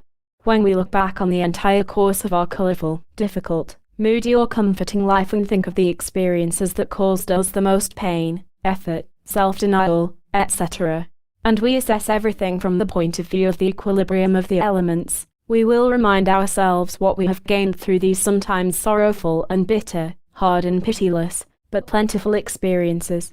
We will then arrange all the good experiences in accordance with the results of our assessment into our present battle for the equilibrium of the elements, and considerably strengthen and increase the means that we require to conquer our negative attributes, passions, bad moods, etc. Paying attention to our experiences becomes a powerful and welcome partner to us, which constantly reminds us that we have committed certain indiscretions, as well as the kind of cruel consequences we had to face. And that is why these warnings connect us automatically to a constant monitoring of our magical equilibrium, day and night, through thoughts, feelings and deeds. From this point of view, the dearly paid for experiences are most valuable, because they have become imprinted into our memory and we are constantly aware of them as the great price we had to pay for this sacrifice. We are also clearly aware of the great practical and educational value they represent, and we shall never commit another ill-considered deed, error, mistake or perplexity. That is why we collect during our lifetime these educational and powerful experiences, so that one day we can make good use of them for noble deeds in later life, when our physical strength is waning, so that it is replaced by accumulated good vital energies from experience from which we draw for ourselves and mainly for the eternal life which we aim for. The experiences we pay attention to are actually beautifully inserted pictures into the pages of our destiny, so that we learn from them, in the event that we might perhaps intend to return to our earlier mistakes, outgrowths, excesses, nonsense, passions and similar inclinations. These mishaps are a sword of Damocles, constantly threatening and warning us, until we reach the first milestone of our goal, when we reach the absolute equilibrium of the elements. That is when all our life experiences have reached their peak of effectiveness, because they have reached their purpose. Until that time all our good experiences are indispensable to us, but we deepen them constantly and allow ourselves to be guided by them. We know from our practical experiences that an experienced person makes fewer mistakes than an inexperienced one, but he must pay for his experiences in various ways, depending on how significant the mistakes and events are. The higher the price is for the experiences, the greater and lasting value they have. A person without his own experiences is like a reed that sways in the wind, because even a minor incident shakes him up and leaves behind deep wounds and marks in his character. 8. Justice, righteousness. Genuine justice or righteousness fills us with a feeling of satisfaction in our conscience and consciousness. If we are guilty of something and we honestly acknowledge it, then we must severely condemn ourselves. If we do, we establish within us absolute justice. We know from experience that a person can only condemn himself for all his thoughts, feelings and deeds, which express themselves through negative attributes and which form his character, so that he becomes just or righteous. As a rule, a person rejects justice or righteousness and blames his fellow man or particular circumstances, opportunities, surroundings, or conditions, such as ailments, fear, money woes, etc., and he removes himself from all guilt. Of course, quite unjustly. Every initiated person knows everything that another person does, or what he is suffering from and whatever he might have to face, whether pleasant or unpleasant, or catastrophic. But this knowledge will always be the fruit of his activities on all planes and in the elements, and these activities mirror themselves precisely in his destiny in the world of causes, from whence also the fateful consequences come from. Whoever attains self-cognition is always completely just everywhere and in everything to himself, in that he credits only himself with everything that is happening to him, because he knows that they are the consequences of the causes of all his activities. That is why he joyfully accepts all kinds of limitations, ailments, difficulties, even accidents and mishaps that happen to him, but he is constantly and bravely fighting to bring all his causes into balance, which these consequences present to him, so that after a certain time through his justice or righteousness he attains the equilibrium of the elements and balances all negative causes. Absolute justice or righteousness is a universal attribute, which will not allow us to carry out or experience something that is in contradiction to the universal laws, because absolute justice is a universal law in itself. And that is why our destiny is absolutely just, even if at times it seems that we are being pursued, or we have only failures, or are constantly ill and suffer poverty and hardships, while other people possess everything in abundance. However, we should not forget that everything we experience was caused earlier through our deeds, thoughts and feelings, which we have long forgotten. And now we expect that everything will turn out well for us, that we have luck, success, wealth and similar things. But that expectation is ignorance and great egotism, which completely inactivates absolute justice. Not one hair on our head is touched, if we did not provide the cause for it. From this point of view of absolute justice, we should also observe the condemnation of our fellow human beings. If we are knowledgeable in such a matter, we would discover that the conviction which to us seems obviously unjust, for example, the death of a military political betrayal and similar events, is completely just, because an absolute and just destiny would never under any circumstances allow someone to be condemned and to suffer without a serious cause. Only when we bring our causes into balance through opposite good deeds and causes will we eliminate the consequences, which will sooner or later strike us.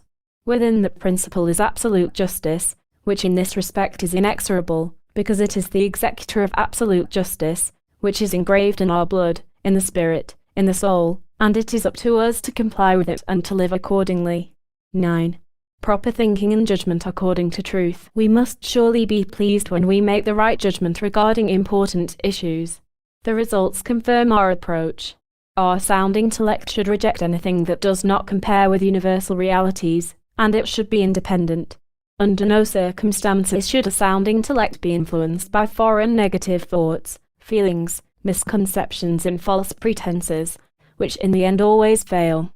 We come to proper thinking, considerations and judgments, slowly but surely, step by step, when we honestly make the effort to recognize every thought, feeling and situation that touches us in accordance with their significance and value, i.e., in accordance with the heart of the matter, the core of whatever they express and the kind of common goal they have. Until that point is reached, we frequently experience failure, which directly forces us to defend ourselves. At first, we exert all our energy to defend ourselves and later we do so automatically. And if we continue uninterruptedly, we expand our considerations and judgments correctly to all thoughts, feelings, conditions, situations, deeds and problems, in short, to everything we experience. In such a case, when we carefully and correctly carry this out, our conscience immediately informs us about the state of affairs and we merely decide what we want to acquire from that, what we consider to be good for us, and what we immediately cast away as harmful or foreign to us. In this manner we create a correct relationship to everything that happens to us in life regarding our destiny. Later in life, should our aptitude develop in regards to correct considerations and judgments, then we are in the position from the universal point of view to determine the truth. Up to that point in our development we are not guided by completely correct considerations and judgments that correspond with the truth. Many learned human beings, scholars and philosophers have written thousands of books, where they made great efforts to solve a variety of important questions of life and the existence of humanity in respect to their classification in their social sphere, their wealth, religious convictions, politics, sciences, arts and similar things. But since their considerations, judgments and convictions did not correspond with the universal truth, or if the truth was distorted, their works were merely superficial, without the core of absolute truth. These works were written predominantly with a personal tinge or bias, and carried the seal of personal transitory truth. These kinds of works are never long-lasting and they become immersed in an ocean of temporariness, the past, and futility once they have fulfilled their mission during the time of their popularity. The world is progressive. It constantly goes forward and does not stand still. The world's development approaches the correct considerations and judgments only in accordance with its level of development and maturity, and at some point the time will come that these considerations and judgments will correspond with the whole truth, with reality. At that point these considerations and judgments will possess eternal validity, which qualities have proved themselves through their longevity and immutability, which cannot be changed, abolished or replaced by other truths. Humankind must at one time reach this point, but right now that is still a distant truth in the faraway future, and only real initiates can form these correct considerations and judgments, which correspond to the absolute truth through particular exercises, methods and meditations, which are all geared toward to recognition of the absolute truth and to everything that happens to us in our life. 10. Education and introspection. If we are honest with ourselves, we often remain with our bad habits, excesses, passions and unpleasantries and their harmful consequences. Here we begin to truly comprehend and think about everything that is harmful to us, which we must reject and annihilate, and fight against it and never again desire. We clearly and logically understand that every negative thought is already put into action when we accept it as our own, and at the same time this thought begins to grow in us and ultimately controls us to such an extent that we finally realize this harmful thought, i.e., we do whatever this thought expresses and represents. After we have realized the thought, its reaction, its consequence, makes itself felt, which is surely not enviable but regrettable. That is why in the end we must come to the conclusion that we no longer want to create such causes and consequences, since we know that terrible consequences ensue.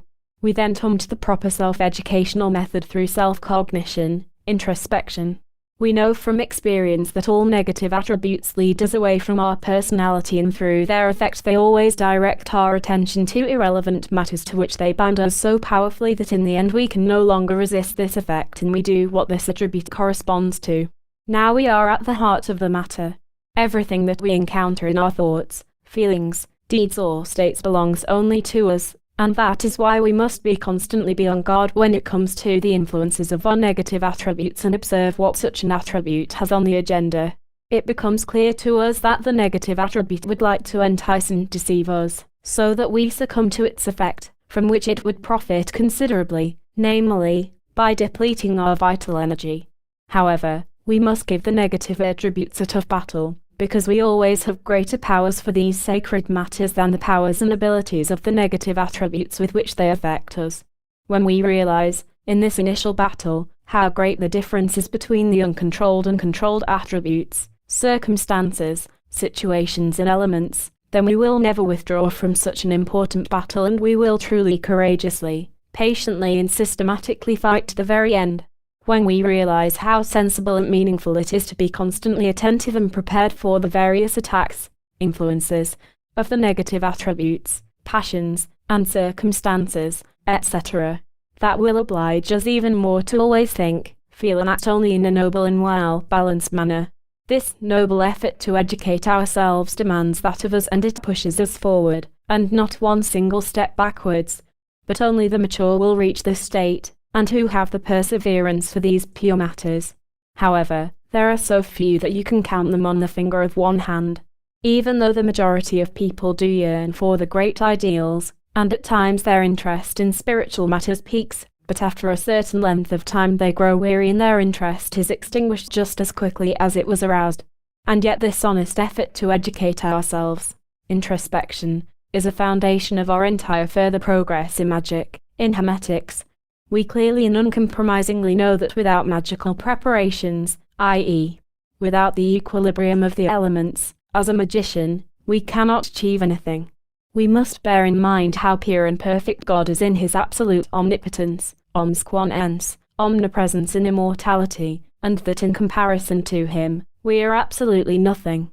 And that is why we must make every effort with all the powers at our disposal to gain equilibrium of the elements, the purity, always and everywhere and in everything, so that at least we can approach him, even though we do not deserve to do so. 11. Moderation. We come closer to the state of equanimity through moderation. If we use all the things that nature provides for us in moderation, we will begin to adapt to nature, which is in equilibrium, where the strict law about the proper use, consumption, and enjoyment of all the means for the preservation of our life is in force. Every human being has this law recorded in his character, in his attributes, but it is entirely up to him to comply with it and to keep it. Moderation not only applies to eating and drinking, but to everything with which we come into contact. For example, we should never think too much about the same matter, circumstance, concern, problem, etc., because one-sided thinking will soon throw us off balance, and we will disregard other day-to-day important obligations, duties and necessities. We must attach the proper attributes, effects, yearnings, causes and consequences to a matter, concern, problem, or abstraction. In accordance with that, our judgment, assessment, impressions and successes in respect to the intellect and feelings must be moderate in as far as we never exceed or violate the boundaries of proper behavior. Nothing should carry us away to the extent that we receive an overabundance through certain impressions, perceptions and considerations. We must be certain that this immoderation does not get hold of us. The popular saying is correct: everything in moderation. When it comes to our behavior, our conduct, feelings, thinking, situations and moods, we must ensure that we incorporate the law of moderation and equanimity, in that we clearly recognize how far we can go in any situation. We can also make use of our negative attributes in moderation, of course, for noble purposes, without worrying about making any mistakes. True moderation is monitored by our firm goodwill, with sound considerations and convictions, because immoderate pursuance and acquisitions, no matter how good they are, will surely cause us more harm than benefit. Our sound instinct always tells us clearly when we have enough, when we are satisfied with one or another thing, and if we continue in one or another direction, it would only harm us. How do we recognize moderation? If we do everything in moderation, we always feel that we are in a light, pleasant state and have a certain peace and quiet, feeling of joy, freshness, and equanimity, that we did not take things too far and that we did not rush things. Therefore, we can rightfully enjoy pleasure, but absolutely in moderation. We are permitted to do everything, but within the boundaries of decency and respecting our fellow men, and that must always be clear to us. No person possesses the same level of moderation, and everyone has developed moderation to a different degree. That is why every person uses moderation differently. One person satisfies his hunger with one sandwich, while another person needs 3, but both of them are moderate in their needs. The first person requires considerably less than the second, and that is in accordance with his level of development, his physical structure, his expenditure of energy in his job or profession and similar things. And that is how it is with spiritual and astral states, affairs, attributes, abilities, causes and consequences with which we are constantly in contact. Everyone is individually endowed with his abilities, his development, and each person will experience moderation differently. One person can take more, while the other less, both of them according to how they are developed for particular things and how mature they are. 12. Respect the attributes of others. We respect the attributes of our fellow men, and we do not interfere with their characteristics. We do not have the right to reproach or criticize someone for something we do not agree with, what is unpleasant, nonsensical and revolting from our personal viewpoint, and what we would never do. We must always remember that every human being is a star of his own, who has his own destiny, which he prepared for himself, and which he must experience come what may to the very last day on the material plane. The cause is that a human being created himself at some earlier point bear fruit precisely in accordance with what he has sown.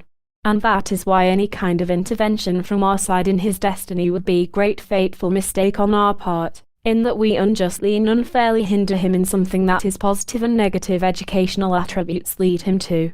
We can well imagine our great responsibility for this irresponsible deed that has no basis. It is too dreadful to think of how severe our consequences will be, which we must bear in our next life. Divine Providence guides the destiny of every human being justly and lovingly, and we insignificant bunglers want to intervene in such astonishingly responsible matters, which are so important for the destiny of another human being. As long as no one does an injustice to us, by threatening our life or existence or our freedom, we do not interfere in someone else's affairs, which originate from the effects of his attributes, his character and his destiny. We always have the right to defend ourselves if an injustice is directed toward us. Should we be in the right, we will win in the end, because our destiny will not disappoint us, and without reason no one will ever touch a hair on our head. We strictly adhere to this conduct, especially in our function as a magician, when we for justifiable motives use our occult powers to defend ourselves. But we must clearly be aware of the fact that any other opposing intervention in the fateful affairs of others would immediately lead to our own destruction. That is how important it is to respect the attributes of all our fellow human beings. By respecting the attributes of our fellow human beings, we directly gain the untouchability of our person and the respect of whomever we meet or associate with. 13. Keeping your promises. Every human being who keeps his promise, oath or vow gains the respect, recognition and acknowledgement of people around him. When something is promised, it is important to recognize that we also accepted a particular duty to keep our promise, our word, come what may. Perhaps only an ailment or death could prevent us from keeping our word. On the other hand, we should also think carefully before making any kind of promise, but if we make the decision to help, then it is our sacred duty to keep our promise under all circumstances. Our strict innermost attitude, our way of thinking, strengthens and improves our character, our honor. By keeping our word, promise or oath we strengthen our will considerably, which steels itself through whatever obstacles that are placed in our path. We do not commit ourselves to a promise or an oath, where we determine that we cannot fulfill it, or if we know that it would harm us. When we are forced or coerced to give a promise, we fulfill only what truly agrees with us, but never what harms us, because in that case we are protected by our destiny, which knows well how much of a burden we can bear. We adapt appropriately to any situation, and do as others do so that we do not isolate ourselves from other people. Through this we express our taciturnity, our silence. It is more important to keep our word, promise or oath in magic when it comes to various duties and tasks, which we voluntarily accepted and which have a greater value than our transitory physical life. Because what we have promised God, divine providence, is such a sacred and powerful oath, where only our death could prevent us from not fulfilling or keeping our word, promise or oath. If we have made a promise before our Creator, that is more valuable than our physical life. Keeping our promises has also a great influence on everything we do, no matter the kind of obstacles that may arise. Of course, the condition is that whatever we commit ourselves to and what we intend to do must truly be noble. In this manner we always secure success for ourselves everywhere and in everything. For beginners, it would be a noble resolution if we promised ourselves to eliminate all negative attributes from our character. If we immediately and honestly decide to remove our negative attributes, we would surely have great success. We know from experience that a human being sometimes suffers his entire life from an imbalance of his elements. We also know that he will not get rid of this imbalance through his normal way of life, as long as he is not aware of the true causes and consequences of his behavior. By keeping one's word, promise or oath, every human being, of course, will improve his character considerably. 14. Peace. Nowadays much is said and written about peace. This propagated peace has nothing in common with the genuine, eternal, universal peace that prevails in the entire universe. It is a state that cannot be expressed in words, and only a person can truly experience it, one who daily cultivates it within himself and then disperses it into the universe. Universal peace is the state in which every human being feels absolutely secure, where no one attacks him somewhere, rapes him or her, as it happens here on the material plane. Instead, we find in eternity true helpers everywhere, which will help us when we have the yearning to reach higher ideals. When it comes to that, a human being finds great support in his belief in God, the Akasha, where everything serves him for his higher interests, where he dwells among the noble, universal intelligences, teachers, masters and the genuine angels of peace, where he enjoys everything noble in whatever he undertakes and where will not be disturbed by anyone or anything in his activities. As long as a person lives on the physical plane, He is always protected by his destiny whenever he carries out noble duties or tasks and when he helps others. He is also protected from the authorities and injustices, because he develops on a daily basis a powerful cause for peace, which is truly universal and applies to the entire universe and as well to our physical world. And in the physical world where in increasing numbers obstacles are against him, his awakened eternal universal peace is effective in several ways. Genuine peace is universally so powerful, therefore, we immerse ourselves daily deeply into this peaceful state so that we have a powerful weapon against everything that could threaten us in our genuine peace, no matter what form it might take. We can work better in our genuine peace than in a normal chaotic state, which now prevails on our material plane. Our peace will considerably strengthen our peace and security, especially when it comes to our magical exercises and tasks, which we do daily and through which we strengthen our spirit and soul. We pour out our peace and distribute it in our entire surroundings, wherever we might be, without being aware of it. Other people feel calmer, more secure and sympathetic in our vicinity, because our universal peace provides these beautiful, influential conditions, which express themselves in our presence through the spirit and soul. Of course, that applies only to those people who through their character are closest to real peace. It cannot be people who are revengeful, hateful and egotistical and who possess similar negative attributes. Wherever genuine peace rules, there is peace and quiet, sympathy, joy of working, happiness, contentment, and everything is well balanced. From this, we can gather that peace is actually a universally eternal attribute that comes to us step by ennobling our character and soul and by attaining the universal equilibrium, which represents a guarantee for eternal peace. In truth, the significance of peace does not mean some kind of rigid, eternal, blissful peace and quiet, where we are completely inactive. On the contrary, universal peace is a beautiful and powerful protection, under which we can develop beneficially. That means to constantly work on the ennobling of the spirit, the soul and physical body, in order to reach the highest goal. 15. Asceticism. Genuine asceticism is expressed in everything that we undertake to ennoble our spirit, soul and physical body. For example, if we renounce a passion for a particular time, such as smoking, alcohol, overeating, sexual untruthfulness and other harmful vices and habits, which we developed through repetition. The most effective and purest form of asceticism is our daily introspection, our constant battle with negative attributes in thoughts, feelings, deeds and bad habits. That is the most genuine and effective asceticism, the prayer that we constantly cultivate and enhance, as long as we have not attained a genuine universal equilibrium, the purity.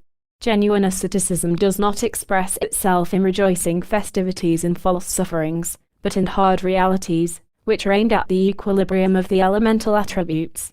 Everything that the universal nature liberally presents to us should be enjoyed and experienced sensibly, but we must always remember that all things are transitory, that we will one day leave everything behind us, when we cross over into the invisible world. And that is why we could in the course of our transitory life do without these things, whether practically or idealistically, so that we are never dependent on them and are completely free of them spiritually and astrally. Through that process we make our crossing over from the material plane into the astral world considerably easier. That is the genuine kind of asceticism, which bears good fruit. Genuine asceticism also strengthens our will, because as a rule we experience most obstacles with asceticism, which we must overcome under any circumstances, so that we can fulfill what we have resolved to do in an ascetic manner. Asceticism can be carried out best if no one knows about it. The reason being that asceticism finds a true echo in whatever we want to achieve with its help. Therefore, we should not profane asceticism anywhere, because if we did, asceticism would become unnecessary and ineffective. A particular kind of asceticism expresses itself when, for example, someone suffers physical pain or poverty or other unpleasant conditions. Above all, he should keep these conditions to himself, and do exactly the opposite of what the negative conditions prompt him to do. In this manner he has these negative conditions or circumstances under his control and he is using asceticism extensively. For example, when a brave soldier is fatally injured on a battlefield and he suffers great pain, despite that he keeps a positive mindset, even if he knows that he will soon die. That is a part of asceticism and heroism, whereby a human being conquers himself the means, i.e., he overcomes his dependency on his physical life. Through genuine asceticism we become strict and hard on ourselves, we forgive ourselves nothing, and we combat any wimpishness and dependency to everything that ties us to the material life. A beautiful expression of genuine asceticism is when we are helping others, and we neither ask nor expect the slightest reward, not in our thoughts or feelings or for our work. Since we train and practice for our magical progress, we reject any wishes for success, and merely wish that through the exercises we improve our soul, our character, to a maximum. There are 3 kinds of asceticism. 1. Mental asceticism. We cultivate discipline, order and purity of thought, and we have that under our control. 2. Astral asceticism. We control all negative attributes, passions, feelings, conditions, bad habits, etc. 3. Physical asceticism. We live a moderate and natural life. 16. Accuracy and meticulousness. Accuracy and meticulousness are highly positive attributes, which are closely connected to eternity. When we are permeated with these attributes, we always have to direct our attention to our duties, commitments and resolutions, which we accept voluntarily, so that we never forget them, and that as long as we are working on our commitments, we require a certain defined accuracy and meticulousness to realize them. We can never permit ourselves to neglect our duties and resolutions without good reason or skip or miss them completely, because that would have a harmful effect on us, and immediately such an occasion of neglect would repeat itself and we would have great difficulties to overcome them.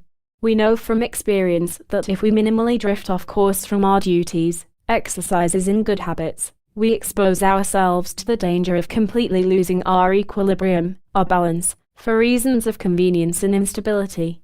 Whoever is relentlessly uncompromising in this respect and works exactly like a clock can realize everything at the proper time. A person who truly knows life clearly realizes that the destiny of every person is exactly and firmly laid down in a meticulous manner, chronologically integrated in his transitory life, which in reality represents only a moment in eternity.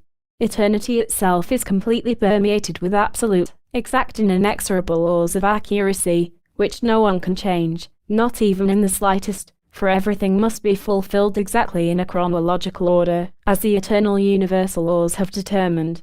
Accuracy in our material world is the reflection of the absolute accuracy of the cosmos, and that is why our life is regulated under the influence of destiny, justly and exactly in accordance with the corresponding causes, which are determined by our transitory life and measured from birth until we depart from the physical world. We cannot leave this world until we have fulfilled all the consequences that have emerged from the causes we created. But at the same time we cannot and are not allowed to remain here on earth 1 minute longer if we already all are fateful tasks, which were determined by divine providence. And that is why we have become an independent, ascending, culminating and descending star.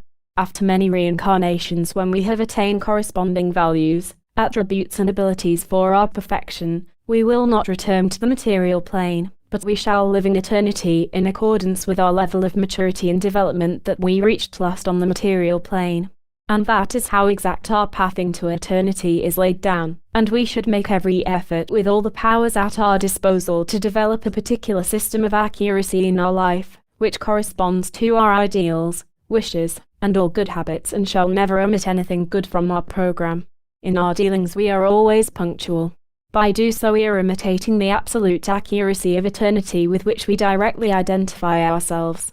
And finally, this accuracy reflects itself in our entire life on any occasion and always brings us good success, which we can personally and quickly convince ourselves of.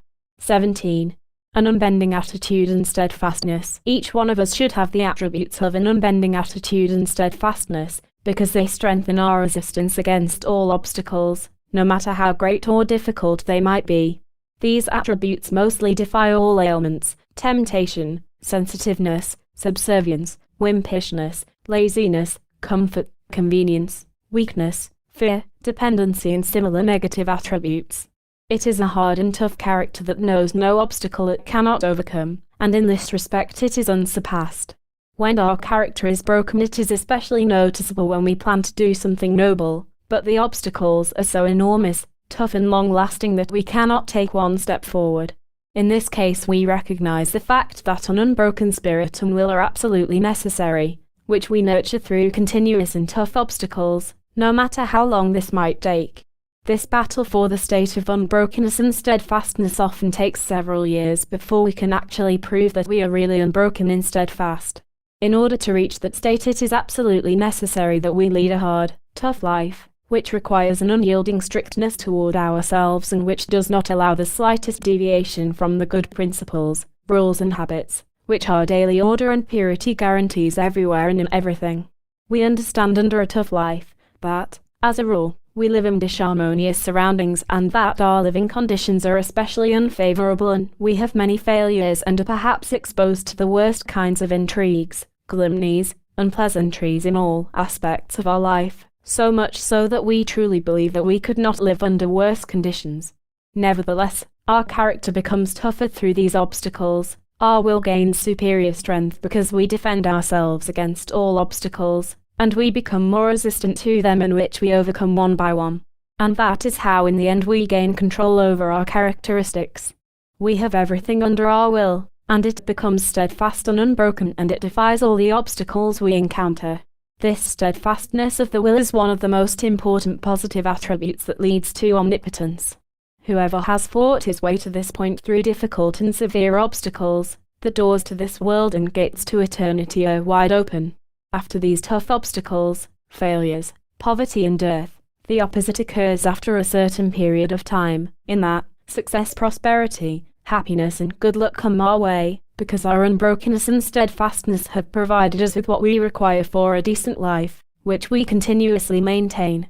At the same time our belief and confidence increases, therefore, we will always achieve whatever we are trying to accomplish, because the obstacles that were placed in our path, we overcame without much effort. We never have illusions about something we come into contact with, and we recognize matters as they are. We already have our emotional character completely liquidated, and it no longer exists. Only the bare life now exists, an absolute reality and truth and everything connected with it. In comparison, everything else is tainted, distorted and therefore worthless. 18.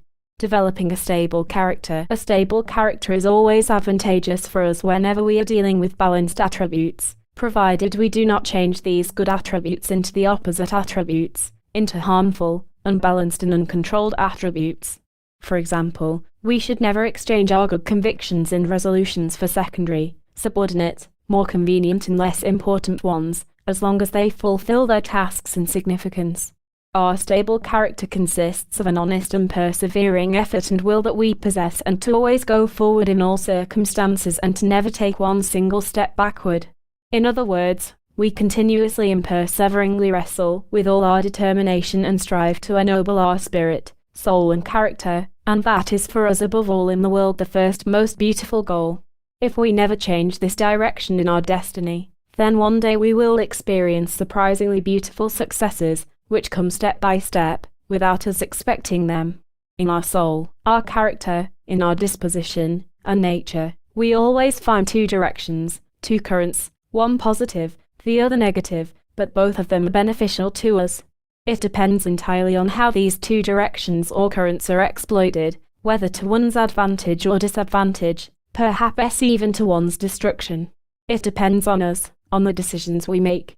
If we are honest and sincere, we devote ourselves to the positive direction, which drives us directly forward to the highest ideals, whereas the other direction, the other current, leads us downward with its causes and consequences, corresponding with the negative attributes of the four elements, which constantly lower our character.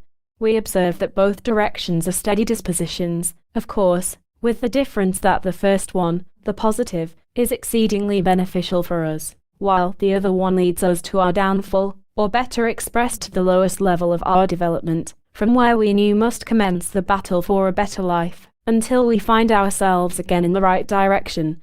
It goes without saying that both directions, provided we have made the decision to follow the first direction, are helpful, especially the negative current, because we are in control of both directions or we are making every effort to get them under our control.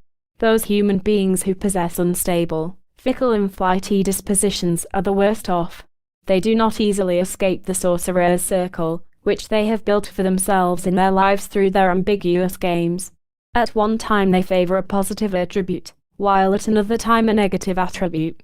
Of course, They have not one attribute under their control. And that is the reason they are subject to or succumb to their negative attributes at any suitable opportunity. The negative attributes toy with them as they please, and for this reason these kinds of people have no stability. Regarding their disposition, they are neither white nor black, but have a lukewarm attitude, and wherever the wind blows that is what they do. They have to learn much before their destiny shows them where to begin in order to get onto the right path. People with a stable disposition do not allow any compromises, for they take a firm stand to defend their position to the very end. Of course, they are sensible enough that they defend their interests or concerns only if others are reasonable and just. They do not mention their interests and concerns in front of unqualified and incompetent people. Instead, they conform to any situation. This stability of one's character can also be expressed on a broad international scale among the few countries which, for example, have been spared the warlike, belligerent horrors and who anxiously are making every effort to remain neutral. Through this demeanor they express their stability and perseverance by maintaining genuine peace with everything at their disposal. In truth, this is the echo of their entire population, who possess a real interest in maintaining peace, which honesty bears them good fruit. We know from experience that a person who truly and honestly wishes to have peace and leaves his neighbors in peace has nothing in common with war, and he will therefore do his utmost to constantly avoid it. He remains constantly in peace, and even when all around him war is raging in the cruelest manner, he will not touch war. And that is a good trait of a stable character on the large scale. 19. The consciousness. We know that the consciousness is actually a summary, a complex, of everything that takes place in our spirit. Within the spirit are contained the three elements of fire, air, and water with all their attributes. The consciousness is an expression of the fourth element, earth, and that is a resume of all the elements with all their attributes and aspects. The consciousness is also a mirror, wherein our entire external and internal life mirrors itself. It is a complex of cognition and of everything we have already experienced. Our consciousness clearly shows us our final goal or objective, our attributes, powers, strength and circumstances, and where we are at this moment in our development. We especially see in our consciousness the hardships of life with all its negative aspects, and finally the regulation of our efforts, goals, ideals, the progress of our work, activities, systematics, the value of our development, stability of our character, honesty, sincerity, justness, wisdom and reason. We become conscious of who we are, why we live here on earth and what the final goal of our life is.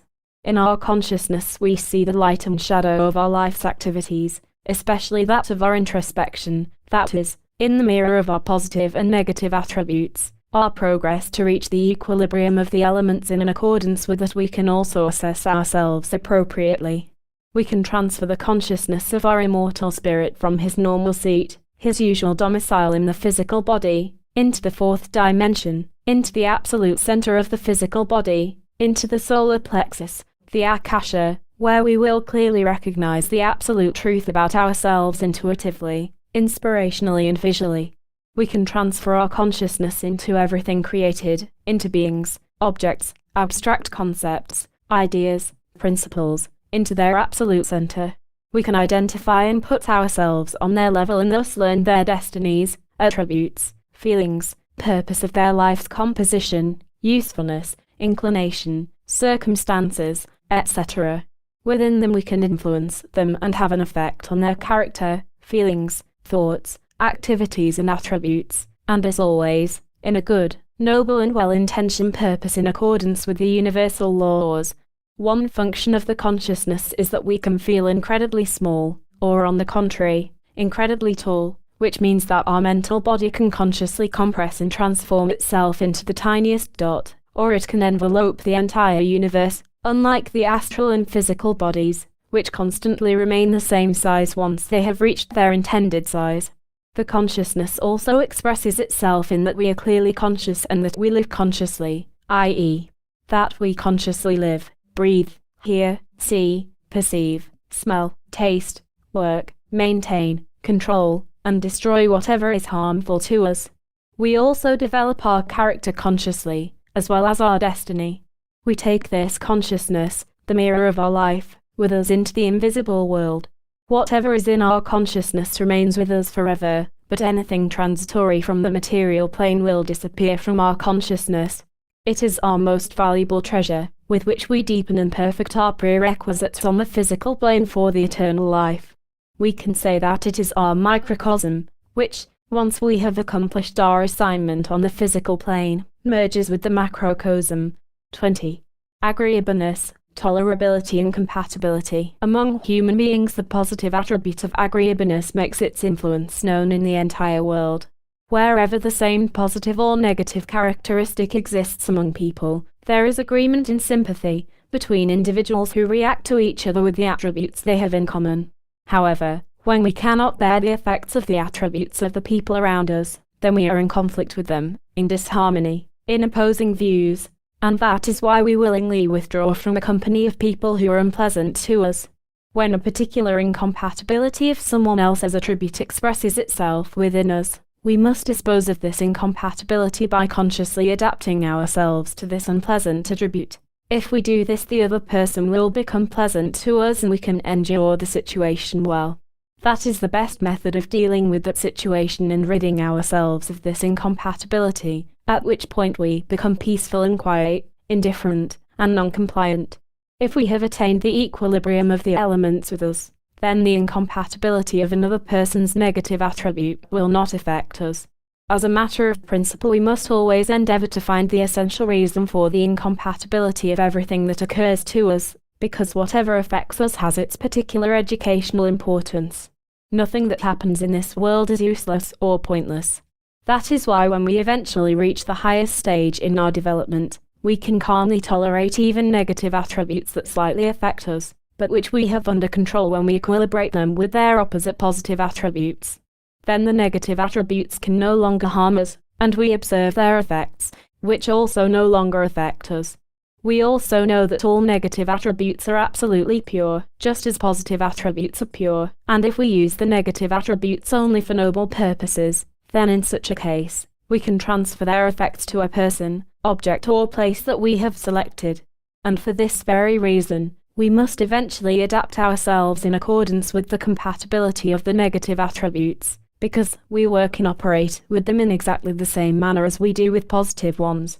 If, however, we are not yet in an elemental equilibrium, then we are not in alignment with our attributes, and we must bravely fight against their effects until we have them under control. Our tolerance to the realities of the elements, the forces of nature, in the material world is based on our degree of compatibility, i.e., that we are compatible with sunlight, warmth, heat, the element of fire, coldness, frost, humidity, contraction, the element of water, lightness, breathing and the effects of wind, the element of air, and finally that we can also endure toughness, weight, gravity, and rigidity in all forms, the element of earth.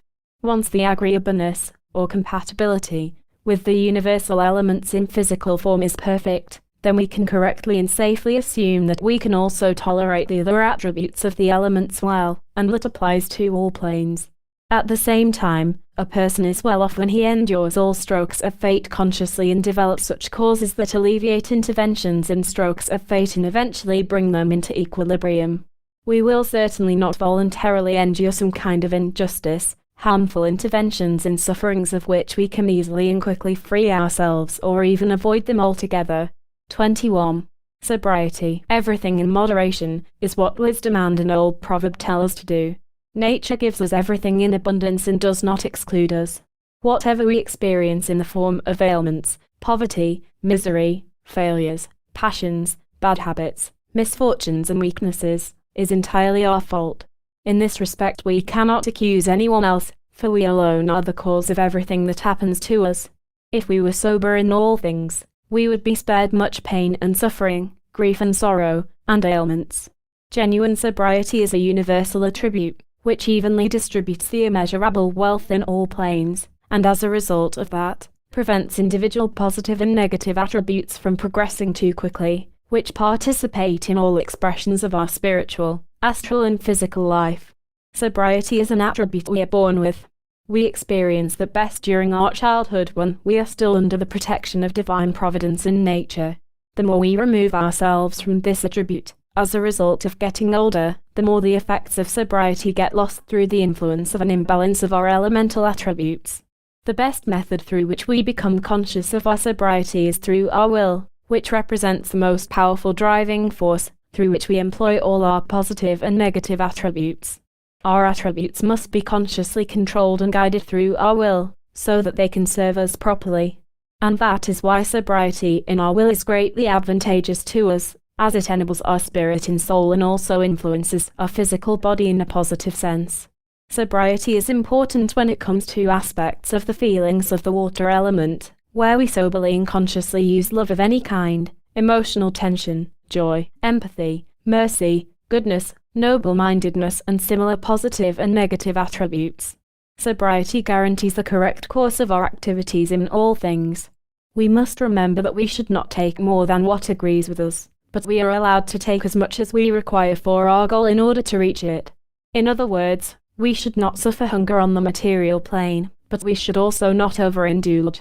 We should not be lukewarm or hot-blooded, or too eccentric in our love. We should not go too far in the astral and spiritual planes, i.e., overestimate ourselves, conceitedness, pride, nor should we underestimate ourselves. For us, sobriety is the golden mean on which we travel, looking neither to the right nor to the left nor behind us, but constantly moving forward on this path.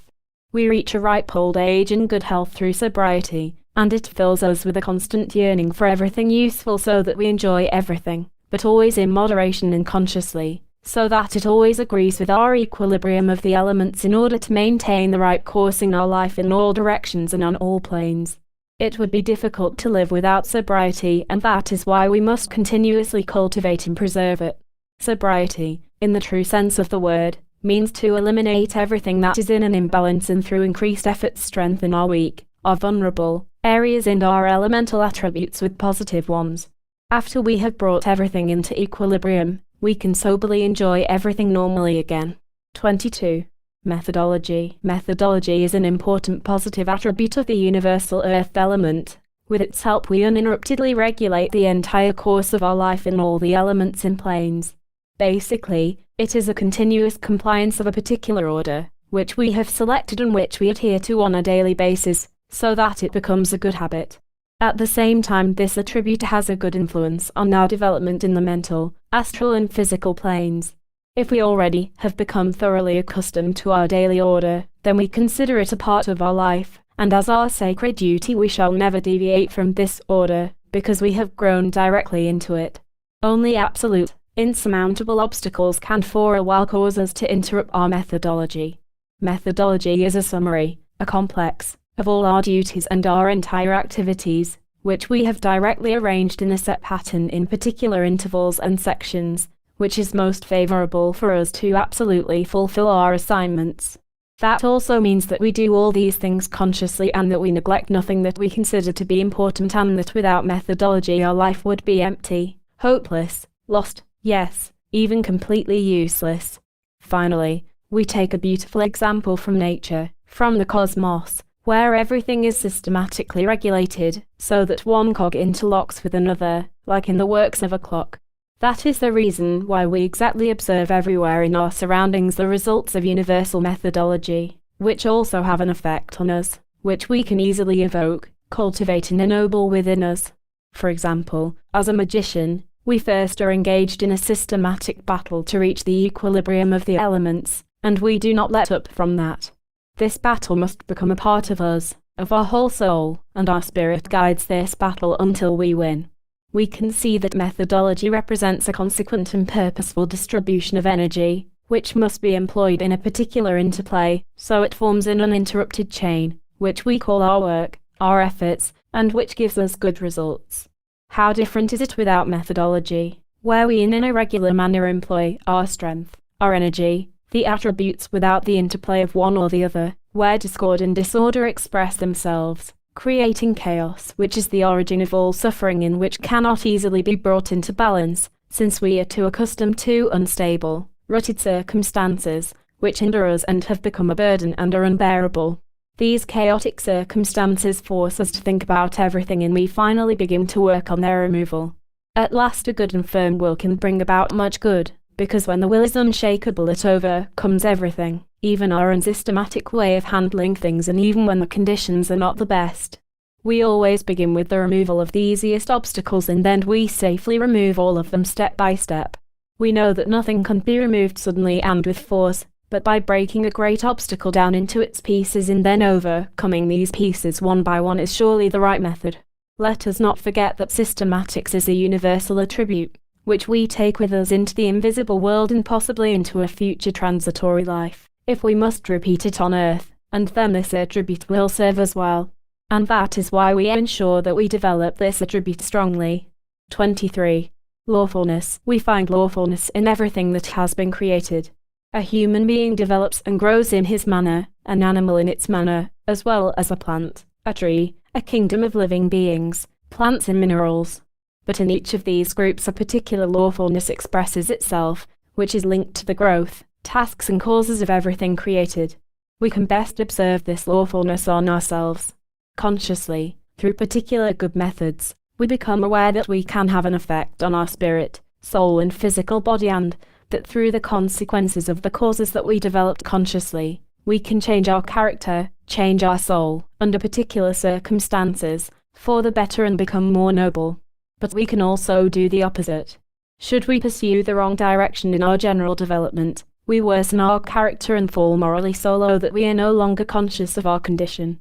It is lawfulness that realizes and fulfills these things, because it has exactly the particular material and causes at its disposal. Without the causes and without a particular distribution, classes, divisions, positions, dependencies, suitability, usefulness, without time and space, eternity, there would not be no lawfulness. If we observe the cosmos, we will see countless worlds contained therein, and yet, the orbits of these worlds do not cross each other or impede each other, because there is an absolute, exact and distinct lawfulness in existence, which prevails in the entire universe. We know that what is above is also below. That means, within a human being, which is a microcosm, there exists exactly the same powerful and absolute lawfulness as in the macrocosm. That we clearly recognize this analogous connection within us and bring it to bear, it is necessary to bring our microcosm in tune with the macrocosm, in that we, the microcosm, enter into an inseparable oneness with the macrocosm. If we want this universal lawfulness to be practically effective within us, if we want to experience it, then it is necessary to remove all unlawfulness and its consequences from within us, since these obstacles prevent all the expressions of lawfulness in us. But how can anyone expect the expressions of lawfulness to occur when he disturbs this attribute on a daily basis through his way of life? The highest attainable expression of lawfulness is immortality, which every spirit in a human entity possesses. It goes without saying that we cannot attain the highest expression of this attribute until the spirit has not completed a particular development during his transitory life, and as aforementioned, until the causes that hinder him have not been removed. Lawfulness is also an eternal cycle in the life of the universe in which human beings also participate. The lawfulness to our birth, our growth, maturity, aging, and the temporary departure from the physical world in life, which of course, exists and continues in the invisible world in different forms, in a more refined manner than on the physical plane. Lawfulness also appears in absolute justice, namely, through whatever we have caused to ourselves, which we must correct and live through, regardless of whether the consequences are caused by a positive or negative origin. We can also grasp lawfulness with our senses, because everything physical is merely transitory and within a certain period of time it must revert to its original substances of the elements from which it was created.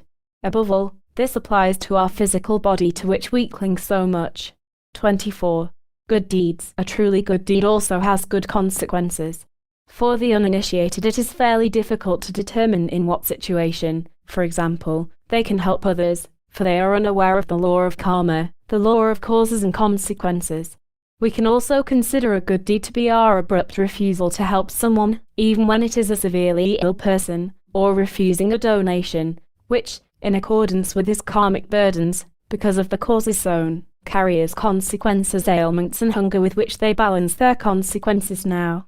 As a rule, these kinds of people know nothing about this law, even when they have had many opportunities during their lifetime to bring their burdens and causes into equilibrium, but they chose not do so for egotistical reasons. On the contrary, they continue to build the same or similar causes. And when the time comes to settle their account, they are surprised and feverishly make every effort to alleviate their unpleasant, unfortunate and sometimes drastic consequences by asking for help from their friends. In such a case, absolute destiny will prevent any help, and they can only be pitied. When such a person asks an initiated person for help, he will refuse to help, no matter how much the affected person might implore him, because he knows that through his help he would sin against the universal lawfulness, against the destiny of the affected person, and this law is inexorable. In such a case, refusing to help is a good deed, whereby providing help would prove itself to be a bad deed. Let us assume that someone comes upon a beggar. He sees him in his shabby-looking clothes and sympathizes with him, and he bestows a large gift to the beggar in the form of money. And the beggar, instead of using this generous gift to improve his standard of life, abuses it, and rather goes directly to the next bar to get drunk. Is this deed a good one? Let us take another example. A mother refuses the demands of her married daughter to lend her money, which the daughter urgently needs. Because of this urgency, the daughter has come to realize the indispensability of money. Finally, she decides to take an honest job, and after a certain length of time she earns the money with which she buys what she so urgently needed. We can judge for ourselves the kind of deed that was.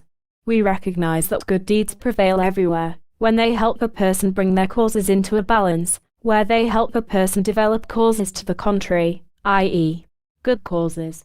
Then what would be our best deed? Let us imagine that we constantly have the fixed idea to help others in any way possible, the most important thing being that we help someone. With only this idea in mind, we lose sight of the main goal, in that we do not understand the true meaning of a good deed, and we do a good deed automatically for an inwardly secret passion, namely, to help anyone under any circumstances. Let us change the ideology around and make the effort and just help ourselves. As long as we do not possess the absolute equilibrium of the elements, that is how long we actually cannot effectively help anyone, because we lack the appropriate and justifiable prerequisites. First of all, at this point, we do not have the ability to know where and in what cases we can help someone, without doing harm to him and to ourselves. Second, we do not possess a certain surplus of energy, abilities and attributes whereby we can do something. Therefore, the best deed we can do is to help ourselves with the powers at our disposal, so that we can quickly attain the equilibrium of the elements, as well as a certain surplus of occult powers, which will enable us to effectively help other people who are deserving. 25. Universal objectivity. Due to many years of experience, we have observed that our personal viewpoint on any matter, concern, problem, experience and event toward human beings, to the entire world, to the cosmos, is merely temporary and limited, and that after a certain time it becomes completely defunct and redundant, and in its place a new view, opinion and conviction takes that position. These personal views or opinions permeate our entire persona and are constantly subject to change, perhaps even throughout our entire life, and we never drop anchor, because they are temporary, relative and personal and have nothing in common with absolute truth, the universal truth. One thing is certain, a person who seeks the truth will surely find it, and this real truth is impersonal. What must we do, then, in order to gain this correct attitude?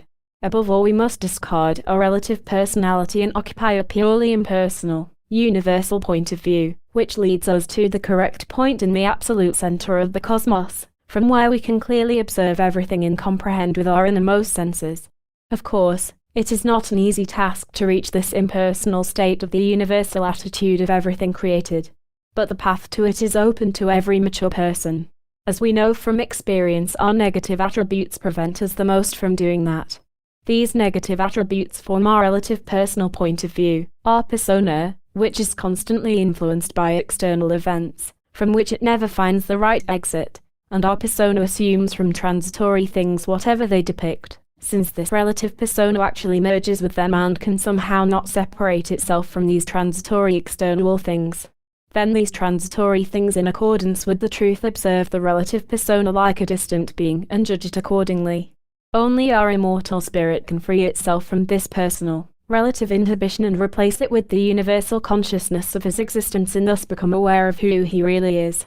Of course, This requires particular provisional knowledge in important spiritual and astral exercises, meditation and absolute purity, always, everywhere and in everything.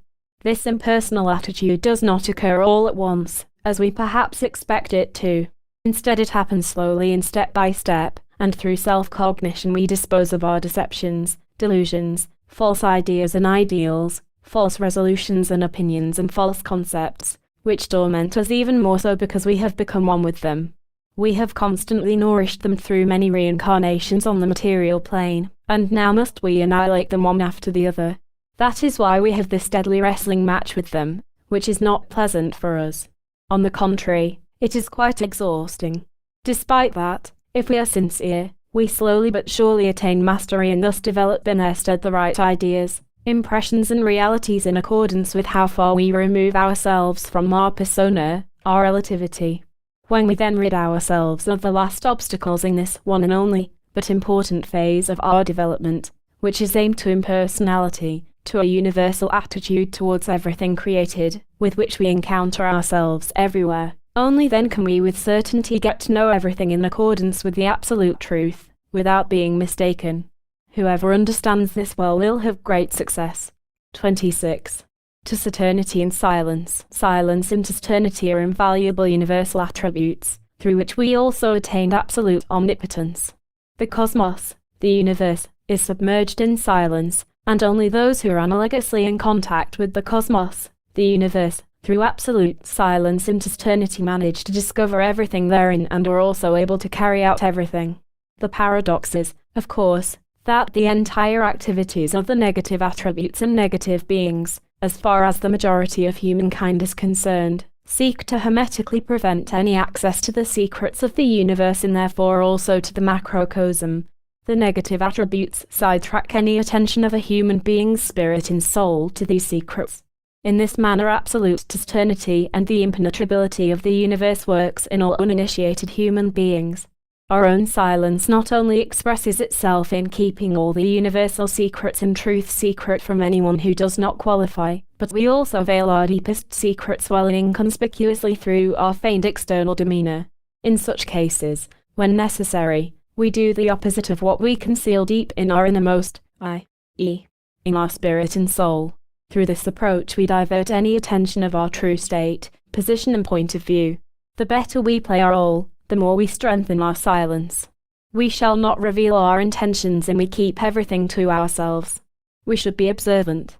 The more we keep our silence in regards to our affairs, the more our noble intentions gain effectiveness, because we make them considerably more powerful through silence. Why does the universe keep its silence?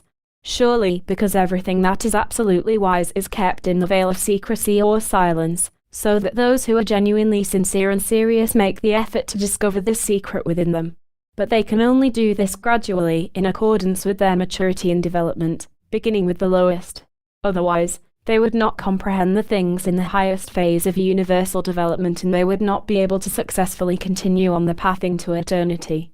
It is better to know nothing about the things we do not comprehend, instead of somehow distorting and misusing them because of ignorance. And that is why absolute taciturnity, silence, exists, which protects these exalted and sublime ideals and secrets from unqualified beings. Magical silence is a state of imitating divine providence, because she keeps her eternal silence. And that is why we must also learn to keep our silence and in this manner adjust, adapt and imitate her. In the magical sense a word becomes considerably more effective the less we utter it, as God himself, divine providence and the Akasha do. The more stringently we observe the rules of silence, the faster we progress and the faster we attain the power and learn its secrets. Silence is at the same time the foundation of belief that moves mountains. The more watchful we become and the more we battle for silence, the more we gain the state of manifested belief and power. Genuine silence does not only mean the judgment and the assessment of particular mysteries, which is merely the lowest form of silence, but the silence of the higher kind, i.e., the secret of power, synthesis, the secret of the ineffable, unutterable name of God. Sim Nam Po Reich. Genuine silence also means not to judge, slander or discredit anyone. Silence is one of the main pillars of Temple of Solomon. 27. Thriftiness. Through genuine thriftiness we receive great value and good opportunities for when we need them. Whoever gathers spiritual and astral values is not only considerably better off, but unsurpassed. And that is how a person should be reared from early childhood by his parents and teachers and by nature itself, so that when he reaches adulthood he can successfully enter life in pursuit of material means that interest him and to which he, as a rule, yearns for most. When it comes to professional endeavors, many of us surely realize that through excessive exhaustion of our physical and spiritual vital energies, we become weakened on all planes. Whoever is marginally reasonable must realize that it is better to spend only as much energy as is absolutely necessary to maintain a decent standard of living. And that is the reason why we should never work too much in order to accumulate material possessions, which we cannot completely consume and which will become an unnecessary burden to us. At times we pay dearly for these unnecessary and harmful possessions with our health, which we must then do without when we are old. For these reasons we save our physical, spiritual and astral energies for the tasks that we consider to be important for our life. One of these tasks is to strengthen our spirit and soul, and that is why we do not unnecessarily squander our valuable time by reading material, novels and literature that are not suitable for us and which only exhaust us with one-sidedness and from which we can learn nothing good, except if we read between the lines and learn the true meaning of some of these works. If we observe our entire life internally and externally, we will notice how powerfully it streams and leaves the noticeable tracks of its effects. In particular, those experiences are instructive events, i.e., our deeds, thoughts and feelings, which uninterruptedly tie us down to them and exhaust us. In that case, we especially have the best opportunity to save and be stingy with our vital energy, in that we do not squander the slightest bit of energy on the effects of such hungry guests, passions, that approach us in order to eat from our meager table of vital energies. On such an occasion we could prove our thriftiness best by rejecting, destroying and controlling these thoughts, feelings, circumstances, deeds and situations that are foreign to us and with which we have nothing in common. We merely work with our own thoughts, feelings, state of affairs and deeds, which we consider to be truly good and beneficial for us. As magicians we know that we can only draw from the surplus of our occult powers. Should we not possess any surplus, or if we squander them on trivialities and unimportant things, then our creative activities are weakened and do not provide us with success.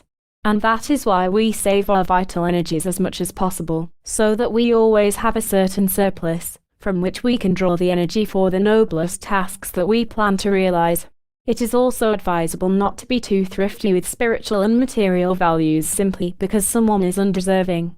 That too would be a waste of our energy, which we would lack someday. We use our energies for noble purposes, for the ennobling and strengthening of our spirit, our soul and our physical body. That is right kind of thriftiness. 28. Striving only for good. Every human being has been given the possibility with the help of his possessions and his spiritual and astral powers and abilities to truly do something good. And whoever considers that to be a task to accomplish something good during his short life on the material plane has made great strides regarding self-cognition.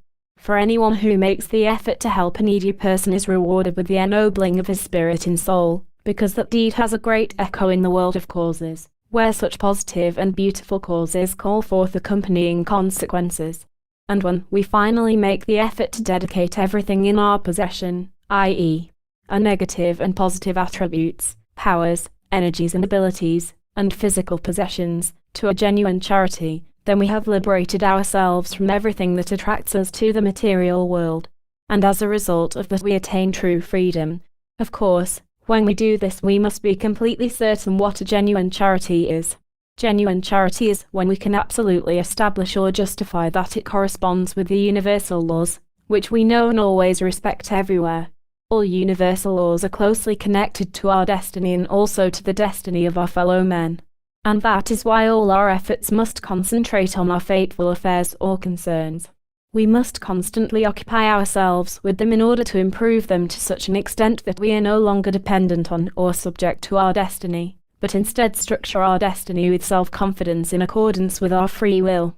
And that is our first step to genuine charity. Because to have the ability to perform genuine charity, we must possess particular prerequisites, well-developed attributes and abilities, energies, powers and good health. How can we carry out something good when we are not in the best order? Each of our deeds, thoughts, feelings, conditions, causes and consequences are a clear depiction of our character, and if we are not mature enough for these things, we cannot bring forth something better and nobler than what corresponds to our character, development and maturity. The higher we ascend in our development, the greater our sincere efforts to employ everything for only good purposes. And that is why the results of our noble efforts will increase to the highest possible limits of ennoblement, which flows out from the universe and deeply takes root in our microcosm. For what is above is also below. If we use this powerful endeavor and yearning only for good and tend to them and develop them properly, then everything, every being, every idea, power, strength and on the whole everything that exists will serve us willingly for the sake of our good endeavors, so that we can prove genuine charity, first of all within us, and then, provided we are mature enough, bestow it on other human beings. The consequences of this good endeavor are that we will quickly approach the highest goal, the ideal, and also not take one step backward. 29. Reality. As a rule, everyone only likes to hear the truth when it suits him, and especially when he expects something in return. This approach represents a particular reality. We observe that the majority of people reject the truth, the reality, as soon as they discover that the truth will distress their ego and uncover their flaws and shortcomings, their negative thoughts, deeds, feelings, passions and bad habits, because these attributes reveal their character. But whoever is realistic and truth-loving, reality is beneficial for him because he always draws wise advice from it, so that in the future he can avoid habitual mistakes or improve and correct his imperfect work, perhaps by liberating himself from certain harmful passions, which to the present time have distorted his character. In this manner and in other similar ways he realizes certain things that he thinks about as a matter of principle and finally puts them in their proper place, and thus improves his basic idea for a genuine reality. In the course of this development he clearly learns to recognize and identify things, opinions, feelings, situations, lies, fantasies and total nonsense, which are actually unreal, and ultimately realizes what they truly represent. In other words, he finds out what they are in reality. Reality also corresponds with our transitory physical life in the material plane, which in truth is only one brief moment, a transitory dot in eternity, and when it ends nothing remains, except what we in the course of our existence built up for eternity. The only absolute reality in our temporary life is our eternal spirit, which has settled in our astral and material bodies, in his temporary shells, to be able to express himself on the material plane in accordance with his level of development and to eliminate all the causes he created in the past in preparation for his next reincarnation. But as long as he creates further new causes for his next transitory life, he must repeatedly return to the material plane, in order to experience the consequences and recognize himself through them and hopefully not create further causes for the material plane. Through reality we create the prerequisites to actually FMD the causes that we created in the past. That is how we slowly but surely penetrate into the highest secrets of our human persona, our existence in the material plane. In the beginning we learn to differentiate between what is good for us and what is harmful to us. Furthermore, what we are and are not permitted to do, if we do not want responsibilities and consequences, which unconditionally ensue. Reality always places us into the light of truth, first into relative truth and then we gradually approach absolute truth, until we grasp that, too, everything depends on our level of development. It is obvious that we do not recognize the absolute free truth until we are mature enough for it, i.e., not before we are in possession of the equilibrium of the elements, which actually is the first and fundamental cornerstone stone on the path of the magical arts, which of all the sciences and arts is the highest and most perfect. With reality we must come to that point one day, so that we can exchange relative truth for absolute truth, which we take with us into eternity and which always accompanies us. Otherwise, in our general everyday life, we use the normal reality, which has consolidated itself in the transitory world, and that reality is completely sufficient for us. 30. Harmony. We understand under the word harmony certain vibrations of emotions or feelings, which complement each other, in that one vibration finds a matching accord with another vibration and calls forth in us a feeling of blissful satisfaction, joy, calmness, blissfulness, security, noble-mindedness, sympathy and similar conditions that we experience. The finer the harmonious vibrations, the more profound will the experience of these harmonious states be. In the practical sense, we can observe that best on certain occasions on ourselves, as for example, a beautiful scene in nature, which completely captivates us because of its beauty, splendor, melody, admiration and profound recognition. In this case it is mainly our soul that is active, the emotional side of our character, and the nobler the soul the more she is permeated by the depth of the harmony. We know from experience that we do not constantly experience harmonious states and impressions, and instead they wrestle with disharmony. This disharmony is in truth the consequence, a result, of our imbalance, with which we constantly wrestle and which causes us quite a few fierce and bitter hours before we get rid of it. In contrast to that, harmony is a pleasant and undisturbed satisfaction that we experience in complete equanimity, especially when we imagine that there is nothing evil in the world, and that on the contrary everything is good, wise and beautiful and has a particular significance, and nothing happens in vain and everything is interconnected with absolute precision, like the mechanism of a clock. But wretched and ignorant human beings are not yet able to comprehend this truth, this simple, distinctly wise and educational activity in the entire universe. Observe everything that belongs to the universe, the Akasha, which in its absolute purity absolutely cannot create anything bad. And when someone suffers in one way or another, then he is the cause of his dilemmas and no one else. And that is why he should only complain to himself about himself. All of the aforementioned meticulously interconnects with harmony, and whoever disturbs this harmony, knowingly or unknowingly, descends to a level of disharmony, and he must live with it until he has removed the last obstacles, which prevent him from entering the balanced state of everlasting satisfaction and untouchability. Harmony is also a yardstick of our development, and as long as we have not reached the state of total satisfaction, we are still at a lower level. But the more we become aware of the state of complete equanimity and equilibrium, the closer we are to magical equilibrium, the absolute elemental equanimity and absolute purity. We discover that harmony is the result of years of introspection, and it constantly reminds us that we should submit ourselves to a thorough cleansing, especially of those attributes that still devalue our character. Harmony is surely a result of many years of good work in the discipline of the ennobling of our spirit, soul and physical body.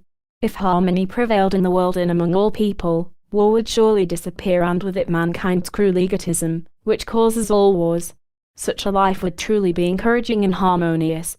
We now have the opportunity to cultivate genuine harmony for ourselves and put an end to any connection to war and egotism, against which we will become immune and untouchable because we will no longer have anything in common with those attributes. 31. Strictness with oneself. Life flows like water. Before you know it, worries and sufferings become less, and you're old and you look at life like a fairy tale. You especially remember your youth and often yearn for it. That attitude is obviously not the right one. To flatter yourself in later years as to how beautiful your life was in your youth, when you were young, merry, healthy and hard-working, when you reveled in the whirl of sensuous beauty and lived in love and rapture like a colourful butterfly on a flower, without once thinking about old age and the end of anything transitory.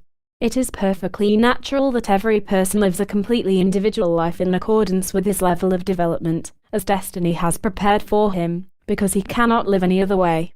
But in some cases he is given the possibility to recognize the manner in which he can improve his destiny. And whoever makes use of this knowledge in the aforementioned manner will be the master of any situation. He will be conscious of all unnatural desires, sensuous cravings, passions and immoralities, and he will conquer them and subject them to his will, and through this important change in his behavior he will become strict with himself. He will immediately judge himself when he does or thinks something bad, or when he is defeated again by his passions or immorality. And in this state, which he has attained through long years of experience, he immerses himself until his old age, when his physical strength slowly but surely leaves him. He is clearly aware of who he is, what will happen to him and the kind of path he has in front of him, because he knows that when he departs from the physical world that his life has not come to an end. And that is why he is much stricter with himself when he is old, and he never sins against his old age. The majority of older people perceive that their life will soon end, and that is one reason why they are weak and exhausted. They are completely subject to indifference and apathy in everything else they come into contact with. They no longer find joy in life and are easier exposed to all the effects of their negative attributes, which they especially cultivated during the course of their lives.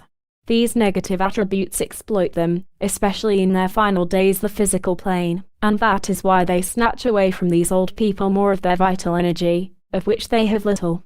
And that is what it means to sin against one's old age. A well-balanced human being, even when he is old, lives just as well as he did when he was middle-aged, which are the best years of one's life. There is actually no age that can prevent him from fulfilling his duties, of course, in accordance with his age and his physical, spiritual and astral strength and abilities. And he will especially not be obstructed in his further development on the path of his magical education, sciences and arts. His level of development will never allow him to become a victim of any kind of negative attribute, passion or immorality, because he already has these negative attributes under his will and under his constant control. In his magical development he does not weaken in anything which can be influenced by his age. On the contrary, with all the powers at his disposal he makes every effort to reach the maximum in his ennoblement, to which he sacrifices the remainder of his transitory life. He has the firm will and the sincere wish to precisely fulfill all his duties in a healthy and cheerful manner, to his very last day on earth. And that he will not for one single day forego his exercises and tasks and deeds, through which he develops good causes for his transitory and eternal life. 32.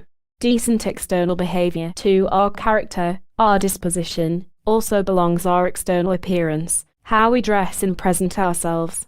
That external appearance also represents our character to a certain extent. Through our decent external appearance we make a good impression, especially with those people from whom we can expect something or on whom we are dependent in important matters. In a way we express our respect to those people with which come into contact.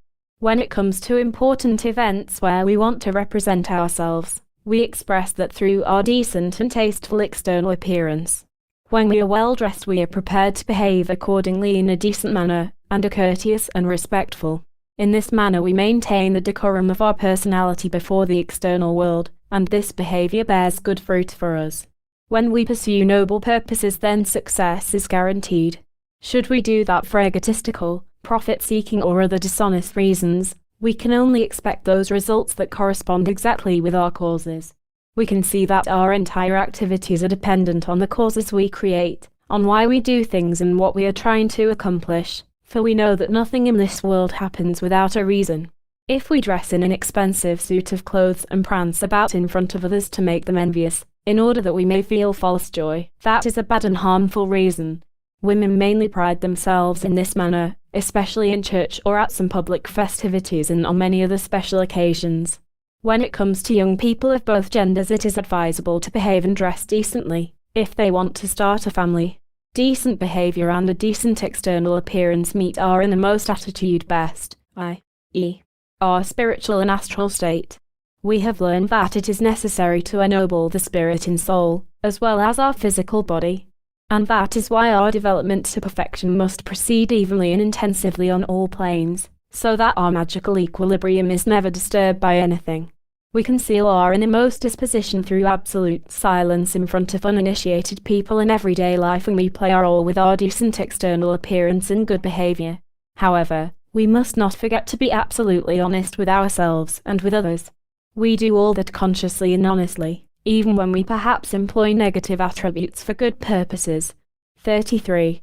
Taking every situation seriously. What does it mean to take every situation seriously? We know from experience that at times we experience completely insipid and unimportant situations, circumstances, things and matters that rob us of our time and other important tasks, which we could devote ourselves to during that time.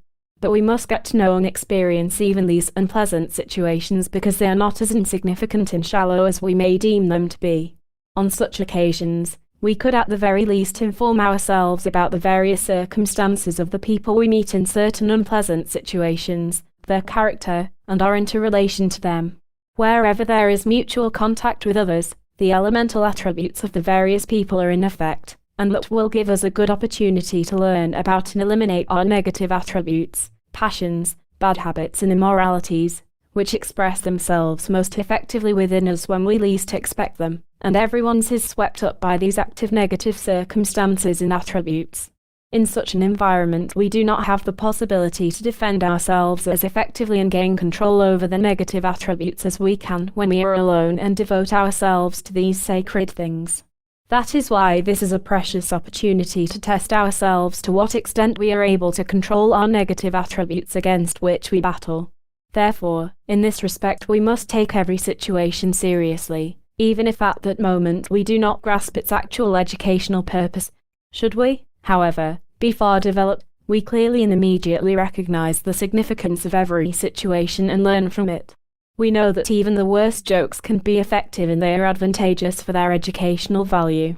Even if we do not take them too seriously, at times we feel offended.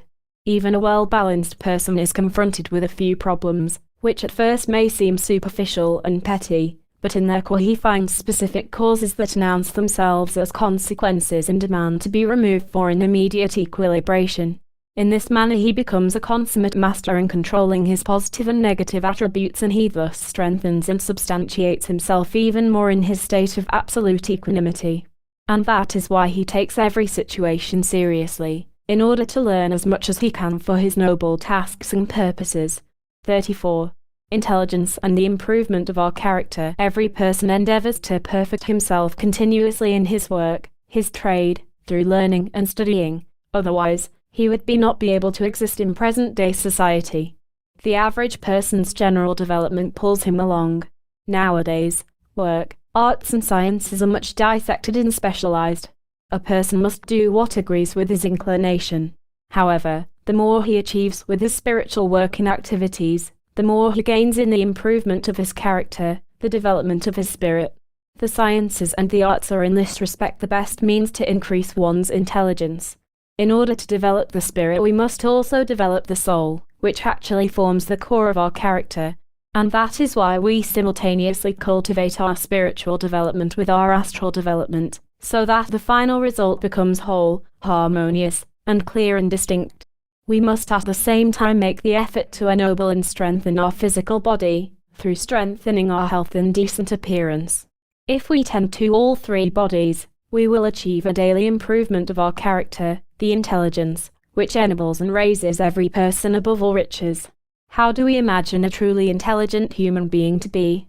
Above all, we assume him to be completely inconspicuous and modest, and he behaves courteously to everyone. He respects everybody. He does not discriminate, no matter whom it might be and the kinds of opinions and convictions someone might have. He can easily adjust to anyone. He knows how to compliment someone and win his or her favor.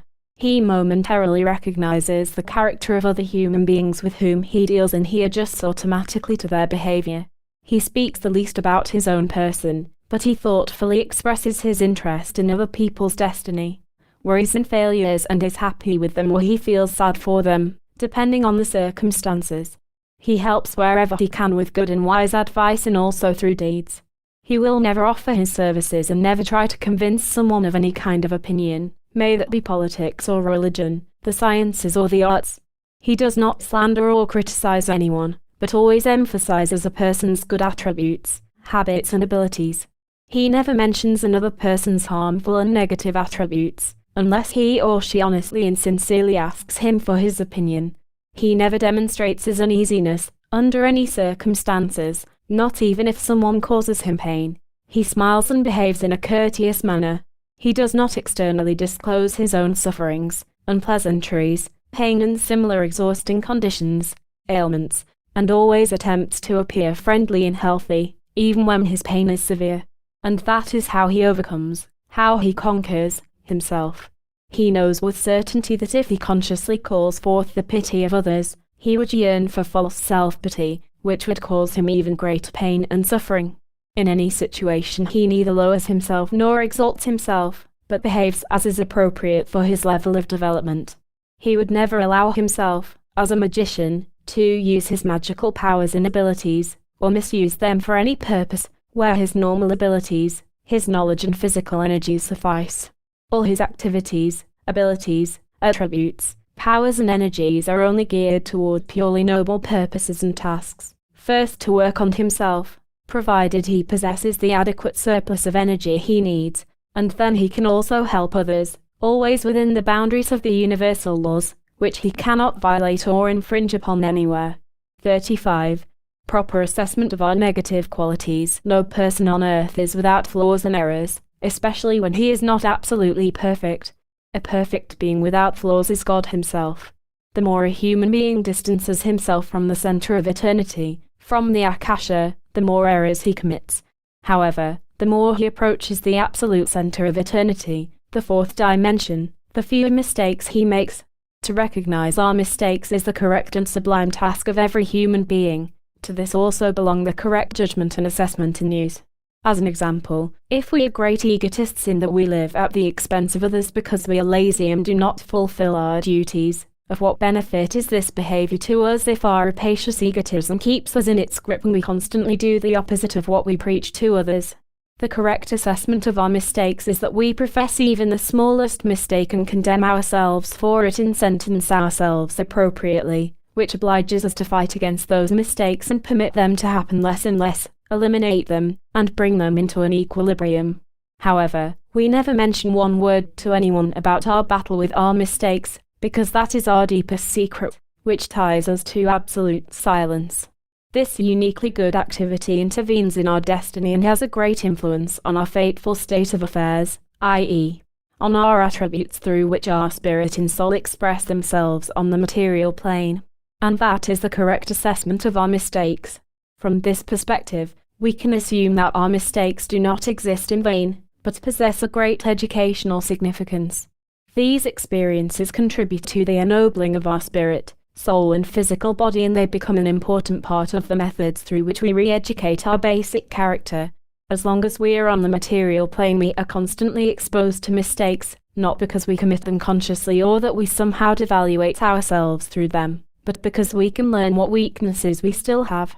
Every mistake is actually a direct and tangible indication of a particular elemental imbalance, for we should thank our destiny, which wants to cultivate us into efficient, competent and good beings.